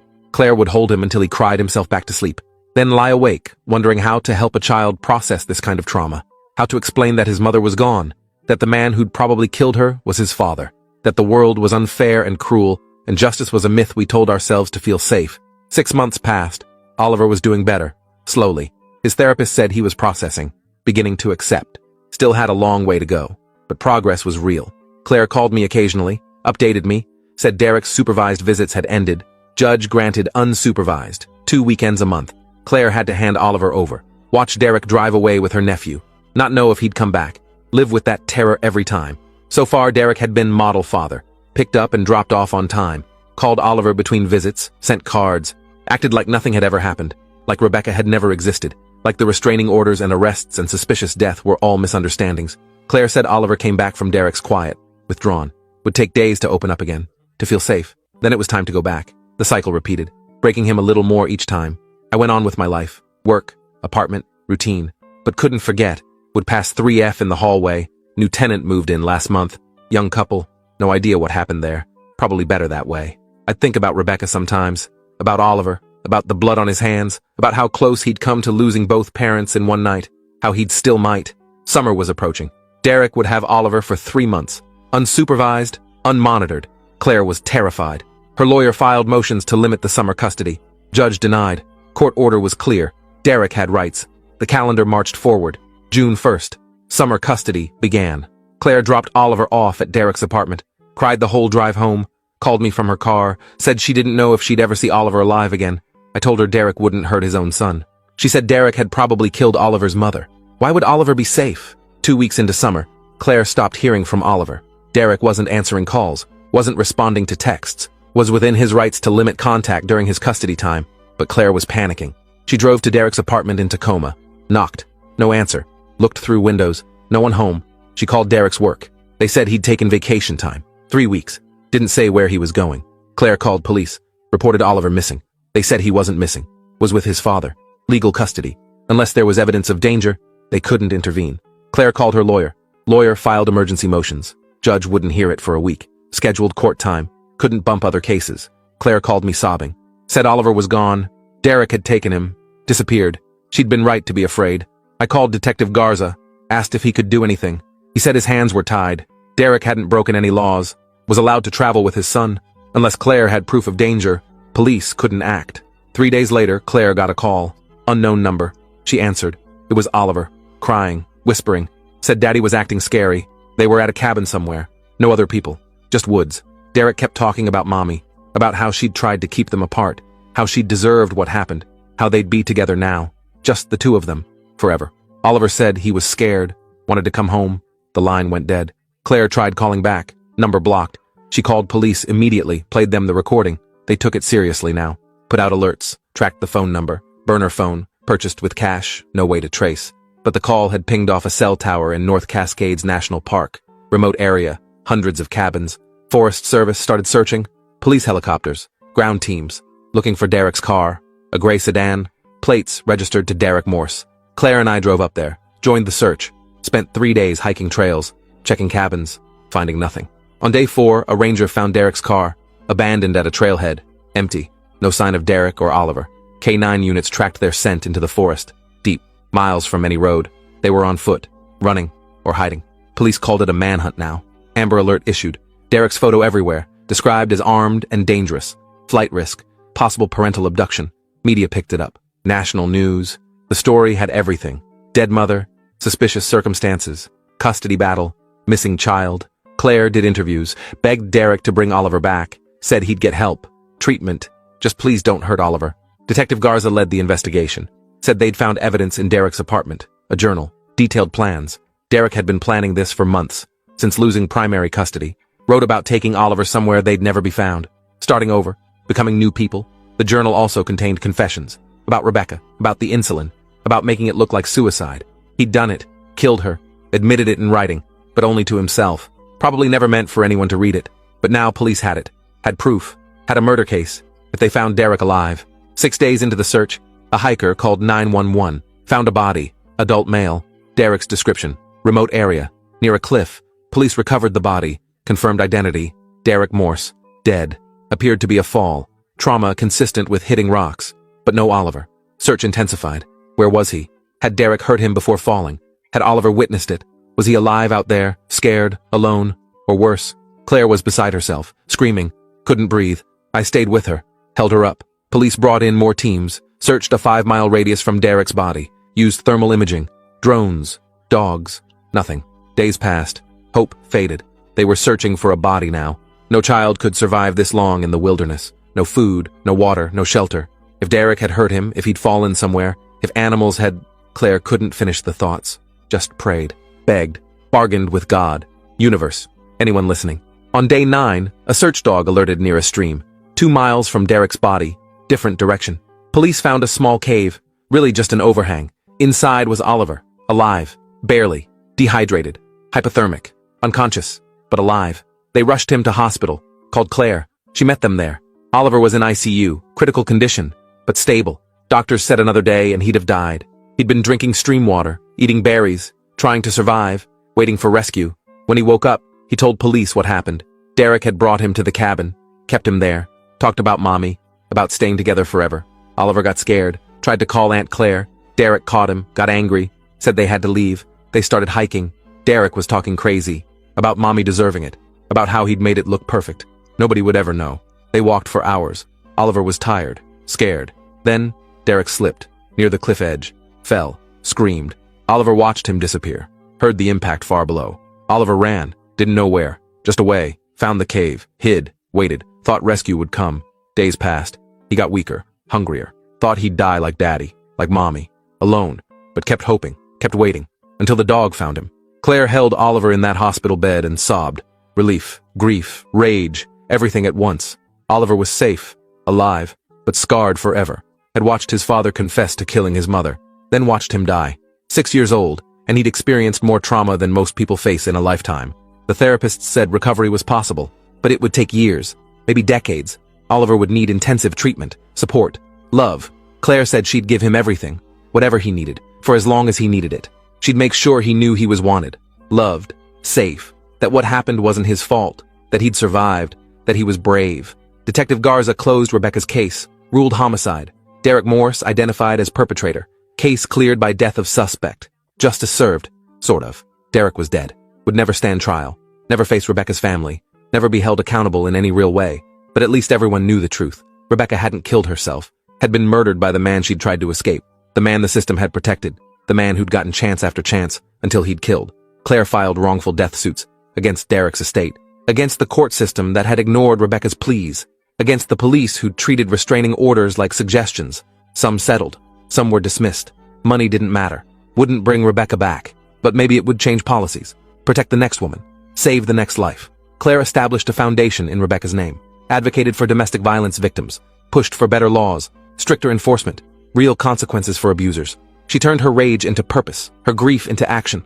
Oliver moved in with Claire permanently, started 3rd grade in Tacoma, went to therapy 3 times a week, made slow, steady progress, had good days and bad days, would still wake up screaming sometimes, would still check locks obsessively, would still flinch at loud noises, but he smiled sometimes too, played with other kids, talked about mommy without crying every time, was learning to live with the weight he'd carry forever. Claire called me occasionally, updated me, said Oliver asked about me sometimes, the neighbor who'd helped him that night, who'd stayed when he was scared. I visited a few times, brought Oliver books, played board games, tried to be another stable adult in his orbit, another person who showed up, who cared. It wasn't much, but it was something. 2 years after that night, I moved to a different apartment building. Couldn't walk past 3F anymore without seeing blood, without hearing Oliver's small voice, without remembering how close evil had been to my door. But I kept Claire's number, kept the promise to show up for Oliver's birthdays and holidays, kept fighting alongside her for the laws that might save the next Rebecca, knowing we'd never save enough, but refusing to stop trying, because that night taught me that being a good person isn't about being a hero. It's about answering the door when a child knocks covered in blood, and never closing it again. Thanks for watching till the end.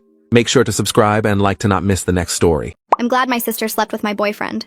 I sat at the dining table pushing food around my plate while my sister Christy talked about herself for the 3rd time that hour. Christy had this way of making every dinner feel like her personal TED Talk. She examined her manicured nails while she spoke, tilting her hand to catch the light like she was admiring a diamond ring that wasn't there.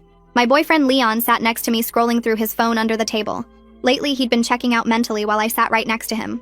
Christy's boyfriend Mason sat across from me, arms crossed, watching her with the kind of tired expression that told me he'd heard whatever she was about to say at least 10 times before.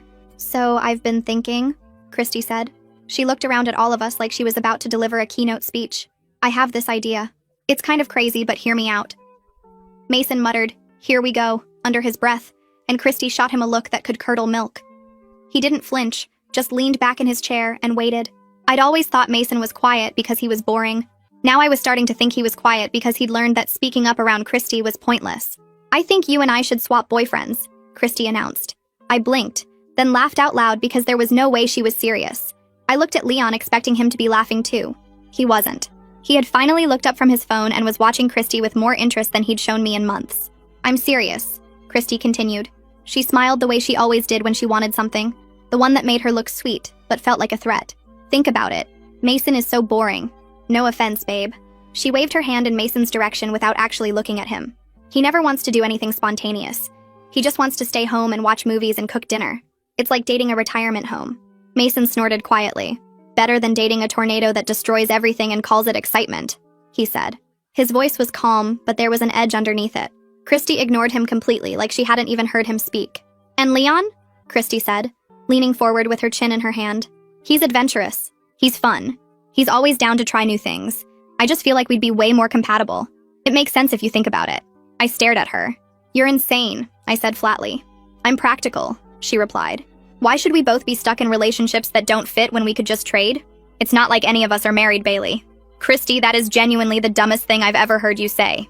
And you once told me you thought the sun and the moon were the same thing." "I was 12, she snapped. "And stop deflecting. I'm offering you an upgrade." She gestured toward Mason like he was a prize on a game show. Mason raised an eyebrow but said nothing. Leon cleared his throat. "I mean," he said slowly, "it's not the worst idea." My whole body went cold. I turned to look at him so fast my neck cracked. "Excuse me?" He shrugged. One of those lazy, careless shrugs that made me want to throw my fork at his face. "What? I'm just saying. Might be fun to try something different. We've been together 2 years, Bailey. Things get stale." "Stale," I repeated. My voice came out flat and hard. "Yeah, don't act like you haven't noticed." I had noticed.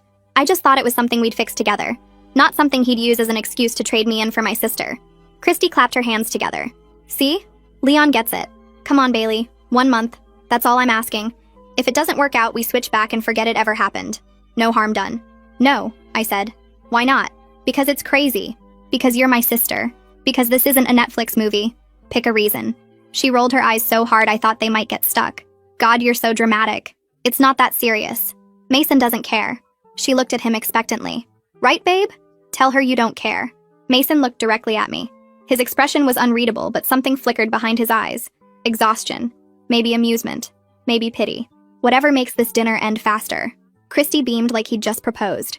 See? She reached into her designer purse and pulled out a folded piece of paper. I even drafted a little contract. 1 month minimum. No backing out early. No running to mom and dad. We all agree to give it a real shot. She slid the paper across the table toward me. Come on, Bailey. Live a little. Unless you're scared Mason won't like you. That was the trap. I saw it the second she said it. Christy had been pushing my buttons since we were kids, and she knew exactly where every single one was located.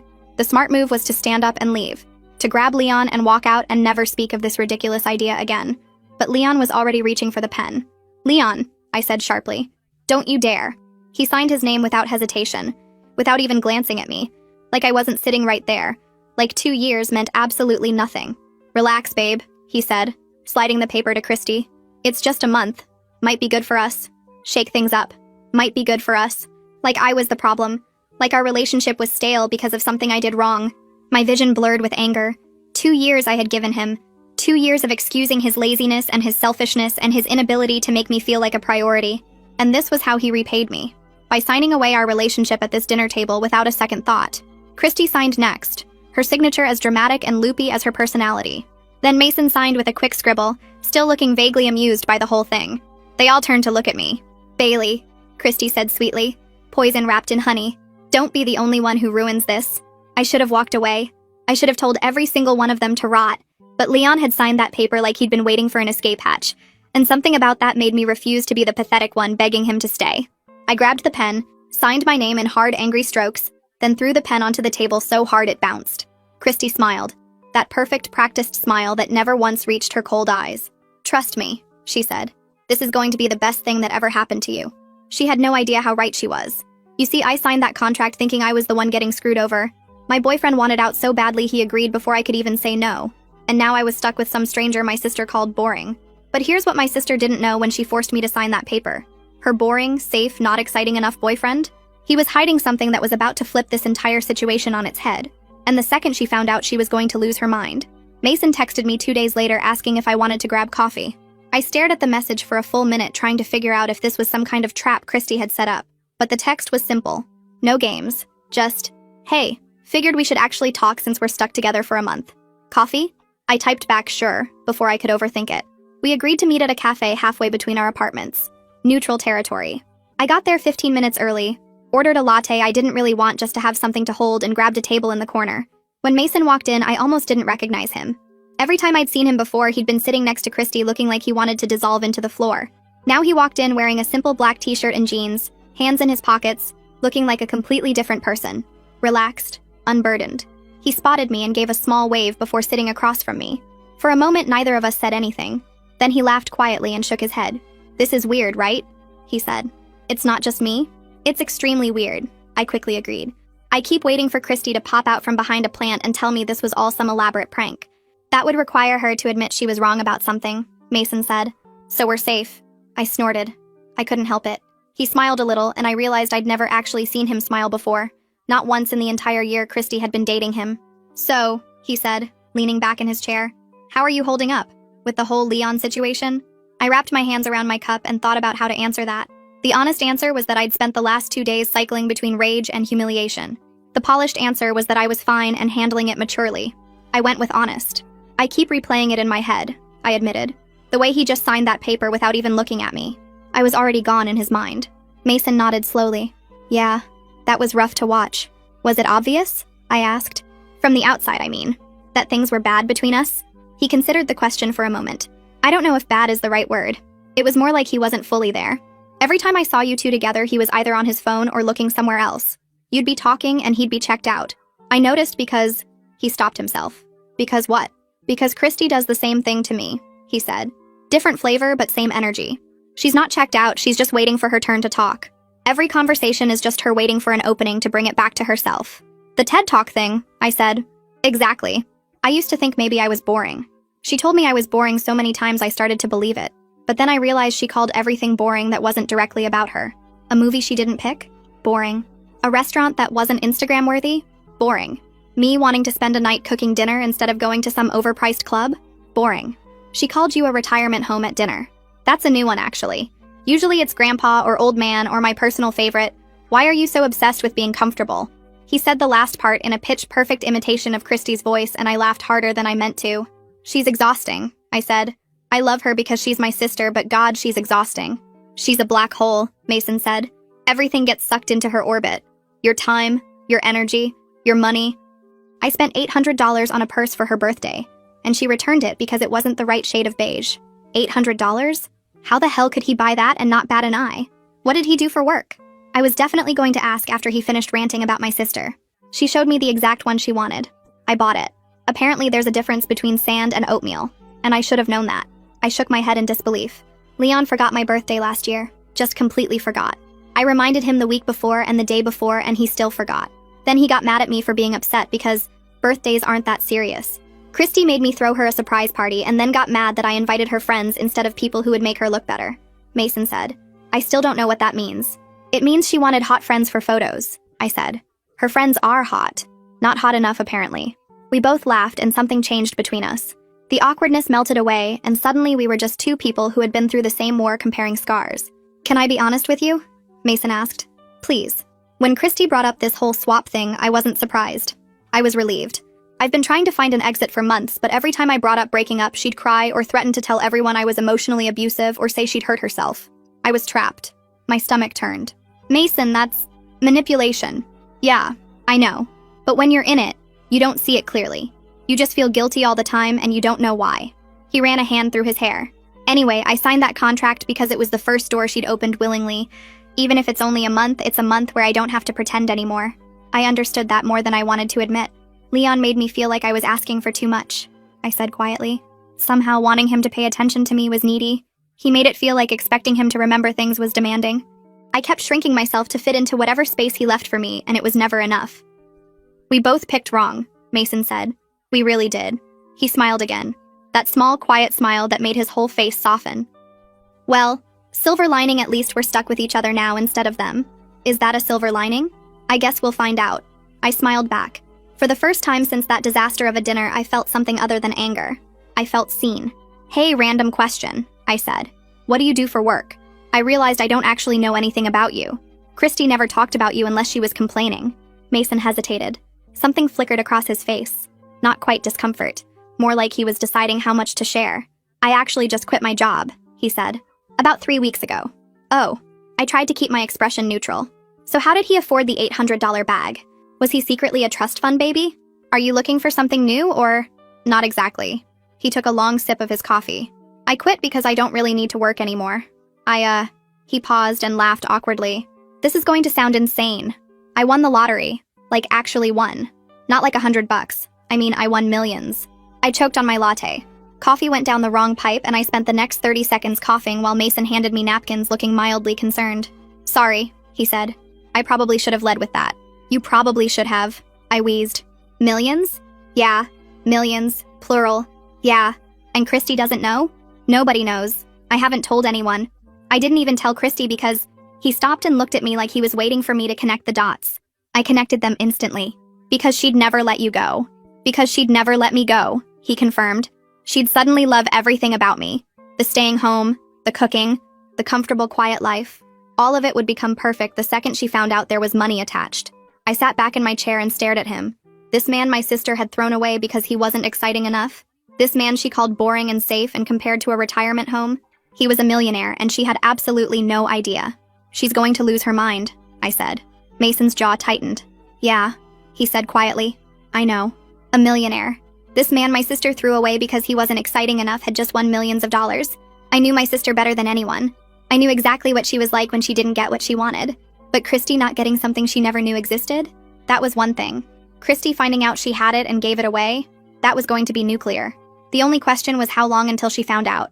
And honestly, it didn't take long at all. Mason called his mom a week later to tell her the mortgage was paid off. I was sitting next to him on his couch when he made the call, and I watched his whole face light up as she cried happy tears on the other end. It was one of the most genuine moments I'd ever witnessed. What neither of us realized was that Christy had shown up unannounced again, still using the key she refused to give back. She was standing in the hallway when she heard him say, "It's done, Mom. The whole thing. You and Dad never have to worry about the house again." Then we heard someone screaming like a banshee. It was Christy. "How?" Christy shrieked, storming into the living room like a tornado in designer heels. "How did you pay off a mortgage, Mason? That's hundreds of thousands of dollars. Where did you get that kind of money?" Mason's face went pale. He ended the call with his mom and stood up slowly. "Christy, you need to leave. I'm not going anywhere until you tell me what the hell is going on," she screamed. Her eyes were wild, darting between me and Mason like she was trying to solve a puzzle that would ruin her life. "You work a normal job. You drive a 10-year-old car. You told me you couldn't afford to take me to Cabo for my birthday. And now you're paying off mortgages? It's none of your business," Mason said. His voice was calm, but I could see his hands shaking slightly. "We're not together anymore. Remember? You made sure of that." Christy's head snapped toward me. "You!" she hissed. "You knew. You knew this whole time, didn't you? That's why you agreed to sign that contract so easily. You knew he had money and you played me." I scoffed. "Are you hearing yourself right now? You proposed the swap. You wrote the contract. You forced everyone to sign. I didn't even want to be part of this ridiculous situation, but you and Leon made that choice for me.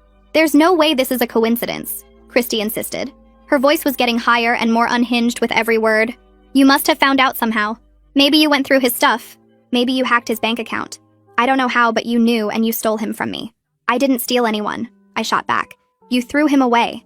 You literally handed him to me on a silver platter because you wanted my neglectful checked-out boyfriend instead. That was your choice, Christy. No one made you do that."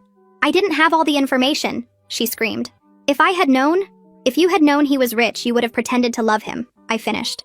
"That's exactly why he didn't tell you. He knew you'd only want him for his money. And look at you right now, proving him right." Christy's face turned a shade of red I'd never seen before. She looked like she was about to spontaneously combust.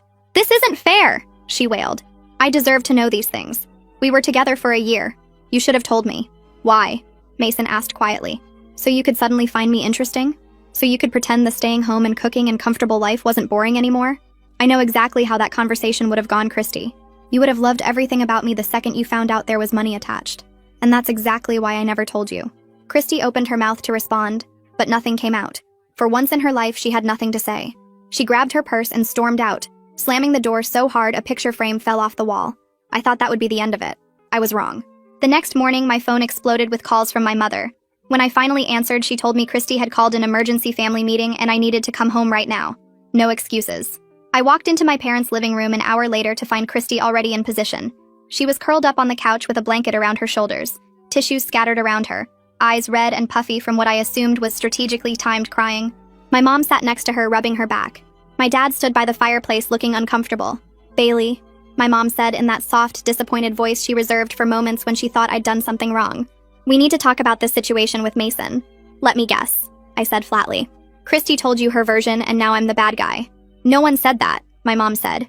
"Your sister is hurting." Christy let out a theatrical sob. "I just want things to go back to normal," she whimpered. "I made a mistake. I admit it. I should never have suggested the swap. But Bailey is rubbing it in my face and refusing to switch back, and it's not fair." "A mistake," I repeated. "You planned this for weeks. You drafted an actual contract. You brought a pen to dinner, Christy." "I didn't know what I was giving up," Christy wailed. "He kept things from me. He hid who he really was. How was I supposed to make a fair decision without all the information?" "So now it's his fault you treated him like garbage?" I asked. "He didn't owe you his bank statements. You were supposed to love him, not treat him like a wallet." My dad cleared his throat. "Bailey, maybe your sister has a point. This whole thing has gotten out of hand. Why don't you just end it early and let everyone move on?" She hasn't stopped crying. "She's crying because she missed out on millions," I said. "Not because she lost some great love. If Mason was still broke, she'd be at brunch right now posting selfies with Leon." "That's not fair," Christy insisted. "You don't know what's in my heart. I had something real with Mason and I didn't see it. Is that what you want me to say? Fine. I was blind. I took him for granted. But I see it now." "You see his wallet?" I said. "That's not the same thing." My mom sighed. "Bailey, please. Just consider ending this early. For the family's sake." I looked at my parents. At my sister. At the perfectly orchestrated intervention designed to guilt me into giving Christy what she wanted. And I felt something cold and final settle in my chest. "No," I said. "The contract says 1 month minimum. No backing out early. No running to mom and dad." I looked directly at Christy. "Those were your rules. You wrote them specifically so I couldn't escape when things got hard. Well, guess what? Now you can't escape either. You want to be with Leon so badly? Go be with him. Leave me and Mason alone. I walked out before anyone could respond. 2 days later, Mason showed up at my apartment looking exhausted. He dropped onto my couch and pulled out his phone without saying a word. "You need to see this," he said, handing it to me. I scrolled through the messages from Christy. There were dozens of them, maybe hundreds. "I made the biggest mistake of my life. Please give me another chance. I miss you so much. I miss your cooking. I miss your hugs. I miss everything about you. I'll change, I promise. I'll stay home every night. I'll watch whatever you want. I'll never complain again. I love you, Mason. I've always loved you. I was just too stupid to see it. I'll cook for you. I'll learn all your favorite recipes.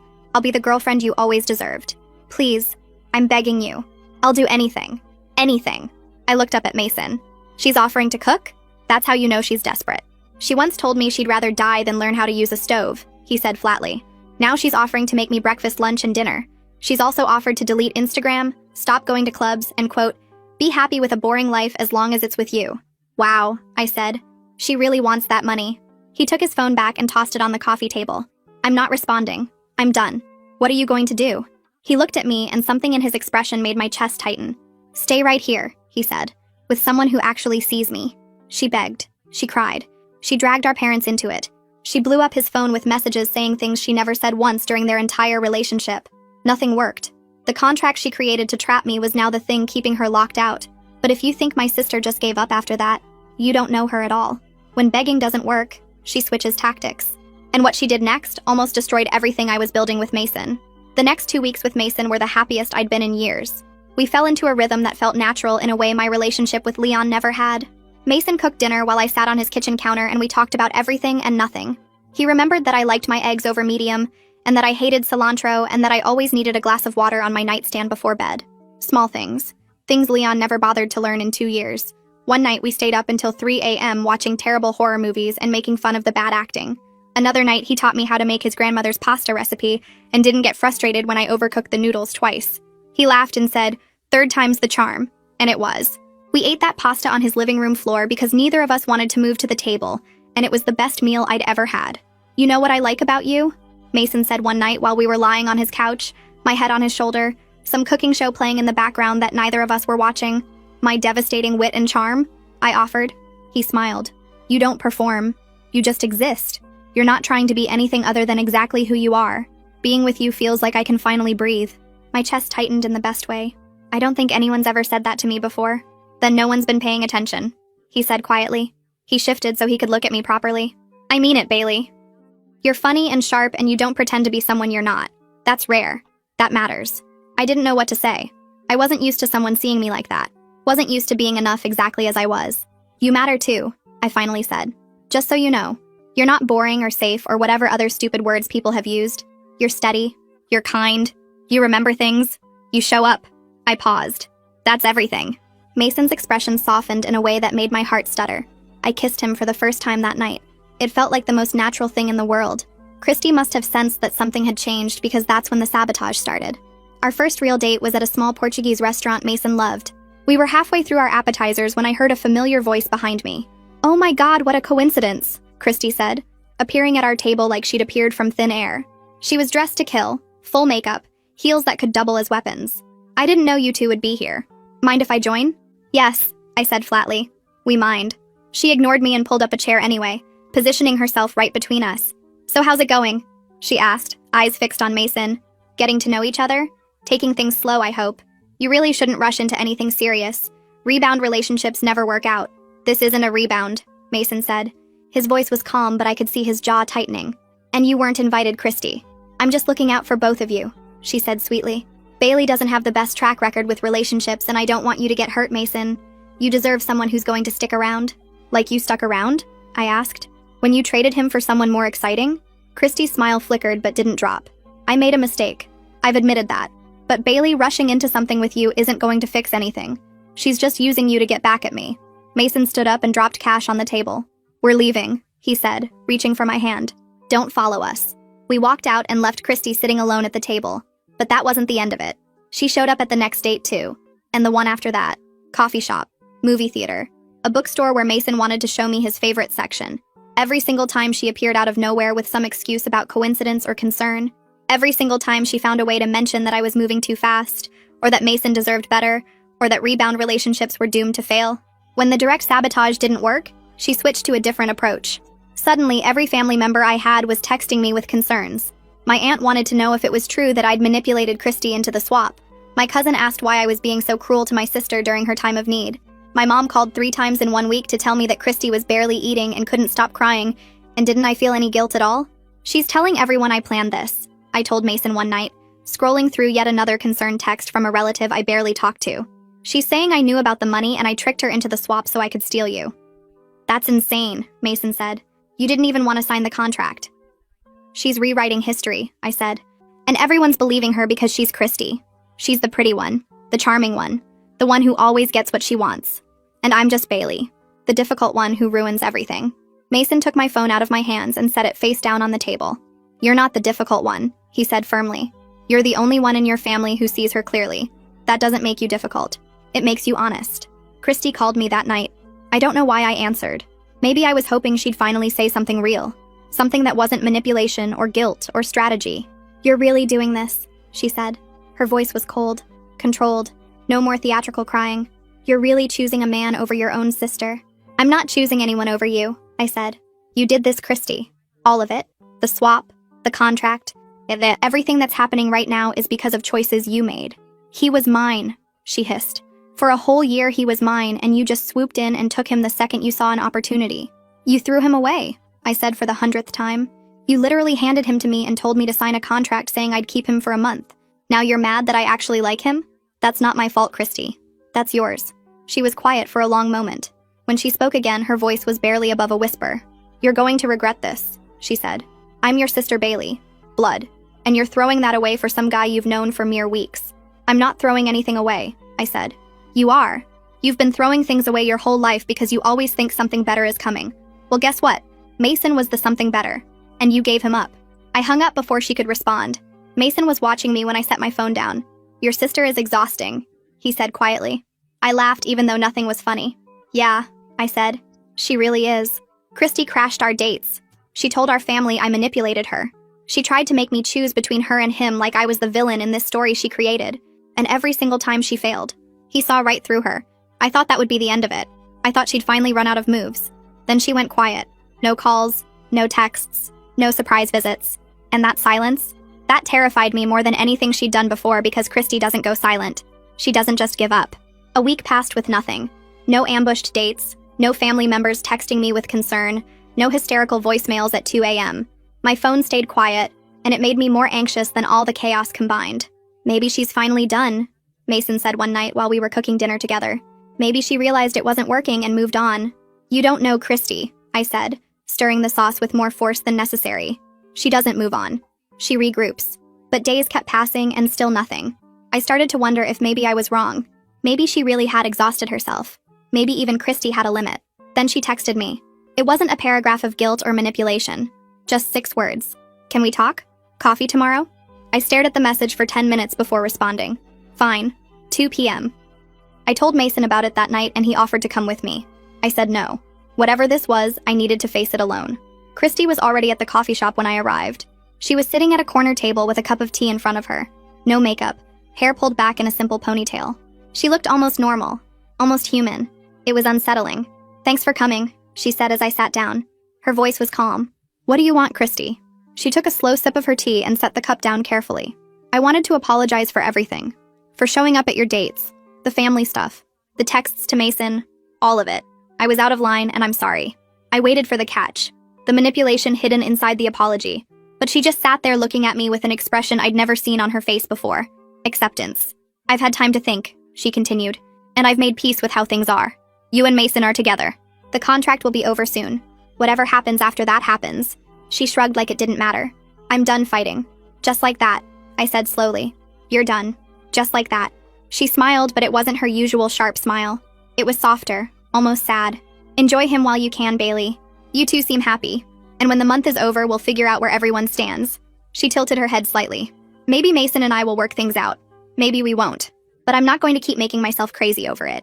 Something about the way she said, enjoy him while you can, made my stomach turn. as if she knew something I didn't. I had a feeling she was already counting down to something. Okay, I said carefully. Thanks for the apology. Of course. She stood up and grabbed her purse. I'll see you around, Bailey. Tell Mason I said hi. She walked out and I sat there for a long time trying to figure out why her being calm scared me more than her being unhinged.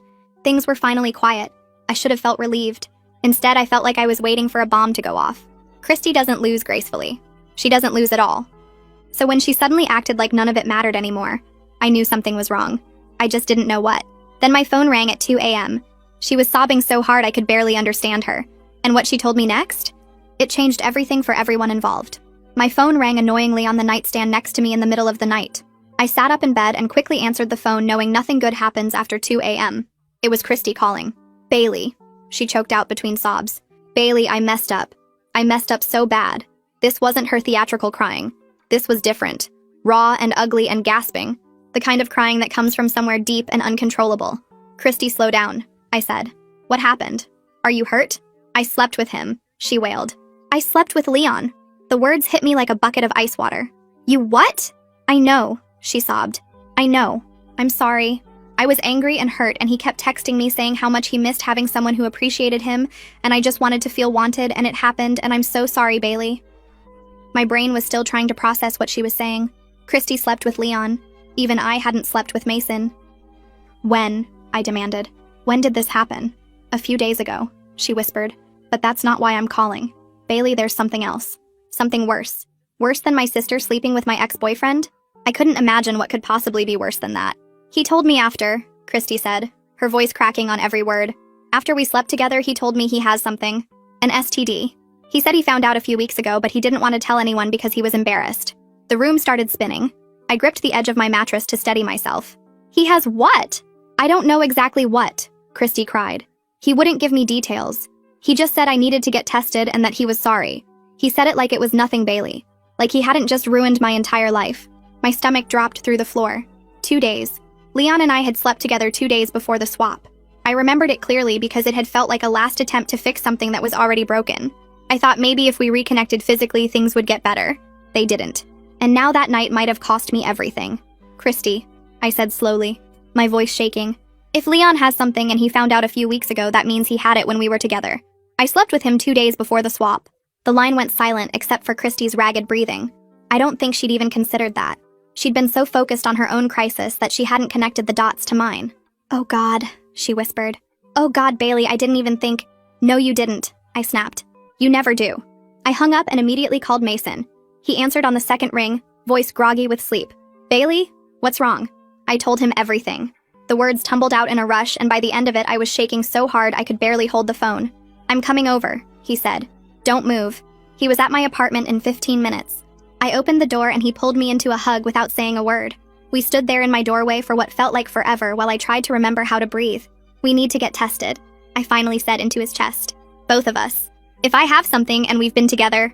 Hey, Mason said, pulling back to look at me. I haven't slept with anyone else. So whatever's happening, I'm not worried about me. He cupped my face in his hands. I'm worried about you. And we're going to figure this out together, okay? I nodded, even though nothing felt okay. We were at the clinic the second it opened. Christy was already in the parking lot pacing back and forth with mascara streaked down her face. Leon pulled up 5 minutes later looking annoyed like he'd been dragged out of bed for something inconvenient. This is ridiculous, Leon muttered as we all walked inside. I told you it's probably nothing serious. You're all overreacting. Overreacting? Christy shrieked. Several people in the waiting room turned to stare. You told me after we slept together, Leon. After. That's not overreacting. That's attempted murder. That's not what attempted murder means, Leon said flatly. I don't care what it means, Christy screamed. You should have told me before. What kind of person does that?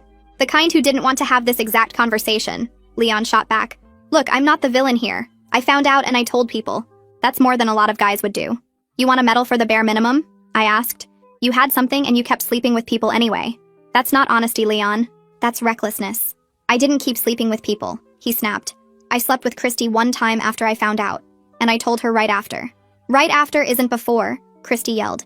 Right after doesn't protect anyone. A nurse appeared and called Leon's name first. He stood up and shot all of us a look of pure irritation. You know what? I'm the one who has to live with this, not you. So maybe save the judgment until you get your own results. He disappeared down the hallway, and Christy immediately burst into fresh tears. Mason put his arm around me and I leaned into him, trying to block out the sound of my sister's sobbing. They called my name next. The nurse led me to a small room with lighting that made everything feel clinical and cold. She asked me questions about my intimacy history, and I answered them with a detached numbness that didn't feel like my own voice. She took blood and handed me a cup for a urine sample and told me results would take 48 to 72 hours. Is there anything else I should know? I asked before she left. She looked at me with practiced sympathy. Try not to spiral before you have answers. I know that's easier said than done, but worrying won't change the results. I walked out of that room feeling like I was carrying a time bomb inside my own body. Mason went in after me even though he insisted he wasn't worried. For solidarity, he said. Christy went last and came out looking like she'd aged 10 years and 15 minutes. The four of us stood in the parking lot afterward in the most awkward silence of my entire life. Leon leaned against his car with his arms crossed, looking defensive. Christy kept checking her phone like the results might magically appear early. Mason held my hand and said nothing. This is your fault. Christy finally spat at Leon. All of this. If you had just been honest from the beginning, if you hadn't pushed for this stupid swap, none of us would be here. Leon shot back. You wanted excitement, Christy. Well, congratulations. This exciting enough for you? Don't you dare blame me for your disease, Christy screamed. It's not a disease, it's a condition, Leon yelled. And I got it from someone else, so technically I'm a victim too. You're a victim? I yelled. That's your takeaway from this.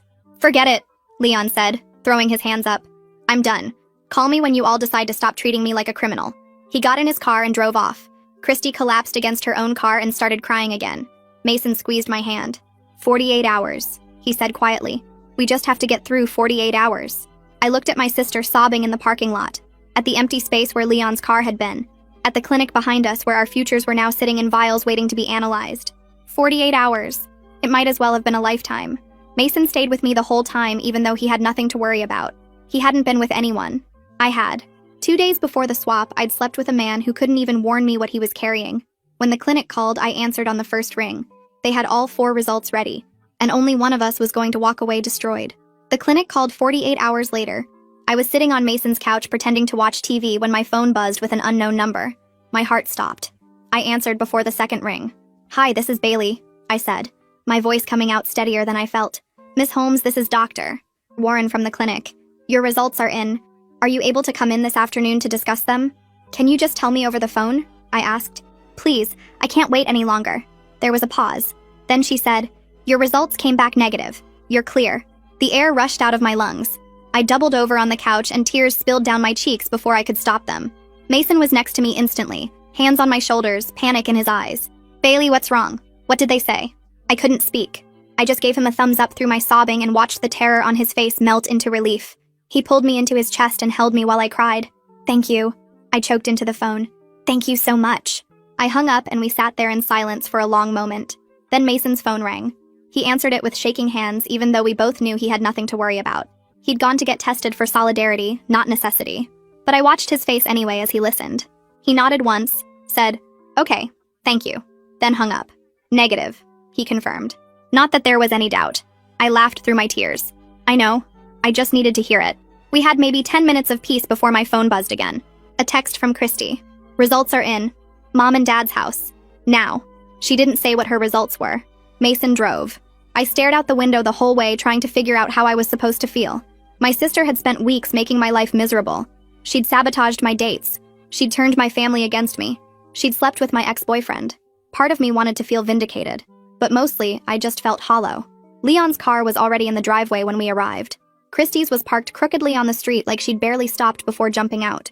We could hear raised voices before we even reached the front door. Inside was chaos. Christy stood in the middle of the living room with her arms crossed tight against her chest. She wasn't crying yet, but her eyes were red and swollen like she had been recently. Leon sat on the far end of the couch looking defensive and small.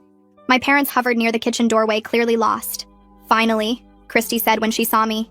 Now everyone's here. What's going on? My mom asked. Christy wouldn't tell us anything until you arrived. Christy took a shaky breath. I wanted everyone to hear this together. She looked at Leon with pure venom. Tell them. Tell them what you told me 3 weeks ago and then decided to keep secret. Leon's jaw tightened.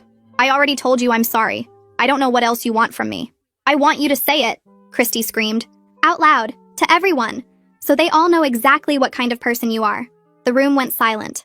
Leon looked around at all of us, then dropped his head. I have an STD, he said quietly. I found out about a month ago. I should have told people sooner. I didn't. My mother gasped. My father's face went pale. Mason squeezed my hand. Bailey, my mom said, turning to me with terror in her eyes. I'm negative, I said quickly. I got my results today. I'm clear. Relief flooded her face, then confusion. But if Leon has something and you two were together, we got lucky, I said. Or I did anyway. The implication hung in the air. Everyone slowly turned to look at Christy. She laughed bitterly. It was the kind of laugh that comes right before someone falls apart. I'm positive, she said. Her voice cracked on the second word. I tested positive. Because this piece of garbage knew he had something and slept with me anyway and didn't bother to mention it until after. My mother's hand flew to her mouth. My father looked like someone had punched him in the stomach. Christy, Leon started. I swear I didn't know how serious it was. The doctor said it was manageable and I was still processing and I didn't know how to bring it up. Manageable? Christy exploded. You think that makes it okay? I have to live with this forever, Leon. Every relationship I ever have for the rest of my life is going to start with me explaining that my disgusting, reckless ex-boyfriend infected me because he was too much of a coward, to be honest. I'm not disgusting, Leon shot back. I made a mistake. People make mistakes. A mistake is forgetting someone's birthday, Christy screamed. A mistake is shrinking someone's favorite sweater. This isn't a mistake, Leon. This is my life. And you ruined it because you couldn't handle an uncomfortable conversation. She was shaking now, tears streaming down her face, all the fight draining out of her with every word. And you know what the worst part is? She continued, her voice dropping to something broken and raw. I did this to myself. I had Mason. Sweet, kind, loyal Mason who never would have done something like this to me, who actually cared about me, who turned out to be a millionaire. She laughed again and it sounded like glass breaking. I had a millionaire who wanted to take care of me and I threw him away for this. She gestured at Leon with disgust. For a man who couldn't even give me basic human decency. Christy, I really am sorry, Leon said weakly. Get out, she whispered. What? Get out of this house, she screamed with whatever energy she had left. I don't want to look at you. I don't want to hear your voice. You've done enough damage to last me a lifetime. Literally. Get out. Leon looked around the room hoping someone would defend him. No one did. My father stepped aside and pointed toward the door. Leon grabbed his jacket and left without another word. The door closed behind him and Christy collapsed onto the couch. The screaming was over. What replaced it was worse. Quiet, shattered sobbing. The sound of someone who had finally run out of people to blame. I ruined everything, she whispered between sobs. I had the perfect guy and I threw him away because I thought I deserved more. And now look at me. She buried her face in her hands. Look at what I got instead. I was negative. Mason was negative. Christy wasn't. She completely fell apart in front of everyone, screaming, crying, blaming my ex for ruining her life. And in the middle of her breakdown, the truth finally came out. She told us exactly why she pushed for the swap in the first place. What she said next made everything make sense. And honestly, it made me feel nothing for her at all. The room was quiet except for Christy's sobbing. My parents stood frozen, unsure whether to comfort her or keep their distance. Mason stayed close to me, his hand steady on my back. I watched my sister fall apart and waited to feel something. Sympathy, anger, satisfaction, anything. But there was nothing, just emptiness. Christy, my mom finally said softly, stepping toward the couch. Honey, it's going to be okay. We'll figure this out together. These things are manageable now. Medicine has come so far. You don't understand, Christy choked out. None of you understand. Then help us understand, my dad said. His voice was tired, defeated. Explain to us how we got here. Christy lifted her head from her hands. Her face was swollen and blotchy. Mascara streaked down her cheeks like war paint. She looked at me and something shifted in her expression. Guilt. Real, genuine guilt that I'd never seen on her face before. I need to tell you something, she whispered. All of you, but especially Bailey. My stomach tightened. What? She took a shaky breath. The swap wasn't random. It wasn't some crazy idea I came up with at dinner. I'd been planning it for weeks. The words hung in the air. I stared at her, not comprehending. What do you mean you'd been planning it? Leon and I, she started, then stopped, swallowed hard, started again. Leon and I had been talking, before the swap, for about a month. My blood turned to ice. Talking how? Texting mostly. Sometimes calls when you weren't around. She couldn't meet my eyes. It started innocent. He reached out to complain about your relationship and I listened. Then it became flirting. Then it became more. Mason's hand tightened on my back. My mother made a small wounded sound. My father's face hardened into something I'd never seen before. You were pursuing my boyfriend, I said slowly, while I was still with him. I didn't mean for it to happen, Christy said desperately. It just did. And then I realized I wanted him, really wanted him, but I couldn't just steal my sister's boyfriend. That would make me the villain. So I came up with the swap. The pieces started clicking into place. The contract she'd already had written, the way Leon agreed so quickly, the way she'd pushed and pushed until I signed. He knew, I said. It wasn't a question. Leon knew about your plan. Christy nodded miserably. We talked about it beforehand. He was supposed to act surprised when I brought it up at dinner. We rehearsed it. She laughed bitterly. He wasn't even that good of an actor. He agreed too fast. I was worried you'd figure it out. I thought about that dinner. The way Leon's eyes had lit up when Christy mentioned the swap. The way he'd signed that contract without hesitation. Without even looking at me. I'd thought he was just checked out of our relationship. Turns out he'd already checked into a new one. The whole thing was a setup, I said. My voice sounded far away, like it belonged to someone else. You manipulated me into handing over my boyfriend so you could have him without looking like the bad guy. I'm sorry, Christy sobbed. I'm so sorry, Bailey. I never meant for any of this to happen. I just wanted... You wanted what you wanted. I cut her off. You've always wanted what you wanted, and you've never cared who you hurt to get it. That's not true, she cried. I love you. You're my sister. You don't love anyone but yourself, I said. The words came out calm and cold. You proved that when you went behind my back with Leon. You proved it again when you tried to sabotage my relationship with Mason. And you're proving it right now by making this about your guilt instead of what you did to me. Christy flinched like I'd slapped her. My parents stood in stunned silence. Mason said nothing, but I could feel his support radiating through his touch. I thought if I got Leon through the swap, it would be okay, Christy whispered. I thought we'd be happy together and eventually you'd move on and forgive me. I never imagined it would end like this. You never imagined there'd be consequences, I corrected her. That's different. She broke down again, shoulders heaving with sobs. I ruined everything. I schemed and planned and manipulated everyone, and for what? A man who couldn't even be honest about his own health. A man who gave me a disease and then blamed me for overreacting. She looked up at me with red-rimmed eyes. You got the millionaire who treats you like gold, and I got exactly what I deserved. I looked at my sister, really looked at her. The girl who had been my best friend growing up. The woman who had betrayed me in the most calculated way possible. The person who was only sorry because her plan had backfired. Yeah, I said quietly. You did. I took Mason's hand and walked toward the door. My mother called after me, but I didn't stop. There was nothing left to say. It was clear Christy wasn't sorry for what she did. She was sorry her plan didn't work. My husband has been telling our daughter she's not his for 15 years, and I just found out what he's been whispering to her. I've been with my husband Martin for 18 years. We got married young, I was only 21, and I was already 3 months pregnant with our daughter Judy. His family never approved of me. They thought I trapped him, that I got pregnant on purpose to lock down their son who was supposed to go to law school. His mother told me at our wedding that she hoped I was worth the sacrifice. I ignored her because Martin chose me. Judy is 17 now, and she is everything to me. From the moment she was born, I knew she was special. She came out with a full head of dark hair just like mine and the biggest brown eyes. As she grew up, she became the most thoughtful child. She would pick flowers from our backyard and leave them on my nightstand. She has always been tuned into other people's emotions in a way that amazes me. But Judy has also always been sensitive in ways that worried me. In elementary school, she would come home and cry for hours if another kid said something mean. I remember when she was 9, she asked me why Daddy didn't hug her like other dads hugged their kids. I made excuses for him. I told her Daddy just wasn't good at showing feelings, that he loved her in his own way. Martin was never cruel to Judy, not in ways I could point to. He just wasn't present. He would come home from work and barely acknowledge her. He never asked about her day, never showed up to her school plays. When she tried to show him something she made, he would give one-word answers and go back to his phone. I confronted him many times. He always said he was tired, that he was providing for this family, that I was overreacting. So I became both parents. I went to every event, helped with every assignment, stayed up late talking about her problems. I thought my love could fill the gap. But things changed when Judy hit middle school. She became withdrawn. She would stare at herself in the mirror for long periods, and I once caught her crying while looking at old family photos. When I asked what was wrong, she would shake her head. Her grades slipped. She stopped seeing friends. She started wearing baggy clothes. I got her into therapy when she was 14 after I found her scratching her arms with a paperclip. The therapist diagnosed depression and anxiety. Medication helped, but something was still off. She flinched whenever Martin entered a room. She went silent at dinner if he spoke. I thought she resented him for being distant. I had no idea what was actually happening. Last week I was cleaning Judy's room while she was at school. I wasn't snooping, just putting away laundry, but I found a journal hidden under her mattress. I know I shouldn't have read it, but something told me I needed to. The first pages were normal teenage things. Then I reached an entry from 3 years ago, right before everything fell apart. She wrote about a night when I was visiting my sister.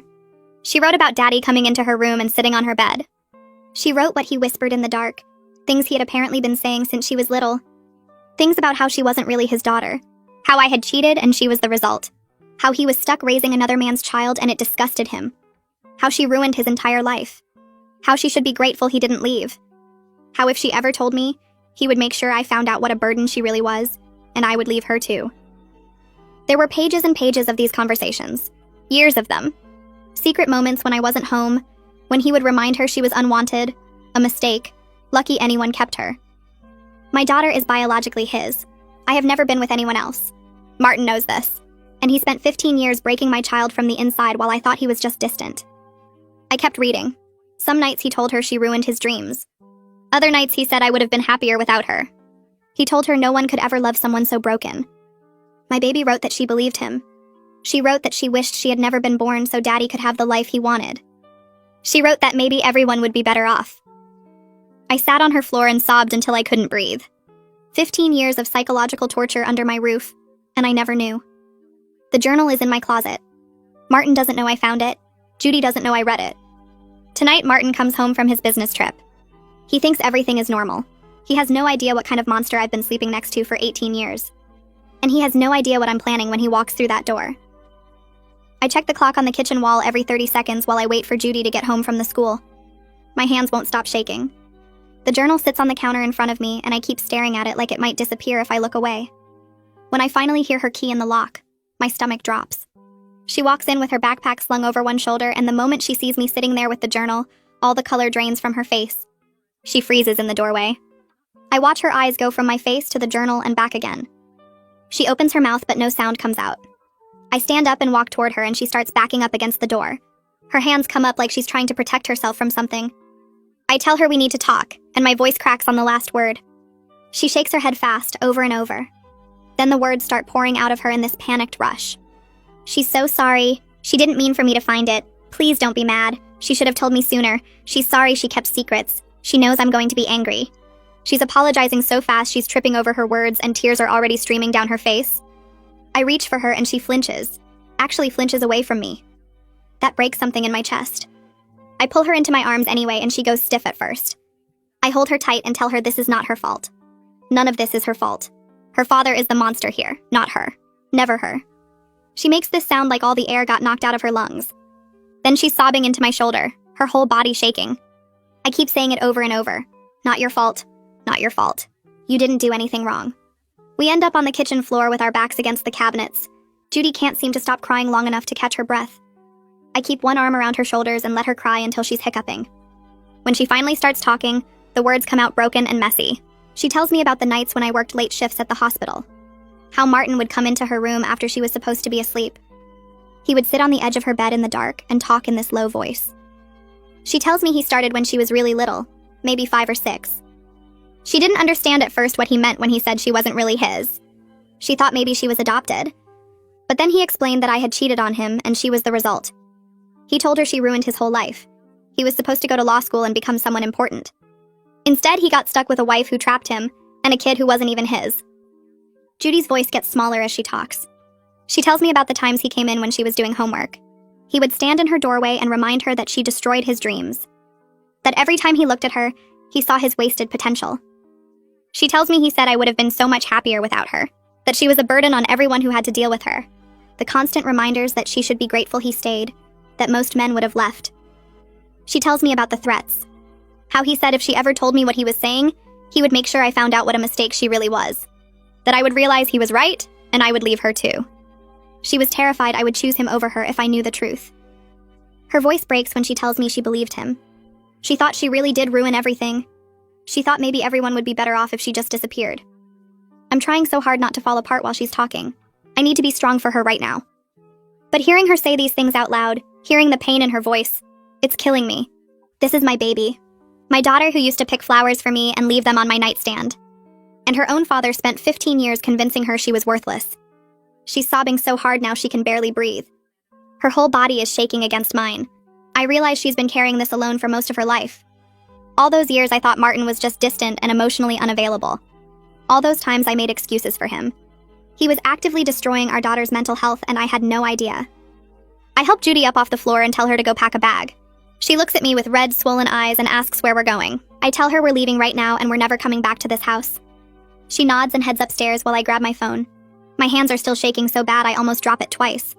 I call Lyra, and the second she answers, everything comes spilling out in this rushed, angry whisper. I'm trying to keep my voice down so Judy doesn't hear me falling apart. I tell Lyra about the journal, about what Martin's been doing to Judy for 15 years, about the lies and the psychological torture and the suicide thoughts. Lyra is silent for a moment, then she starts cursing. She tells me to pack our stuff right now and come to her house immediately. We can stay as long as we need. She'll make up the guest room. Just get Judy out of there before Martin gets home. I can hear Judy moving around upstairs, opening drawers and closing them. I go to my bedroom and pull our suitcases out of the closet. I throw clothes in without even looking at what I'm grabbing. Underwear, shirts, pants, whatever my hands touch goes in the bag. I grab our toothbrushes from the bathroom and our phone chargers from the nightstands. I go back to the closet and pull out the journal from where I hid it this morning. Judy appears in the doorway with her backpack and a duffel bag. Her face is blotchy and her eyes are still wet. She asks if we're really leaving Daddy. I tell her yes, we're really leaving him. She nods and doesn't say anything else. We carry our bags down the stairs and out to the car. I throw everything in the trunk and we get in. Judy buckles her seatbelt and stares straight ahead. I back out of the driveway and force myself not to look at the house. We're out the door and gone in less than 30 minutes from when I first told Judy I found the journal. The drive to Lyra's house takes 40 minutes, and Judy doesn't say a word the whole time. She just stares out the window with her arms wrapped around herself. I keep glancing over at her, but I don't know what to say. What do you say to your child after finding out her father has been emotionally abusing her for over a decade? Lyra is waiting on her front porch when we pull up. She comes down the steps and opens Judy's door before I even turn off the car. She pulls Judy into a hug, and Judy starts crying again. Lyra looks at me over Judy's shoulder, and her eyes are full of tears too. We get the bags inside, and Lyra shows Judy to the guest room. She tells Judy to take a hot shower and try to rest, that we'll order dinner later. Judy nods and closes the door behind her. The second that door clicks shut, I fall apart. Lyra catches me before my knees give out and we sink down onto her couch. I sob into her shoulder about how I failed to protect my child. How I slept next to that man for 18 years and never knew he was destroying Judy from the inside. How I made excuses for him when Judy asked why Daddy didn't hug her. How I told her he just wasn't good at showing feelings when the truth was he was telling her she wasn't his, and she ruined his life. Lyra holds me and lets me cry. She tells me I couldn't have known, that Martin hid it deliberately. But the guilt is crushing me. I'm Judy's mother. I'm supposed to protect her. And I let a monster live in our house and torture my daughter for 15 years. After I calm down enough to breathe normally, I pull out my phone. I need to text Martin before he gets home and finds us gone. My hands are shaking again as I type. I tell him Judy and I are staying at Lyra's for a few days because we need some space. I hit send and put the phone face down on the coffee table. It buzzes less than a minute later. I pick it up and read his response. He wants to know what's going on and what he did wrong this time. The message is short and annoyed, like I'm being dramatic about nothing. There's no concern in his words, no actual question about whether Judy and I are okay. Just confusion and irritation that we left. I stare at that message and feel my blood start to boil. What did he do wrong this time? Like I'm always making up problems. Like he's the victim here. This man spent 15 years telling our daughter she wasn't his and that she ruined his life. He threatened her into silence. He made her want to die. And he has the nerve to act confused about what he did wrong. I want to throw my phone across the room. Instead, I turn it off and put it in my pocket. Lyra asks if I'm okay, and I tell her no. I'm not okay. I don't think I'll ever be okay again. She squeezes my hand and tells me we'll figure this out. She'll help me. Judy will be safe here. I nod, but I don't really believe it yet. I don't know how to make Judy safe from the damage that's already been done. That night, I can't sleep. I'm lying in Lyra's spare bedroom staring at the ceiling while Judy sleeps in the guest room down the hall. I keep thinking about all the entries I read in that journal. About how Judy wrote that she wished she'd never been born so Martin could have the life he wanted. About how she thought maybe everyone would be better off without her. I get up and go to my suitcase. I pull out the journal and sit on the floor with my back against the bed. I open it to a section I didn't read before. The entries are from 2 years ago, right after Judy turned 15. She wrote about contemplating different ways to die. She wrote about standing on the edge of the parking garage at the school and wondering if jumping would hurt. She wrote about counting pills in the medicine cabinet and calculating how many it would take. She wrote about feeling like a burden on everyone around her. On me, on her teachers, on her friends. She wrote that maybe if she disappeared, Martin would finally be happy. Maybe I would finally have the life I deserved without having to take care of a broken kid. I have to put the journal down because my hands are shaking, so hard I can't hold it. I run to the bathroom and throw up in the toilet.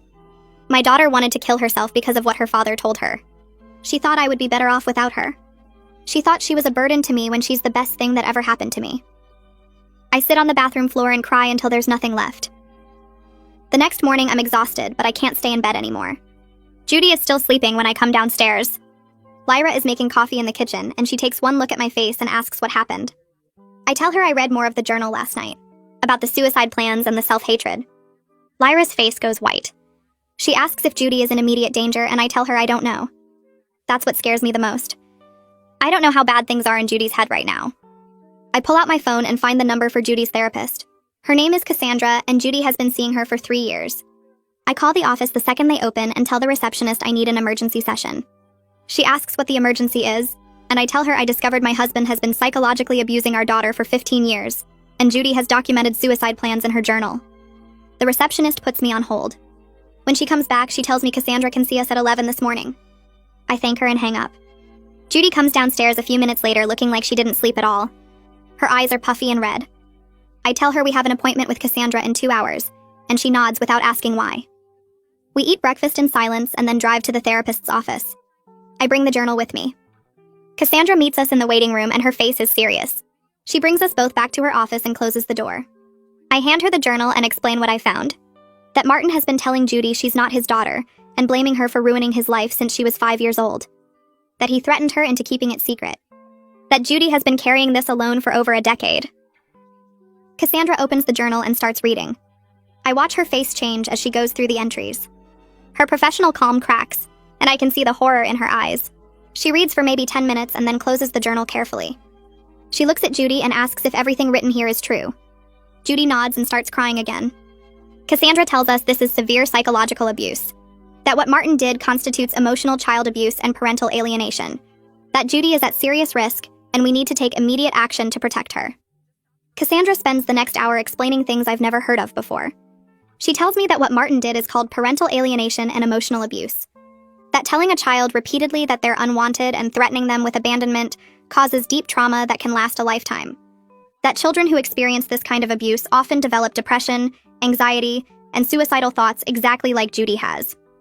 She explains that Judy's brain has been developing under constant stress and fear for most of her life. That the self-harm and the suicide planning are direct results of Martin's systematic destruction of her self-worth. She tells me Judy needs intensive therapy and possibly medication adjustments. But most importantly, Judy needs to be completely separated from her abuser. Cassandra looks at me very seriously and tells me I need to consult with a family lawyer immediately about protecting Judy. That Martin should not have unsupervised access to her ever again. That what he did is serious enough that a court would likely restrict his custody rights. I ask her if she's sure, if this is really that bad. She tells me she's been a therapist for 20 years, and this is one of the worst cases of psychological abuse she's seen. That most people don't understand how damaging emotional abuse can be, but it can be just as harmful as physical abuse. She says Judy is strong for surviving this long, but she's at a critical point. We need to act fast to keep her safe. I tell her I don't know any family lawyers, and she says her husband is one. His name is Xavier, and he specializes in custody cases involving abuse. She can get me an appointment with him this afternoon if I want. I look at Judy and she's staring at her hands in her lap. I tell Cassandra yes, I want that appointment. We leave Cassandra's office at noon and I drive Judy back to Lyra's house. I tell her I have to go meet with a lawyer this afternoon and ask if she'll be okay with Lyra for a few hours. She nods and goes upstairs to the guest room without saying anything. Lyra tells me she'll keep an eye on Judy and to take as long as I need. The lawyer's office is downtown in a tall building with glass windows. I take the elevator to the 8th floor and find Xavier's office at the end of the hall. The receptionist tells me to have a seat and that he'll be with me in a moment. I sit in the waiting room clutching Judy's journal and trying not to fall apart again. A man in his 40s with kind eyes and gray at his temples comes out and introduces himself as Xavier. He shakes my hand and brings me back to his office. It's lined with law books and has a big desk with 2 chairs in front of it. He gestures for me to sit and asks me to tell him what's going on. I hand him the journal and explain everything. About Martin telling Judy she's not his daughter for 15 years. About the threats and the psychological torture. About Judy's depression and self-harm and suicide plans. About how I just found out yesterday, and we left the house immediately. Xavier opens the journal and starts reading. He takes notes on a legal pad while he reads, writing down specific entries and dates. His expression gets more grim with every page. When he finally looks up, he tells me this is one of the worst cases of psychological abuse he's seen in his career. I ask him what we can do, and he tells me we need to file for divorce and emergency custody immediately. That the journal is powerful evidence of Martin's abuse. that no judge will grant him unsupervised access to Judy after reading these entries. He says we can file the paperwork today and get an emergency custody hearing scheduled within a few days. He explains that I'll get temporary full custody, and Martin will likely be restricted to supervised visitation only. He asks if I'm ready to move forward with this, and I tell him yes. I'm done protecting Martin. I'm done making excuses. My only job now is protecting Judy. Xavier slides a retainer agreement across the desk, and I sign it right there in his office. I leave Xavier's office with the signed paperwork in my bag and drive back to Lyra's house. Judy is upstairs in the guest room when I get there, and Lyra tells me she's been quiet all afternoon. I knock on the door and Judy says to come in. She's sitting on the bed with her knees pulled up to her chest, staring at the wall. I sit down next to her and tell her we need to go back to the house to get more of our things.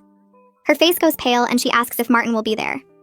I check my phone and see that Martin texted me an hour ago saying he's stuck in meetings until 5. It's only 2:30 now. I tell Judy we'll be in and out before he gets home. She nods but doesn't look convinced. We drive to the house in silence. I park in the driveway and we both sit there for a minute, neither of us wanting to go inside. Finally, I open my door and Judy follows me up the walkway. The key feels wrong in my hand when I unlock the front door. Everything looks the same as it did yesterday morning when this was still our home.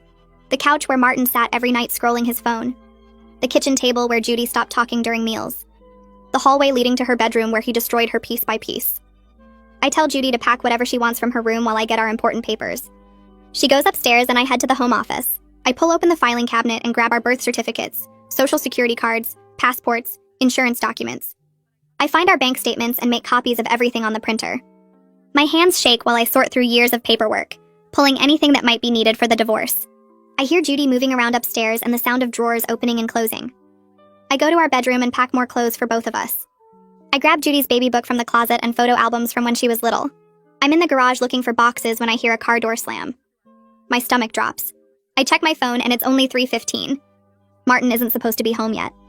I hear the front door open and Martin's voice calling my name. I run inside and find him standing in the living room staring at the boxes I've stacked by the door. He looks at me and asks what's going on. His face is calm, but his eyes are hard. I tell him I'm getting some of our things.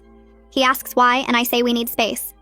He takes a step toward me and says we talked about this yesterday, that I'm overreacting. I tell him I know everything. I know about what he's been telling Judy. I know about the lies he whispered to her for 15 years. His face goes completely blank for a second, like someone hit pause on him. Then he blinks and his expression shifts to confusion. He asks what I'm talking about. I tell him I found the journal. I read every word Judy wrote about the nights he came into her room. Every word about him telling her she wasn't his daughter. Every word about him saying she ruined his life. Martin's jaw tightens and he says I'm taking things out of context. That Judy misunderstood. That kids exaggerate when they're upset. I feel rage rising up from my chest and I walk past him to grab the journal from my bag. I throw it at him and it hits his chest before falling to the floor. I tell him to read it.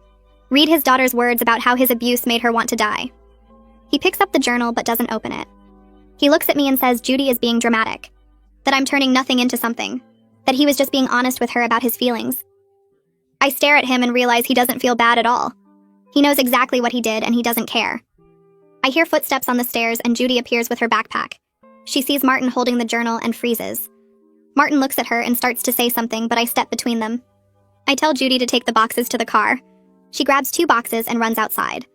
Martin tries to walk past me toward the door, but I block him. He tells me I'm being crazy and that we need to talk about this like adults. I tell him there's nothing to talk about. I'm taking Judy, and we're leaving. He reaches for my arm and I scream at him to never touch me again. He jerks his hand back, shocked. I've never yelled at him like that in 18 years. I grab the last box and tell him my lawyer will be in contact. I walk out the door and don't look back. Martin is standing in the doorway watching me load the car, but I don't care. Judy is already in the passenger seat with her seatbelt on. I get in and back out of the driveway. Martin is still standing there when I turn the corner. We drive back to Lyra's house and I carry the boxes inside while Judy goes straight upstairs. Lyra asks if everything is okay, and I tell her Martin came home early. That he tried to say Judy misunderstood everything. That he showed no remorse at all. Lyra hugs me and says she's glad we got out of there. That evening I call Xavier and tell him what happened. He says we need to file the emergency custody papers tonight. He asks me to email him photos of specific journal entries, and I sit at Lyra's kitchen table taking pictures of page after page. Judy's handwriting gets messier in the entries where she's crying.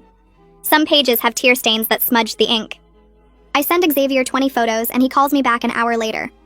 He says he's filing everything tonight and that the court will schedule an emergency hearing within a few days. He's including excerpts from the journal and a statement from Cassandra about the damage Martin caused. I ask him if this will really work, and he tells me no judge will let Martin have unsupervised access to Judy after reading these entries. I go upstairs and knock on Judy's door. She's lying on the bed staring at the ceiling.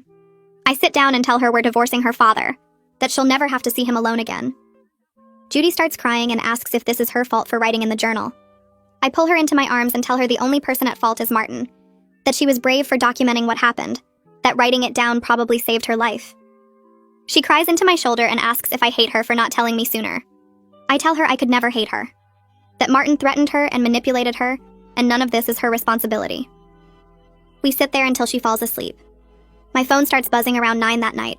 Martin is calling over and over. I let it go to voicemail. Then the texts start coming. First he apologizes and says we need to talk. Then he says I'm destroying our family over a misunderstanding. Then he says he was just being honest with Judy about his feelings and that parents are allowed to have complicated emotions.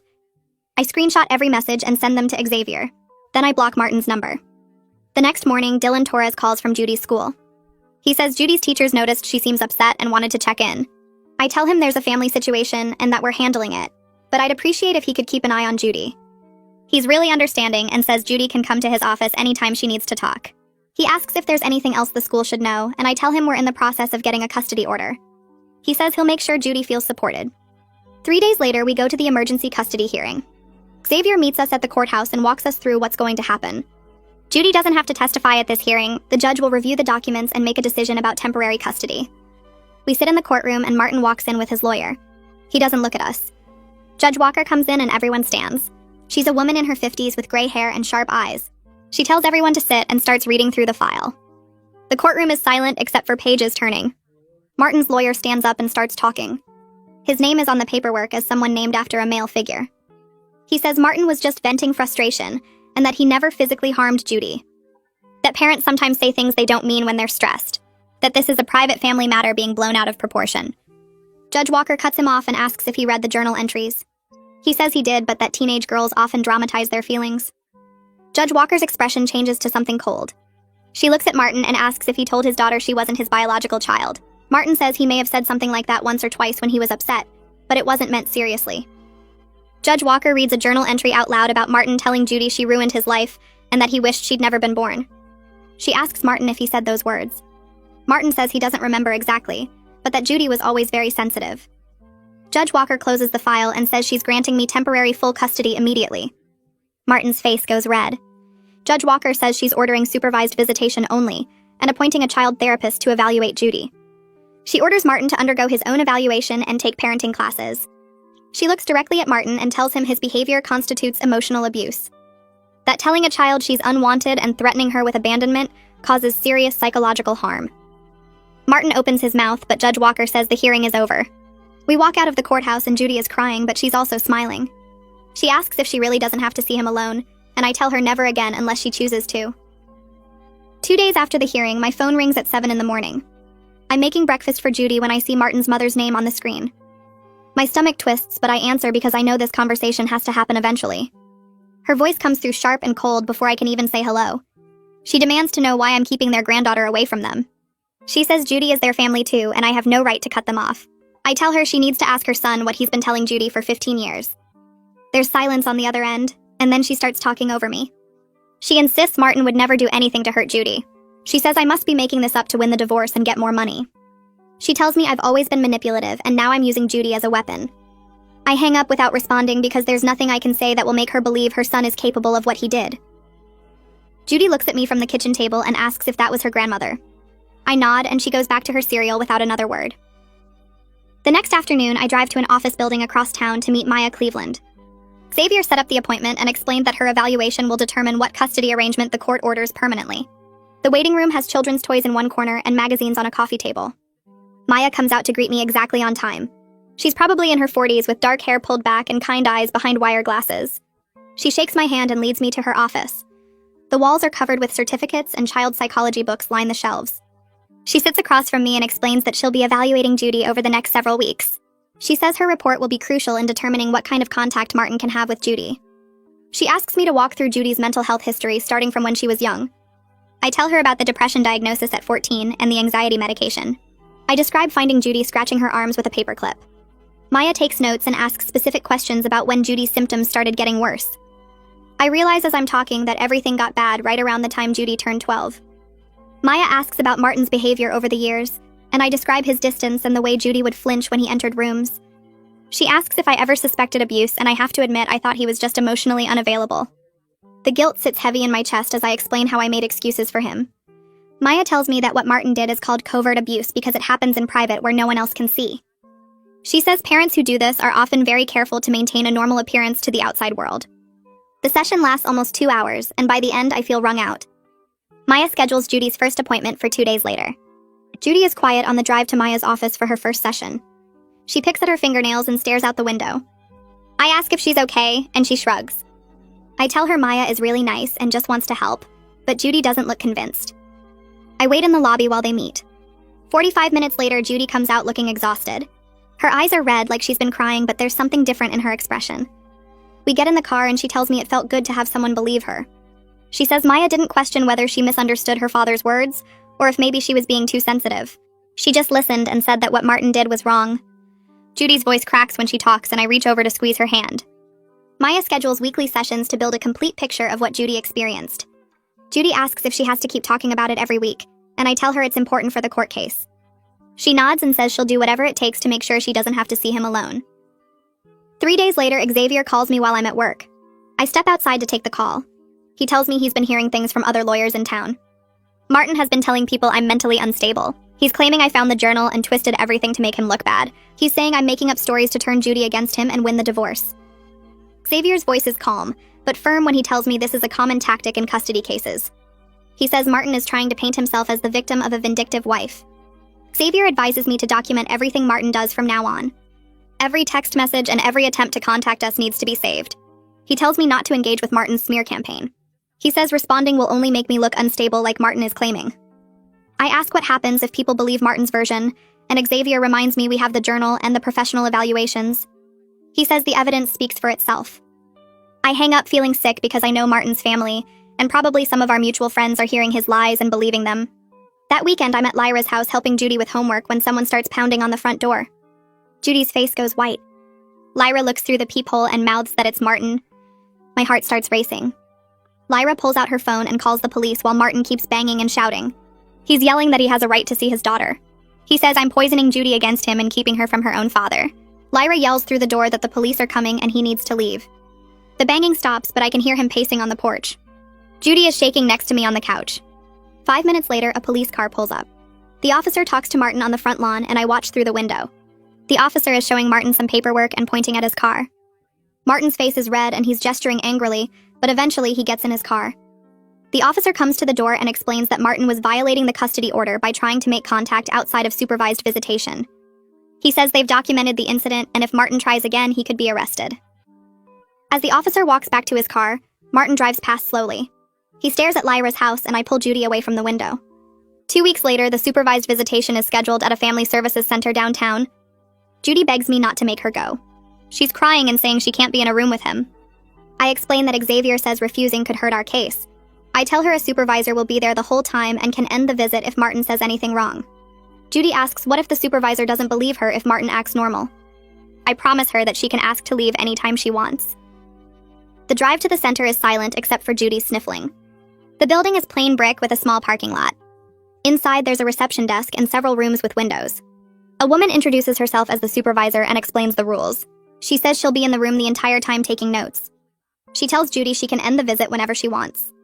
Martin is already waiting in one of the rooms. He stands up when Judy walks in, but she sits as far from him as possible. The supervisor closes the door, and I'm left in the waiting area staring at my phone. 20 minutes later, Judy comes out. Her face is pale, and she walks straight past me toward the exit. The supervisor catches up to us in the parking lot. She tells me Martin spent the whole visit trying to convince Judy that I misunderstood the journal. He kept saying he never meant to hurt her and that I was twisting his words. Judy wouldn't talk to him. She just sat there staring at the wall until she finally asked to leave. The supervisor says she'll include this in her report to the court. Judy gets in the car and puts her seatbelt on without looking at me. I ask if she's okay, and she says she never wants to go back. I tell her she won't have to. Over the next few weeks, Judy continues her sessions with Maya. One afternoon, Maya calls and asks me to come in without Judy. I sit in her office and she opens a thick folder of notes. She tells me Judy has been experiencing symptoms of complex PTSD from years of psychological abuse. She explains that Judy's self-harm and depression are direct results of Martin's systematic destruction of her self-worth. Maya says the pattern of abuse was deliberate and targeted. Martin knew exactly what he was doing when he told Judy she wasn't wanted. The formal diagnosis will strengthen our custody case significantly. Maya says she'll recommend in her report that Martin have no unsupervised contact with Judy until he completes extensive therapy. She adds that even then, Judy should have the choice whether to see him. I ask if Judy will be okay eventually, and Maya says with continued therapy and distance from Martin, she has a good chance of healing. But the damage Martin caused will take years to fully process. A week later, Xavier calls with news about Martin's psychological evaluation. The evaluator found narcissistic personality traits and a complete lack of insight into how his behavior affected Judy. The report says Martin minimizes his actions and blames Judy for being too sensitive. He told the evaluator that Judy always overreacted to things and that he was just being honest about his feelings. The evaluator noted that Martin shows no remorse and doesn't believe he did anything wrong. Xavier says this report is devastating for Martin's custody case. No judge will grant unsupervised visitation to a parent who can't acknowledge the harm they caused. I feel a rush of relief mixed with anger. Martin still doesn't think he did anything wrong. After everything he put Judy through, he's convinced he's the victim. 3 weeks after we left, I'm walking to my car after work when I notice Martin's car parked across the street. He's just sitting there watching the building. My hands start shaking as I get in my car and lock the doors. He follows me for 6 blocks before turning off. The next day, he shows up at the grocery store where I'm shopping. He walks past my cart and says he just wants to talk. I ignore him and go to find a store employee. 2 days later, he's outside Judy's school when I pick her up. Judy sees him and starts crying. That evening, I call Xavier and tell him what's been happening. He says we need to file for a restraining order immediately. Martin's behavior is escalating and it's not safe. The next morning, we go to the courthouse and file the paperwork. I have to describe each incident where Martin followed me or showed up somewhere he knew I'd be. The judge reviews the documents along with the custody order Martin already violated. She grants a temporary restraining order keeping Martin 500 feet away from me and Judy. The order is good for 2 weeks until we can have a full hearing. Xavier says this order combined with everything else makes it almost certain Martin will lose his custody case completely. 2 days after Xavier files the restraining order paperwork, Judy has her weekly therapy session with Cassandra. I wait in the lobby like always, flipping through a magazine without actually reading it. When the door opens 45 minutes later, Judy walks out looking different somehow. Her shoulders are back instead of hunched forward. Her jaw is set in a way I haven't seen before. Cassandra follows her out and asks if she can speak with me for a moment. Judy nods and sits down to wait. Cassandra takes me into her office and closes the door. She tells me Judy had a breakthrough today. Instead of crying about what Martin did to her, Judy spent most of the session talking about how angry she is. She's mad that he stole years of her childhood. She's mad that he made her hate herself. She's mad that she believed his lies for so long. Cassandra says this anger is healthy and actually a really important part of the healing process. Judy needs to feel that rage before she can move past it. I ask if the anger will make things harder for Judy, and Cassandra shakes her head. She explains that Judy has been turning all that anger inward for years, which is why she hurt herself. Now she's finally directing it at the person who actually deserves it. We talk for a few more minutes about what to expect as Judy works through this new phase. Cassandra warns me that Judy might seem more irritable or short-tempered for a while. She might want to talk about Martin's abuse more openly instead of avoiding the subject. All of this is normal and good. 3 days later, Xavier calls me at work. Martin's lawyer sent over a settlement proposal. I leave my desk and go outside to take the call in private. Xavier reads me the terms. Martin is willing to agree to minimal custody in exchange for lower child support payments. The proposal says Martin admits no wrongdoing, but recognizes that supervised visitation might be in Judy's best interest at this time. The child support amount he's offering is about half of what Xavier said we should expect, based on Martin's income. Xavier tells me he strongly advises rejecting this offer. Martin needs to be held accountable for what he did, not allowed to pretend he's just being reasonable. More importantly, Judy deserves the financial support that Martin is legally required to provide. The amount he's offering wouldn't even cover her therapy costs, let alone her other expenses. I tell Xavier to reject it immediately. I don't want Martin to think for 1 second that he can buy his way out of facing consequences. Xavier says he'll send a response today making it clear we're not interested in any settlement that doesn't include full accountability and appropriate financial support. That weekend, I start looking at apartments online. Judy and I can't stay with Lyra forever, even though she keeps saying we're welcome as long as we need. I want Judy to have her own space, a place that feels safe and permanent. I scroll through listings during my lunch breaks and in the evenings after Judy goes to bed. Most places are either too expensive or in neighborhoods that don't feel secure enough. On Sunday afternoon, I show Judy a few options that seem promising. She looks at them on my laptop, zooming in on the photos. When she gets to the third listing, she asks if we can find a place with good locks. She wants windows that don't face the street. The way she says it makes my chest hurt. My daughter is scared of her own father finding her. I tell her we'll find the safest place possible and that security is my top priority. She nods and goes back to looking at the listings. I add security features to my search criteria and start over. 2 weeks later, we drive to look at an apartment in a building about 20 minutes from Lyra's house. The building has a doorman at the front entrance and security cameras in all the common areas. The apartment itself is small, just 2 bedrooms and 1 bathroom, but it's clean and the rent is manageable. Judy walks through both bedrooms twice. She picks the one at the back of the apartment, the one farthest from the front door. She goes to the window and looks at the locks. She asks if we can put extra locks on it even though we're on the 4th floor. I tell her absolutely, we can put as many locks as she wants. The landlord says we can move in at the beginning of next month if we want it. I fill out the application right there in the apartment. That evening I go to the hardware store and buy the best window locks they have. I also buy a complete security system that monitors doors and windows. The salesperson helps me pick out equipment that will send alerts to my phone if anything is opened or moved.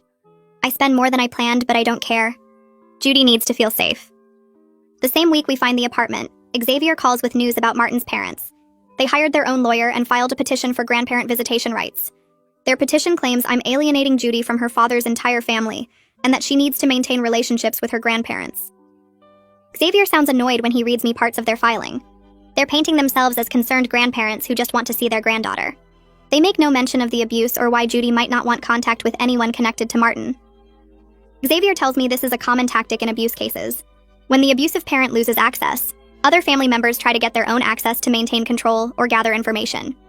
He says it's unlikely to succeed given all the documented abuse and Judy's clear statements about not wanting contact. The court generally won't force a teenager to have visits with people she doesn't want to see, especially when there's evidence of a toxic family dynamic. I ask what we need to do, and Xavier says he'll file a response opposing the petition. He'll include statements from Cassandra and Maya about how contact with Martin's family could harm Judy's recovery. A week later, Maya calls to tell me she's finished her evaluation. She spent 6 weeks meeting with Judy, reviewing all the therapy records and analyzing the journal entries. Her report is ready to submit to the court. She asks if I want to come in to discuss her findings before she files it. I take an afternoon off work and drive to her office. Maya has a thick folder on her desk with Judy's name on it. She opens it and walks me through her conclusions. She's recommending that Martin have only supervised visitation until he completes extensive therapy and can demonstrate real understanding of the harm he caused. She says unsupervised contact would be harmful to Judy's mental health and recovery right now. Her report describes in detail how Martin's abuse caused Judy's depression and anxiety. She uses words like systematic and deliberate to describe his behavior. She writes that Martin showed a pattern of targeting Judy's self-worth and sense of belonging. She notes that Judy still struggles with believing she deserves to exist, a direct result of years of being told she ruined her father's life. Maya tells me her report is very strong and should carry significant weight with the judge. She's seen hundreds of custody cases, and this is one of the clearest examples of psychological abuse she's encountered. The next week, Judy has an appointment with her psychiatrist to discuss her medications. She's been on the same combination for almost 2 years, but it hasn't been working as well lately. The psychiatrist suggests trying a new medication, along with adjusting the dosage of her current one. Judy agrees to try it. Within 2 weeks, I notice changes. Judy is sleeping through the night instead of waking up multiple times. She's eating regular meals without me having to remind her. Most importantly, she hasn't scratched or hurt herself since we left Martin. One morning, I find her in the bathroom looking at her arms in the mirror. The old scars are fading to thin white lines. She sees me watching and tells me she doesn't feel the need to do it anymore. She says her head is quieter now, like someone turned down the volume on all the bad thoughts. At her next session, Cassandra tells me removing Judy from Martin's influence is allowing her brain to heal from the constant stress. Judy's nervous system was stuck in survival mode for years, always waiting for the next cruel comment. Now that she's safe, her body can finally relax. 6 weeks after I found the journal, we have the final custody hearing. I put on my best dress and Judy wears the outfit we picked out together. Xavier meets us at the courthouse and goes over what to expect. He tells Judy she might be asked to speak to the judge privately if the judge wants to hear directly from her. Judy nods, but I can see her hands shaking. We go through security and take the elevator to the family court floor. Martin is already there with his lawyer, sitting on a bench in the hallway. He looks at us but doesn't say anything. Judy moves closer to me and looks at the floor. We sit on a different bench far away from him until the bailiff calls us in. Judge Walker is the same judge who granted the restraining order. She has all the evaluations and therapy records stacked on her desk. The hearing takes almost 3 hours. Xavier presents Maya's evaluation, Cassandra's treatment records, and excerpts from Judy's journal. Martin's lawyer tries to argue that Martin has completed anger management classes and is willing to do family therapy. Judge Walker asks Martin directly if he understands why his behavior was harmful. Martin gives a long answer about how he was under stress and made mistakes but never intended to hurt anyone. The judge's expression doesn't change, but she writes several notes. After both sides finish presenting, Judge Walker says she's ready to rule. She looks at Martin and tells him his actions constituted severe psychological abuse of his daughter. She says he systematically destroyed Judy's sense of self-worth and caused lasting trauma. She terminates his parental rights to unsupervised custody and orders supervised visitation only. She adds that the situation can be reviewed in 2 years if Martin completes extensive therapy and can demonstrate genuine understanding of the harm he caused. Judge Walker then addresses the financial issues. She orders Martin to pay substantial child support based on his actual income, not the reduced amount his lawyer proposed. She also orders him to cover all of Judy's therapy costs, including any future treatment she needs. The judge looks directly at Martin and tells him he's fortunate not to be facing criminal charges for what he did. She says psychological abuse of a child is serious and the court takes it very seriously. Martin's face turns bright red, but he doesn't say anything. His lawyer puts a hand on his arm like he's worried Martin might speak. Xavier squeezes my hand under the table. Before we leave, Judge Walker addresses the grandparents' visitation petition. She says she's reviewed their filing and finds no merit in their claims. She states that they've shown no understanding of the abuse and have actively tried to undermine Judy's recovery by supporting Martin and blaming me. She denies their petition for regular visitation. She says they're allowed supervised visits only if Judy agrees to see them, which Judy has already stated she doesn't want. The judge tells them through their lawyer that Judy's well-being comes before their desire for contact. We walk out of the courtroom and Judy starts crying in the hallway. Xavier gives us privacy while we stand by the windows. Judy tells me she was so scared the judge wouldn't believe her or would make her see Martin alone. I hold her and promise her that's never going to happen. We leave through a side exit so we don't have to walk past Martin again. 3 months felt like both forever and no time at all. Xavier called me on a Tuesday morning to tell me the divorce was finalized. I sat in my car outside the grocery store and stared at my phone after we hung up. The house was mine. Judy was mine. Martin kept his retirement accounts and we split the savings down the middle. Xavier said it was one of the fastest divorce resolutions he'd ever seen in an abuse case. I drove home and told Judy, who was eating cereal at the kitchen counter. She put down her spoon and asked if it was really over. I told her yes.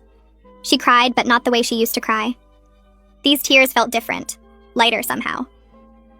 We moved into our new apartment 2 weeks later. It was smaller than the house, but it felt safer. Judy picked the bedroom farthest from the front door and asked if we could put extra locks on her window. I bought the best locks I could find and installed a security system. The building had a doorman who checked everyone coming in. Judy said she liked that. We spent the first week unpacking boxes and arranging furniture. Judy wanted to paint her room light blue, so we went to the hardware store and picked out paint samples. We spent a whole Saturday afternoon painting together, getting more paint on ourselves than the walls. She laughed when I got a streak of blue in my hair. It was the first time I'd heard her really laugh in months. We started building routines that felt normal. We cooked dinner together most nights, trying new recipes from videos Judy found online. She was terrible at chopping vegetables and I was terrible at following directions, but we made it work. We watched movies on the couch. Judy curled up next to me with a blanket. She started telling me about her day without me having to ask first. Small things, like what happened in history class or which of her friends said something funny at lunch. She smiled more often. Not all the time, but enough that I noticed. Her friend from middle school started texting her again, and soon Judy was making plans to hang out on weekends.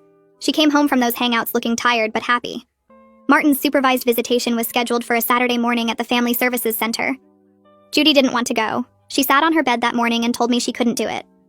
I called Xavier, who said refusing could hurt our case even though the divorce was finalized. The supervisor would note Judy's cooperation or lack of it. Judy got dressed slowly, pulling on jeans and a hoodie. She barely spoke on the drive there. I waited in the parking lot watching the clock on my dashboard. 20 minutes passed, then 30. Judy came out looking pale and shaky.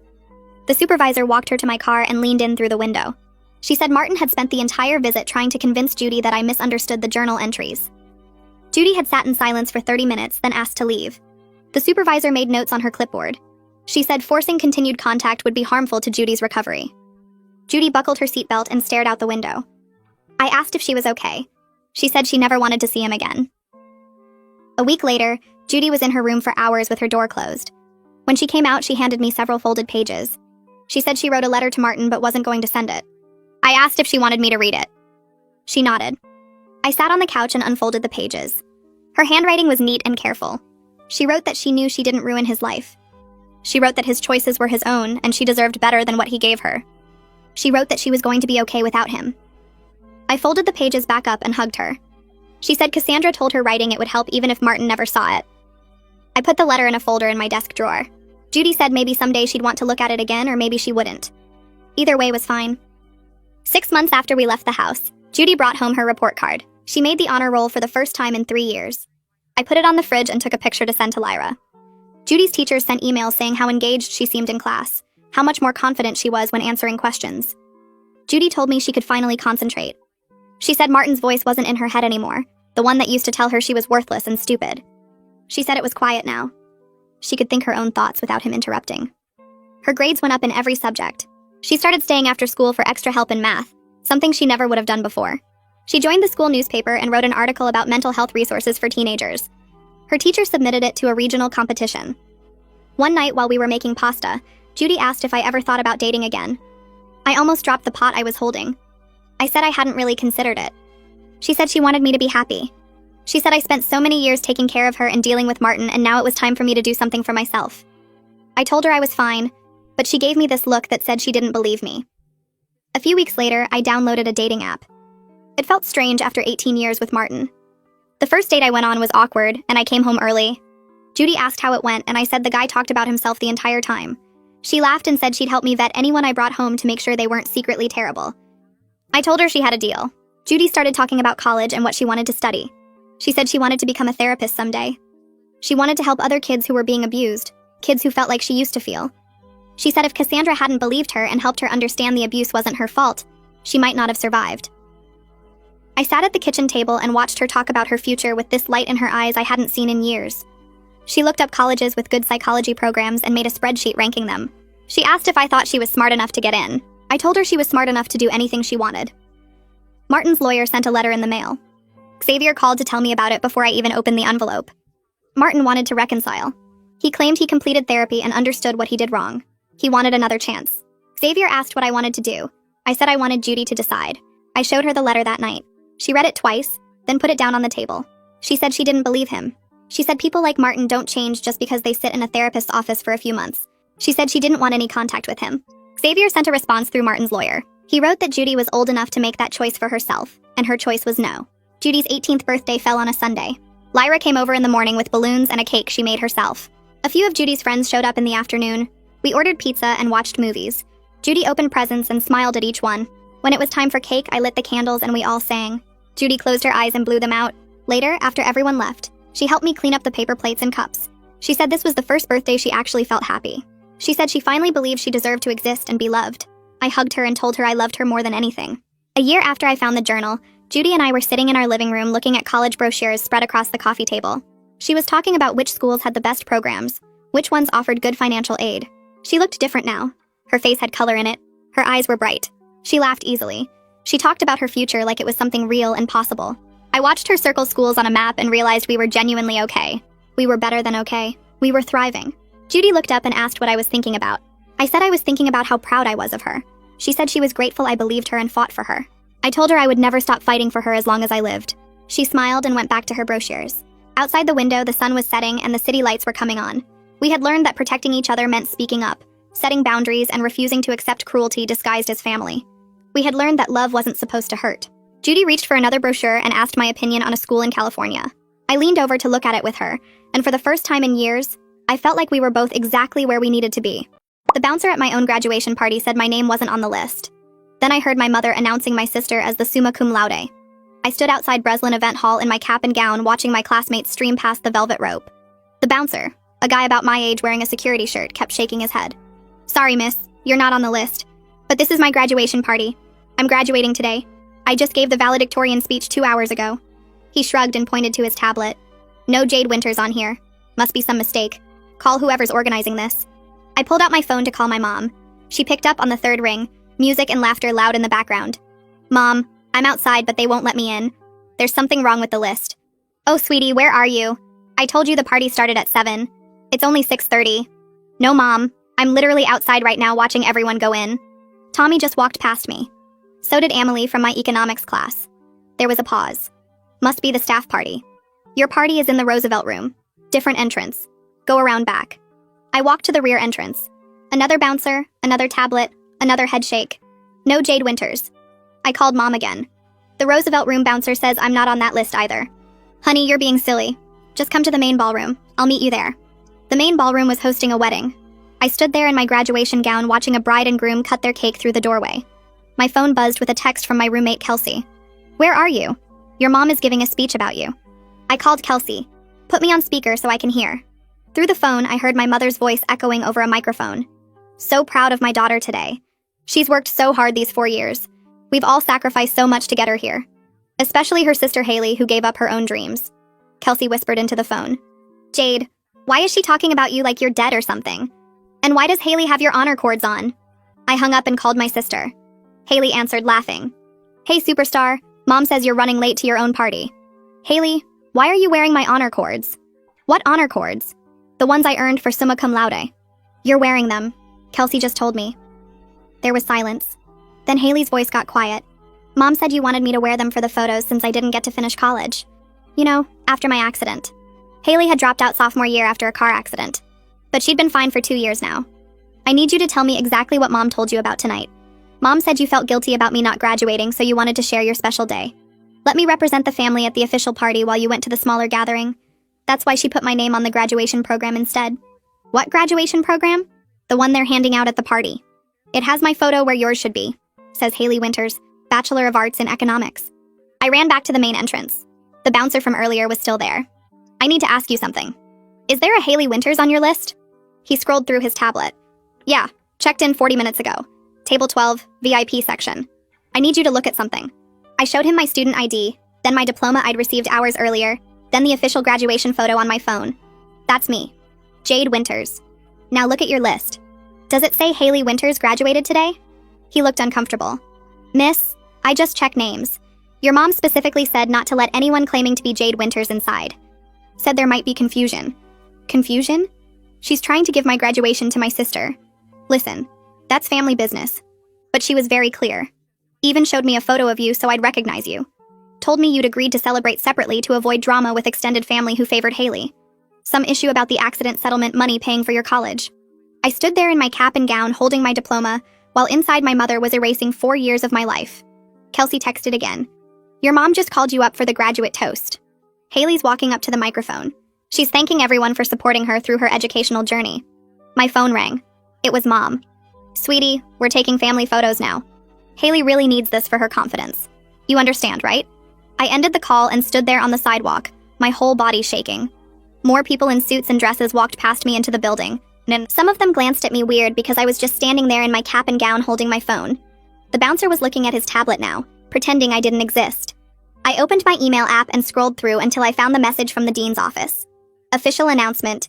Jade Winters selected as valedictorian. My photo right there at the top. I walked back to the bouncer and held my phone up to his face. He looked at it for a second, then looked away. I moved my phone so it was in his line of sight again.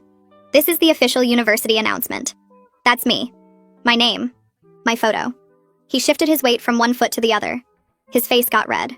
I understand, miss, but my instructions are very clear. The person who paid for this event told me not to let you inside. I pulled out my actual diploma from my bag, the one they handed me on stage 3 hours ago. I held it up next to my student ID next to the email on my phone. The bouncer wouldn't look at any of it. I'm sorry, I can't help you. This is between you and your family. I stepped back and took a photo of him with his tablet. Then I took a photo of the entrance with the banner that said, "Congratulations, graduates." Then I took a photo of my diploma in front of the building. I was done being erased. I was done pretending this was okay. If my mother wanted to steal my graduation, I was going to document every single second of it. My phone was already open, so I pulled up the camera and started taking more photos. The guest list on his tablet, the door, the velvet rope, everything. The bouncer held up his hand. You can't take photos of my screen. I already did. I stepped back and took another photo of him looking annoyed. He started to say something else, but I was already walking away, my fingers moving fast across my phone screen. I called Kelsey back. She answered on the first ring. Are you inside yet? No, they still won't let me in. I need you to do something for me. Anything. Start recording video of what's happening in there. Speeches, presentations, everything. Especially anything involving Haley or my mom. Kelsey was quiet for a second. Oh my God. You think this is really happening? It is happening. I'm standing outside my own party right now. Just record everything you can, okay? I'm on it. Half our friends are already confused about why Haley is up there instead of you. Everyone keeps asking where you are. Just keep recording. I'll explain everything later. I hung up and opened my messages. Tommy had texted me twice asking where I was. Emily sent a photo of the program with Haley's face on it. 3 other classmates were asking why I wasn't at my own party. I looked up from my phone and saw Tommy pushing through the crowd coming back outside. He had his phone in his hand and his face looked confused and kind of mad. Jade, what the hell? Why are you still out here? They won't let me in. What do you mean they won't let you in? It's your party. Tell that to the bouncer. Tommy walked over to the security guy. Why isn't she on the list? This is Jade Winters. She literally gave the valedictorian speech this morning. The bouncer did that same uncomfortable shoulder thing. I have my instructions, sir. Tommy pulled out his phone. This is insane. He started typing fast with his thumbs. What are you doing? Posting in the group chat. Everyone needs to know about this. Within seconds, my phone started buzzing. Text after text after text. The screen filled up with messages. Where are you? Why aren't you inside? Is this true? What's happening? I watched the messages pile up, my phone vibrating in my hand over and over. More people started coming outside. Classmates I'd known for 4 years, people from my study groups, friends from the dorms. They all had their phones out looking confused. My hands were still shaking, but my mind felt clear. I opened each message and took a screenshot. Then I opened the photos Kelsey was sending me from inside. Haley standing at a microphone wearing my gold honor cords. My mother next to her with her arm around Haley's shoulders. The fake program with Haley's photo. I saved every single one. My fingers moved across the screen capturing everything, creating a folder of evidence that this was real, that this actually happened. The shaking in my hands made it hard to tap the buttons, but I forced myself to slow down and be careful. Every screenshot had to be clear. Every photo had to be saved. This was my graduation. These were my achievements. And I was going to prove it. My phone rang. Unknown number. I answered it anyway. Jade? It's Monica from economics. I'm inside and something really weird is happening. Your mom keeps talking about Haley like she's the graduate, and I saw the program and I don't understand what's going on. Another call came through, then another.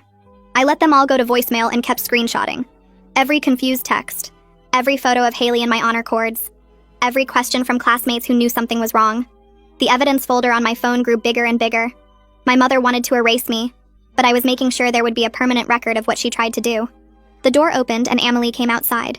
She walked straight to me and wrapped her arms around me without saying anything. When she pulled back, her eyes were wet. I'm leaving. This is messed up. Several other people followed her out. They stood around me on the sidewalk, some of them on their phones, some of them just looking angry. This isn't right. We all saw you graduate. We heard your speech. You earned this. I felt something in my chest get a little looser. These people knew the truth. They saw it with their own eyes. My mother could lie to family members who weren't there, but she couldn't lie to the 200 students who watched me walk across that stage this morning. More classmates came outside asking what was going on. The crowd on the sidewalk got bigger. People were talking loud, some of them filming on their phones, everyone looking confused and mad. I held up my hand. Don't cause a scene yet. I need to handle this the right way. But Jade, this is crazy. We should go in there and tell everyone what's happening. No. I need you all to stay inside and be witnesses. Document everything. Take photos and videos. Watch what happens. I'm going to deal with this, but I need evidence first, not drama. Several people nodded and went back inside. Emily squeezed my hand before following them. Tommy stayed outside with me. I'm not going back in there. This is wrong on every level. I know.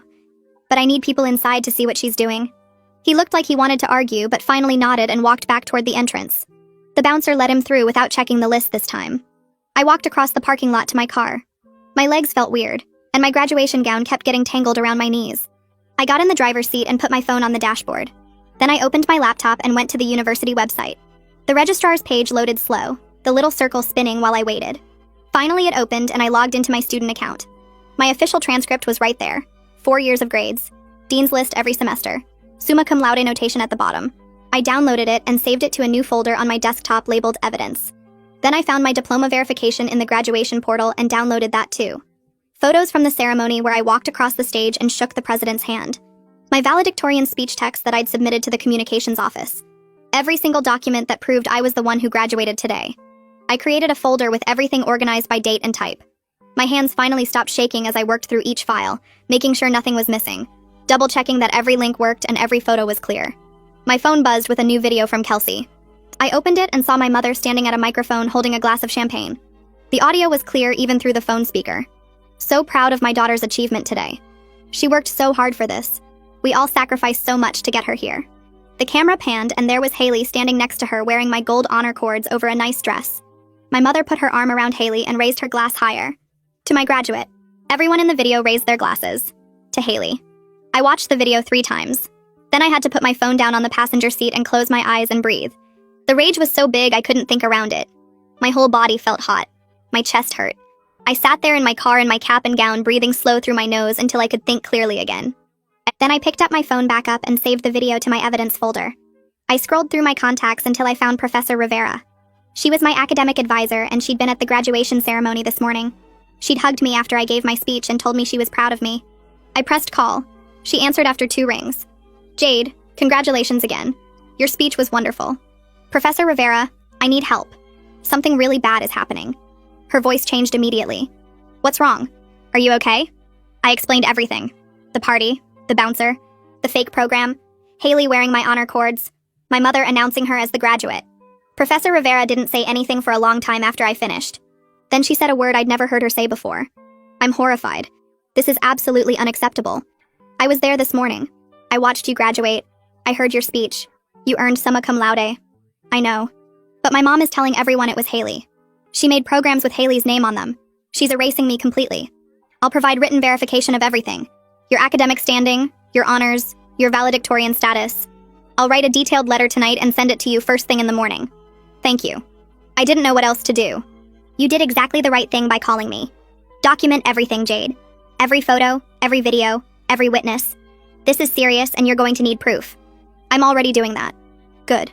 And Jade, I'm so sorry this is happening to you. You deserved better. You deserve to celebrate your achievement, not fight to prove it exists. I thanked her and hung up. Then I opened my email and waited. The notification came through 15 minutes later. Professor Rivera's letter was 3 pages long and detailed every single one of my achievements. My GPA, my honors, my valedictorian status, the date and time I gave my speech. She even included a paragraph about how she'd personally watched me walk across the stage this morning and shake the university president's hand. At the bottom, she wrote that she was available to provide testimony if needed, and that the university took academic fraud extremely seriously. I saved the letter to my evidence folder and backed it up to 3 different cloud services. Then I started my car and drove away from Breslin Event Hall.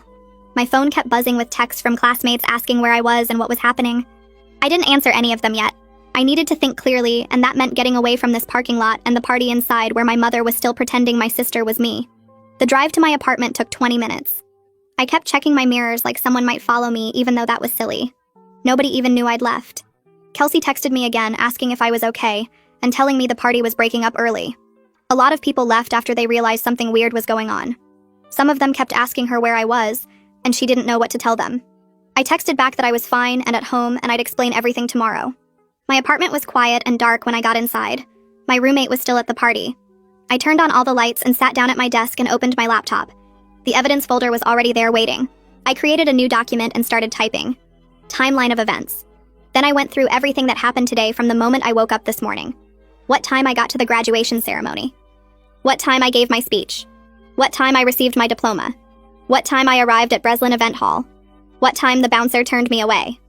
Every single phone call with timestamps from my call log. Every text message screenshot. Every photo. I wrote down exactly what each person said to me and when they said it.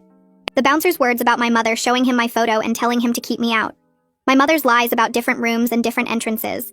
Haley's confession about the fake programs with her name on them. Professor Rivera's phone call and her letter. By the time I finished, it was after midnight and the document was 12 pages long. I added all the photos Kelsey had sent me of Haley wearing my honor cords. The video of my mother's toast. Screenshots of the class group chat where people were asking why I wasn't at my own party. I organized everything by category and time. Then I printed 2 copies and put them in folders. One for me and one for whoever might need to see it later. My phone buzzed. It was Kelsey coming home. She walked into my room without knocking and just hugged me for a long time without saying anything. Then she sat on my bed and told me what happened after I left. How people started asking questions. How my mother got defensive and angry. How Haley looked uncomfortable but didn't say anything. How the party ended early because the whole thing felt wrong and people didn't want to celebrate anymore. Kelsey said at least 15 classmates asked her for my number because they wanted to check on me. I told her she could give it to them. Then I showed her my timeline document and all the evidence I'd collected. She read through it and her face got harder with every page. When she finished, she looked at me and said this was absolutely insane and my mother was out of her mind. I agreed. Then I went to bed, but I didn't sleep much. I kept thinking about my mother inside that party erasing me while I stood outside in my cap and gown. I kept seeing Haley in my honor cords thanking people for supporting her educational journey that she never finished. My phone lit up with a notification at 7 in the morning. Facebook. I opened it and saw my mother had posted a huge album of photos from the party. Every single one featured Haley. Haley cutting the graduation cake. Haley posing with relatives. Haley wearing my honor cords and holding a diploma that wasn't hers. The caption said, "So proud of my graduate," and tagged Haley. The comments were already filling up with congratulations from aunts and uncles and cousins and family friends. Everyone telling Haley how proud they were and how far she'd come. I took screenshots of everything. Then I checked my regular messages. 37 new texts from extended family. All of them congratulating Haley. Asking about her plans. Telling her they always knew she could do it. Not a single message mentioned me. I got out of bed and made coffee and sat back down at my desk. Then I opened my evidence folder and found my official diploma scan and photos from the actual ceremony. I started with my grandmother. I wrote her a message explaining that I was the one who graduated yesterday, not Haley. I attached my diploma and 3 photos of me in my cap and gown receiving my degree. I wrote that I loved her and I was sorry for any confusion, but I wanted her to know the truth. Then I copied that message and sent a version to every single family member who'd congratulated Haley. 37 messages, each one polite and factual with proof attached. I didn't mention my mother or accuse anyone of anything. I just stated facts and provided evidence. The responses started coming in within minutes. My grandmother asked if I was okay and when I could visit. She said she'd always known I was the smart one. My uncle sent a laughing emoji and said he figured something was off when my mother kept avoiding questions about my major. My cousin asked why my mother would do something so weird. Each response made me feel a little less invisible. By noon, I had replies from 28 family members. Most were shocked. A few were angry at my mother. 3 said they'd suspected something wasn't right at the party. I saved every message and added them to my evidence folder. Then I opened a new document and started writing down everything I remembered from the past 4 years. Every time my mother downplayed my achievements. Every time she talked about Haley's accident and how much the family sacrificed. Every time she mentioned the settlement money paying for my education like I owed her something for it. The document grew to 8 pages. I included dates when I could remember them. Kelsey came into my room around 2 and asked if I wanted lunch. I showed her what I was working on, and she sat down and helped me remember more incidents. She recalled my mother missing my honor ceremony junior year because she had to take Haley to a doctor appointment that turned out to be a regular checkup. She remembered my mother telling people at family gatherings that I was doing fine in the school, but never mentioning my actual grades or awards. We worked on the timeline together for 3 hours. When we finished, it was 17 pages long and showed a clear pattern going back to my freshman year. I called my sister and told her I needed to talk to her in person. She agreed to meet me Monday morning at the coffee shop near campus. Then I spent Sunday night researching academic fraud and credential misrepresentation. I found cases where people had been sued for claiming degrees they didn't earn. I found articles about parents living through their children and stealing their accomplishments. I printed everything and added it to my growing folder of evidence. Monday morning, I got to the coffee shop early and ordered tea.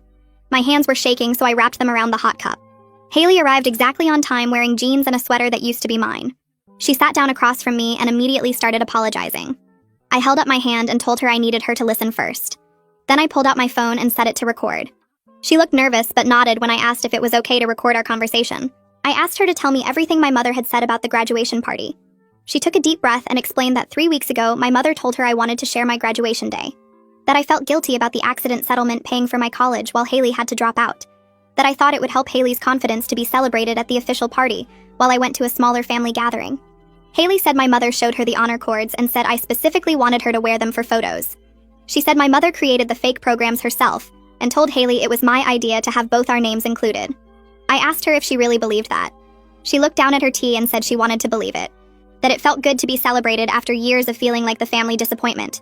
That my mother had been so convincing about how much I wanted to do this for her. Then Haley started crying and said she knew deep down something was wrong, but she didn't want to admit it. She told me my mother had been favoring her since the accident, using guilt about the settlement money to manipulate everyone, making Haley feel like she owed the family something while also making her feel special for being the one who suffered. Haley said she'd been in therapy for 6 months and was starting to recognize how toxic the whole dynamic was. She said her therapist had been helping her see the patterns of manipulation. I asked her why she went along with it if she knew something was wrong. She said my mother made her feel like she was finally getting the attention and pride she deserved. That for once she wasn't the daughter who dropped out, but the daughter being celebrated. She said she was sorry and she knew that wasn't an excuse, but it was the truth. I stopped the recording and told her I appreciated her honesty. Then I explained that I was taking this to the university and possibly to a lawyer. That I needed her to be willing to tell the truth if anyone asked. She said she would. She handed me my honor cords that she'd brought with her. They were in a plastic bag and looked exactly like they had at the ceremony. I took them and put them in my backpack. We sat there for a while not talking. Then Haley asked if we could ever fix our relationship. I told her I didn't know, but I needed time and I needed her to stand up to my mother when it mattered. She said she was moving out of my mother's house next month, that she'd saved enough from her job to get her own place. I told her that was good, that she needed space from my mother's manipulation just like I did. We left the coffee shop and hugged awkwardly in the parking lot. It wasn't forgiveness, but it was something. Monday afternoon, I had an appointment with the legal affairs director at the university. Her office was in the administration building on the 3rd floor. I brought my entire folder of evidence, including the recording from Haley.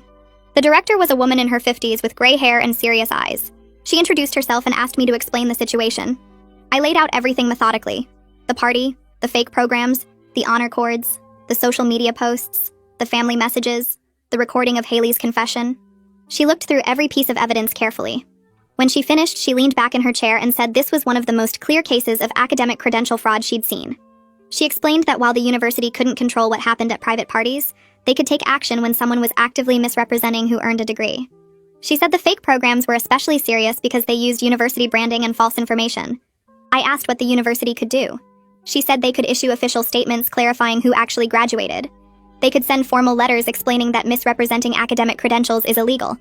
If my mother continued or if she tried to use the false credentials for any kind of gain, the university could pursue legal action. She asked if I wanted them to send a letter to my mother. I said yes. She called in her assistant and they drafted the letter right there while I waited. It was formal and direct. It stated that Haley Winters did not graduate from the university, that Jade Winters graduated with honors, that creating false graduation materials and misrepresenting academic credentials could result in legal consequences, that any continued misrepresentation would be taken seriously. The director printed it on official letterhead and said they'd send it certified mail that afternoon. She also said she'd make a note in my file about the situation in case it ever came up in the future. I thanked her and left feeling like I'd finally done something concrete to fight back. That evening, my father called me. I picked up on the second ring and heard his voice for the first time in months. He asked if I had a minute to talk and I said yes. He told me my aunt had filled him in on what happened at the party, and he was sorry he hadn't been there. His voice sounded tired and sad in a way I hadn't heard before. He said he should have been more involved during my college years and he regretted being distant after the divorce. I told him it was okay, but he said it wasn't, that he'd let me down when I needed support. Then he said something that surprised me. He told me my mother's favoritism toward Haley had been an issue long before the party, that it was one of the main reasons he'd left. He said after Haley's accident, my mother became obsessed with making everything perfect for her, like she could erase the trauma by giving Haley whatever she wanted. He said it got worse over time and I started disappearing from family conversations, my achievements downplayed or ignored while Haley's smallest accomplishments got celebrated. He said he tried to talk to my mother about it, but she refused to acknowledge the problem. Eventually, he couldn't watch it anymore, so he left, but he felt guilty for not taking me with him or staying more connected. I sat there on my couch listening and feeling something shift inside me. Hearing him name the pattern I'd experienced my whole life made it real in a way it hadn't been before. He asked what I planned to do about the graduation situation, and I told him about the university letter and the lawyer friend. He said he supported whatever action I chose to take, and if I needed a real lawyer, he'd pay for it. He also said he was going to start reaching out to extended family to set the record straight, that he should have done that years ago when the favoritism started. We talked for almost an hour about my childhood and college years, filling in gaps and acknowledging things that had been ignored too long. When we hung up, I felt lighter somehow, like having one parent who saw the truth made the burden easier to carry. Wednesday morning, my dad started making calls to family members. I knew because my phone started buzzing with messages from relatives asking questions and expressing shock. My aunt called to say my dad had explained the full situation, including the years of favoritism, and she was horrified she hadn't noticed the pattern before. My uncle sent a long text apologizing for not supporting me more strongly at first, and saying he was telling everyone the truth. By Thursday, the family group chat was exploding with messages. I opened it to find over 200 new notifications. Some relatives were defending me and demanding my mother apologize. Others were saying I was overreacting and making drama out of a simple misunderstanding. My mother had sent multiple messages painting herself as the victim of an ungrateful daughter who was tearing the family apart over hurt feelings. She wrote that she'd worked so hard to give both her daughters a nice celebration, and I was repaying her kindness with cruelty. She said Haley was devastated by my accusations, and the stress was affecting her recovery from the accident, even though that accident happened 3 years ago. Several relatives who barely knew the details jumped in to support my mother, saying family should forgive and move on. I read through the messages feeling my anger build with each defensive excuse and guilt trip. I opened my photo app and found my official diploma scan, my valedictorian certificate, and photos from the actual graduation ceremony. I composed a single message to the family chat with no emotion, just facts. I wrote that I graduated summa cum laude on Saturday. I gave the valedictorian speech at the ceremony. I received my diploma at the official university graduation. I attached the photos and documents as proof. I wrote that anyone who wanted to verify these facts could contact the university registrar's office directly. Then I muted the chat and put my phone face down on my desk. I didn't need to watch the fallout or defend myself anymore. The evidence spoke for itself, and anyone who chose to believe my mother's version over documented proof wasn't worth my energy. Friday afternoon, my phone buzzed with a text from Haley. I almost didn't open it, but curiosity won. She wrote that our mother was having a breakdown and begging her to back up the graduation story. She said mother wanted her to post on social media confirming that she was the one who graduated and that I was lying out of jealousy. Haley said she told mother no. She wrote that she couldn't do it anymore, that the toxicity was affecting her mental health and she was moving out of mother's house. She said she'd already started packing and found a small apartment she could afford with her job. She asked if we could meet again to talk about everything. I stared at the message for a long time before responding. Part of me wanted to say no, to keep my distance from anyone connected to my mother's manipulation. But another part remembered the guilt in Haley's voice at our last meeting, and wondered if maybe she was finally ready to see the situation clearly. I texted back that I could meet her Sunday morning at the same coffee shop. Sunday morning, I arrived at the coffee shop 10 minutes early and ordered a tea. Haley showed up right on time, looking tired and stressed. She sat down across from me and immediately started talking. She said she'd been thinking a lot about our family and how things worked when we were growing up. She said after her accident, mother started treating her differently, like she was fragile and needed extra care and attention. At first, it felt nice to be the focus of mother's concern, but over time, it became suffocating. She said mother made every decision for her, controlled her schedule, and expected her to be grateful for the special treatment. She said she noticed how mother talked about me differently, always finding small criticisms or downplaying my achievements. She admitted she'd been the golden child since the accident, but she was starting to understand how unhealthy the dynamic had become for both of us. She said mother's need to make her the successful daughter at my graduation party was the clearest example yet of how twisted things had gotten. I listened and felt some of my anger soften. Haley looked genuinely upset and aware in a way she hadn't been before. She said she was sorry for participating in the deception and for taking so long to stand up to mother. She said she wanted to make things right, but she didn't know if that was possible. I told Haley that I appreciated her honesty and her willingness to see the manipulation for what it was. I said our relationship would take time to rebuild because trust didn't come back overnight. But I also said I was willing to try if she was serious about setting boundaries with mother and not letting herself be used as a weapon against me anymore. She said she was serious, and she wanted to prove it. She pulled out her phone and opened Facebook right there at the table. She typed a post explaining that I was the one who graduated with honors, that she had worn my cords at the party as part of a family misunderstanding, and that she was sorry for any confusion or hurt caused by the situation. She showed me the post before hitting publish and asked if it was okay. I read it and suggested she remove the word misunderstanding because it made it sound accidental when it wasn't. She nodded and changed it to say she participated in something she shouldn't have and took responsibility for her part.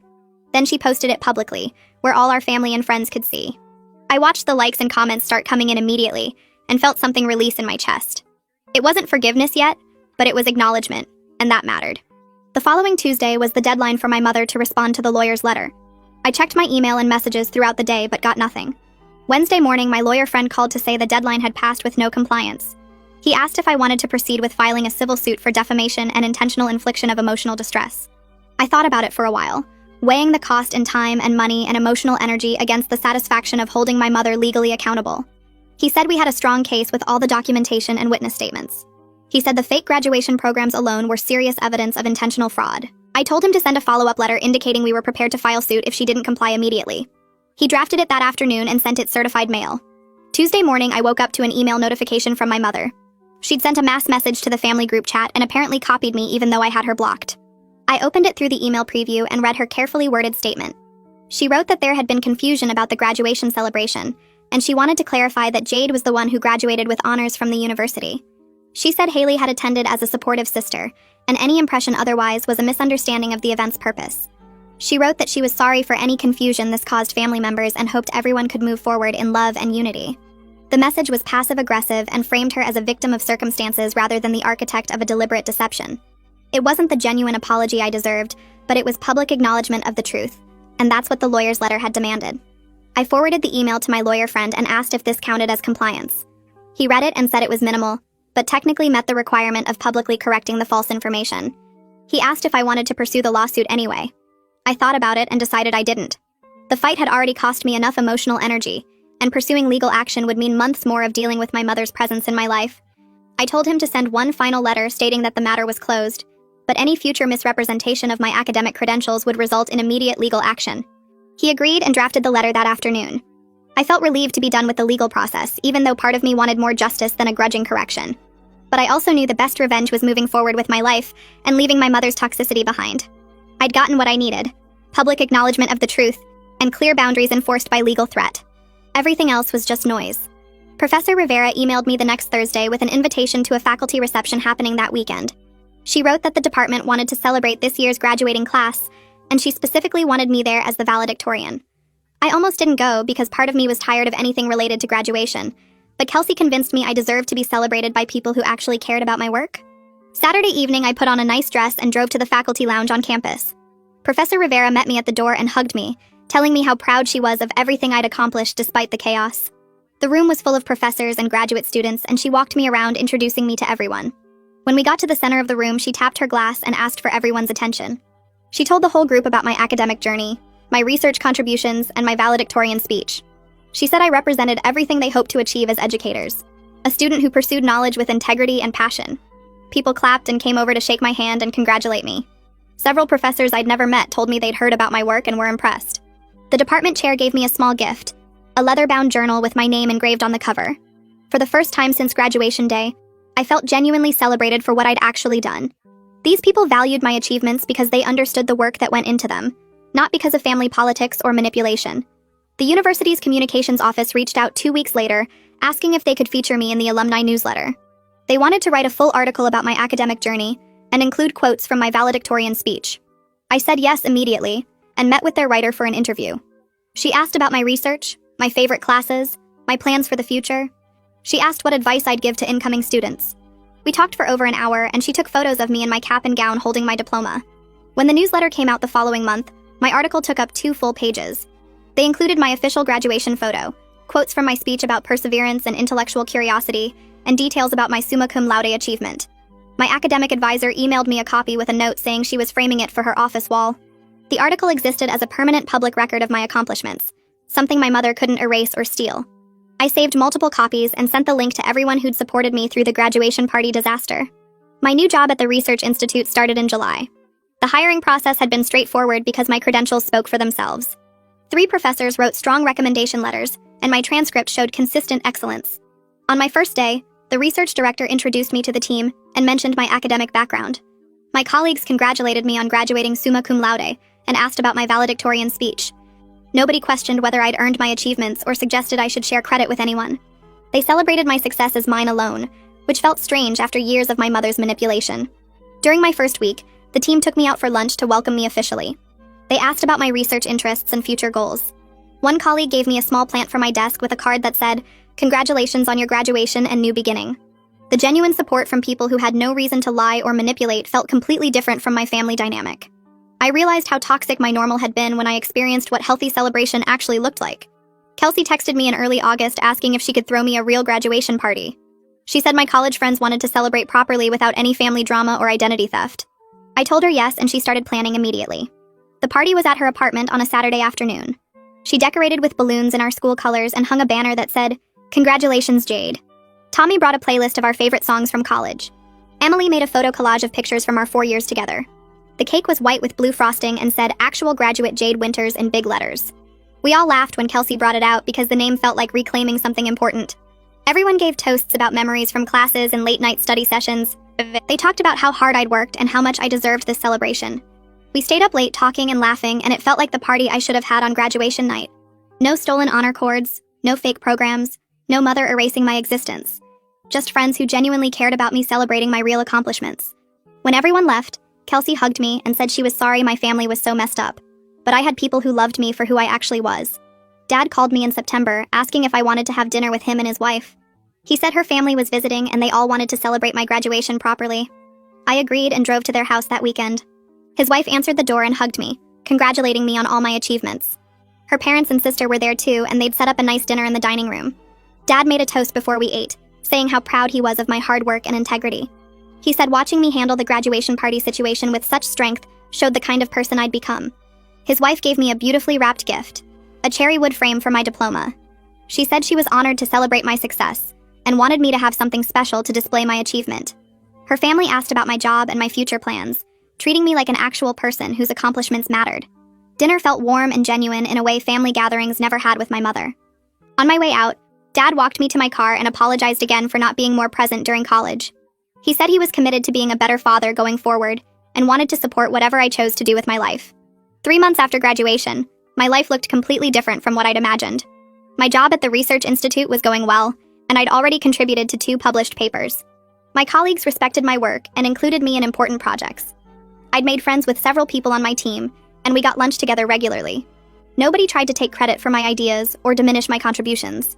The distance from my mother brought clarity about how dysfunctional things had been my entire life. I could see patterns I'd normalized, the constant competition she created between me and Haley, the way she erased my achievements to prop up my sister. Being around healthy people who celebrated success without jealousy or manipulation showed me what relationships should actually look like. I still had moments of anger about the graduation party, but mostly I felt relief at having clear boundaries. My mother had no access to my life anymore, no way to steal or diminish what I built. The space let me breathe and figure out who I was without her constant toxicity shaping everything. Haley and I started meeting for coffee once a month. She'd been going to therapy consistently and working on establishing independence from our mother. The first few meetings were awkward because trust takes time to rebuild after betrayal. But gradually we found a rhythm where we could talk honestly about our childhood and the dysfunction we'd both experienced. Haley got a job at a marketing firm and moved into her own apartment across town. She showed me photos of her new place and seemed genuinely proud of supporting herself. She talked about her therapy sessions and the patterns she was recognizing and how our mother had pitted us against each other. I appreciated her willingness to take responsibility for her part in the graduation party disaster. She never made excuses or tried to minimize what happened. She just acknowledged that she'd been wrong and was working to be better. Our relationship would never be what it was before, but we were building something new based on honesty instead of our mother's manipulation. Watching Haley establish healthy autonomy gave me hope that we could both break free from the toxic patterns we'd grown up with. My aunt reached out in October saying she wanted to organize a family gathering to celebrate my graduation properly. She said she was inviting relatives who supported me and specifically excluding my mother. The gathering was at her house on a Sunday afternoon. My dad came with his wife and several cousins showed up along with my grandmother. My aunt had decorated with congratulations signs and set up a table with cards and gifts. Everyone hugged me and apologized for initially believing my mother's story about Haley graduating. They said they should have questioned things more carefully instead of just accepting what she told them. My uncle gave a speech about how proud they all were of my achievements and how much I'd overcome to get my degree. Several relatives handed me cards with money inside, saying they wanted to contribute to my future since they'd missed the original celebration. My grandmother pulled me aside before we ate and told me she had something special for me. She reached into her purse and pulled out a velvet box containing her pearl necklace. She said her mother had given it to her when she graduated college decades ago, and she wanted me to have it now. She said I'd earned it through hard work and integrity, qualities that mattered more than anything else. I put the necklace on and she hugged me tight, telling me she was sorry my mother had tried to steal my moment, but nobody could take away what I'd actually accomplished. The gathering felt small compared to the massive party my mother had thrown, but it was filled with people who genuinely cared about my achievements. We ate and talked and laughed, and I felt celebrated in a way that actually meant something. I bought a nice frame for my diploma and hung it on the wall in my apartment living room. Next to it, I put photos from the actual graduation ceremony, me in my cap and gown holding my diploma, me with Kelsey and our friends, me giving my valedictorian speech. I added the engraved journal from the faculty reception and a copy of the alumni newsletter article. The whole display took up most of one wall, and every time I looked at it, I felt proud. These were my achievements displayed in my own space, a declaration of independence from my mother's toxicity. Nobody could walk into my home and pretend someone else had earned these things. The evidence was right there on the wall, permanent and undeniable. My grandmother's pearl necklace sat on the shelf below the frames, a symbol of family who actually valued me. Sometimes I stood in front of the wall and remembered standing outside that party in my cap and gown, locked out of my own celebration. The contrast between that night and where I was now felt huge. I'd taken back my story, and my achievements belonged to me alone. Dad started calling me every Tuesday afternoon asking when I could meet for dinner. The first few times I made excuses because I wasn't sure I was ready to rebuild that relationship after years of distance. But he kept calling, kept asking, and eventually I agreed to meet him at a small Italian restaurant near my apartment. He arrived early and stood when I walked in, looking nervous in a way I'd never seen before. We ordered food and sat there awkwardly until he finally started talking about how he should have been more present during my college years. He said the divorce from my mother had consumed him, and he'd let that become an excuse for not being there when I needed support. I told him about the research I was doing at work and my ideas for future career paths. He listened carefully and asked thoughtful questions instead of just nodding along like he used to. Over the next few months, we established a regular pattern of meeting every other week for dinner. We talked about my goals for graduate school and his regrets about prioritizing his career over family when Haley and I were younger. He apologized for not recognizing my mother's favoritism sooner and for not protecting me from her manipulation. Our relationship felt different now, built on actual honesty instead of the surface-level conversations we'd had before. He told me he was proud of my achievements and meant it in a way that felt real. The dinners became something I looked forward to instead of dreaded, and I could feel us both committing to being better at this relationship. Haley texted me in November saying my mother wanted to talk about reconciliation. She'd been asking Haley to pass along messages for weeks, trying to use her as a go-between. I told Haley I wasn't ready to have that conversation and might never be ready. Some relationships are too damaged by betrayal to fix, and I'd accepted that my relationship with my mother might be one of them. Haley said she understood and wouldn't push me, but mother was making her life difficult by constantly asking for updates and trying to manipulate her into arranging a meeting. I suggested Haley set her own boundaries about being used as a messenger, and she admitted she'd already started telling mother no. The attempts at reconciliation continued through Haley for another month, before my mother finally seemed to accept I wasn't responding. I felt guilty sometimes about cutting her off so completely, but mostly I felt relief. The peace that came from not having her toxicity in my life was worth more than any relationship we might have salvaged. I'd spent years trying to earn her approval and recognition, and the graduation incident had finally shown me that nothing I did would ever be enough for her. Professor Rivera emailed me in December asking if I'd like to meet for coffee to discuss my career plans. We met at a campus cafe and she asked detailed questions about my research interests and long-term goals. She offered to write recommendations for graduate programs and said she had professional contacts in my field who might be interested in my work. Over the next few months, she introduced me to researchers at other institutions and helped me understand the application process for doctoral programs. She told me during one of our meetings that how I'd handled the graduation situation showed maturity and strength that would serve me well in any field.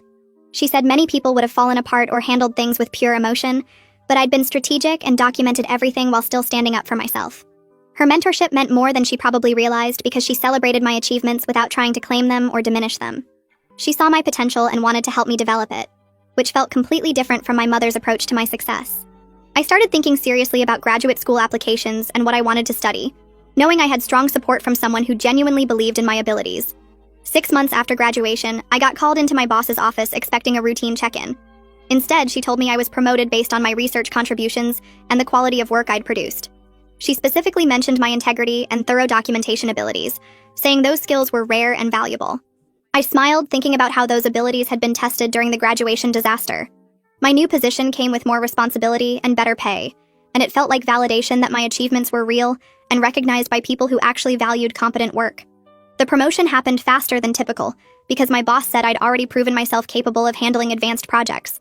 I called Dad that evening to tell him the news, and he sounded genuinely excited, asking questions about my new responsibilities and congratulating me without any awkwardness. I thought about how different this felt from my mother's party, where she'd tried to give my accomplishments to someone else. This recognition was mine, earned through my actual work, and nobody could take it away, or pretend someone else deserved the credit. Kelsey came over to my apartment to celebrate the promotion, and brought wine and takeout. We sat on my couch eating and talking about how crazy graduation night had been. She joked that she had the best party story ever about the time she witnessed someone's mother try to steal their graduation. We could laugh about it now, even though the hurt had taken months to fade. She told me she still couldn't believe my mother had actually tried to pull that off, and that watching me handle the aftermath had been impressive. Kelsey said most people would have just exploded or given up, but I'd been strategic about reclaiming my achievement. We'd stayed close friends through the whole mess, and she'd been one of my main sources of support when I felt like I was losing my mind. She reminded me of specific moments from that night that we could laugh about now, like when the bouncer kept insisting I wasn't on the list while I stood there in my cap and gown holding my actual diploma. The absurdity of the whole situation was easier to see with distance, even though the emotional impact had been devastating at the time. I found a support group for adults dealing with narcissistic parents and started attending meetings twice a month. Hearing other people's stories helped me recognize patterns I'd normalized growing up. The way my mother had always downplayed my achievements while building up Haley wasn't an isolated incident, but part of a lifetime of manipulation. Other group members shared similar experiences of parents who couldn't celebrate their children's success, or who pitted siblings against each other. Understanding the psychology behind my mother's behavior brought some peace because it helped me see that her actions weren't really about me. She had her own issues that made her incapable of being the parent I needed, and recognizing that didn't excuse her behavior, but it did help me stop taking it personally. The group facilitator talked about how children of narcissistic parents often struggle with self-worth because they were raised to believe their value depended on their parents' approval. Learning that my achievements were valid regardless of whether my mother acknowledged them was harder than it should have been, but the support group helped me work through those feelings. Haley called me in February saying she'd confronted my mother about the lifetime of manipulation and favoritism. She'd been working with her therapist on recognizing unhealthy family patterns and had finally built up the courage to have that conversation. My mother had refused to acknowledge her behavior, instead turning it around and accusing Haley of being ungrateful after everything she'd sacrificed. Haley said the conversation had been brutal, but ultimately helpful because it showed her that some people won't change no matter how much evidence you present. She'd hoped for some accountability, or at least acknowledgement, but my mother had stuck to her victim narrative. Haley told me she was done trying to fix their relationship and was focusing on her own healing instead. The confrontation had been a turning point for her in accepting that our mother's issues weren't something we could solve by being better daughters. I was proud of Haley for standing up for herself even though it hadn't gone the way she'd hoped. We were both learning to build lives that didn't revolve around trying to earn approval from someone who would never give it. I met someone at work in March who knew my whole story because several colleagues had heard about the graduation incident. He asked me out for coffee and I was hesitant at first because I wasn't sure I was ready to date. But he was easy to talk to and genuinely interested in my research work. Over the next few months, we started seeing each other regularly, and he told me that my strength and integrity were what had attracted him to me. He said watching how I'd handled the situation with my mother showed him I was someone who stood up for herself without losing her principles. He celebrated my achievements without trying to diminish them or make them about himself, which felt refreshing after a lifetime of my mother's toxicity. We went to museums and tried new restaurants and talked about our career goals. He introduced me to his family, and they were warm and welcoming, asking genuine questions about my work and congratulating me on my promotion. Being with someone who respected my accomplishments and supported my ambitions felt completely different from the family dynamics I'd grown up with. A year after graduation, I was preparing applications for graduate programs with strong recommendations from Professor Rivera and other mentors. I had a clear sense of my worth that wasn't dependent on family validation anymore. My achievements were mine, documented and real, regardless of who had tried to take them. The graduate school applications felt exciting instead of scary, because I knew I had the credentials and support to succeed. I wrote personal statements about my research interests and career goals without second-guessing myself constantly. The confidence I'd built over the past year showed in how I presented myself and my work. I wasn't the same person who'd stood outside that party feeling erased and invisible. I'd fought to reclaim my identity and achievements, and that fight had made me stronger and more certain of my own value. Dad invited me over one Sunday afternoon and pulled out old photo albums from when Haley and I were kids. He walked me through pictures of school plays and science fairs and academic awards I'd won. He pointed out how my mother was absent from most of the photos celebrating my achievements, but prominent in ones featuring Haley. Seeing the evidence of a lifetime pattern laid out visually helped me understand this wasn't about the graduation specifically, but about her inability to celebrate me. Dad apologized for not recognizing the favoritism sooner and for not doing more to make sure I felt valued. He showed me report cards and teacher comments praising my work that he'd saved over the years. Looking through the albums together felt like reclaiming parts of my childhood that had been minimized or ignored. Dad said he was keeping the albums at his house so I could look through them whenever I wanted, and he was working on digitizing everything so I'd have copies. The afternoon felt healing in a way I hadn't expected, like acknowledging the past made it easier to move forward. I sat down one evening and pulled out my laptop to write something I'd been thinking about for weeks. The letter to my younger self felt important, like I needed to tell that girl who worked so hard for grades and awards that she was always enough even when nobody at home noticed. I typed about the science fairs where Mom didn't show up, and the honor roll certificates that got stuck on the fridge without comment. I wrote about how she'd keep studying late into the night, hoping that maybe this achievement would finally make Mom proud. The words came easily because I remembered exactly how that felt, the constant trying and the confusion when nothing seemed good enough. I told her that her accomplishments were real and valuable regardless of who celebrated them, that working hard and doing well mattered even if her family couldn't see it. Writing the letter made me cry, but it also felt like closing a door on something that had hurt for too long. I printed it out and tucked it into the back of my diploma frame where I could read it whenever I needed the reminder. Haley and I started meeting for lunch every few weeks after that. We talked about normal sister stuff like work and dating and stupid things we saw online. Sometimes we talked about Mom and the mess she'd created, but mostly we just tried to be present with each other without all the toxic family dynamics weighing everything down. We weren't super close like some sisters who talk every day and share everything, but we were honest with each other now, and that felt more valuable than pretending everything was perfect. Haley would tell me when she was struggling with therapy, or when Mom tried to guilt her into something. I'd tell her about my graduate school applications and the research projects I was excited about. We had boundaries that we both respected, like not passing messages from Mom or getting pulled into family drama. It wasn't the relationship I'd imagined having with my sister when we were kids, but it was real and based on mutual respect instead of competition or resentment. My company held their annual celebration in November at a nice hotel downtown. I wore a dress I'd bought specifically for the occasion and felt good walking into the ballroom with my colleagues. The evening included dinner and awards for different departments. When they called my name for outstanding new employee contributions in the research division, I walked up to accept the plaque and shook hands with the director. Standing at that podium looking out at people who valued my work, I thought about standing outside Breslin Event Hall in my cap and gown 18 months earlier. The contrast felt huge, like I'd traveled so far from that moment of being erased and invisible. These people knew my real achievements and celebrated them genuinely. They'd seen my research contributions and recognized the value I brought to the team. Walking back to my table with the award, I felt proud of myself in a way that didn't need anyone else's validation to feel real. My life now feels genuinely good in ways I didn't think were possible back when I was dealing with the graduation disaster. I have authentic friendships with people who support my success instead of trying to diminish it. My work challenges me and gives me opportunities to grow professionally. The relationship I'm building with my boyfriend is based on mutual respect and shared values. Dad and I talk regularly, and he's become someone I can count on for honest advice and real support. Even my relationship with Haley, imperfect as it is, feels healthier than the dynamic we had growing up. I learned something important through all of this about not letting other people's dysfunction define my worth. Mom's inability to celebrate my achievements says everything about her limitations and nothing about my value. I can't control how family members respond to my success, but I can absolutely control whether I let their toxicity shape how I see myself. I choose not to let it define me anymore. My accomplishments belong to me, documented and real, and nobody can take that away no matter how hard they try. A detective knocked on my door and said, "Your adopted daughter has been reported missing by her biological parents." I stared at the badge. Detective Lorraine Kemp. Behind her, a patrol car with lights off. My daughter Zara was in the backyard. I could hear her laughing. "What did you just say?" My voice came out wrong. Too high. Detective Kemp didn't blink. "We need to talk about Zara. May I come in?" I stepped back. She walked past me into the living room, eyes scanning everything. The family photos, Zara's drawings on the fridge, her backpack by the door. "When did you adopt her?" Kemp asked. "Not your daughter. Just her. 4 years ago. She was 3. Why are you asking me this? Where did you adopt her from?" "Harmony Family Services in Michigan. We have all the paperwork." "What's going on?" Kemp pulled out her phone. Showed me a photo of a little girl, maybe 2 years old. Dark curls, bright smile. My stomach dropped. "Who was that?" "Her name is AITA Thatcher. She was abducted from her home in Pennsylvania 4 years ago. Her parents have been searching ever since." I looked at the photo again. Really looked. "That's not Zara. Her parents saw your Facebook post last week. Zara's birthday party. They recognized her immediately. Lots of kids look similar. This is insane." Kemp zoomed in on the photo. On the child's shoulder, barely visible. A birthmark. Port wine stain. Shaped like a maple leaf. Exactly like Zara's. The room tilted. "No. The Thatchers say their daughter has an identical birthmark. Same location, same shape. This is a mistake. Our adoption was legal. Completely legal."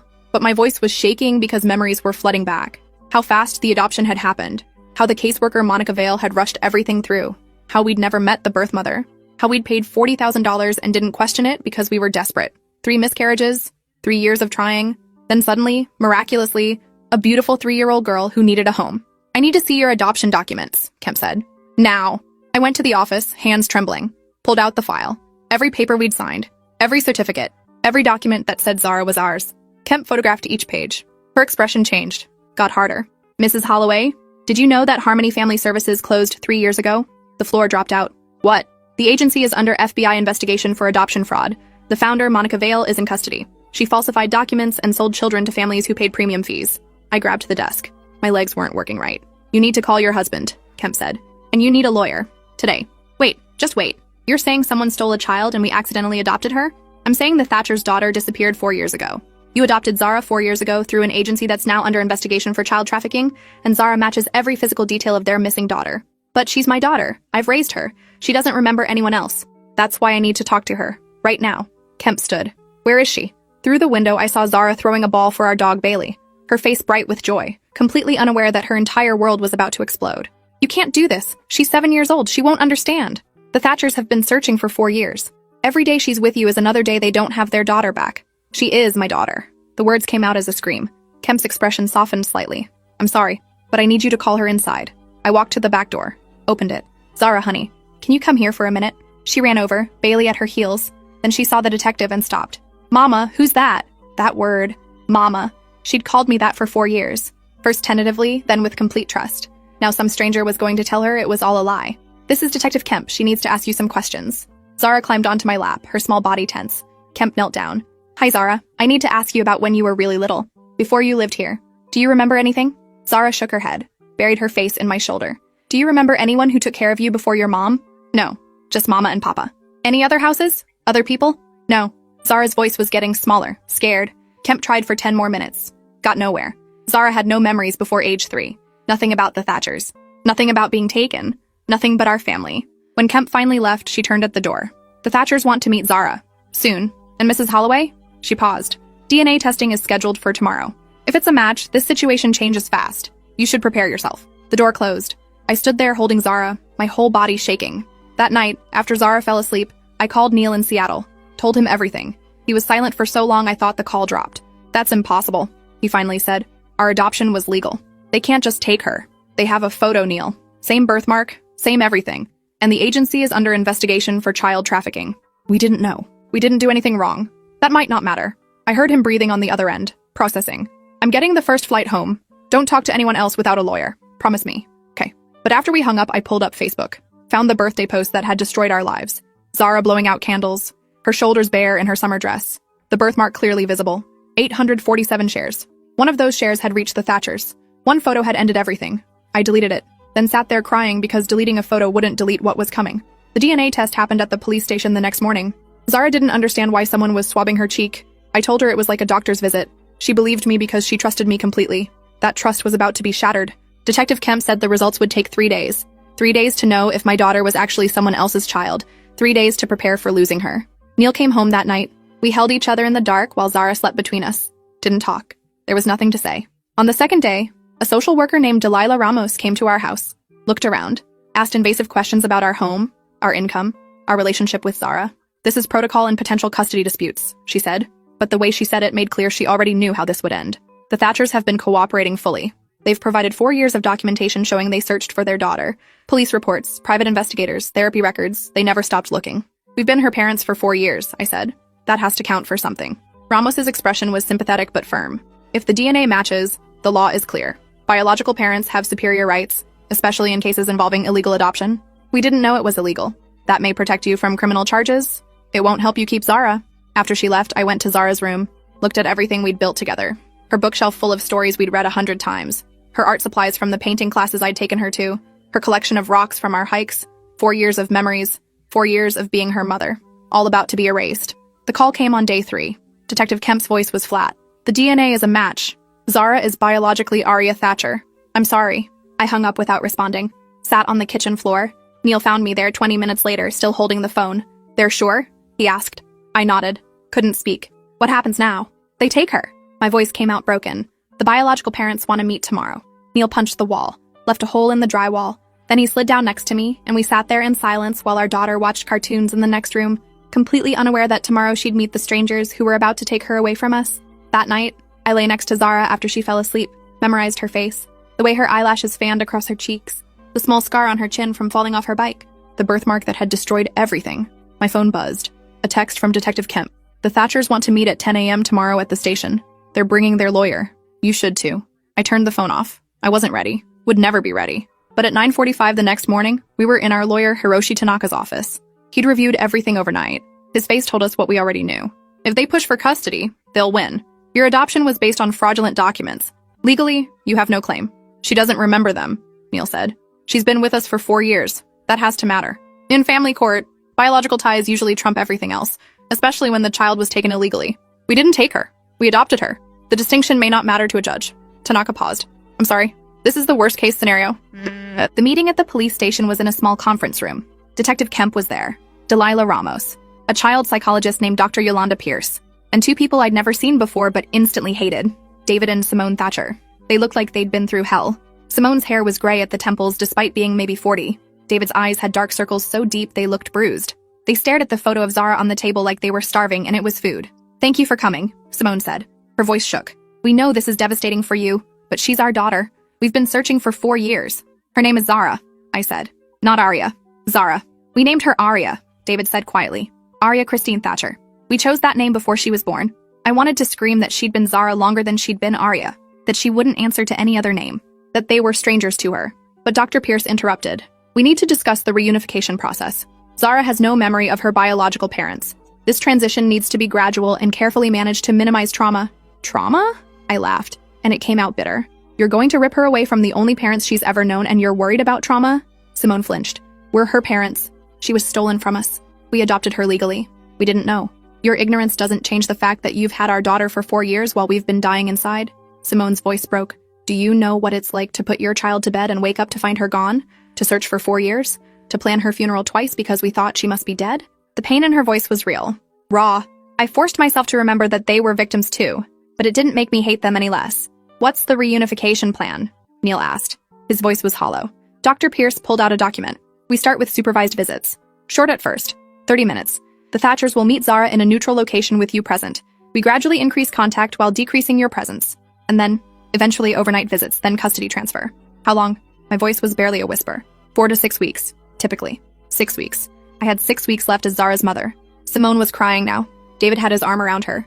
They looked like people who'd been underwater for 4 years and were finally breaking the surface. I wanted to feel sorry for them. Instead, I felt rage. The first visit was scheduled for the next day. A community center with a playground. 30 minutes. We were supposed to introduce Zara to some friends and see how it went. That night, I tried to explain to Zara that she'd be meeting some new people tomorrow. She asked if they were nice. I said yes, even though I wanted to say no. They're here to take you away from me. She asked if Bailey could come. I said no. She pouted but accepted it because she trusted me. That trust was a knife in my chest. The next morning, we drove to the community center in silence. Zara chattered about wanting to play on the swings, didn't notice Neil's white knuckles on the steering wheel or my hands shaking in my lap. The Thatchers were already there, waiting on a bench. Simone stood when she saw us, her whole body trembling. David put a hand on her arm, steadying her. Dr. Pierce met us at the entrance. Remember, this is just an introduction. Let Zara set the pace. No pressure. We walked over. Zara held my hand tight. She could sense something was wrong. Zara, honey, these are Mr. and Mrs. Thatcher. They wanted to meet you. Simone knelt down, tears already streaming. Hi, sweetheart. We've been looking forward to meeting you. Zara pressed against my leg. Hi. David's eyes were locked on her face like he was memorizing every detail. You've grown so much. You're so beautiful. Zara looked up at me, confused. Mama, why is he crying? 'Cause you're his daughter and he hasn't seen you in 4 years. Because we stole you, even though we didn't know it. Because everything is about to fall apart. He's just happy to meet you, I managed to say. Simone pulled out a stuffed rabbit from her bag. This was yours when you were little. We kept it. We hoped we'd be able to give it back to you someday. Zara took it cautiously, examined it. It's old, 4 years old. You used to sleep with it every night. You called it Bun Bun. Something flickered across Zara's face. Recognition? Memory? Then it was gone. I have a dog named Bailey, she said. He sleeps with me now. Simone's face crumpled, but she nodded. I'd love to hear about Bailey. They talked for 30 minutes. Stilted, awkward conversation. Zara warmed up slightly, chattering about school and her friends. The Thatchers hung on every word like it was oxygen. When time was up, Simone asked if she could hug Zara. Zara looked at me for permission. I nodded, even though it killed me. Simone held her for maybe 10 seconds. When she pulled back, she was sobbing. Thank you for taking care of her, Simone said to me. I know this is impossible for you, but thank you for loving her when we couldn't. I didn't trust myself to speak, just nodded. In the car, Zara asked why Mrs. Thatcher was so sad. I said she just really liked meeting her. Zara accepted this because she was 7 and trusted me to tell her the truth. That trust was getting harder to bear. The visits increased, twice a week, then every other day, an hour each time. The Thatchers brought toys, books, photos of their house, tried to build connection. Zara was polite but distant. She didn't remember them. To her, they were just nice strangers who gave her presents. After 2 weeks, Dr. Pierce said we needed to start telling Zara the truth. She needs to understand who the Thatchers are before we move to overnight visits. She's 7, I said. How do we explain that her entire life is a lie? Carefully, honestly, with support. That night, Neil and I sat Zara down. My throat was so tight I could barely breathe. Sweetheart, we need to talk to you about something important. About the Thatchers. The nice people with all the toys? Yes. The thing is... I couldn't say it. The words stuck in my throat. Neil took over. Zara, you know how you were adopted? How you came to live with us when you were 3? She nodded. We'd always been honest about the adoption. Mr. and Mrs. Thatcher are your birth parents. They're your biological mom and dad. Zara looked confused. But you're my mama and papa. We are. And we always will be. But the Thatchers are your biological parents. You lived with them when you were a baby. I don't remember them. We know, but they remember you. And they love you very much. They've been looking for you for a long time. Zara was quiet for a moment, processing. Then, do I have to go live with them? I wanted to lie. Wanted to say no, of course not, you're staying with us forever. Instead, we're figuring that out, honey. But you'll be spending more time with them. I don't want to. I want to stay here with you and Bailey. She started crying. I held her while she sobbed and my heart broke into pieces so small they'd never fit back together. That night, after Zara finally cried herself to sleep, I found Neil in the garage. He was destroying old boxes, ripping them apart with his bare hands. We could run, he said. Take her and disappear. We'd be arrested, and she'd be taken anyway. I don't care. I can't watch them take her. If we run, we lose her forever. At least this way, maybe we can stay in her life. As what? The people who lied to her about who she is? We didn't lie. We didn't know. But it felt like lying. Every day we'd told her she was ours. Every time we'd called her our daughter. All of it built on a foundation that was crumbling. The overnight visits started in week 3. Zara went to the Thatcher's house for Friday night. She clung to me when we dropped her off, begging to stay home. Simone looked gutted. David's jaw was tight with pain. Dr. Pierce had to physically pry Zara's fingers from my jacket. The house was too quiet without her. I stood in her room, holding Bun Bun that she'd left behind because she still preferred Bailey. The rabbit smelled old, like someone else's child. When we picked her up Saturday morning, Zara was subdued. "How was it?" I asked, trying to sound normal. "Okay. They have a pool and a big yard." "That sounds nice. But I missed you. And Bailey. And my room." She paused. "Mrs. Thatcher kept calling me Arya. I told her my name is Zara, but she kept forgetting." She didn't keep forgetting. She was reclaiming her daughter. The visits increased to 2 nights, then 3. Each time, Zara came home a little more distant, a little more confused. After the 3rd overnight, she asked, "Mama, do I have to live with them forever?" "We don't know yet, baby. But I want to live with you." "I know. We want that too." But want didn't matter. The law mattered. And the law said she belonged to the Thatchers. In week 5, our lawyer called. "The Thatchers are filing for full custody. The hearing is in 2 weeks. I need to be honest with you. The odds aren't good. What are our chances? Maybe 10%. You adopted her through fraud, even unknowingly. They're her biological parents who were victims of a crime. The court will side with them. So that's it? We just lose her? You can fight, but fighting might make things worse. Drag out the transition. Traumatize Zara more. And if we don't fight, you petition for visitation rights. Maybe the Thatchers agree to ongoing contact. Maybe they don't. So we beg them for permission to see our own daughter. She's not legally your daughter. She never was." I hung up and screamed. Just screamed until my throat was raw. Then I pulled myself together because Zara would be home in an hour and I couldn't fall apart in front of her. That night, David Thatcher called. "Mrs. Holloway, I know this is hard, but I wanted to talk to you about the transition. Simone and I have been discussing it. What is there to discuss? You're taking her. We don't want to cut you out completely. We see how much Zara loves you. We're willing to agree to visitation." My heart jumped. Really? Once a month? Supervised? For a few hours? Once a month? After 4 years of every day? After being her mother in every way that mattered? That's not enough. It's what we're comfortable with. You've had 4 years with our daughter. We deserve time to rebuild our family without interference. Interference? I raised her. I'm her mother. You're not her mother. You're the woman who unknowingly received stolen property. His voice was cold. Be grateful we're offering anything at all. He hung up. I threw the phone across the room. It shattered against the wall. The custody hearing was worse than I'd imagined. The Thatchers' lawyer painted us as either criminally negligent or willfully ignorant, showed how we'd paid premium fees without questioning why, how we'd never asked to meet the birth mother, how we'd accepted a too-good-to-be-true situation because we were desperate. Our lawyer argued we'd been victims too, deceived by a sophisticated fraud operation, but the judge wasn't sympathetic. The issue before this court is simple. Who has the superior legal right to this child? The biological parents who never consented to adoption, or the adoptive parents whose adoption was based on fraud? He ruled from the bench. Custody is awarded to David and Simone Thatcher. The adoption is hereby vacated. Mrs. and Mr. Holloway will have supervised visitation once monthly for 2 hours. Once a month. 2 hours. After 4 years of being her mother. The Thatchers stood, relief flooding their faces. We sat frozen. It was over. The transition happened fast. Too fast. Zara had 1 week to say goodbye to her life with us. 1 week to pack up her room. 1 week before she moved to Pennsylvania with strangers. She didn't understand. Kept asking why she had to go. Why she couldn't stay with us. I had no answers that didn't break her heart more. The night before she left, I lay next to her in her bed. She was crying softly. "Mama, will you forget me?" "Never. Never, baby. I could never forget you." "What if I forget you?" "You won't. We'll still see each other once a month." "That's not enough." "I know." I pulled her closer. "But wherever you are, whatever happens, you're my daughter. Always. Nothing can change that." The judge said I'm not. The judge is wrong. Being a mother isn't about biology or paperwork.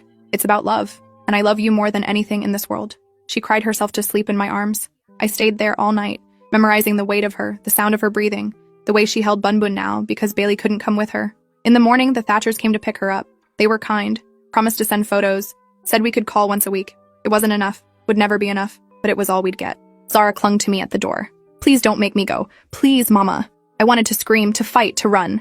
Instead, I kissed her forehead. "You're going to be okay. The Thatchers love you so much, and we love you.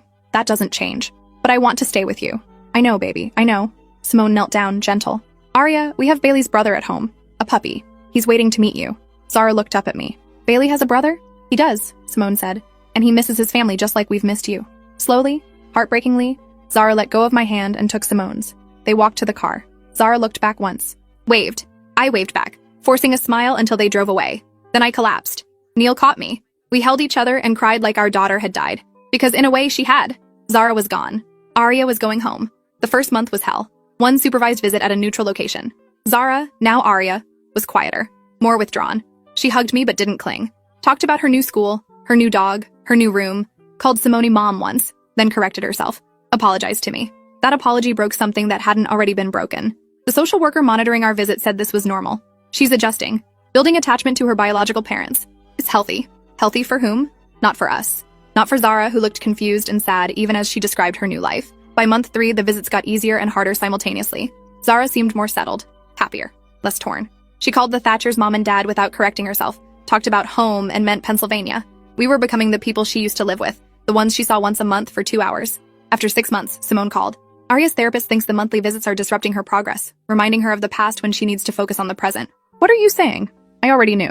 We think it's best if we take a break from visits. Let her fully integrate into our family.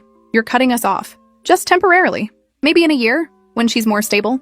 You promised we could stay in her life. And we kept that promise. For 6 months. But our daughter's well-being comes first. She's my daughter too. No, she's not. She never was. Simone hung up. That was it. No more visits, no more calls, no more Zara. I called our lawyer. He said we could fight, but it would take months and probably fail. The Thatchers had full custody. They could restrict visitation at their discretion. We had no rights. A year passed. We sent cards on Zara's birthday. Christmas. Never got responses. Didn't know if she even received them. Our lives became a ghost story. The house was too big, too quiet. We left Zara's room exactly as it was. Sometimes I'd sit in there and just breathe. Tried to remember what it felt like to be her mother. Then, 18 months after Zara left, our doorbell rang. I opened it and my heart stopped. Zara, 14 years old, tall, beautiful, alone. Hi, she said. Her voice was uncertain. I know I'm not supposed to be here, but I had to see you. How did you get here? Bus. I told my parents I was going to a friend's house. She paused. I've been planning this for months. I should have called the Thatchers immediately. Should have sent her home. Instead, I pulled her into my arms and held her while she cried. I remember you, she whispered. I tried to forget, tried to move on. But I remember. You're my mom too. We sat in the living room. She told me about her life with the Thatchers. It was good. They loved her, gave her everything. But there was a hole where we'd been. They told me you didn't want to see me anymore, Zara said. That you'd moved on.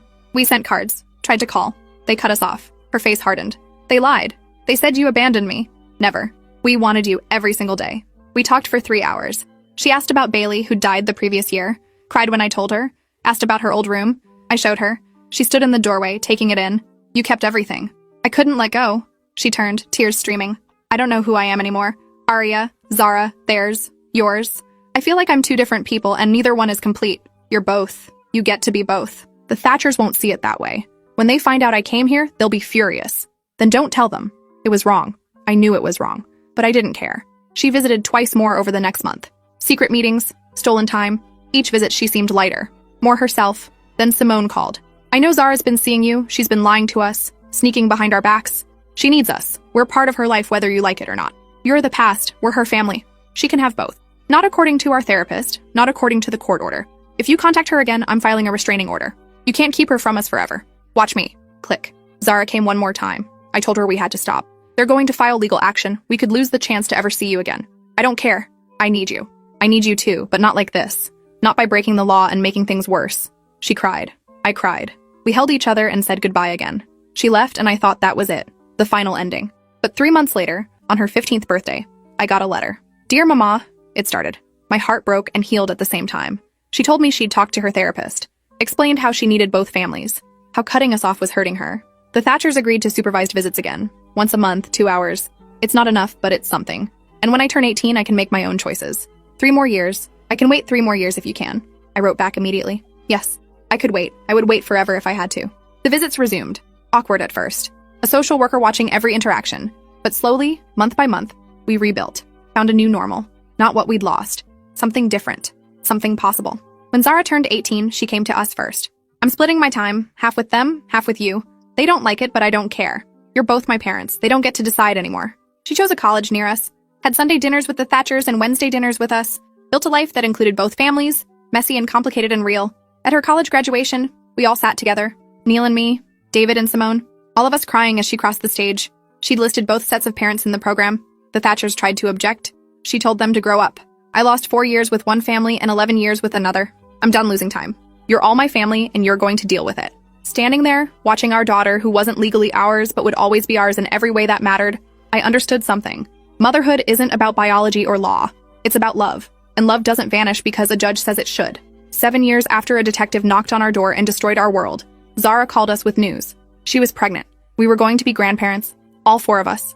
The Thatchers and us.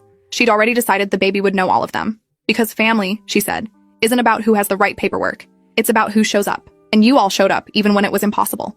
The day her daughter was born, we all stood around her hospital bed. Two sets of parents who'd fought over her, now united by a tiny new life. Zara looked at me and smiled. I want you in the delivery room, you and Simone. Both my moms. So we stood on either side of her. Both of us crying, both of us holding her hands, both of us mothers. And when that baby was born and Zara put her in my arms, she said, I'm naming her after you, because you were my mother when I needed one most. The Thatchers lost 4 years with their daughter.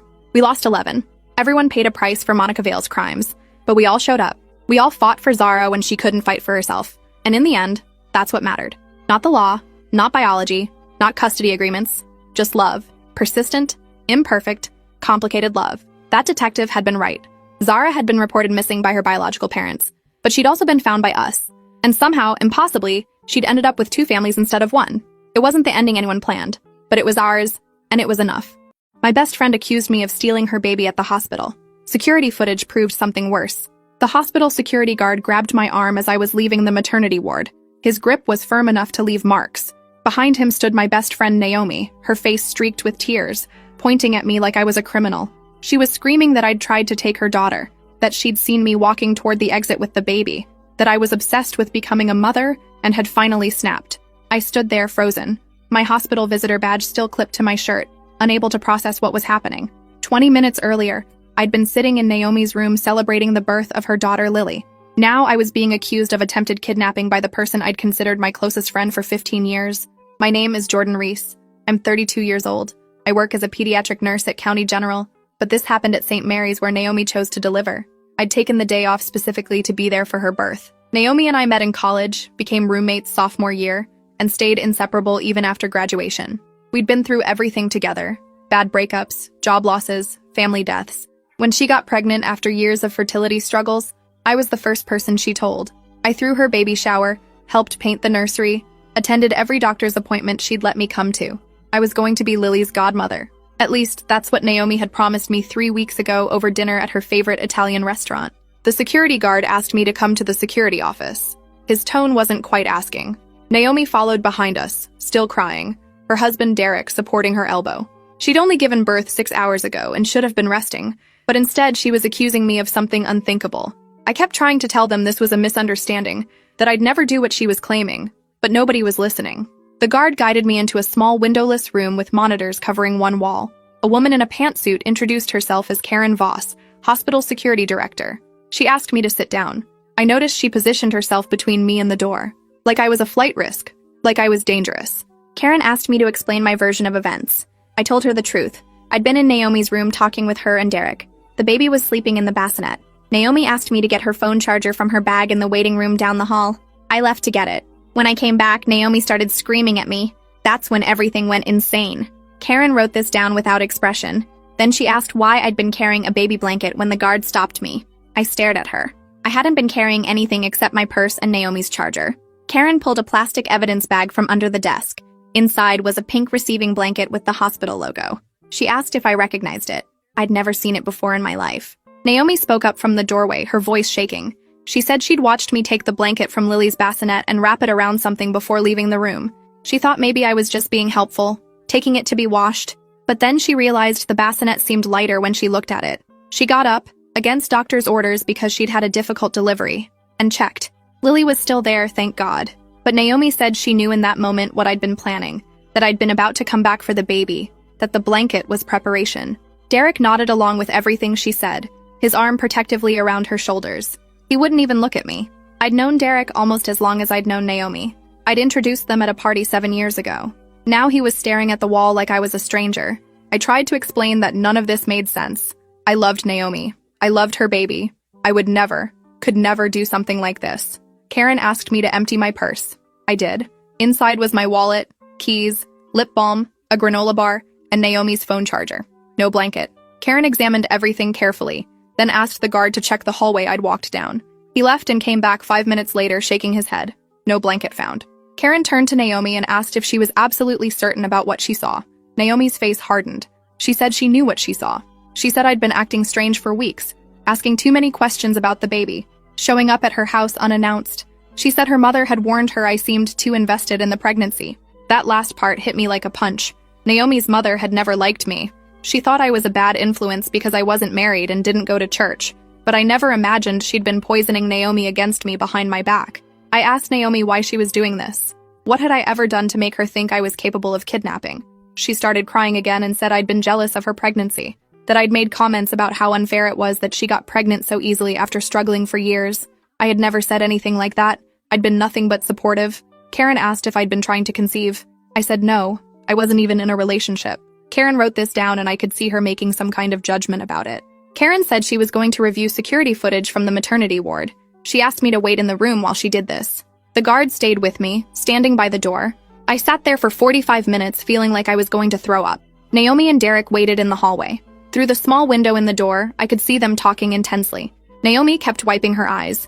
Derek kept looking toward the security office with this expression of pure hatred. These were people I'd considered family. Now they were treating me like a monster. I thought about all the times I'd helped them, lending them money when Derek lost his job, staying up all night when Naomi had pregnancy complications, organizing the fundraiser when they couldn't afford fertility treatments. None of it mattered now. Karen came back into the room carrying a laptop. Her expression was different now, more serious. She said she'd reviewed the footage and needed me to watch something. She turned the laptop toward me and hit play. The video showed the hallway outside Naomi's room from multiple angles. Timestamp showed it was from about an hour ago. I watched myself leave Naomi's room empty-handed. Watched myself walk down the hallway toward the waiting area. Watched myself return 3 minutes later carrying only the phone charger. No blanket, no baby, nothing suspicious at all. I looked at Karen, confused why this video wasn't immediately clearing me. Then she said the next part quietly, like she wasn't sure how I'd react.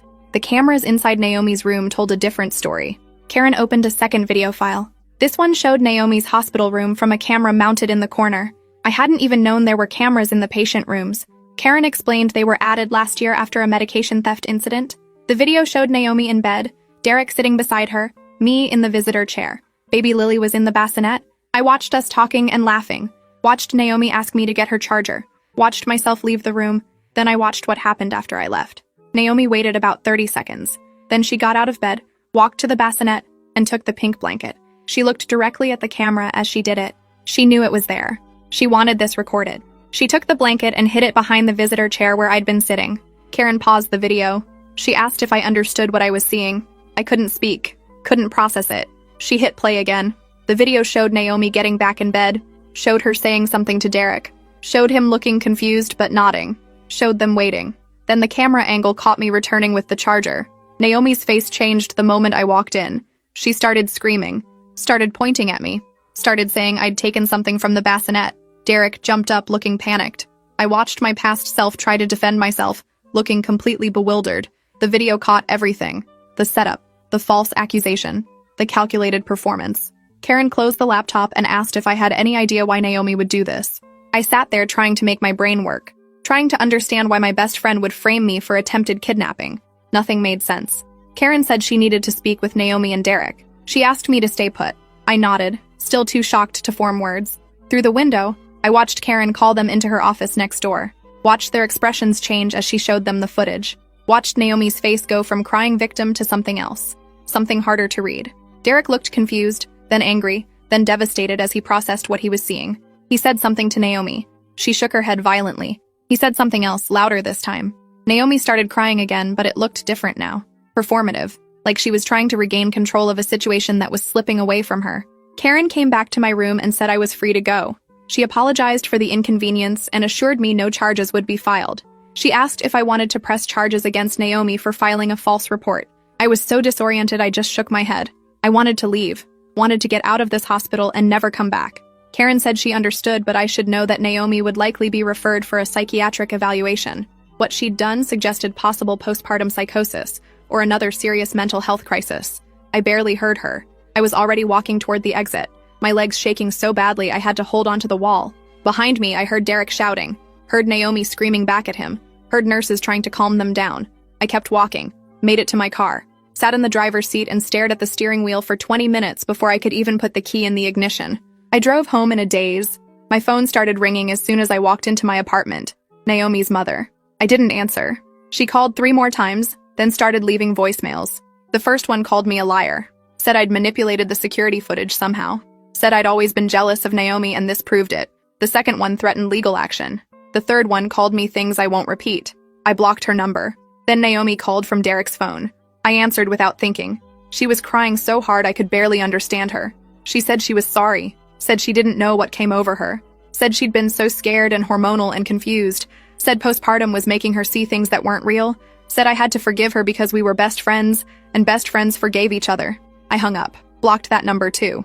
Over the next 3 days, I received 47 messages from various people.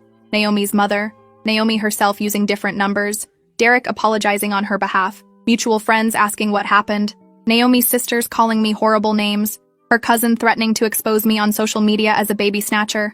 I stopped answering my phone entirely, stopped checking social media, stayed home from work. My supervisor called on day 4 asking if I was okay. I told her what happened. There was a long silence. Then she said I needed to come into the office. We needed to talk about something serious. The way she said it made my stomach drop. I asked if this was about Naomi's accusation. She said yes. Someone had contacted the hospital board, filed a formal complaint about my fitness to work with children. I went to the meeting the next morning. My supervisor Linda sat across from me with the HR director and a hospital attorney. They said Naomi's mother had sent a detailed letter to the board claiming I was mentally unstable and obsessed with stealing children. She included screenshots of text messages I'd sent Naomi about the baby, normal, excited messages that she'd twisted to sound sinister. She included photos from Naomi's baby shower, where I was holding the ultrasound pictures and smiling, claiming this showed my disturbing fixation. She included statements from Naomi claiming I'd shown up at her house uninvited multiple times, failing to mention Naomi had called me each time asking me to come over. The letter demanded I be terminated immediately and investigated by Child Protective Services. The HR director said they had to take the complaint seriously. I pulled out my phone and showed them the hospital security footage that Karen had emailed me. I'd asked for a copy to protect myself, knowing this might happen. The attorney watched it twice. Then she asked why I hadn't pressed charges against Naomi. I said I didn't know. I'd been too shocked, too hurt. The attorney said that was a mistake. Without charges, this became a he-said-she-said situation in the eyes of anyone who didn't see the footage. Naomi could continue claiming I'd done something wrong and I'd have no legal recourse. She strongly advised I file a police report immediately. Linda agreed. She said the hospital would put me on paid administrative leave pending an investigation. It was standard procedure when accusations like this were made against staff who worked with children. She promised it wasn't a punishment, just protocol. It felt like punishment. I went straight to the police station from the meeting, filed a report for false accusation and providing false information to law enforcement. The officer who took my statement was sympathetic, but said these cases were hard to prosecute. Naomi could claim postpartum psychosis, which was a real medical condition that could affect judgment and perception. Unless I could prove she'd acted with deliberate malicious intent, the DA probably wouldn't pursue charges. I asked what counted as proof of intent. He said the security footage was compelling, but any decent defense attorney would argue she genuinely believed what she was saying due to her mental state. He took the report anyway, said I'd get a case number in a few days, said I should document everything in case things escalated. The way he said escalated made it clear he expected them to. Things escalated. Naomi's mother started a Facebook campaign calling me a predator. She posted about my attempt to kidnap baby Lily, conveniently leaving out the security footage that proved nothing happened. She tagged mutual friends, my workplace, my family members. The post was shared 300 times in 2 days. People who'd never met me were calling me a monster in the comments, threatening me, saying they'd make sure I never worked with children again. Someone found my home address and posted it online. I started getting threatening messages. Someone left a dead rat on my doorstep with a note saying, "Baby killer." I called the police. They said they'd increase patrols in my neighborhood, but there wasn't much else they could do. Free speech and all that. I asked about the dead rat. They said unless I had proof who left it, they couldn't do anything. My own mother called asking if the Facebook posts were true. I had to explain the entire situation to her while she cried. She believed me, thank God, but she was devastated that people were saying such horrible things about her daughter. My father called the police station demanding they do something. They told him what they told me. Without proof of specific threats, their hands were tied. My brother offered to come stay with me for a while. I said no.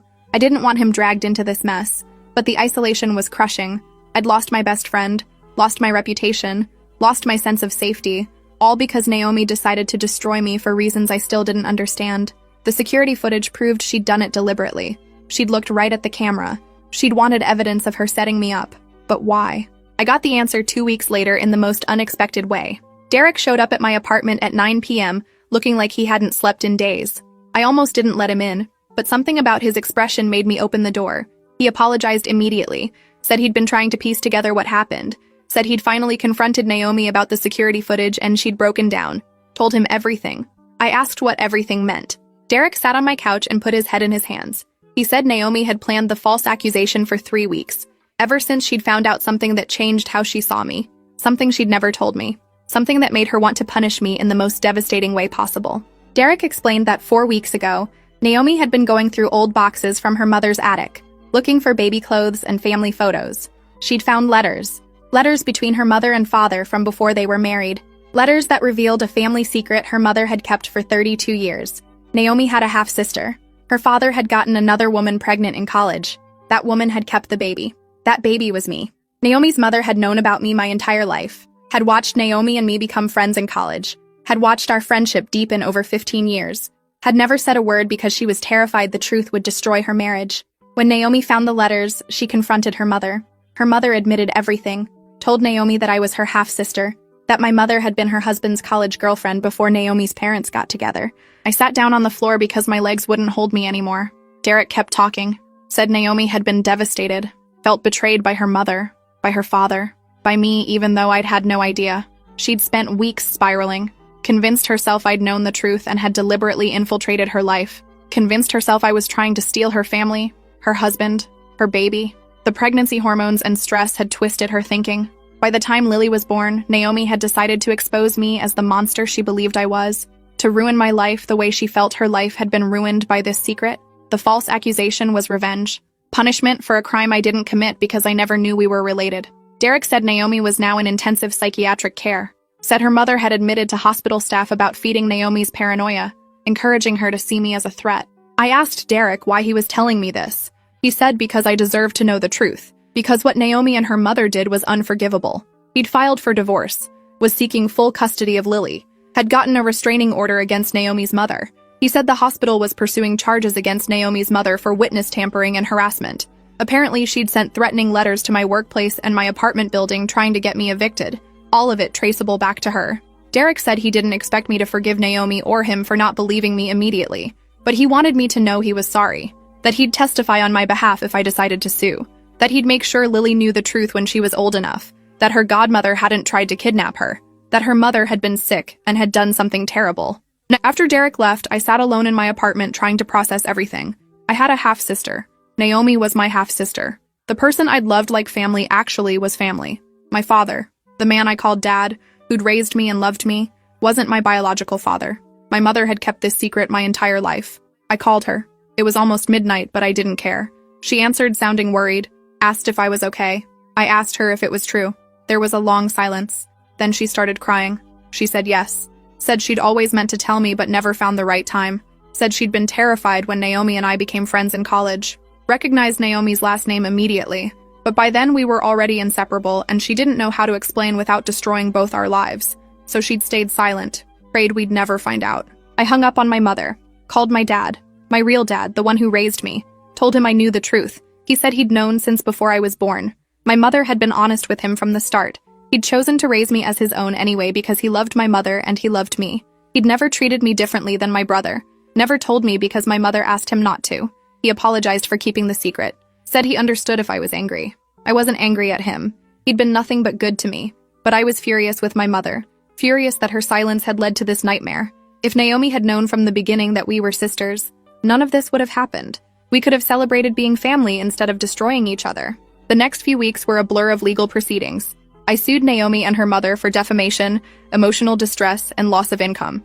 My attorney said we had a strong case given the security footage and documented harassment. Naomi's mother tried to countersue, claiming I'd seduced her husband 33 years ago and deliberately targeted Naomi. The judge threw out her suit within a week, called it frivolous and offensive. Meanwhile, Naomi remained in psychiatric care. Her doctors diagnosed her with postpartum psychosis exacerbated by the revelation about our relationship. Said she genuinely believed I was a threat and hadn't been in her right mind. The defense tried to use this to excuse her actions. My attorney argued that the security footage proved premeditation. Showed Naomi looking directly at the camera while setting me up. That wasn't psychosis. That was calculated revenge. The case settled out of court. Naomi's mother was ordered to pay significant damages and issue a public apology retracting her accusations. She had to post the security footage to her Facebook with a full explanation of what really happened. She had to contact my employer and formally withdraw her complaint. She was also sentenced to community service and probation for the harassment and witness tampering charges. Naomi avoided criminal charges due to her psychiatric diagnosis, but was required to continue treatment and stay away from me. Derek followed through on the divorce, got full custody of Lily. He reached out occasionally to let me know how the baby was doing, sent photos, asked if I wanted to be part of her life. I didn't know how to answer that. My workplace reinstated me after the settlement, apologized for the administrative leave, but the damage was done. Everyone knew about the accusations. Some people believed the security footage. Others whispered that where there's smoke, there's fire. I couldn't walk into the pediatric ward without feeling eyes on me. After 3 months, I requested a transfer to a different department, adult oncology, as far from babies as I could get. Linda approved it immediately, said she understood. I think she felt guilty about how everything had been handled. My reputation never fully recovered. I'd Google my name, and the first results were still articles about the baby snatching incident. Even though I'd been exonerated, the accusation stuck.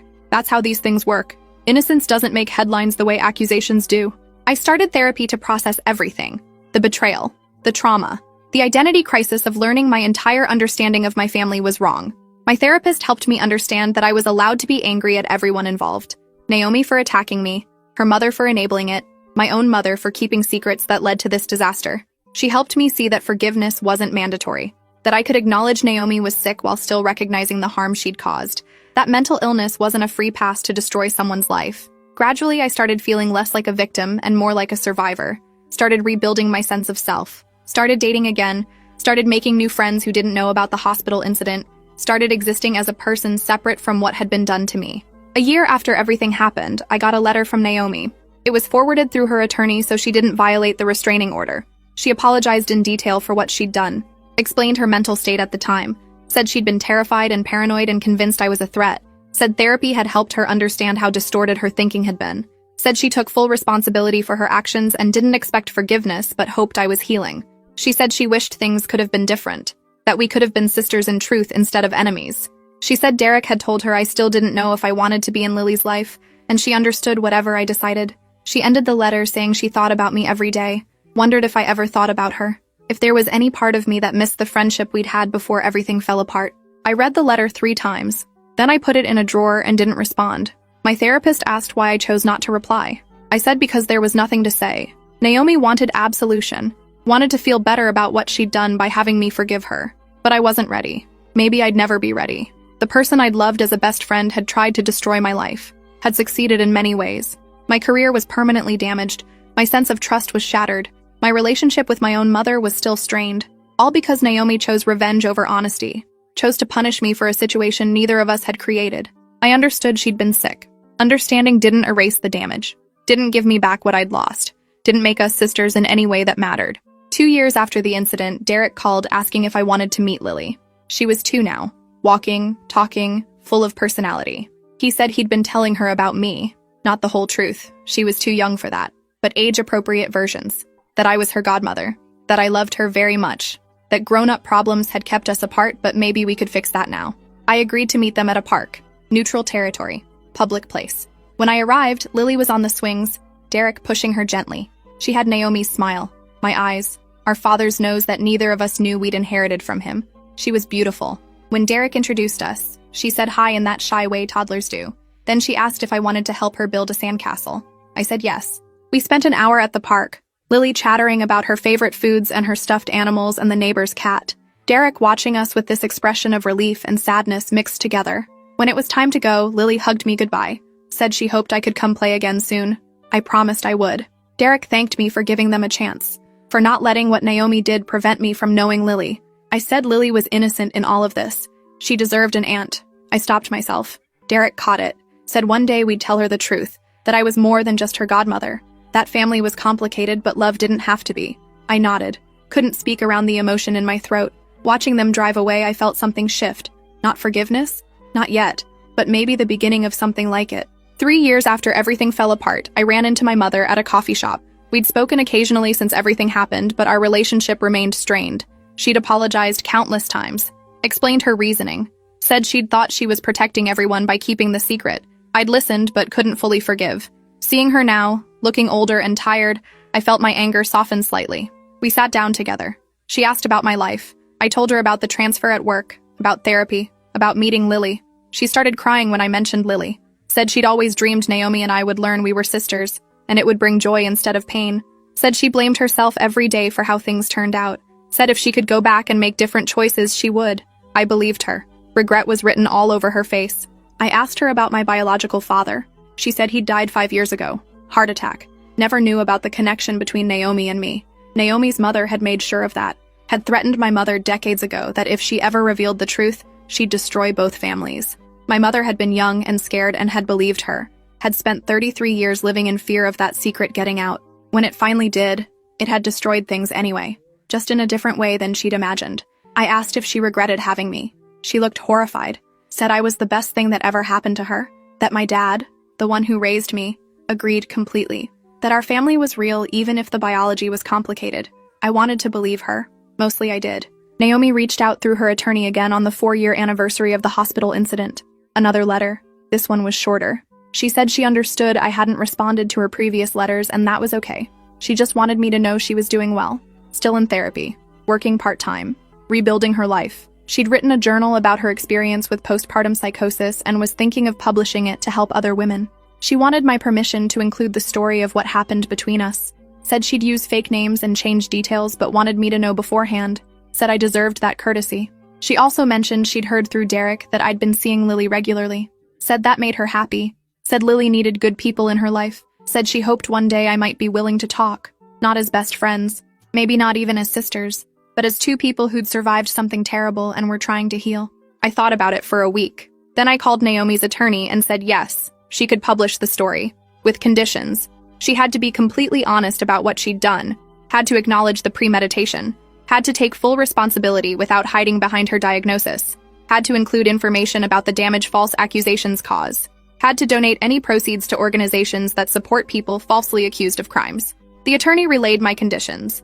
Naomi agreed to all of them. The book was published 8 months later. It was raw and honest and difficult to read. She didn't spare herself, described her paranoid thinking, the way she'd convinced herself I was a threat, the planning that went into the false accusation, the moment she realized what she'd done, and how it couldn't be undone. Reviews praised her honesty. Some criticized her for profiting from her crimes. I didn't read the reviews. I read the book once and then put it away. 5 years after the hospital incident, I had coffee with Naomi. Our first face-to-face interaction since she'd accused me of kidnapping. We met at her therapist's office with a mediator present. Safety for both of us. She looked different. Older. Calmer. Less of the manic energy that had always defined her. She apologized again. Not the desperate apologies from before. This one was measured. Acknowledging specific harms. Taking responsibility for specific actions. Not asking for forgiveness, but offering accountability. I listened. Then I told her how the last 5 years had been for me. The career damage. The trust issues. The relationships I'd avoided because I was afraid of being hurt again. The nights I'd woken up in panic thinking someone was breaking into my apartment. The way I still flinched when I saw her mother's name. She cried. Said she carried the weight of that every day. I asked her why she'd looked at the camera. Why she'd made sure her setting me up was recorded. She was quiet for a long time. Then said she'd wanted proof. If I tried to claim she was lying, she'd have video evidence of me in her room, near the baby, at the right time. She'd planned to edit the footage somehow, make it look damning. But she'd underestimated how visible her own actions were on camera. Hadn't realized there were cameras that caught her taking the blanket. Her plan had backfired, proven my innocence instead of my guilt. She said in hindsight she was glad it had. Glad she'd been caught. Otherwise she might have destroyed me completely and never gotten the help she needed. I didn't know how to respond to that. Glad she'd been caught seemed like a low bar for redemption. The mediator asked if I had questions for Naomi. I had one. Did she actually believe I'd have hurt Lily, or was the whole thing just revenge? Naomi took a breath. Said it was both. In her psychosis-fueled paranoid state, she'd genuinely believed I was a threat. But underneath that was rage. Rage at her mother for lying. Rage at me for existing. Rage at the universe for making us sisters in the most painful way. The false accusation let her channel all that rage while convincing herself it was protection. She said that's how mental illness works sometimes. It takes real feelings and amplifies them until they become unrecognizable. Until you justify terrible things. She said that didn't excuse what she'd done, but maybe helped explain it. I told her I'd accepted she'd been sick. That didn't mean I had to accept her back into my life. She said she understood. We didn't become friends again. Didn't become sisters in the traditional sense. But we established a fragile peace. For Lily's sake, more than ours. She was 5 now. Smart and funny and asking questions about why her mom and godmother didn't spend time together. Derek had started explaining age-appropriate versions of the truth. That grown-ups sometimes make mistakes. That families can be complicated. That love looks different for different people. Lily seemed to accept this. Kids are resilient that way, better at accepting complex truths than adults. Naomi and I attended Lily's 5th birthday party together, stayed on opposite sides of the yard, smiled politely when we had to interact. It wasn't comfortable, but it was civil. Progress measured in small, painful increments. My mother and I slowly rebuilt our relationship. She met Lily, cried when she realized she was looking at her granddaughter and biological daughter in the same room. The family tree was a mess, but we were trying to honor it anyway. My dad, the one who raised me, became Lily's favorite grandpa, would show up at Derek's house with toys and terrible jokes. Lily adored him, called him Papa. Didn't know yet that he wasn't blood, but it didn't matter. He was family in every way that counted. Naomi's mother was not involved. Restraining order still in effect. Last I heard, she'd moved to Arizona. Cut off contact with everyone. Some wounds don't heal. Some people don't deserve second chances. The hospital incident changed everything about my life. My career path, my relationships, my understanding of family and trust and forgiveness. 5 years later, I still have nightmares sometimes. Still check over my shoulder in parking lots. Still feel my chest tighten when I see Naomi's name. Trauma doesn't disappear. You just learn to carry it differently. I'm seeing someone now. A good person who knows my history and doesn't judge. Who understands why I need things to move slowly. Why trust is hard for me. We're taking it day by day. That's all anyone can do, really. Take it day by day. Build something new from the wreckage of what came before. Hope the foundation holds this time. 6 years after my best friend accused me of trying to steal her baby, I received a wedding invitation. Not mine, but Lily's godfather ceremony, where Derek was formalizing my role in her life legally and spiritually.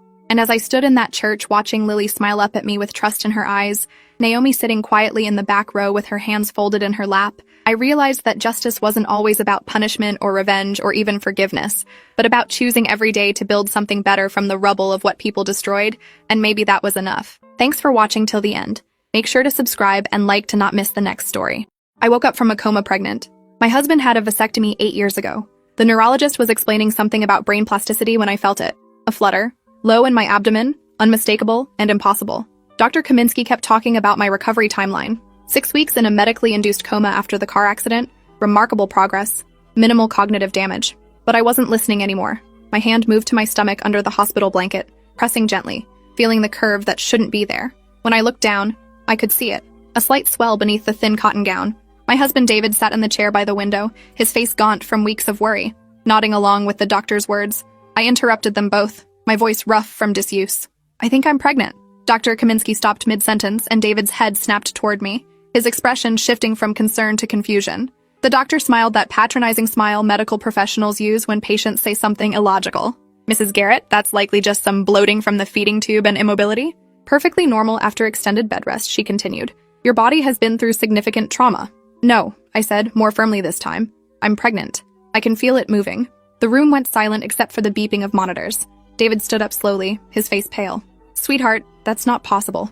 You've been unconscious for 6 weeks. Before that, we hadn't been intimate in months because of your work schedule. Plus, I had that vasectomy 8 years ago.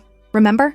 We decided after the twins were born. Dr. Kaminsky pulled out her tablet, scrolling through my medical records with a frown deepening across her face. We did multiple scans during your treatment. There was no indication of pregnancy. Let me call for an ultrasound right now just to rule this out and ease your mind. The way she said it made it clear she thought I was confused, possibly experiencing some post-coma delusion, but I knew my own body. I'd been pregnant twice before with our twin daughters, and this feeling was unmistakable.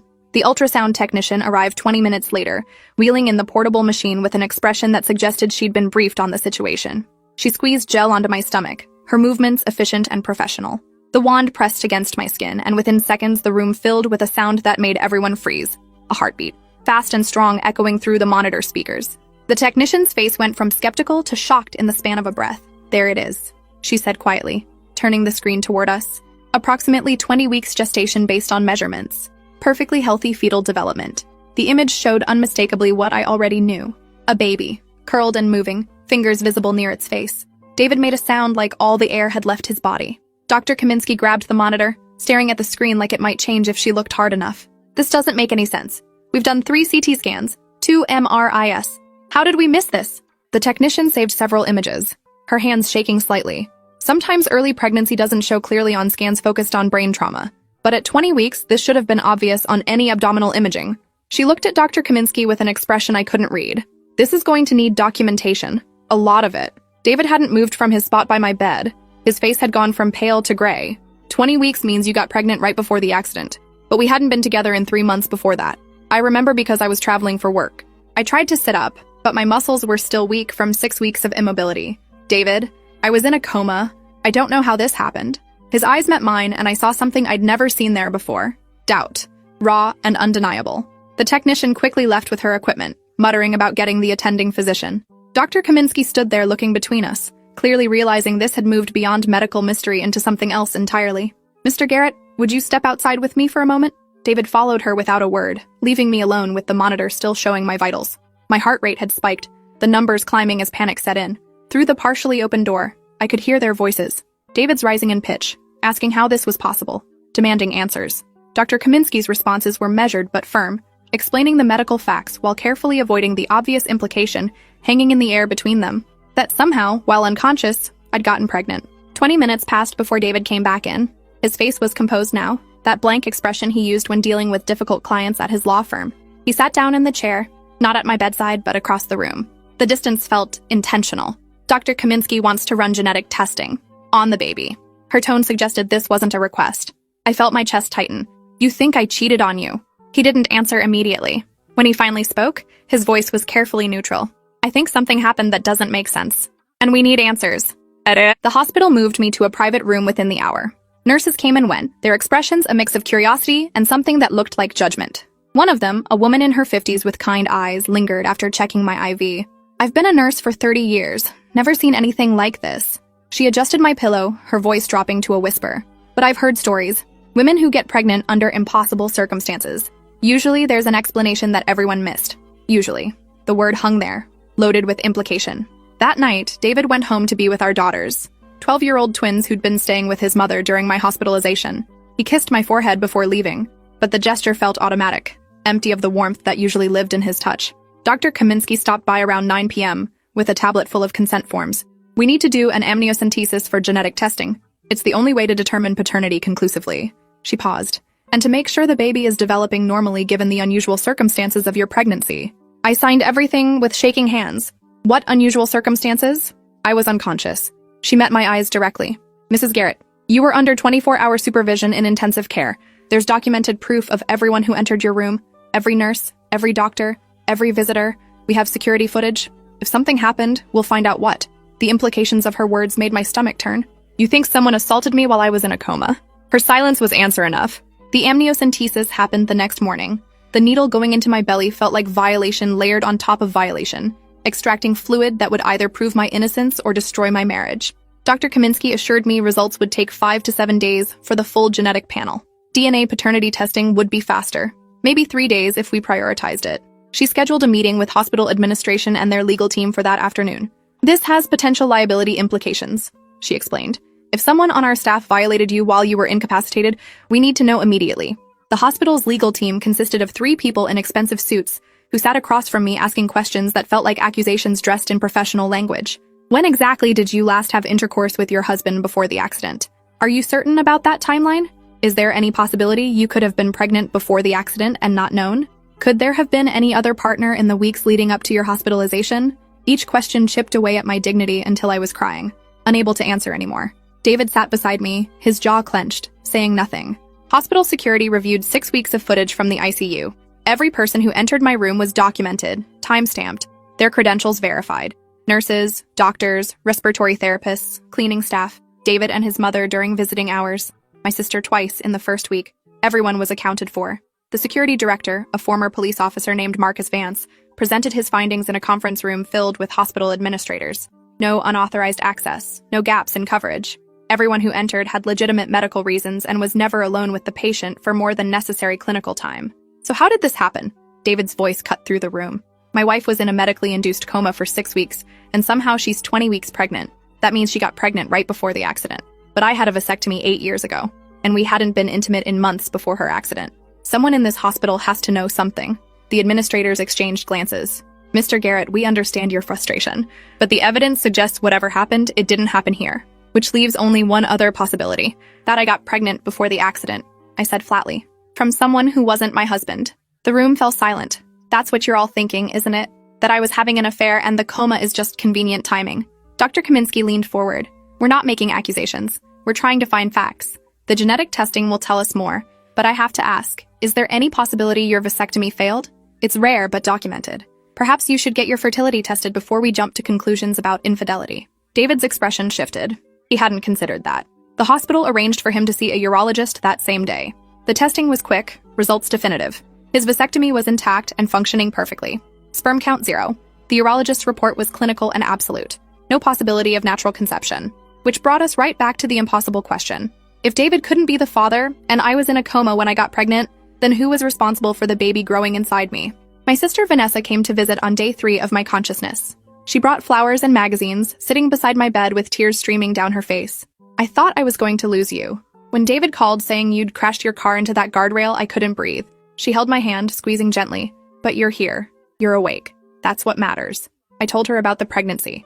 Watched her face cycle through disbelief, shock, and finally something that looked like fear. That's impossible. You've been unconscious. I know, but here we are. 20 weeks along with a baby that shouldn't exist. Vanessa pulled back slightly. Her eyes darted to the door, then back to me. Have you thought about termination? Given the circumstances, no one would judge you. The question felt like a betrayal.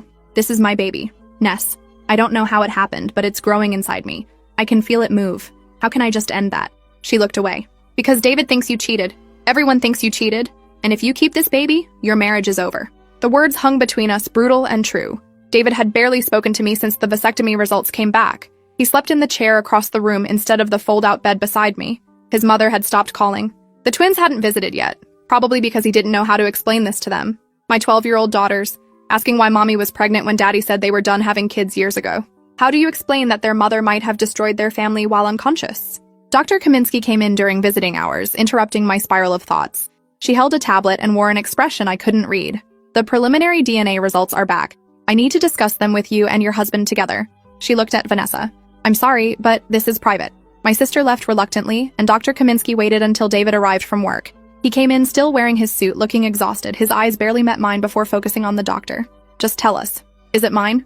Dr. Kaminsky pulled up data on her tablet. The baby shares 50% of Mrs. Garrett's DNA, as expected. But the paternal DNA is unusual. It shows markers consistent with your genetic profile, Mr. Garrett. But not a complete match. It's more like a sibling relationship than a parent-child one.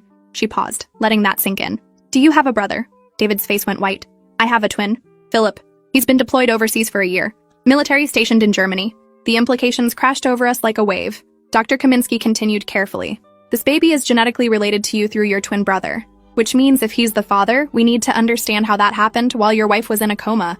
Unless there's something you're not telling us. David looked at me, and I saw his expression shatter. His twin brother. The man who looked exactly like him. Sounded exactly like him. The brother who'd visited me in the hospital when David needed to be with the girls. I remembered now. Fragments through the fog of sedation. Philip had been granted emergency leave when they told my family I might not survive. He'd flown back from Germany, stayed at David's house, helped with the twins, and he'd visited me in ICU. The nurses would have let him in because he looked identical to my husband. They would have assumed he had every right to be there. Dr. Kaminsky was watching my face. Mrs. Garrett, do you remember anything? Any moments of consciousness during your coma? No, I whispered. But sometimes patients can hear things. Respond to stimuli, even while sedated, right? She nodded slowly. It's called covert consciousness. Some coma patients show brain activity suggesting awareness even when they appear completely unconscious. We didn't test for that in your case because your sedation was medically necessary. But theoretically, there could have been moments of semi-consciousness we didn't detect. Moments where you might have been aware but unable to respond or remember clearly later. David stood abruptly, his chair scraping against the floor. You're saying my brother assaulted her while she was unconscious? That he used his access to her room to rape her? His voice was getting louder with each word, and somehow she was conscious enough to conceive but not conscious enough to remember or fight back. Dr. Kaminsky raised her hands in a calming gesture. I'm not saying anything yet. We need more information. But yes, that's one possible explanation for the genetic results. The other possibility, she hesitated, is that something consensual happened before the accident that you're not aware of. I felt like I was drowning. No, there was nothing with Philip. Ever. David, you have to believe me. But he wasn't looking at me anymore. He was staring at the wall, his jaw working like he was grinding his teeth to dust. My brother visited you 6 times while you were in the coma. I checked the visitor logs. He sat with you for hours when I had to be home with the girls. The nurses said he was devoted, reading to you, playing your favorite music. They thought it was beautiful how close our family was. Security footage, Dr. Kaminsky said quietly. We need to review every minute of every visit from Philip Garrett. David pulled out his phone, his fingers shaking as he dialed. It rang 4 times before going to voicemail. Philip's cheerful voice asking him to leave a message. David didn't. He just hung up and tried again. And again. On the 5th attempt, he finally spoke. "Call me back. Now. It's about Natalie." He hung up and looked at Dr. Kaminsky. "Get that footage. All of it. I want to see every second my brother was alone with my wife." The hospital security office became a war room. Marcus Vance pulled up footage from 6 weeks of ICU surveillance. Philip had visited on 6 separate occasions, each visit lasting between 2 and 4 hours. The cameras showed him entering my room, sitting beside my bed, holding my hand. In one clip, he leaned down and kissed my forehead. In another, he was crying, his face buried in the blanket covering me. To anyone watching, it looked like a devastated brother-in-law praying for recovery. Nothing suspicious, nothing criminal. Until the 3rd visit, Vance paused the footage, pointing at the timestamp. "This is interesting. The nurse left the room at 8:17 p.m. She didn't come back until 9:43 p.m. That's an 86-minute gap with no one else entering. Hospital protocol says ICU patients should never be unattended for more than 30 minutes. He fast-forwarded through the footage. Philip sat in the chair for the first 20 minutes. Then he stood up, walked to the door, and looked out into the hallway. When he came back, he closed the privacy curtain around my bed. "The camera angle doesn't show what happens behind the curtain," Vance explained. "It's positioned to monitor the room entrance for security, not to surveil patient care. We can see movement, shadows, but no clear detail." For the next hour, the curtain stayed closed. Shadows shifted behind it. At one point, a shape that could have been Philip leaned over the bed.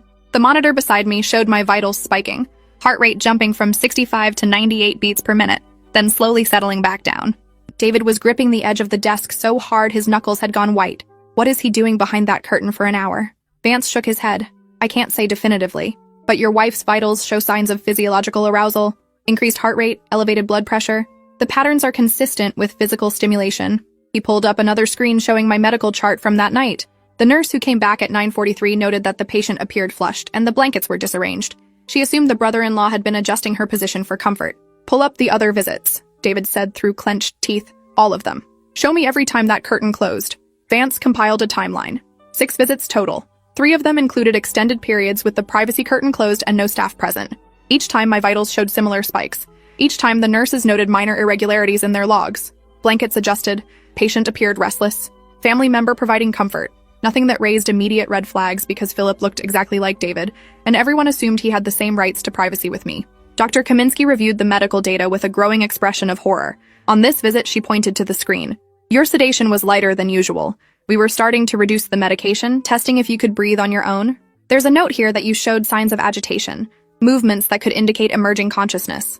That was the night before Philip's 3rd visit. The night that would align with conception based on the fetal development timeline." She looked at David. "I'm so sorry. I think we're looking at sexual assault of an incapacitated patient. Call the police," David said flatly. "Now." Within an hour, 2 detectives arrived at the hospital. Detective Sarah Vaughn and her partner, Detective James Rico, took statements from everyone, reviewed the footage, and examined my medical records. Detective Vaughn sat beside my bed with a gentleness that made me start crying. "Mrs. Garrett, I know this is difficult, but I need to ask if you remember anything from your coma. Any sensations, sounds, moments where you might have been aware of your surroundings? Anything at all, even if it seems like a dream?" I closed my eyes, trying to pull memories from the fog. There were pieces, voices sometimes, music playing, someone holding my hand.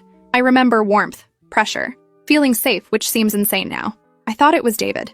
His voice reading to me, telling me about the girls, begging me to wake up. But if it was Philip, and he was using that access to assault me while I couldn't fight back or even fully understand what was happening. The words choked off into sobs. Detective Rico made notes on his tablet. "Identical twins present a unique challenge in cases like this. Your husband can't be the father because of his vasectomy, confirmed by medical records. But his brother shares enough genetic material that the baby's DNA shows familial markers. Combined with the security footage showing prolonged unsupervised access and your medical data indicating physiological responses during those visits, we have enough for probable cause." He looked at David. "Has your brother responded to your calls?" "No," David said. "I've left 8 messages. Texted him screenshots of the DNA results. Nothing. He's ghosting me." Detective Vaughn pulled up her phone. "We've contacted military police on his base in Germany. They're bringing him in for questioning. If he refuses to cooperate or tries to flee, they'll detain him." She paused. "I have to warn you both. Cases involving unconscious victims are incredibly difficult to prosecute. His defense will argue she wasn't fully comatose, that there might have been consent we can't verify, that the relationship could have been ongoing before the accident." "That's disgusting," David exploded. "She was in a medically induced coma. She had a breathing tube. She couldn't speak or move. How the hell is anyone going to argue consent?" Detective Rico's expression was grim. I've seen defense attorneys argue worse. They'll say the medical records show decreasing sedation, that she was responsive to stimuli, that maybe she initiated contact in her semi-conscious state. They'll paint your brother as a devoted family member providing comfort that turned physical with her encouragement. It's vile, but it's effective. Juries have a hard time convicting when there's no clear evidence of force. Dr. Kaminsky entered the room holding another tablet. I have additional medical evidence that might help. During the third visit, the one we believe aligns with conception, the nurse documented that Natalie's gown was on backwards when she came back into the room. She'd noted it because hospital gowns are designed to open in the back for easy access to monitoring equipment. She assumed Philip had removed it to adjust the wires and put it back on incorrectly. But looking at it now, in context with everything else, it suggests he undressed her. "Show me that footage again," Detective Vaughn demanded. Vance pulled up the relevant section and they all crowded around the monitor. The curtain was closed for 72 minutes during that visit. When Philip finally opened it and left the room, you could see him adjusting his clothes, tucking his shirt in, running his hand through his hair, the gestures of someone who'd just been physically active. Then the nurse entered 3 minutes later and discovered the gown issue. Vaughn turned to her partner. "That's enough for an arrest warrant." The military police detained Philip at his base in Germany within 6 hours. He initially refused to speak without an attorney, which told us everything we needed to know. If he was innocent, if this was all a horrible misunderstanding, wouldn't his first reaction be shock and denial? Instead, his silence felt like admission. David collapsed into the chair beside my bed after getting the call, his face in his hands. My own brother, my twin. How could he do this?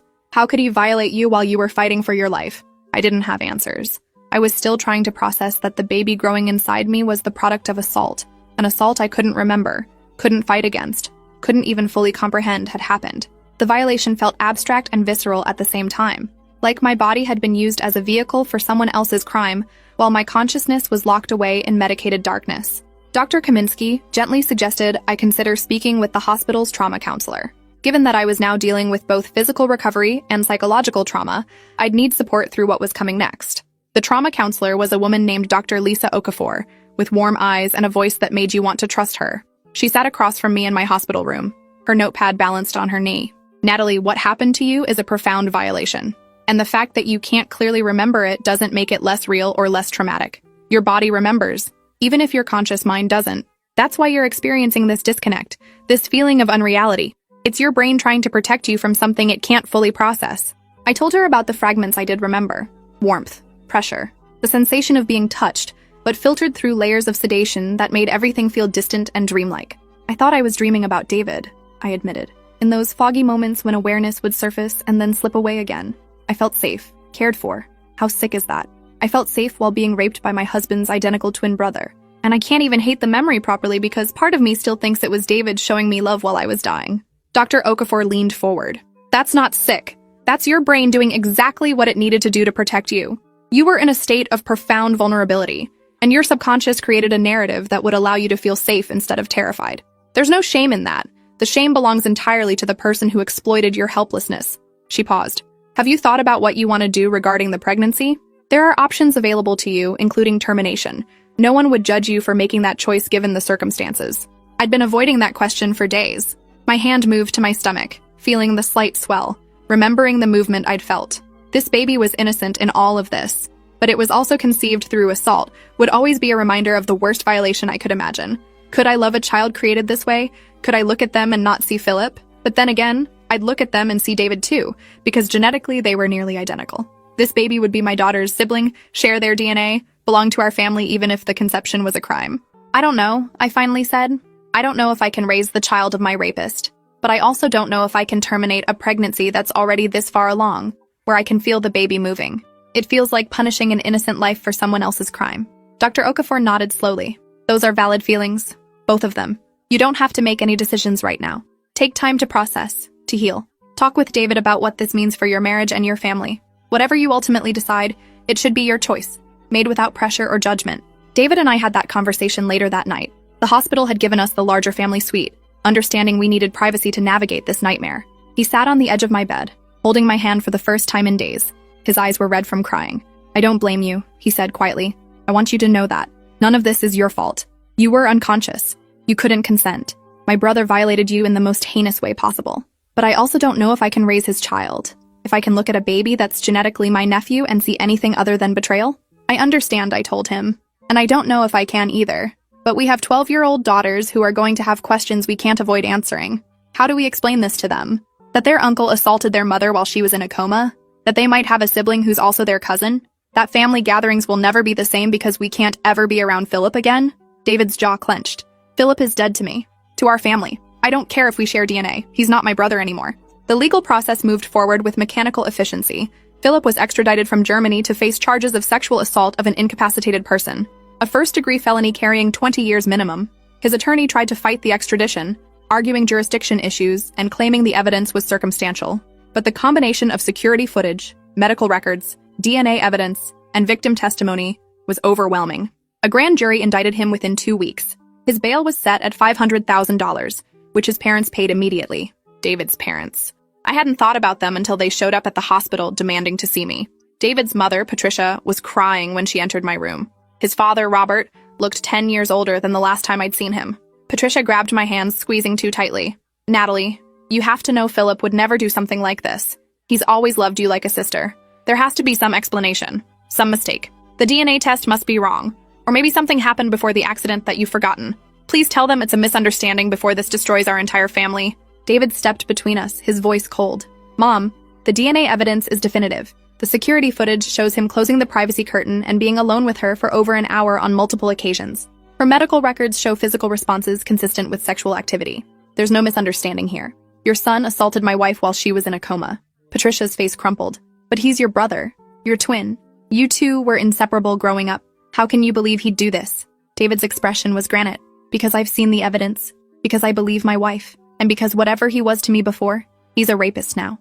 Robert tried a different approach. If this goes to trial, it will destroy Philip's military career, his future, everything he's worked for. And for what? A baby that might not even be his. Despite what some DNA test says. Tests can be wrong. Twins can have genetic anomalies. He looked at me with pleading eyes. If you care about this family at all, you'll drop the charges. Say it was consensual before the accident. Say you had a brief affair you regret. Anything that prevents my son from going to prison for 20 years. Get out, I said. My voice was shaking but firm. Get out of my room. Your son raped me while I was unconscious and unable to defend myself. And you want me to lie to protect him? To destroy my own reputation and marriage to save his military career? What kind of people are you? Patricia started crying harder. We're trying to save our family. Natalie, please. You don't understand what this will do to us. The scandal. The shame. Robert works with the county commissioners. I volunteer at the church. We'll be ostracized. David physically escorted his parents out of the room, his voice echoing in the hallway as he told them never to contact us again. When he came back, he was shaking with rage. I'm so sorry. I can't believe they actually asked you to lie for him. They're in denial. They can't accept that their golden boy, their military hero son, is capable of something, this monstrous. So they're rewriting the narrative in their heads, making you the villain instead of the victim. It's textbook abuse enablement. The hospital released me a week later with strict instructions for bed rest and prenatal care.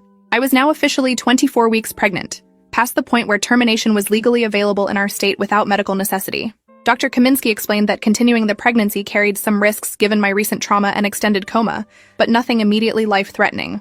The choice remained mine, though my window for choosing was rapidly closing. She referred me to a maternal fetal medicine specialist who could provide more comprehensive counseling about my options. Going home was surreal. The house looked the same, but everything felt different. David had explained the situation to our daughters, Sophia and Grace, in age-appropriate terms. Their Uncle Philip had done something very wrong, something that hurt Mommy, and there was going to be a baby because of it.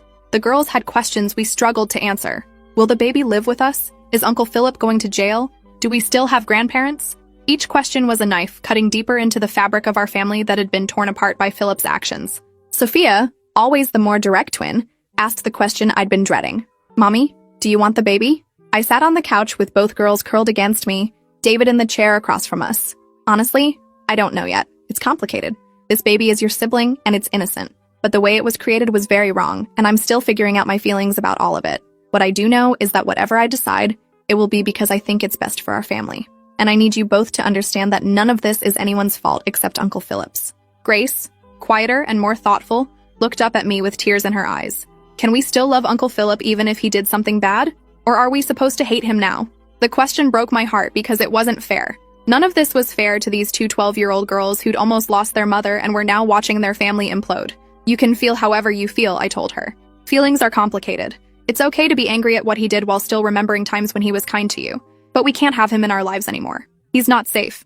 The preliminary hearing was scheduled for 3 weeks after my hospital release. Detective Vaughn prepared me for what to expect, explaining that Philip's attorney would try to discredit the evidence and my testimony. They'll argue you were conscious enough to consent, but sedated enough to not remember clearly.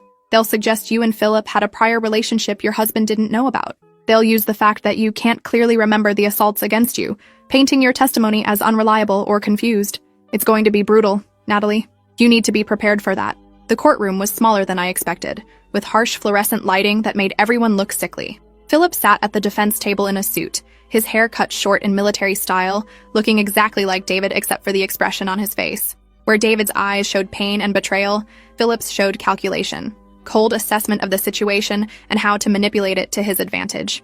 His attorney, a woman named Christine Mallory, with a reputation for aggressive defense tactics, barely glanced at me during her opening arguments. Ms. Mallory painted a picture of a loving brother-in-law devoted to his comatose sister-in-law's recovery. She showed the security footage of Philip entering my room, sitting beside me, holding my hand. She played audio of him reading to me, his voice gentle and caring. Then she introduced the bombshell. Mrs. Garrett had been reducing her sedation in the days leading up to the alleged assaults. Medical records show she was responsive to verbal commands, able to squeeze hands on request, showing clear signs of emerging consciousness. The defense's position is that any physical contact that occurred was consensual, initiated by a woman aware enough to make her wishes known through nonverbal communication. I felt sick listening to her twist the facts into something that made me complicit in my own assault. The prosecutor, District Attorney William Becker, stood to object. Even if Mrs. Garrett showed signs of emerging consciousness, she was still legally incapacitated and unable to provide informed consent. She had a breathing tube, was confined to a hospital bed, and was under continuous medication that impaired her judgment and memory. The law is clear that sexual contact with someone in that condition constitutes assault regardless of perceived responsiveness.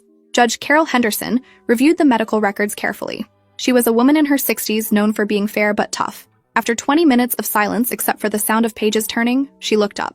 I'm allowing this case to proceed to trial. There's sufficient evidence that a crime may have been committed. However, I'm also ordering a full neurological evaluation of Mrs. Garrett to determine her capacity for consciousness and consent during the period in question. Until we have expert testimony on whether she was capable of understanding and communicating consent, I'm not dismissing anything. Bail remains at $500,000 already posted. Trial date is set for 8 weeks from today. 8 weeks. I'd be 32 weeks pregnant by then, obviously showing a constant visual reminder of the crime we were prosecuting. David held my hand as we left the courthouse, reporters shouting questions we didn't answer. His face was set in determined lines. We'll get through this. Whatever happens, we'll face it together. But I could feel the distance between us growing, a chasm created by circumstances neither of us could control. He loved me. I believed that. But could he love a child, conceived through his twin brother's assault of his unconscious wife? The neurological evaluation was conducted by Dr. Raymond Park, a specialist in consciousness disorders and coma recovery. He reviewed 6 weeks of medical records, interviewed my medical team, and conducted extensive cognitive testing on me. His report, delivered in a conference room full of lawyers and experts, was clinically brutal. Mrs. Garrett was in a state of minimal consciousness during the period in question. She showed some responsiveness to external stimuli, but lacked the cognitive capacity for complex decision-making or informed consent. Any movement or response during this time would have been reflexive or instinctual, not indicative of conscious choice or agreement. Ms. Mallory immediately challenged the findings. Dr. Park, isn't it true that patients in minimal consciousness states can still experience pleasure and pain? Can still respond to touch in ways that indicate preference? He adjusted his glasses. They can show physiological responses, yes, but response to stimuli is not the same as consent. A person in Mrs. Garrett's condition would not have had the executive function necessary to understand the nature of sexual contact, the implications of such contact, or the ability to refuse unwanted advances. Any sexual activity with someone in that state is, by definition, assault. The defense tried another angle. What about prior relationship establishment?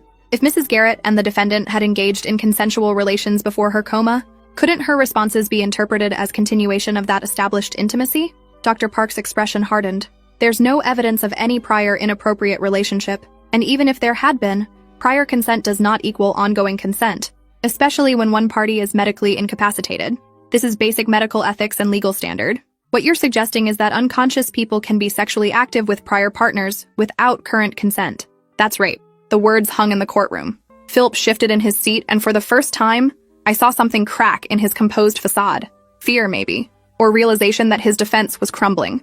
The prosecutor seized the moment.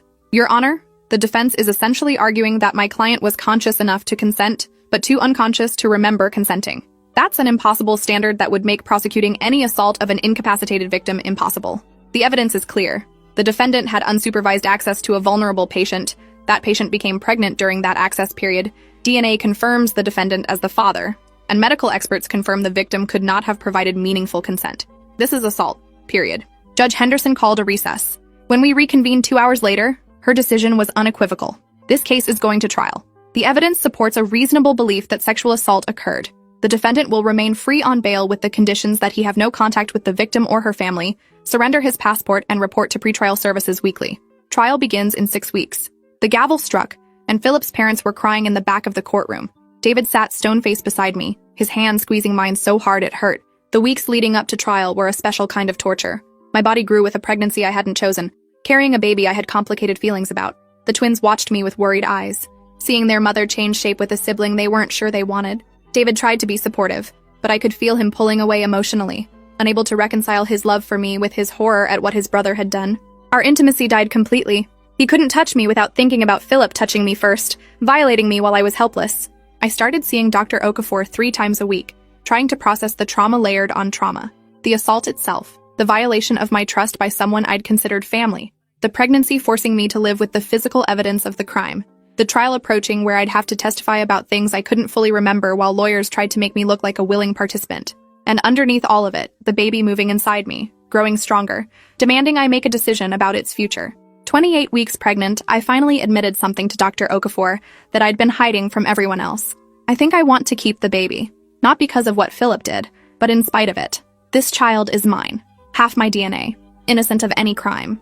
And even though it was conceived in the worst possible way, it's also my daughter's sibling, David's niece or nephew. Part of our family, however complicated that is. But I don't know if David can accept that. If keeping this baby means losing my marriage. Dr. Okafor sat back in her chair. Have you talked to David about this? I shook my head. I'm afraid. Afraid he'll leave if I choose to keep it. Afraid he'll resent me and the baby for the rest of our lives. But I'm also afraid of the guilt I'll carry if I don't. If I terminate or give up for adoption a child that's half mine, that I've carried and felt move, that's done nothing wrong except exist. How do I make a choice when every option feels like losing something essential? You talk to him, she said gently. You tell him exactly what you just told me. Give him the chance to surprise you. He's shown up for you through this nightmare in ways many spouses wouldn't. Trust that he'll continue to do so even when the path forward is unclear. The worst thing you can do is make this decision alone and then spring it on him. Your marriage deserves honesty, even when honesty is terrifying. So I scheduled time with David that evening after the twins were asleep, to have the conversation that could end or save our marriage. We sat in our bedroom, the door closed, both of us tense. I started crying before I even said the words. David, I think I want to keep the baby. I know that's not fair to you, that you didn't sign up for raising your brother's child, but it's also my child, and our daughter's sibling, and I can't shake the feeling that giving it up or terminating would haunt me forever. I'm not asking you to love this baby or even accept it. I'm just asking you to understand why I need to make this choice. And if you can't, if this is too much, then I understand that too. David was quiet for a long time. When he finally spoke, his voice was thick with emotion. I've been thinking about this too. Lying awake every night, imagining what it would be like to raise a child created through violence against you. Wondering if I could look at them without seeing Philip, without feeling rage at what he took from us. And I keep coming back to one thing. You're the victim here. You're the one who was violated. And if you want to keep this baby, if that's what helps you heal and reclaim your agency, then I support that. It won't be easy. I won't pretend it will. But I love you, Natalie. And I'll love any child you choose to bring into our family, even when conceived in the worst possible circumstances. We held each other and cried until there were no tears left. The decision was made, but the work of accepting it was just beginning. We told Sophia and Grace the next morning. Their reactions were mixed. Sophia, pragmatic as always, asked where the baby would sleep and if she'd have to share her room. Grace worried about how to explain things to her friends at school. But both of them, in their own ways, seemed relieved that the uncertainty was over. We were keeping the baby. Our family was expanding in the most complicated way possible, but we were doing it together. The trial began on a Monday morning in late October. I was 32 weeks pregnant, unmistakably showing, walking into the courtroom with David beside me and our daughters at home with his sister. The jury looked at my belly, at Philip sitting at the defense table looking stoic, at David whose face was a mask of controlled rage. The prosecutor's opening statement was direct. This is a case about power and violation. The defendant used his physical similarity to his twin brother to gain access to a vulnerable woman in a coma. He then sexually assaulted her on multiple occasions while she was unable to consent or defend herself. The result is the pregnancy Mrs. Garrett is now carrying. Physical evidence of a crime the defense wants you to believe was consensual. But consent requires consciousness, understanding, and choice. The victim had none of those things. Ms. Mallory's opening was equally direct. This is a case about a family tragedy being criminalized. The defendant visited his sister-in-law out of love and concern during a medical crisis. Any physical contact that occurred happened during a time when medical records show she was emerging from her coma, responsive to stimuli, and capable of indicating her wishes through movement and sound. The prosecution wants to paint my client as a predator, but the evidence will show he's a devoted family member who's being punished for caring too much. A relationship that the victim, in her compromised state, participated in and encouraged. I wanted to scream, but Detective Vaughn had prepared me for this. They're going to make it sound like you wanted it, like you initiated it. Don't react visibly. Don't give them anything to use against you. Stay calm, stay factual, and trust that the evidence will speak for itself. So I sat there, hands folded over my pregnant belly, while Philip's attorney described me as a willing participant in my own assault. The prosecutor called witnesses methodically. ICU nurses who testified about my level of sedation and unresponsiveness. Dr. Kaminsky explaining the medical impossibility of meaningful consent in my condition. The security director showing footage of Philip's visits and the suspicious gaps in supervision. Then came the geneticist, Dr. Linda Chow, who explained the DNA evidence. The baby Mrs. Garrett is carrying shares 50% of her genetic material, as expected for any child. The paternal DNA shows markers consistent with the defendant's genetic profile. Given that the defendant is an identical twin to Mrs. Garrett's husband, who has a confirmed vasectomy, the only possible explanation is that the defendant is the biological father. This pregnancy occurred during the time Mrs. Garrett was in a medically induced coma, specifically during the window when the defendant had unsupervised access to her. Ms. Mallory's cross-examination tried to create doubt. Dr. Chow, is it possible the DNA results could be confused given that identical twins share nearly identical genetic profiles? Dr. Chow shook her head. While identical twins are genetically similar, they're not perfectly identical. We can distinguish between them using advanced sequencing. More importantly, we have definitive proof that the husband cannot be the father due to his vasectomy. That leaves only one person who shares the genetic markers we found. The defendant. There's no ambiguity here. Day 3 of the trial, I took the stand. The prosecutor guided me through my testimony gently. I described the accident, waking up from the coma, discovering I was pregnant, finding out about the DNA results, and realizing Philip was the father. The fragments of memory I had from the coma that I'd mistakenly attributed to David but now understood were Philip exploiting his identical appearance. My voice shook through most of it, but I got the facts out. The jury was watching me with expressions ranging from sympathy to skepticism. Then came Ms. Mallory's cross-examination. Mrs. Garrett, you testified that you have fragmented memories from your coma, sensations of being touched, feelings of warmth and safety. Isn't it possible you were more conscious during these encounters than you remember? That you responded to Mr. Philip Garrett's presence in ways that indicated desire or consent? I felt my face flush. I was in a medically induced coma with a breathing tube.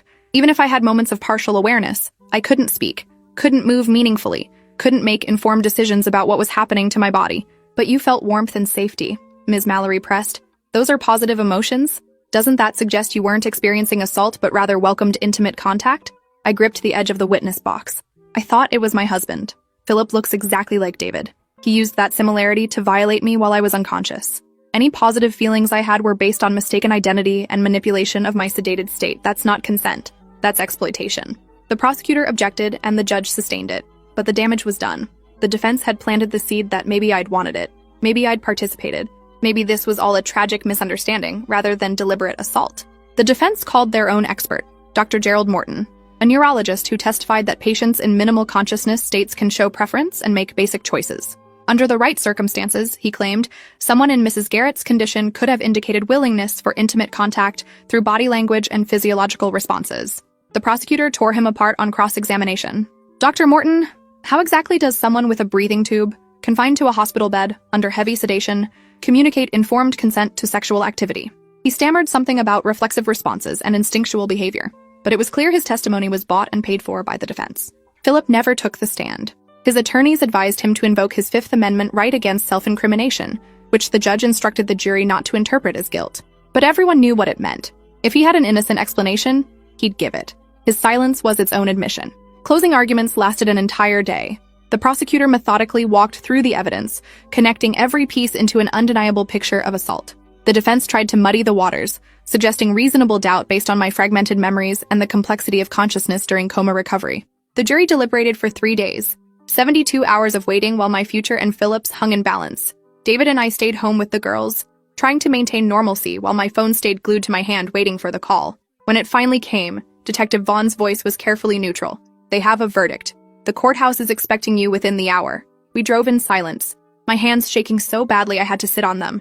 The courtroom was packed when we arrived. Media, victims' advocates, Philip's parents in the back row glaring at us like we'd betrayed them. The jury foreman stood. On the charge of sexual assault of an incapacitated person, we find the defendant guilty. Philip's face went white. His mother screamed. David's hand found mine, squeezing hard enough to bruise. Judge Henderson thanked the jury and set sentencing for 3 weeks out. Philip was remanded into custody immediately, his bail revoked.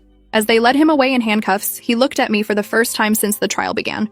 No remorse in his eyes, just cold hatred that I'd dared to speak up, to press charges, to refuse to protect him the way his parents had. Sentencing day, I was 35 weeks pregnant, so close to delivery that my doctor had advised against attending, but I needed to be there. Needed to give my victim impact statement and watch Philip face consequences for what he'd done. Judge Henderson listened to both sides present arguments about appropriate punishment. The prosecutor asked for the maximum 20 years. The defense asked for leniency, claiming Philip's military service and clean record warranted a reduced sentence. Philip's father actually testified, begging the judge to consider the family impact, the shame they'd already endured, the punishment of having their son's life destroyed. Then it was my turn. I stood at the podium, one hand on my pregnant belly, the other gripping my prepared statement. Your Honor, Philip Garrett violated me in the most fundamental way possible. He used his physical similarity to my husband to gain access to me while I was unconscious and unable to defend myself. He assaulted me multiple times, knowing I couldn't remember, couldn't fight back, couldn't even understand what was happening. The pregnancy I'm carrying is physical evidence of his crime, a daily reminder of violation that I'll see in my child's face for the rest of my life. I'm choosing to keep this baby not because I've forgiven what Philip did, but because this child is innocent. But make no mistake, Philip Garrett is not. He deserves the maximum sentence allowed by law. Judge Henderson took less than 5 minutes to decide. Mr. Garrett, you committed one of the most heinous violations possible. You exploited a vulnerable woman's incapacity to serve your own desires, and you did so repeatedly, with premeditation and calculation. The evidence showed you closed privacy curtains to hide your actions, timed your visits for minimal supervision, and exploited your physical similarity to the victim's husband to gain access. This was not a moment of weakness or poor judgment. This was predatory behavior. I sentence you to 20 years in state prison with no possibility of parole. You'll also be required to register as a sex offender upon release, and are permanently barred from contact with the victim or her family. Philip was led away. His parents were sobbing. David pulled me close, and I felt the baby kick hard against my ribs, as if acknowledging the moment. Justice had been served, but it didn't erase what happened, didn't make the pregnancy less complicated or my feelings less confused. It just meant Philip would face consequences for using my unconscious body for his own gratification. As we left the courthouse, reporters shouted questions about how I felt, whether I'd forgive Philip, what I planned to name the baby. We didn't answer any of them. 3 weeks later, at 38 weeks pregnant, I went into labor. David held my hand through 18 hours of contractions, never leaving my side. When they finally placed my son in my arms, I looked down at his face and saw something I hadn't expected. Not Philip, not even David really, just a baby. My baby. Innocent and perfect, and completely separate from the circumstances of his conception. We named him Oliver, a name that belonged only to him, untethered from family history or painful associations. Sophia and Grace came to visit, hesitant at first, then melting when Oliver wrapped his tiny hand around their fingers. David held him and cried, and I knew we'd be okay. Different than before, scarred by what happened, but together.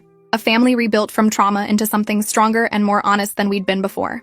6 months later, with Philip serving his sentence and our family finding its new normal, I looked at Oliver sleeping in his crib and knew I'd made the right choice. Not an easy choice, but mine. And in reclaiming that agency, I'd taken back the power Philip tried to steal. My best friend spent months trying to seduce my husband because he needed to know what's out there. Now, she regrets pissing me. Cassie had been my best friend since we were roommates in nursing school, and she was there for everything important in my life, including being my maid of honor when I married Dan 3 years ago. We did everything together like weekend brunches and wine nights and couple dates when she was dating someone, which wasn't often because she had terrible taste in men. Dan always said he was glad I had such a good friend, and would cook extra food when she came over because he knew she lived on takeout.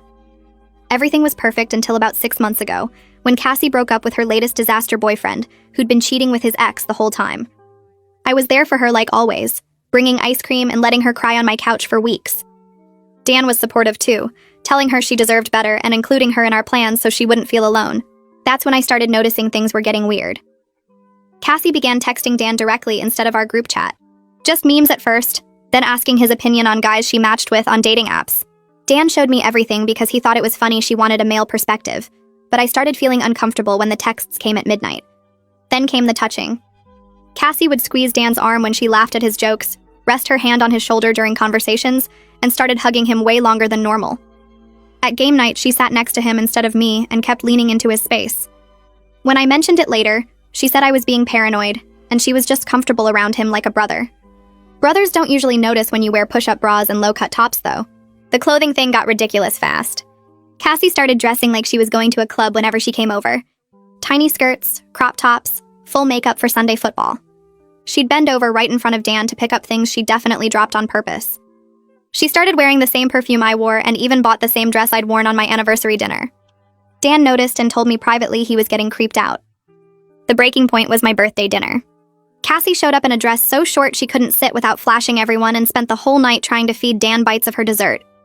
She kept telling inside jokes from their texts, and actually sat on his lap during pictures saying it was just for fun. When Dan pushed her off, she played it like he was being uptight.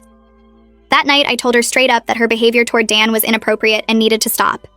She laughed and said I was being insecure, and maybe if I was more fun, Dan wouldn't enjoy talking to her so much. She actually said Dan probably liked having a friend who wasn't so boring and uptight. Then she said married men need female friends to remind them what's out there. I wanted to punch her, but instead I got creative. First, I started including my other friend Rachel in everything. Rachel was single, gorgeous, and actually respectful. Every time Cassie texted about hanging out, I'd invite Rachel too. Cassie hated not being the only single friend around, and Rachel naturally got all the attention Cassie was used to getting. Dan and I would praise Rachel constantly about her job, her apartment, her dating stories, while Cassie sat there steaming. Then I helped Cassie with her dating apps, but with some adjustments. I encouraged her to match with every guy who seemed interested and set up multiple dates every week. I'd help her get ready and hype her up, then text asking for updates every 30 minutes during the dates. When she didn't respond immediately, I'd call the restaurant to check if she was okay. The guys thought she had a stalker friend and usually bailed early. But the masterpiece was introducing Cassie to Dan's coworker, Luke. Luke was attractive, successful, and extremely clingy with women. I told Luke that Cassie loved attention and had mentioned she thought possessive guys were romantic. I told Cassie that Luke was shy and needed someone to really pursue him. Their first date lasted 6 hours because Luke wouldn't let her leave, calling it true connection.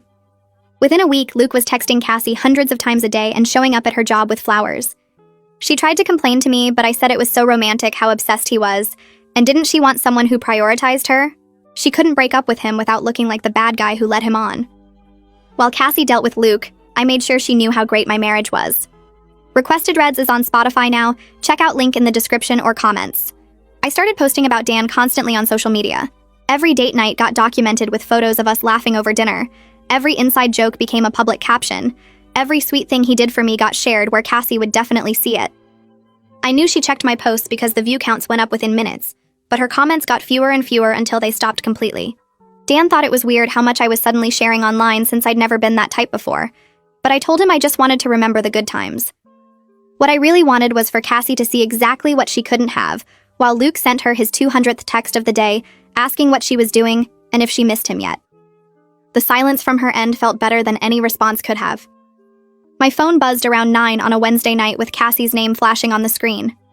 The text said Luke had shown up at her apartment without warning, carrying bags of groceries and pots and pans because he wanted to cook her a romantic dinner. She wrote that she didn't know how to make him leave without seeming ungrateful since he'd gone to so much trouble, and could I please give her advice on what to say. I smiled at my phone and typed back that it sounded incredibly romantic and devoted, that most women would kill for a guy who prioritized them like that, and she should really appreciate someone who cared enough to surprise her this way. I added that maybe she just wasn't used to real attention after all her bad relationships. She sent back 3 dots like she was typing, then they disappeared and I didn't hear from her again that night. Dan walked into the living room and found me refreshing Cassie's Instagram for the 5th time in 10 minutes. He stopped in the doorway and stared at me for a long moment before asking what I was doing. I clicked my phone off fast and said I was just checking in on my friend to make sure she was okay. His expression stayed flat and skeptical in a way that made my stomach twist. He didn't say anything else, just shook his head slightly and went back to the kitchen, but I could feel his disappointment hanging in the air like smoke. I told myself he didn't understand what Cassie had tried to do to us, but the look on his face stayed with me for hours. 2 weeks into the Luke situation, Cassie finally tried to end it. She texted me that morning saying she was going to break up with him at lunch because things were moving too fast and she needed space. I sent back a thumbs up and went about my day at the hospital. Around 2 in the afternoon, my phone blew up with messages from Cassie saying Luke had shown up at her work instead of meeting at the restaurant, and he was crying in the lobby saying she was the only good thing in his life. She said her coworkers were watching the whole thing and she looked like a terrible person. The next text said she'd agreed to give it another chance because he'd made such a scene and she couldn't just dump him in front of everyone. I read the messages twice and felt a warm satisfaction spread through my chest. I planned a game night for that Saturday and invited everyone except Cassie. Rachel came over with her new boyfriend. Dan's coworker brought his wife, and we set up board games and snacks like we used to do. I made sure to take lots of photos of everyone laughing and having fun, posting them throughout the night with captions about how much I loved my amazing friends. Rachel pulled me aside in the kitchen and said it felt mean to leave Cassie out when she was clearly struggling. I told Rachel that Cassie had been too busy with Luke anyway, and besides, she'd made her choices when she decided to disrespect my marriage. Rachel looked uncomfortable but didn't push it further. Cassie texted me on Monday morning saying Luke had started driving her to and from work, so they could spend more time together. She said she couldn't make excuses about being tired or needing to run errands anymore because he was right there waiting in the parking lot every single day. Her message ended with the words that she felt like she couldn't breathe. I waited an hour before responding, then sent back a long text about how relationships require compromise, and maybe she just wasn't used to someone being so attentive after all her flaky exes.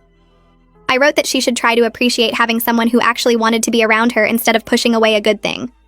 She left me on read. Dan's best friend Boyd came over on Thursday night for beer and sports.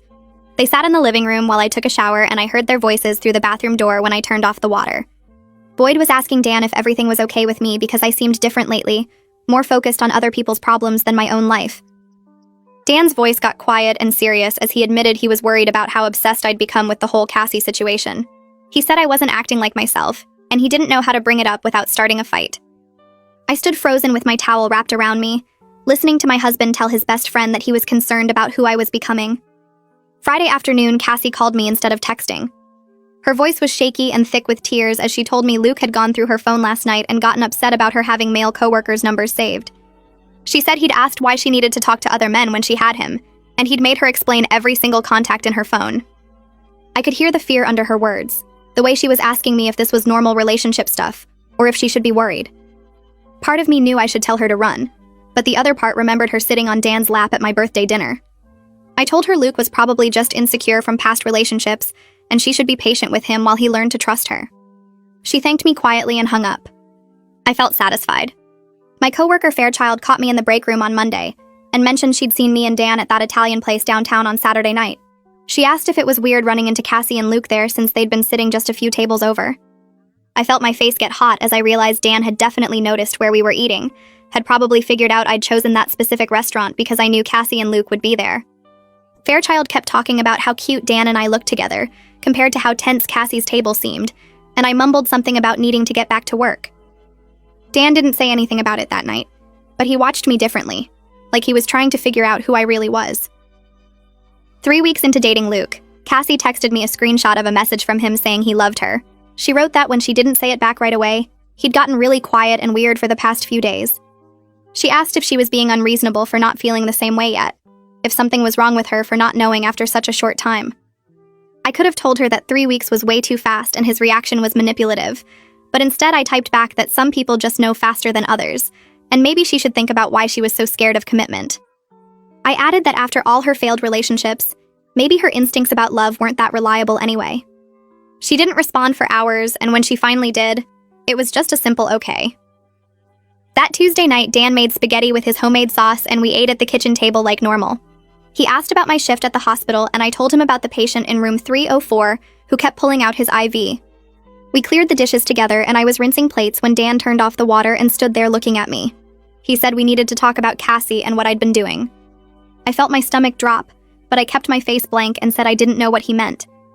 Dan's jaw tightened, and he said he'd been watching me for weeks now, watching me post constantly about us, watching me check my phone every 5 minutes to see if Cassie had responded, watching me plan things specifically to make her feel bad.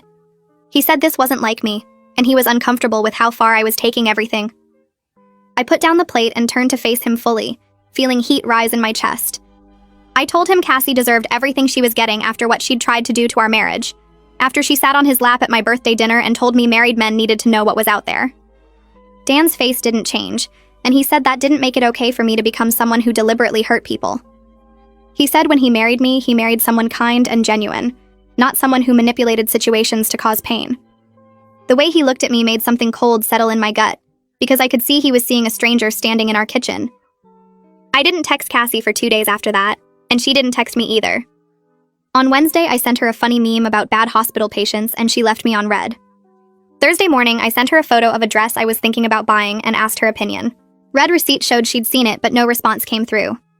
By Thursday night, I was checking my phone every 10 minutes, scrolling back through our message history to see if I'd missed something. This wasn't how it was supposed to work.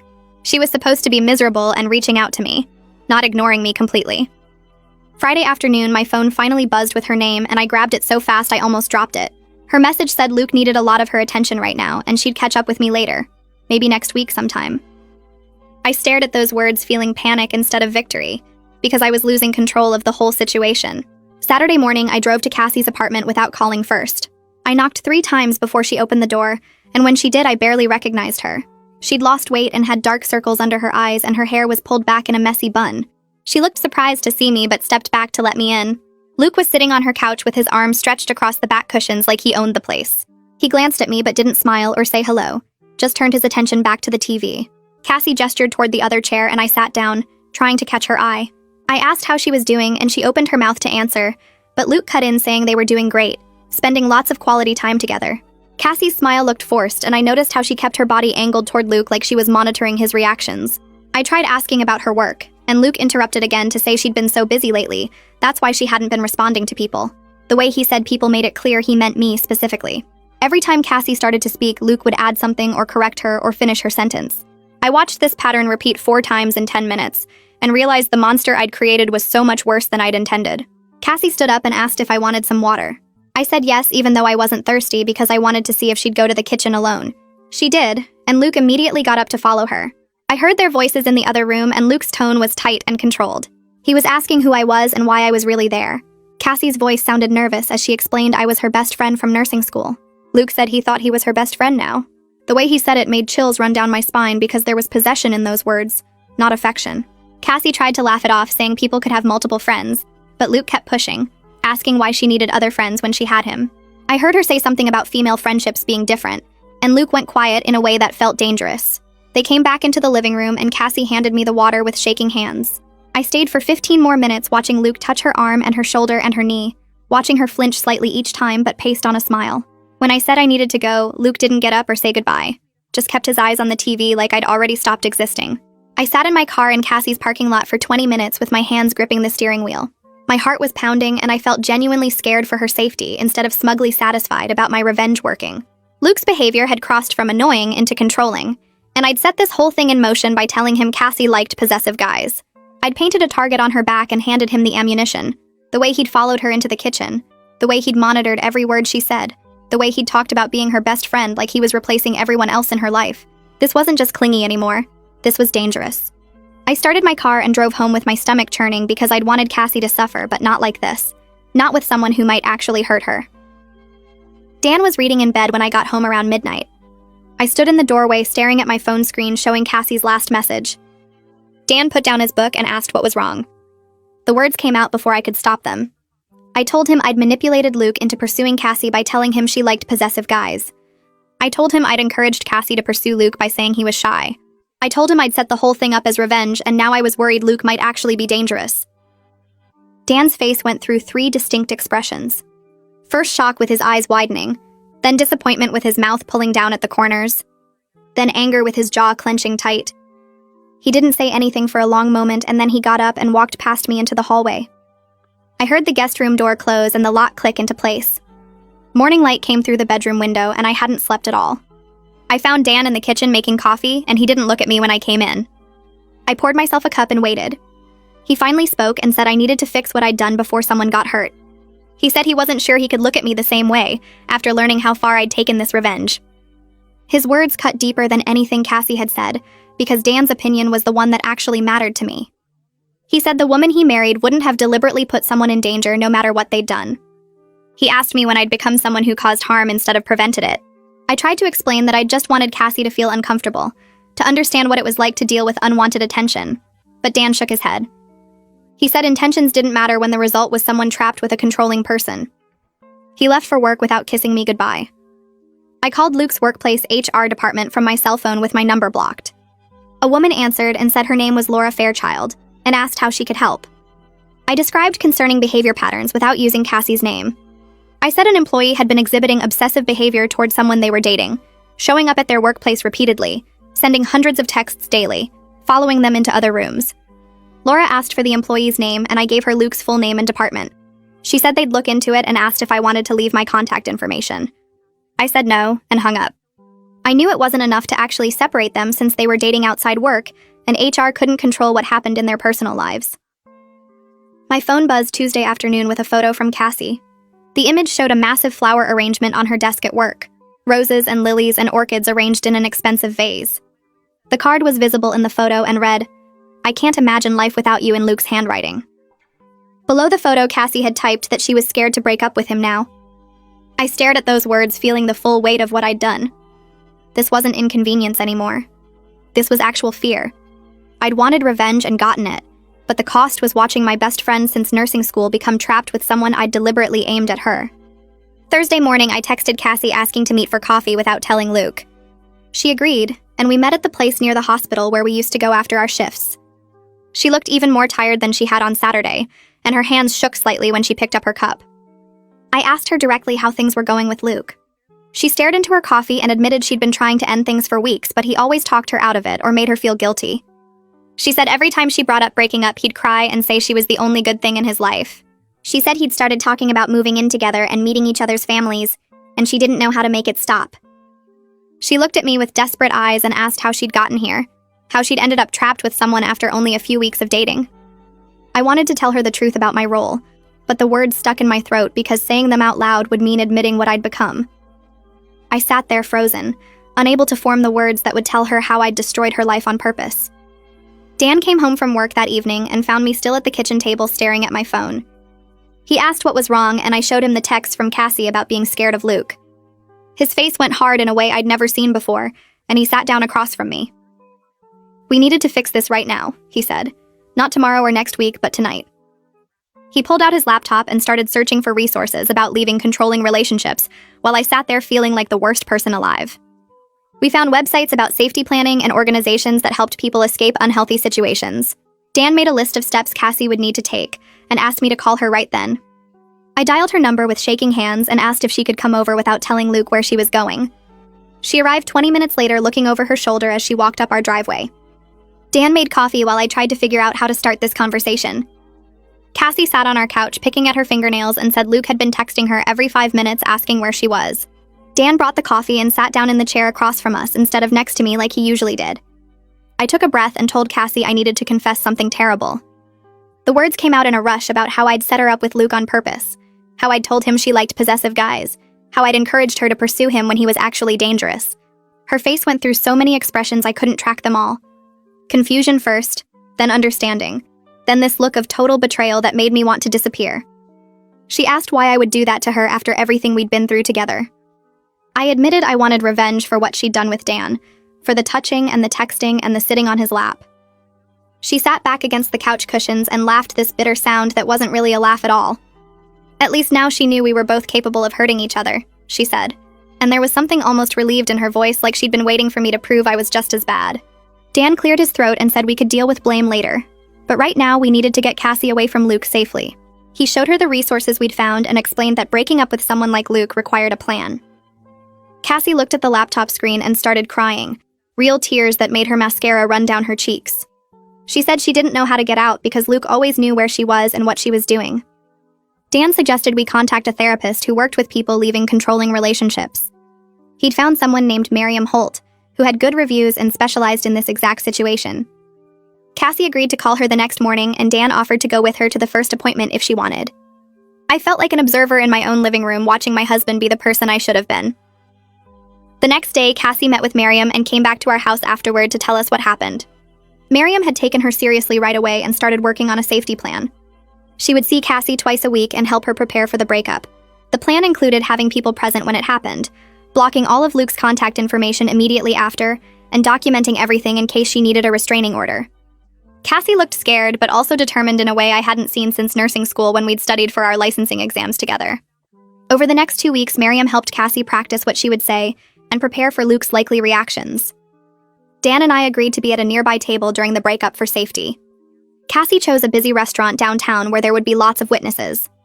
The night came faster than I wanted it to. We got there early and sat at a table where we could see Cassie's booth but weren't obvious. Luke arrived first, and I watched him check his phone repeatedly while he waited. Cassie walked in 10 minutes later, and I could see her hands shaking from across the restaurant. They ordered drinks, and Cassie started talking. I couldn't hear the words, but I could see Luke's face change from confused to upset to angry. His voice got louder, and people at nearby tables started looking over. Cassie stood up to leave, and Luke grabbed her wrist. Dan was out of his seat before I could move. He walked over and told Luke to let go of Cassie's arm. Luke released her, but started crying these loud sobs that made everyone stare. He was saying things about how Cassie was his whole life, and he couldn't live without her. The restaurant manager came over and asked if everything was okay.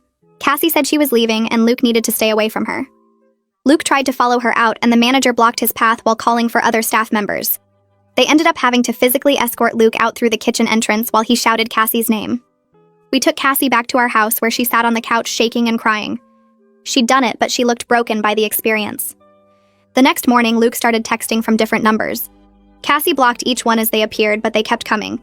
He sent emails and tried to contact her through social media, and even created fake accounts to get around her blocks. Miriam told her to save everything and document every attempt at contact. Luke showed up at Cassie's work 3 days later with flowers and a letter. Her boss had to threaten to call the police before he left.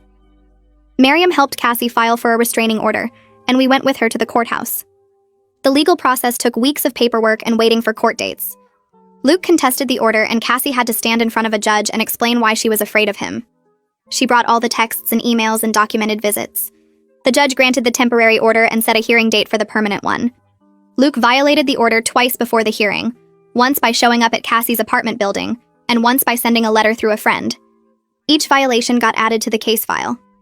The day of the final hearing arrived, and Cassie was so nervous she threw up in the courthouse bathroom. Dan and I sat behind her in the courtroom while she testified about Luke's behavior. Luke's lawyer tried to make it sound like she'd let him on, and then changed her mind. The judge cut him off and said the evidence was clear. The permanent restraining order was approved.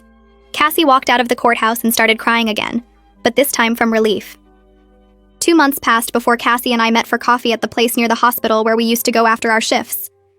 We sat across from each other, and both of us seemed careful with our words. She asked how things were with Dan, and I said we were working on it. I asked how her therapy was going, and she said Miriam was helping her understand why she'd been vulnerable to Luke in the first place. The conversation felt stiff and awkward, like we were strangers trying to be polite. Cassie finally said she didn't know if we could be friends the way we used to be.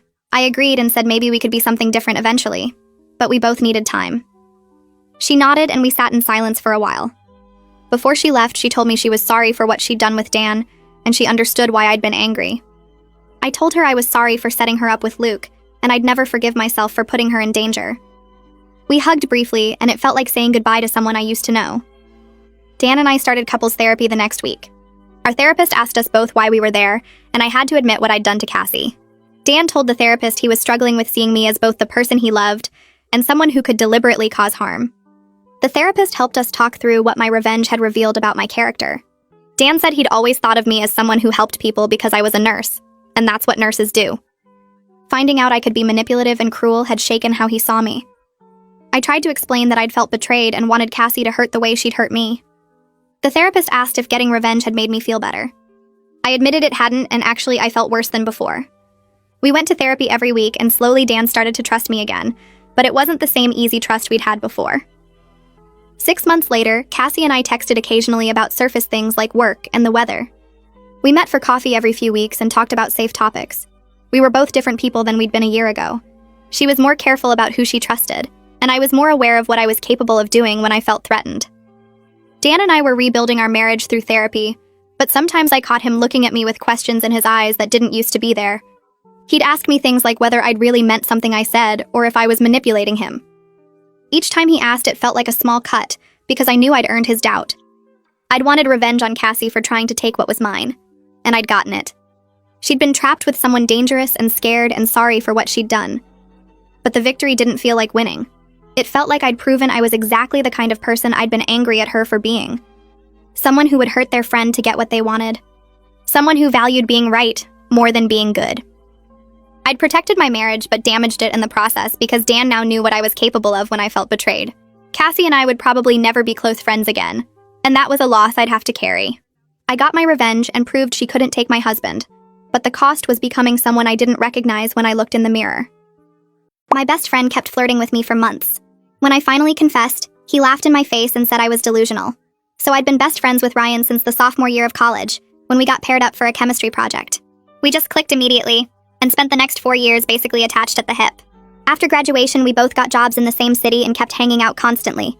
Everything was totally platonic until about 8 months ago, when Ryan started acting differently. It started with him texting me good morning every single day with heart emojis. Then he'd constantly find excuses to touch me, like fixing my hair or putting his hand on my lower back when we walked through doors. He started calling me beautiful instead of dude, and would get weird when other guys talked to me at bars. When we'd watch movies at his place, he'd pull me close and play with my hair for hours. One time, he literally traced circles on my thigh for an entire episode of a show, and when I looked at him, he just smiled and kept going. My roommate Jess said he was obviously into me, but I kept making excuses because I didn't want to ruin the friendship if I was reading it wrong. But then Ryan escalated things even more. He started buying me random gifts like jewelry and expensive perfume. He'd plan these elaborate hangouts that were basically dates, complete with reservations at romantic restaurants where he'd insist on paying. He drunk called me one night at 2 a.m. saying he missed my voice and needed to hear it before he could sleep. Another time we were at a party, and he told everyone I was the most important person in his life while staring straight at me. He even introduced me to his new co-workers as his girl, before quickly correcting himself. The final straw was when he showed up at my apartment with flowers after I had a bad day at work, held me for 20 minutes, and whispered that everything would be okay, because he'd always take care of me. That night, I decided I had to tell him how I felt, because the signals were so obvious even my Uber driver commented on how in love my boyfriend seemed. I planned it all out, invited Ryan over for dinner at my place, and made his favorite food. After we ate, I sat him down and told him I'd developed feelings for him, and wanted to know if he felt the same way since he'd been acting like he did for months. Ryan literally burst out laughing. Not nervous laughter, but actual belly laughing like I'd told the funniest joke ever. He said I must be confused because he was just being a good friend, and that I'd completely misread everything. He actually used the word delusional. Then he said he thought of me like a little sister, and the idea of us together was hilarious and kind of gross. He kept laughing as he explained that the touching and gifts were just him being friendly, and I shouldn't assume every guy who's nice wants to date me. He left still chuckling about how awkward I'd made things. I cried for 2 days straight. Jess had to call in sick for me because I couldn't function. But then I got angry. Really angry. Because you don't act like that with someone you see as a sister. So I decided to show Ryan exactly what he'd thrown away. First, I completely cut contact. No explanation, no dramatic goodbye. Just stopped responding to everything. Ryan texted asking if I was okay, and I left him on read. He called 6 times that first week, and I ignored every single one. He even showed up at my apartment, but I had Jess tell him I wasn't home even though my car was right there. While Ryan was freaking out about losing his best friend, I started living my absolute best life. I joined a boxing gym and got in the best shape ever. I started wearing the clothes I'd always been too self-conscious to wear. I got that promotion I'd been working toward and started making bank. But the real kicker was when I started dating Alex from my gym.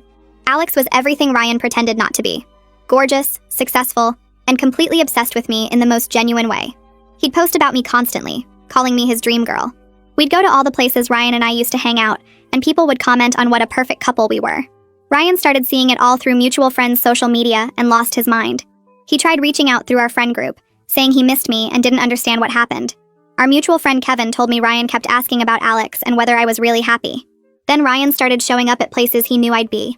The coffee shop I went to every Saturday, the bookstore I loved, and even my gym, until they told him he needed a membership to keep hanging around. Each time he'd try to approach, and I'd act like he was invisible while Alex held me closer. The breaking point for Ryan was when we all ended up at the same house party. Alex and I showed up looking incredible, and Ryan watched me be happier than I'd ever been with him. When Alex went to get drinks, Ryan cornered me and said he'd made a mistake, and realized he did have feelings for me. He said seeing me with someone else made him understand what he'd lost. He actually tried to grab my hand and said we could start over. I looked him dead in the eye and laughed. I looked him dead in the eye and laughed. The sound came out sharper than I expected, almost mean, and I watched his face go from hopeful to confused to hurt in about 3 seconds. He stepped back like I'd slapped him, his hand dropping from where he'd been reaching for mine. I turned away and walked back to Alex without another word, leaving Ryan standing there alone while people pretended not to stare. The drive home felt amazing. Alex kept his hand on my thigh while I replayed the moment over and over in my head, how Ryan's face had crumpled when I laughed, how he'd looked so small and desperate. I told Alex every detail and he said I handled it perfectly, that Ryan deserved exactly what he got after humiliating me like that. We got back to my apartment and I couldn't stop talking about it, describing Ryan's expression again and again, while Alex held me and agreed that the whole thing was perfect revenge. But 3 days later, something felt off. I kept checking my phone expecting Ryan to text, refreshing his Instagram to see if he'd posted anything about the party. He hadn't posted at all, actually, which was weird because Ryan posted constantly. I found myself scrolling back through his old photos, looking at pictures of us together from months ago, zooming in on his face to see if I could read something I'd missed. Alex came over Tuesday night and caught me staring at a photo of Ryan and me at the beach from last summer. He asked what I was doing and I locked my phone fast, said I was just scrolling randomly. He didn't look convinced, but he let it drop. Thursday morning, I woke up to 17 texts from Ryan. The first one came in at 2 a.m., a long message saying he was sorry for everything, and he understood if I hated him, but could we please just talk? The messages got longer as the night went on, him explaining that he'd been thinking about what happened and he realized he'd made a huge mistake. He said watching me with Alex made him understand what he'd thrown away. He kept saying he wanted to explain, that there was so much I didn't understand about why he'd reacted the way he did when I confessed. I screenshot every single message and sent them to Jess with crying, laughing emojis. I added comments like, "Look at him begging, and this is so pathetic." I expected her to laugh with me, to say Ryan was finally getting what he deserved. Instead, she just responded asking if I was okay. I typed back that I was great, better than ever, why wouldn't I be okay? She sent back 3 dots for like a full minute before finally saying, "Are you really okay? Or are you just performing being okay for me?" The question pissed me off more than it should have. I didn't respond for the rest of the day. More texts came from Ryan on Friday, then Saturday. Each one longer than the last. Him apologizing and asking to meet up, saying he missed me and our friendship meant everything to him. I kept screenshotting them but stopped sending them to Jess after her weird response. Instead, I just read them over and over, analyzing every word, trying to figure out if he actually meant any of it, or if this was just more manipulation. Sunday night, Alex stayed over and I couldn't sleep. I kept thinking about Ryan's messages, wondering what he wanted to explain, what I supposedly didn't understand. Around 2 in the morning, I grabbed my phone off the nightstand as quietly as I could and opened Instagram. I scrolled through Ryan's profile again, looking at every photo, reading old captions. I didn't even realize how long I'd been doing it until Alex's voice made me jump. He asked what I was doing and I tried to close the app fast, but he'd already seen. He sat up in bed and turned on the lamp, squinting at me in the sudden light. He asked point blank if I was actually over Ryan or if I was just using him to make Ryan jealous.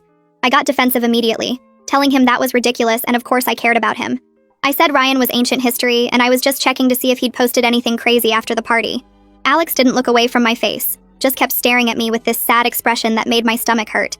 He said I'd been different since the party, more distracted, always on my phone. He asked how many times I'd checked Ryan's Instagram since we started dating. I told him I didn't know, maybe a few times. It wasn't a big deal. He said he'd watched me do it at least twice a day for the past week alone. I opened my mouth to argue, but nothing came out because I couldn't actually remember how often I'd been checking.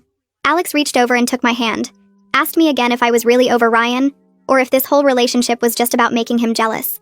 I insisted I genuinely cared about Alex, that Ryan was just background noise now, that the party proved I'd moved on. But even as I said it, I couldn't quite meet his eyes. Part of me knew he was right. Part of me had been waiting this whole time for Ryan to realize what he'd lost, and now that it was happening, I couldn't stop thinking about it. Alex squeezed my hand and said he wanted to believe me, but he needed me to be honest with myself about what I actually wanted. I promised him I was being honest, but my voice came out wrong, too high and too defensive. He turned off the lamp without saying anything else and we both just lay there in the dark, not touching. Monday afternoon, Maya texted the group chat saying she was having people over for dinner Saturday and everyone should come. She added that this included both me and Ryan because she was tired of managing drama and we were all adults who could handle being in the same room. I stared at the message for a solid 5 minutes trying to figure out how to get out of it. But if I said no, it would look like I wasn't actually over everything. Like seeing Ryan still bothered me. So I responded that I'd be there and I'd bring Alex. The week dragged by. I kept checking to see if Ryan had responded to Maya's invitation, but the group chat stayed quiet. Wednesday, he texted me directly again. Another long message about how he'd been doing a lot of thinking, and really needed to talk to me in person. I left it on read. Thursday, he sent a shorter message, just saying please. I almost responded, but then remembered his face when he'd laughed at my confession, and deleted the text I'd started typing. Saturday night, Alex and I showed up at Maya's apartment right on time. Ryan was already there, sitting on the couch talking to Maya's boyfriend. He looked up when we walked in, and his whole face changed, going from relaxed to tense in a second. I grabbed Alex's hand tighter and walked past Ryan without looking at him directly. Maya came over and hugged us both, whispering that she appreciated us being mature about this. I wanted to tell her there was nothing mature about forcing us into the same room, but I just smiled and said it was fine. Dinner was awkward as hell. Maya had set the table, so Ryan was directly across from me, probably hoping we'd be forced to interact.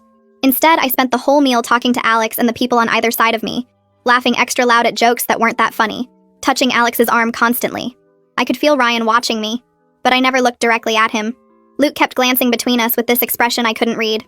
After dinner, I went to the kitchen to refill my drink. Luke followed me in and closed the door behind him. He leaned against the counter and asked if I was proud of myself. I said I didn't know what he meant. He said everyone knew exactly what I was doing, parading Alex around specifically to hurt Ryan, making sure Ryan saw how happy I was without him. I told Luke that Ryan had humiliated me, and he deserved to see me doing better. Luke shook his head and said I wasn't doing better. I was being cruel to someone who'd been my best friend for years. He said the whole friend group was uncomfortable watching me weaponize Alex in our social circle just to get revenge. He asked why I needed revenge this badly, why I couldn't just move on like an actual adult. I felt my face get hot and told Luke he had no idea what Ryan had done to me, how he'd led me on for months and then laughed in my face. Luke said he knew all that and Ryan had been wrong, but that didn't make what I was doing now any less manipulative. He said watching me had made him realize I was capable of being just as cruel as Ryan when I wanted to be. I left the kitchen without responding, grabbed Alex and told him we needed to go. The next week, I threw myself into work like my life depended on it. I stayed late every night, volunteered for extra projects, responded to emails at midnight. My boss noticed and pulled me aside Wednesday to say she was impressed with my initiative. Thursday, I landed a huge client that the senior team had been trying to get for months. They actually called a meeting to congratulate me, and my boss mentioned that if I kept performing at this level, another promotion might be coming sooner than expected. For a few days, I felt like myself again. Not the version of me that was obsessed with Ryan or performing happiness for revenge, but the actual me who worked hard and was good at her job. I realized I'd almost forgotten what it felt like to be proud of something that had nothing to do with making Ryan regret losing me. The accomplishment felt real in a way that laughing in Ryan's face hadn't. It was mine. Something I'd earned, not just a reaction to someone else's actions. Friday night, Alex took me out to celebrate the work win. We went to this nice restaurant downtown and he ordered champagne. For the first hour, everything felt normal and good, like we were an actual couple celebrating an actual achievement. But halfway through the main course, Alex put down his fork and said we needed to talk. My stomach dropped because nothing good ever follows those words. He said he needed to know whether this relationship was real or just convenient timing. I started to protest, but he held up his hand and kept talking. He said he'd known from the start that I was rebounding hard and using him to make someone jealous, but he'd gone along with it hoping I'd eventually actually see him as a person instead of a tool. He said it had been months now, and he still wasn't sure I actually cared about him, or if he was just a prop in my revenge story. I told him of course I cared about him, that he was important to me, that this was real. But even as I said it, I could hear how hollow it sounded. Alex looked at me sadly and said he needed to know if that was ever going to be actually true, or if I was always going to be thinking about Ryan while I was with him. He said he deserved better than being someone's revenge fantasy, and honestly, so did I. The champagne suddenly tasted sour in my mouth. I woke up Saturday morning to Jess sitting on the edge of my bed holding 2 cups of coffee. She handed me one and said we needed to talk, that she couldn't keep doing this. I asked what she meant and she said she'd been covering for me, telling people I was fine when I clearly wasn't, and she couldn't keep watching me destroy myself over someone who didn't deserve this much of my energy. She pulled out her phone and showed me my own location history from Find My Friends. I'd been checking Ryan's location 47 times on Thursday alone. She said I'd been engineering situations to run into him, timing my gym visits to match his schedule, going to the coffee shop at exactly the times I knew he'd be there. She said I talked about him constantly even when I claimed to be over it, that every conversation somehow circled back to Ryan and what he'd done and how he must be feeling now. Jess said she was genuinely worried about me, that this obsession wasn't healthy and it was affecting everything in my life. She mentioned that Alex had texted her asking if I was okay, that my boss had called her once when I didn't show up for a meeting because I'd been sitting in my car outside Ryan's apartment building. I didn't even remember missing that meeting. Jess squeezed my hand and said she loved me, but I needed to actually deal with what happened instead of turning my entire life into a revenge mission. Tuesday afternoon, I got home from work to find a letter in my mailbox. Handwritten, my name on the envelope in Ryan's messy scrawl. I sat in my car for 20 minutes just staring at it before I finally opened it. The letter was 4 pages long, his handwriting getting messier as it went like he'd been writing fast to get everything out. He wrote that he'd panicked when I confessed because he was scared of losing me as a friend. He said he'd convinced himself that rejection was safer than risking the most important relationship in his life. He explained that he'd been in therapy for 6 weeks trying to understand why he sabotages emotional closeness, why he pushes away people he cares about. His therapist had helped him realize he had serious problems with emotional vulnerability that went back to his parents' divorce when he was 12. The letter said he knew now that laughing at me was the cruelest possible response to someone he actually cared about deeply. He wrote that he'd been replaying that moment for months, seeing my face when he laughed, and he understood why I hated him. He said he was sorry for the damage he'd caused and he didn't expect me to forgive him, but he needed me to know that his rejection had nothing to do with me and everything to do with his own fear of being vulnerable with someone who actually mattered. I read the letter 5 times sitting in my car. Then I went inside and read it 3 more times. I didn't know what to feel about it. Part of me wanted to crumple it up and throw it away, to stay angry because anger felt safer than whatever complicated mess of emotions was trying to surface. But another part of me recognized something real in his words, something vulnerable that felt different from his desperate texts. Wednesday night, someone knocked on my apartment door. I opened it to find Dexter standing there looking uncomfortable. He said Ryan had asked him not to come, but he felt like I should know some things. He came in and sat on my couch, fidgeting with his keys while he talked. Dexter said Ryan had been going to therapy twice a week and doing actual work on his fear of emotional vulnerability and abandonment issues. He said Ryan's therapist had helped him understand that he'd been using the best friend label as protection against having to be honest about romantic feelings. Dexter explained that watching me with Alex had finally made Ryan understand what he'd thrown away. But more than that, it had forced him to confront why he kept sabotaging relationships before they could become real. Dexter looked at me seriously and said he thought I should know that Ryan was actually changing, not just performing regret to get me back. He said Ryan had been working through some really difficult stuff about his parents, and his fear of abandonment, and his pattern of pushing people away when they got too close. Dexter added that he wasn't saying I owed Ryan anything, but he thought I deserved to know the full picture of what was happening. After Dexter left, I sat on my couch feeling completely overwhelmed. Everything felt complicated in ways I didn't want to deal with. I'd been so focused on revenge and making Ryan regret what he'd done that I hadn't actually processed any of my own feelings about it. I'd just turned all that hurt into anger and used it as fuel to hurt him back. Friday morning, Alex texted asking me to meet him for coffee. I knew what was coming before I even got there. He was already sitting at a table when I arrived, 2 cups in front of him. He pushed one toward me and said he'd been thinking a lot about our conversation at dinner. He said he needed to know within a week if I could actually be present in this relationship, or if I was still emotionally consumed by Ryan. He said he wasn't angry, just tired of being the person I was with while thinking about someone else. He said he deserved better than being someone's revenge fantasy or rebound safety net. Then he looked at me and said, honestly, I deserved better too. That I deserved to actually deal with what happened instead of using him as a shield against my own feelings. He said he'd give me a week to figure out what I actually wanted. But after that, he needed a real answer about whether this relationship had any chance of being genuine. I walked home from the coffee shop feeling like everything was falling apart. My perfect revenge plan had somehow turned into this mess where I'd hurt someone who didn't deserve it, alienated my friends, and still couldn't stop thinking about Ryan despite everything.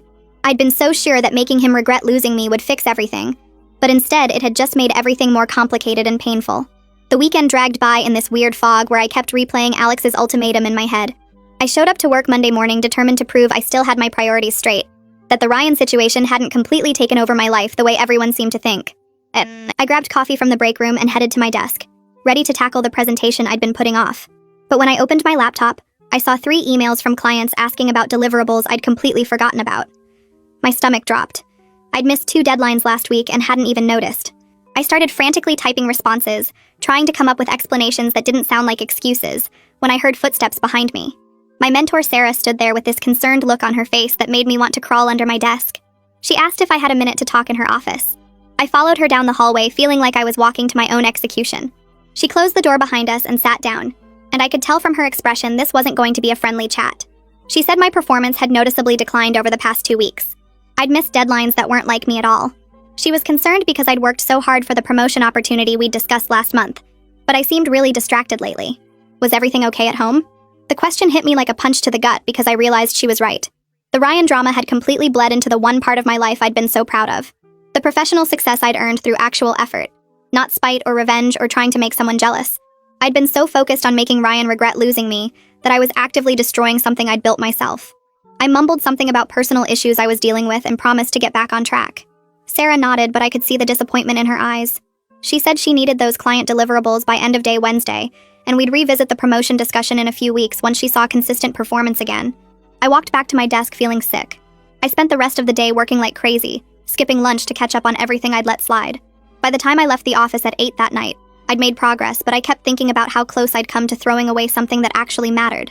Something that had nothing to do with Ryan or Alex or proving anything to anyone. Maya's birthday party was that Friday, and I seriously considered not going. The thought of seeing Ryan again, of maintaining polite small talk while our entire friend group watched us nervously, made me want to fake being sick. But Maya had been my friend since sophomore year, and skipping her birthday because of boy drama felt pathetic. So I showed up at her apartment with a bottle of wine and a smile I didn't feel. Ryan was already there when I arrived. He was standing in the kitchen talking to Luke, and the second I walked in, the conversation stopped. Everyone in the room seemed to hold their breath. I walked over to Maya and gave her a hug, handing her the wine. She squeezed me extra tight and whispered that she was glad I came. Ryan and I maintained this stiff politeness for the next 2 hours. We said hello when I arrived. We stood in the same conversation circle for a while talking about Maya's new job. We even laughed at the same joke someone told. But it was exhausting. The energy in the room felt wrong. like everyone was waiting for something to explode. I left early around 10, claiming a headache that wasn't entirely a lie. I said goodbye to Maya and headed for the door. I was halfway down the hallway to the elevator when I heard footsteps behind me. Ryan called my name. I stopped but didn't turn around. He caught up and stood there looking uncomfortable. He asked if we could please just talk like adults. He said he knew I was mad and I had every right to be, but this tension was killing him and clearly affecting our friends too. He suggested coffee later that week, somewhere neutral where we could actually have a real conversation. I was so tired of the whole thing.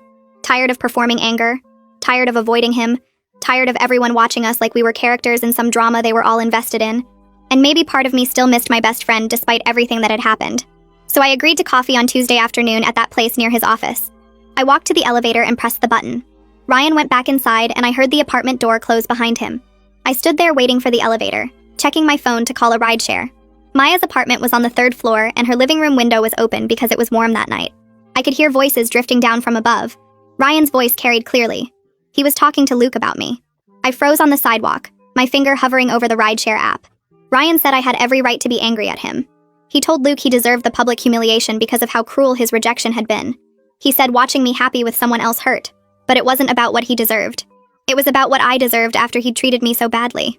His voice cracked a little when he said it. Luke said something I couldn't make out. Ryan responded that he'd been a coward and a jerk, and I'd been his best friend, and he'd thrown that away because he was too scared to be honest. I stood there on the sidewalk feeling things I absolutely did not want to feel about someone I was supposed to hate. The rideshare notification buzzed in my hand, but I couldn't move. Alex came over the next night. I'd been dreading it all day because I knew what was coming. He showed up at 7 with Thai food, and this calm expression that somehow made everything worse. We ate in near silence. He asked about my day, and I told him about the work situation. He listened and nodded, but I could tell he was working up to something. After we finished eating, he put down his fork and looked at me directly. He said he'd known the whole time that I was using him for revenge. My friend Jess had accidentally let it slip at the gym weeks ago. He'd stayed anyway because he hoped I'd eventually see him as a real person instead of a tool. But he was realizing now that I wasn't capable of that yet. He needed to respect himself enough to walk away from someone who was emotionally unavailable, even if he had real feelings for me. I opened my mouth to argue, but nothing came out because he was completely right. He said he deserved better than being a prop in my revenge fantasy, and honestly, I deserved better too. I deserved to actually deal with what happened instead of using him as a shield. He stood up and grabbed his jacket. He said he hoped I figured things out, but he couldn't wait around anymore while I worked through my Ryan issues. He left quietly. No dramatic door slam, no yelling, just gone. I made it to the bathroom before I completely fell apart. I sat down on the tile floor and started hyperventilating. My chest felt tight and my hands were shaking. I suddenly saw myself clearly for the first time in months. I'd manipulated a genuinely good person the exact same way Ryan had manipulated me with mixed signals and false hope. I'd used Alex's feelings to hurt someone else. I'd turned him into a weapon. The realization that I'd become exactly what I hated in Ryan made me physically sick. I leaned over the toilet, but nothing came out. I just sat there on the bathroom floor crying and gasping for air. I spent an hour there confronting the fact that being hurt doesn't justify hurting other people on purpose. That revenge doesn't actually fix anything. That I'd wasted months of my life obsessing over making one person regret their choices, while actively becoming someone I didn't recognize. Someone mean and calculating and willing to use people. The bathroom tiles were cold against my legs and I couldn't stop shaking. Jess found me there around 11. She'd let herself in with her spare key when I didn't answer her texts. She sat down on the floor next to me without saying anything, and just held me while I cried. The next morning, she staged a full intervention. She'd invited Maya over and they both sat on my couch looking serious. Jess said I'd been obsessively focused on Ryan for months in an unhealthy way that was affecting every part of my life. Maya said the friend group had been worried but didn't know how to help. They'd watched me weaponize my relationship with Alex and create tension at every social gathering. Jess said I needed to deal with the actual hurt instead of performing revenge. This behavior wasn't who I really was, and they missed their friend who had interests beyond making one guy regret his choices. Maya added that several people in our friend group had been uncomfortable, but nobody knew how to call it out without seeming unsupportive.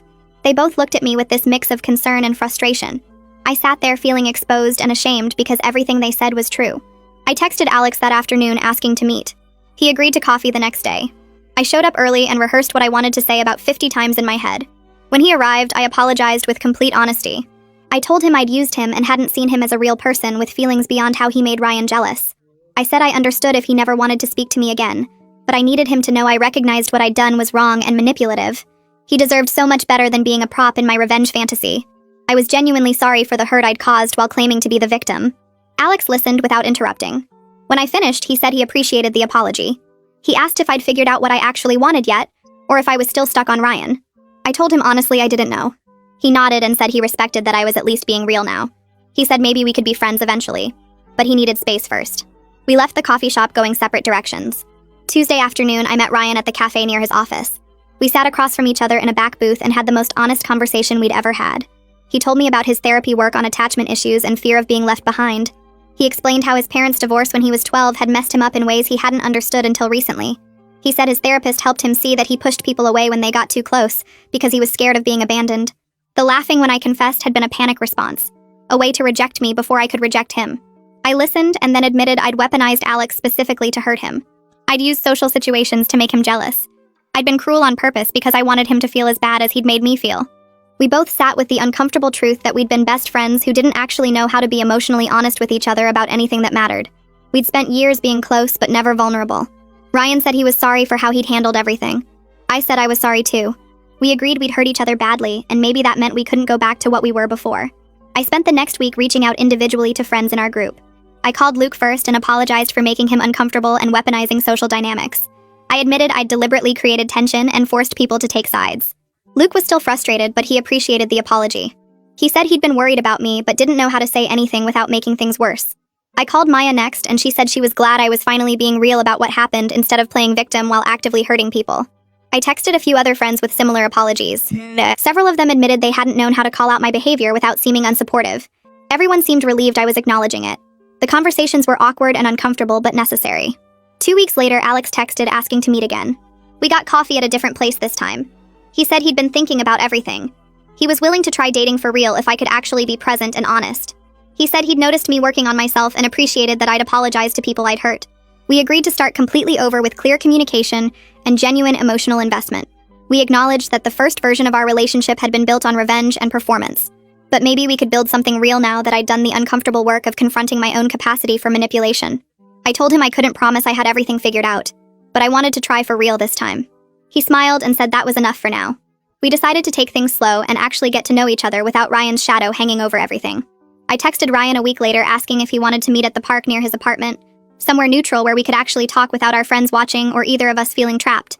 He showed up looking tired, like he hadn't been sleeping much, and we sat on a bench facing the pond where ducks were swimming in circles. We talked for almost 2 hours about everything we'd never said before, about how our friendship had always felt safe because neither of us had to be fully honest about what we wanted or needed. Ryan admitted he'd used the best friend label as a shield against having to risk real rejection, and I admitted I'd convinced myself his mixed signals were enough because asking for more felt too scary. We both cried a little when we acknowledged that our friendship had been built on a kind of emotional dishonesty that felt comfortable but wasn't actually healthy for either of us. He said his therapist had helped him see that he needed to work on his fear of being vulnerable before he could have any real relationship with anyone, romantic or otherwise. I told him I needed to figure out who I was when I wasn't performing for someone else's approval or trying to make someone regret losing me. We agreed we'd check in maybe once a month, just to see how the other was doing. But we couldn't go back to texting every day or hanging out constantly because that version of closeness had been a lie we both participated in. There was real grief in accepting that some friendships don't survive honesty, but there was also this weird relief in finally telling the truth instead of pretending everything was fine while hiding how we actually felt. 4 months after the party where I'd laughed in Ryan's face, I was sitting in my therapist's office talking about why I'd spent so much energy on revenge instead of just processing the hurt and moving on. Dr. Anderson had helped me see that I'd been seeking validation through making Ryan regret his choices because I didn't actually believe I was worth wanting unless someone else confirmed it through their suffering. Alex and I were dating for real now, taking things slow and actually talking about our feelings instead of just looking good together on social media. We'd deleted the couple's photos from the revenge era and started over with actual honesty about what we both needed from a relationship. I'd thrown myself back into work and gotten that second promotion my boss had mentioned, and I'd started rock climbing on weekends, something I'd always wanted to try but had never made time for when I was obsessed with the Ryan situation. Some days were still hard though, like when I'd catch myself wanting to check his Instagram or engineer a situation where he'd see me looking happy, and I'd have to actively choose not to do those things. Dr. Anderson kept reminding me that growth wasn't some dramatic moment where everything suddenly clicked into place and I became a completely different person, but rather this ongoing messy process of catching myself falling into old patterns and choosing something different instead.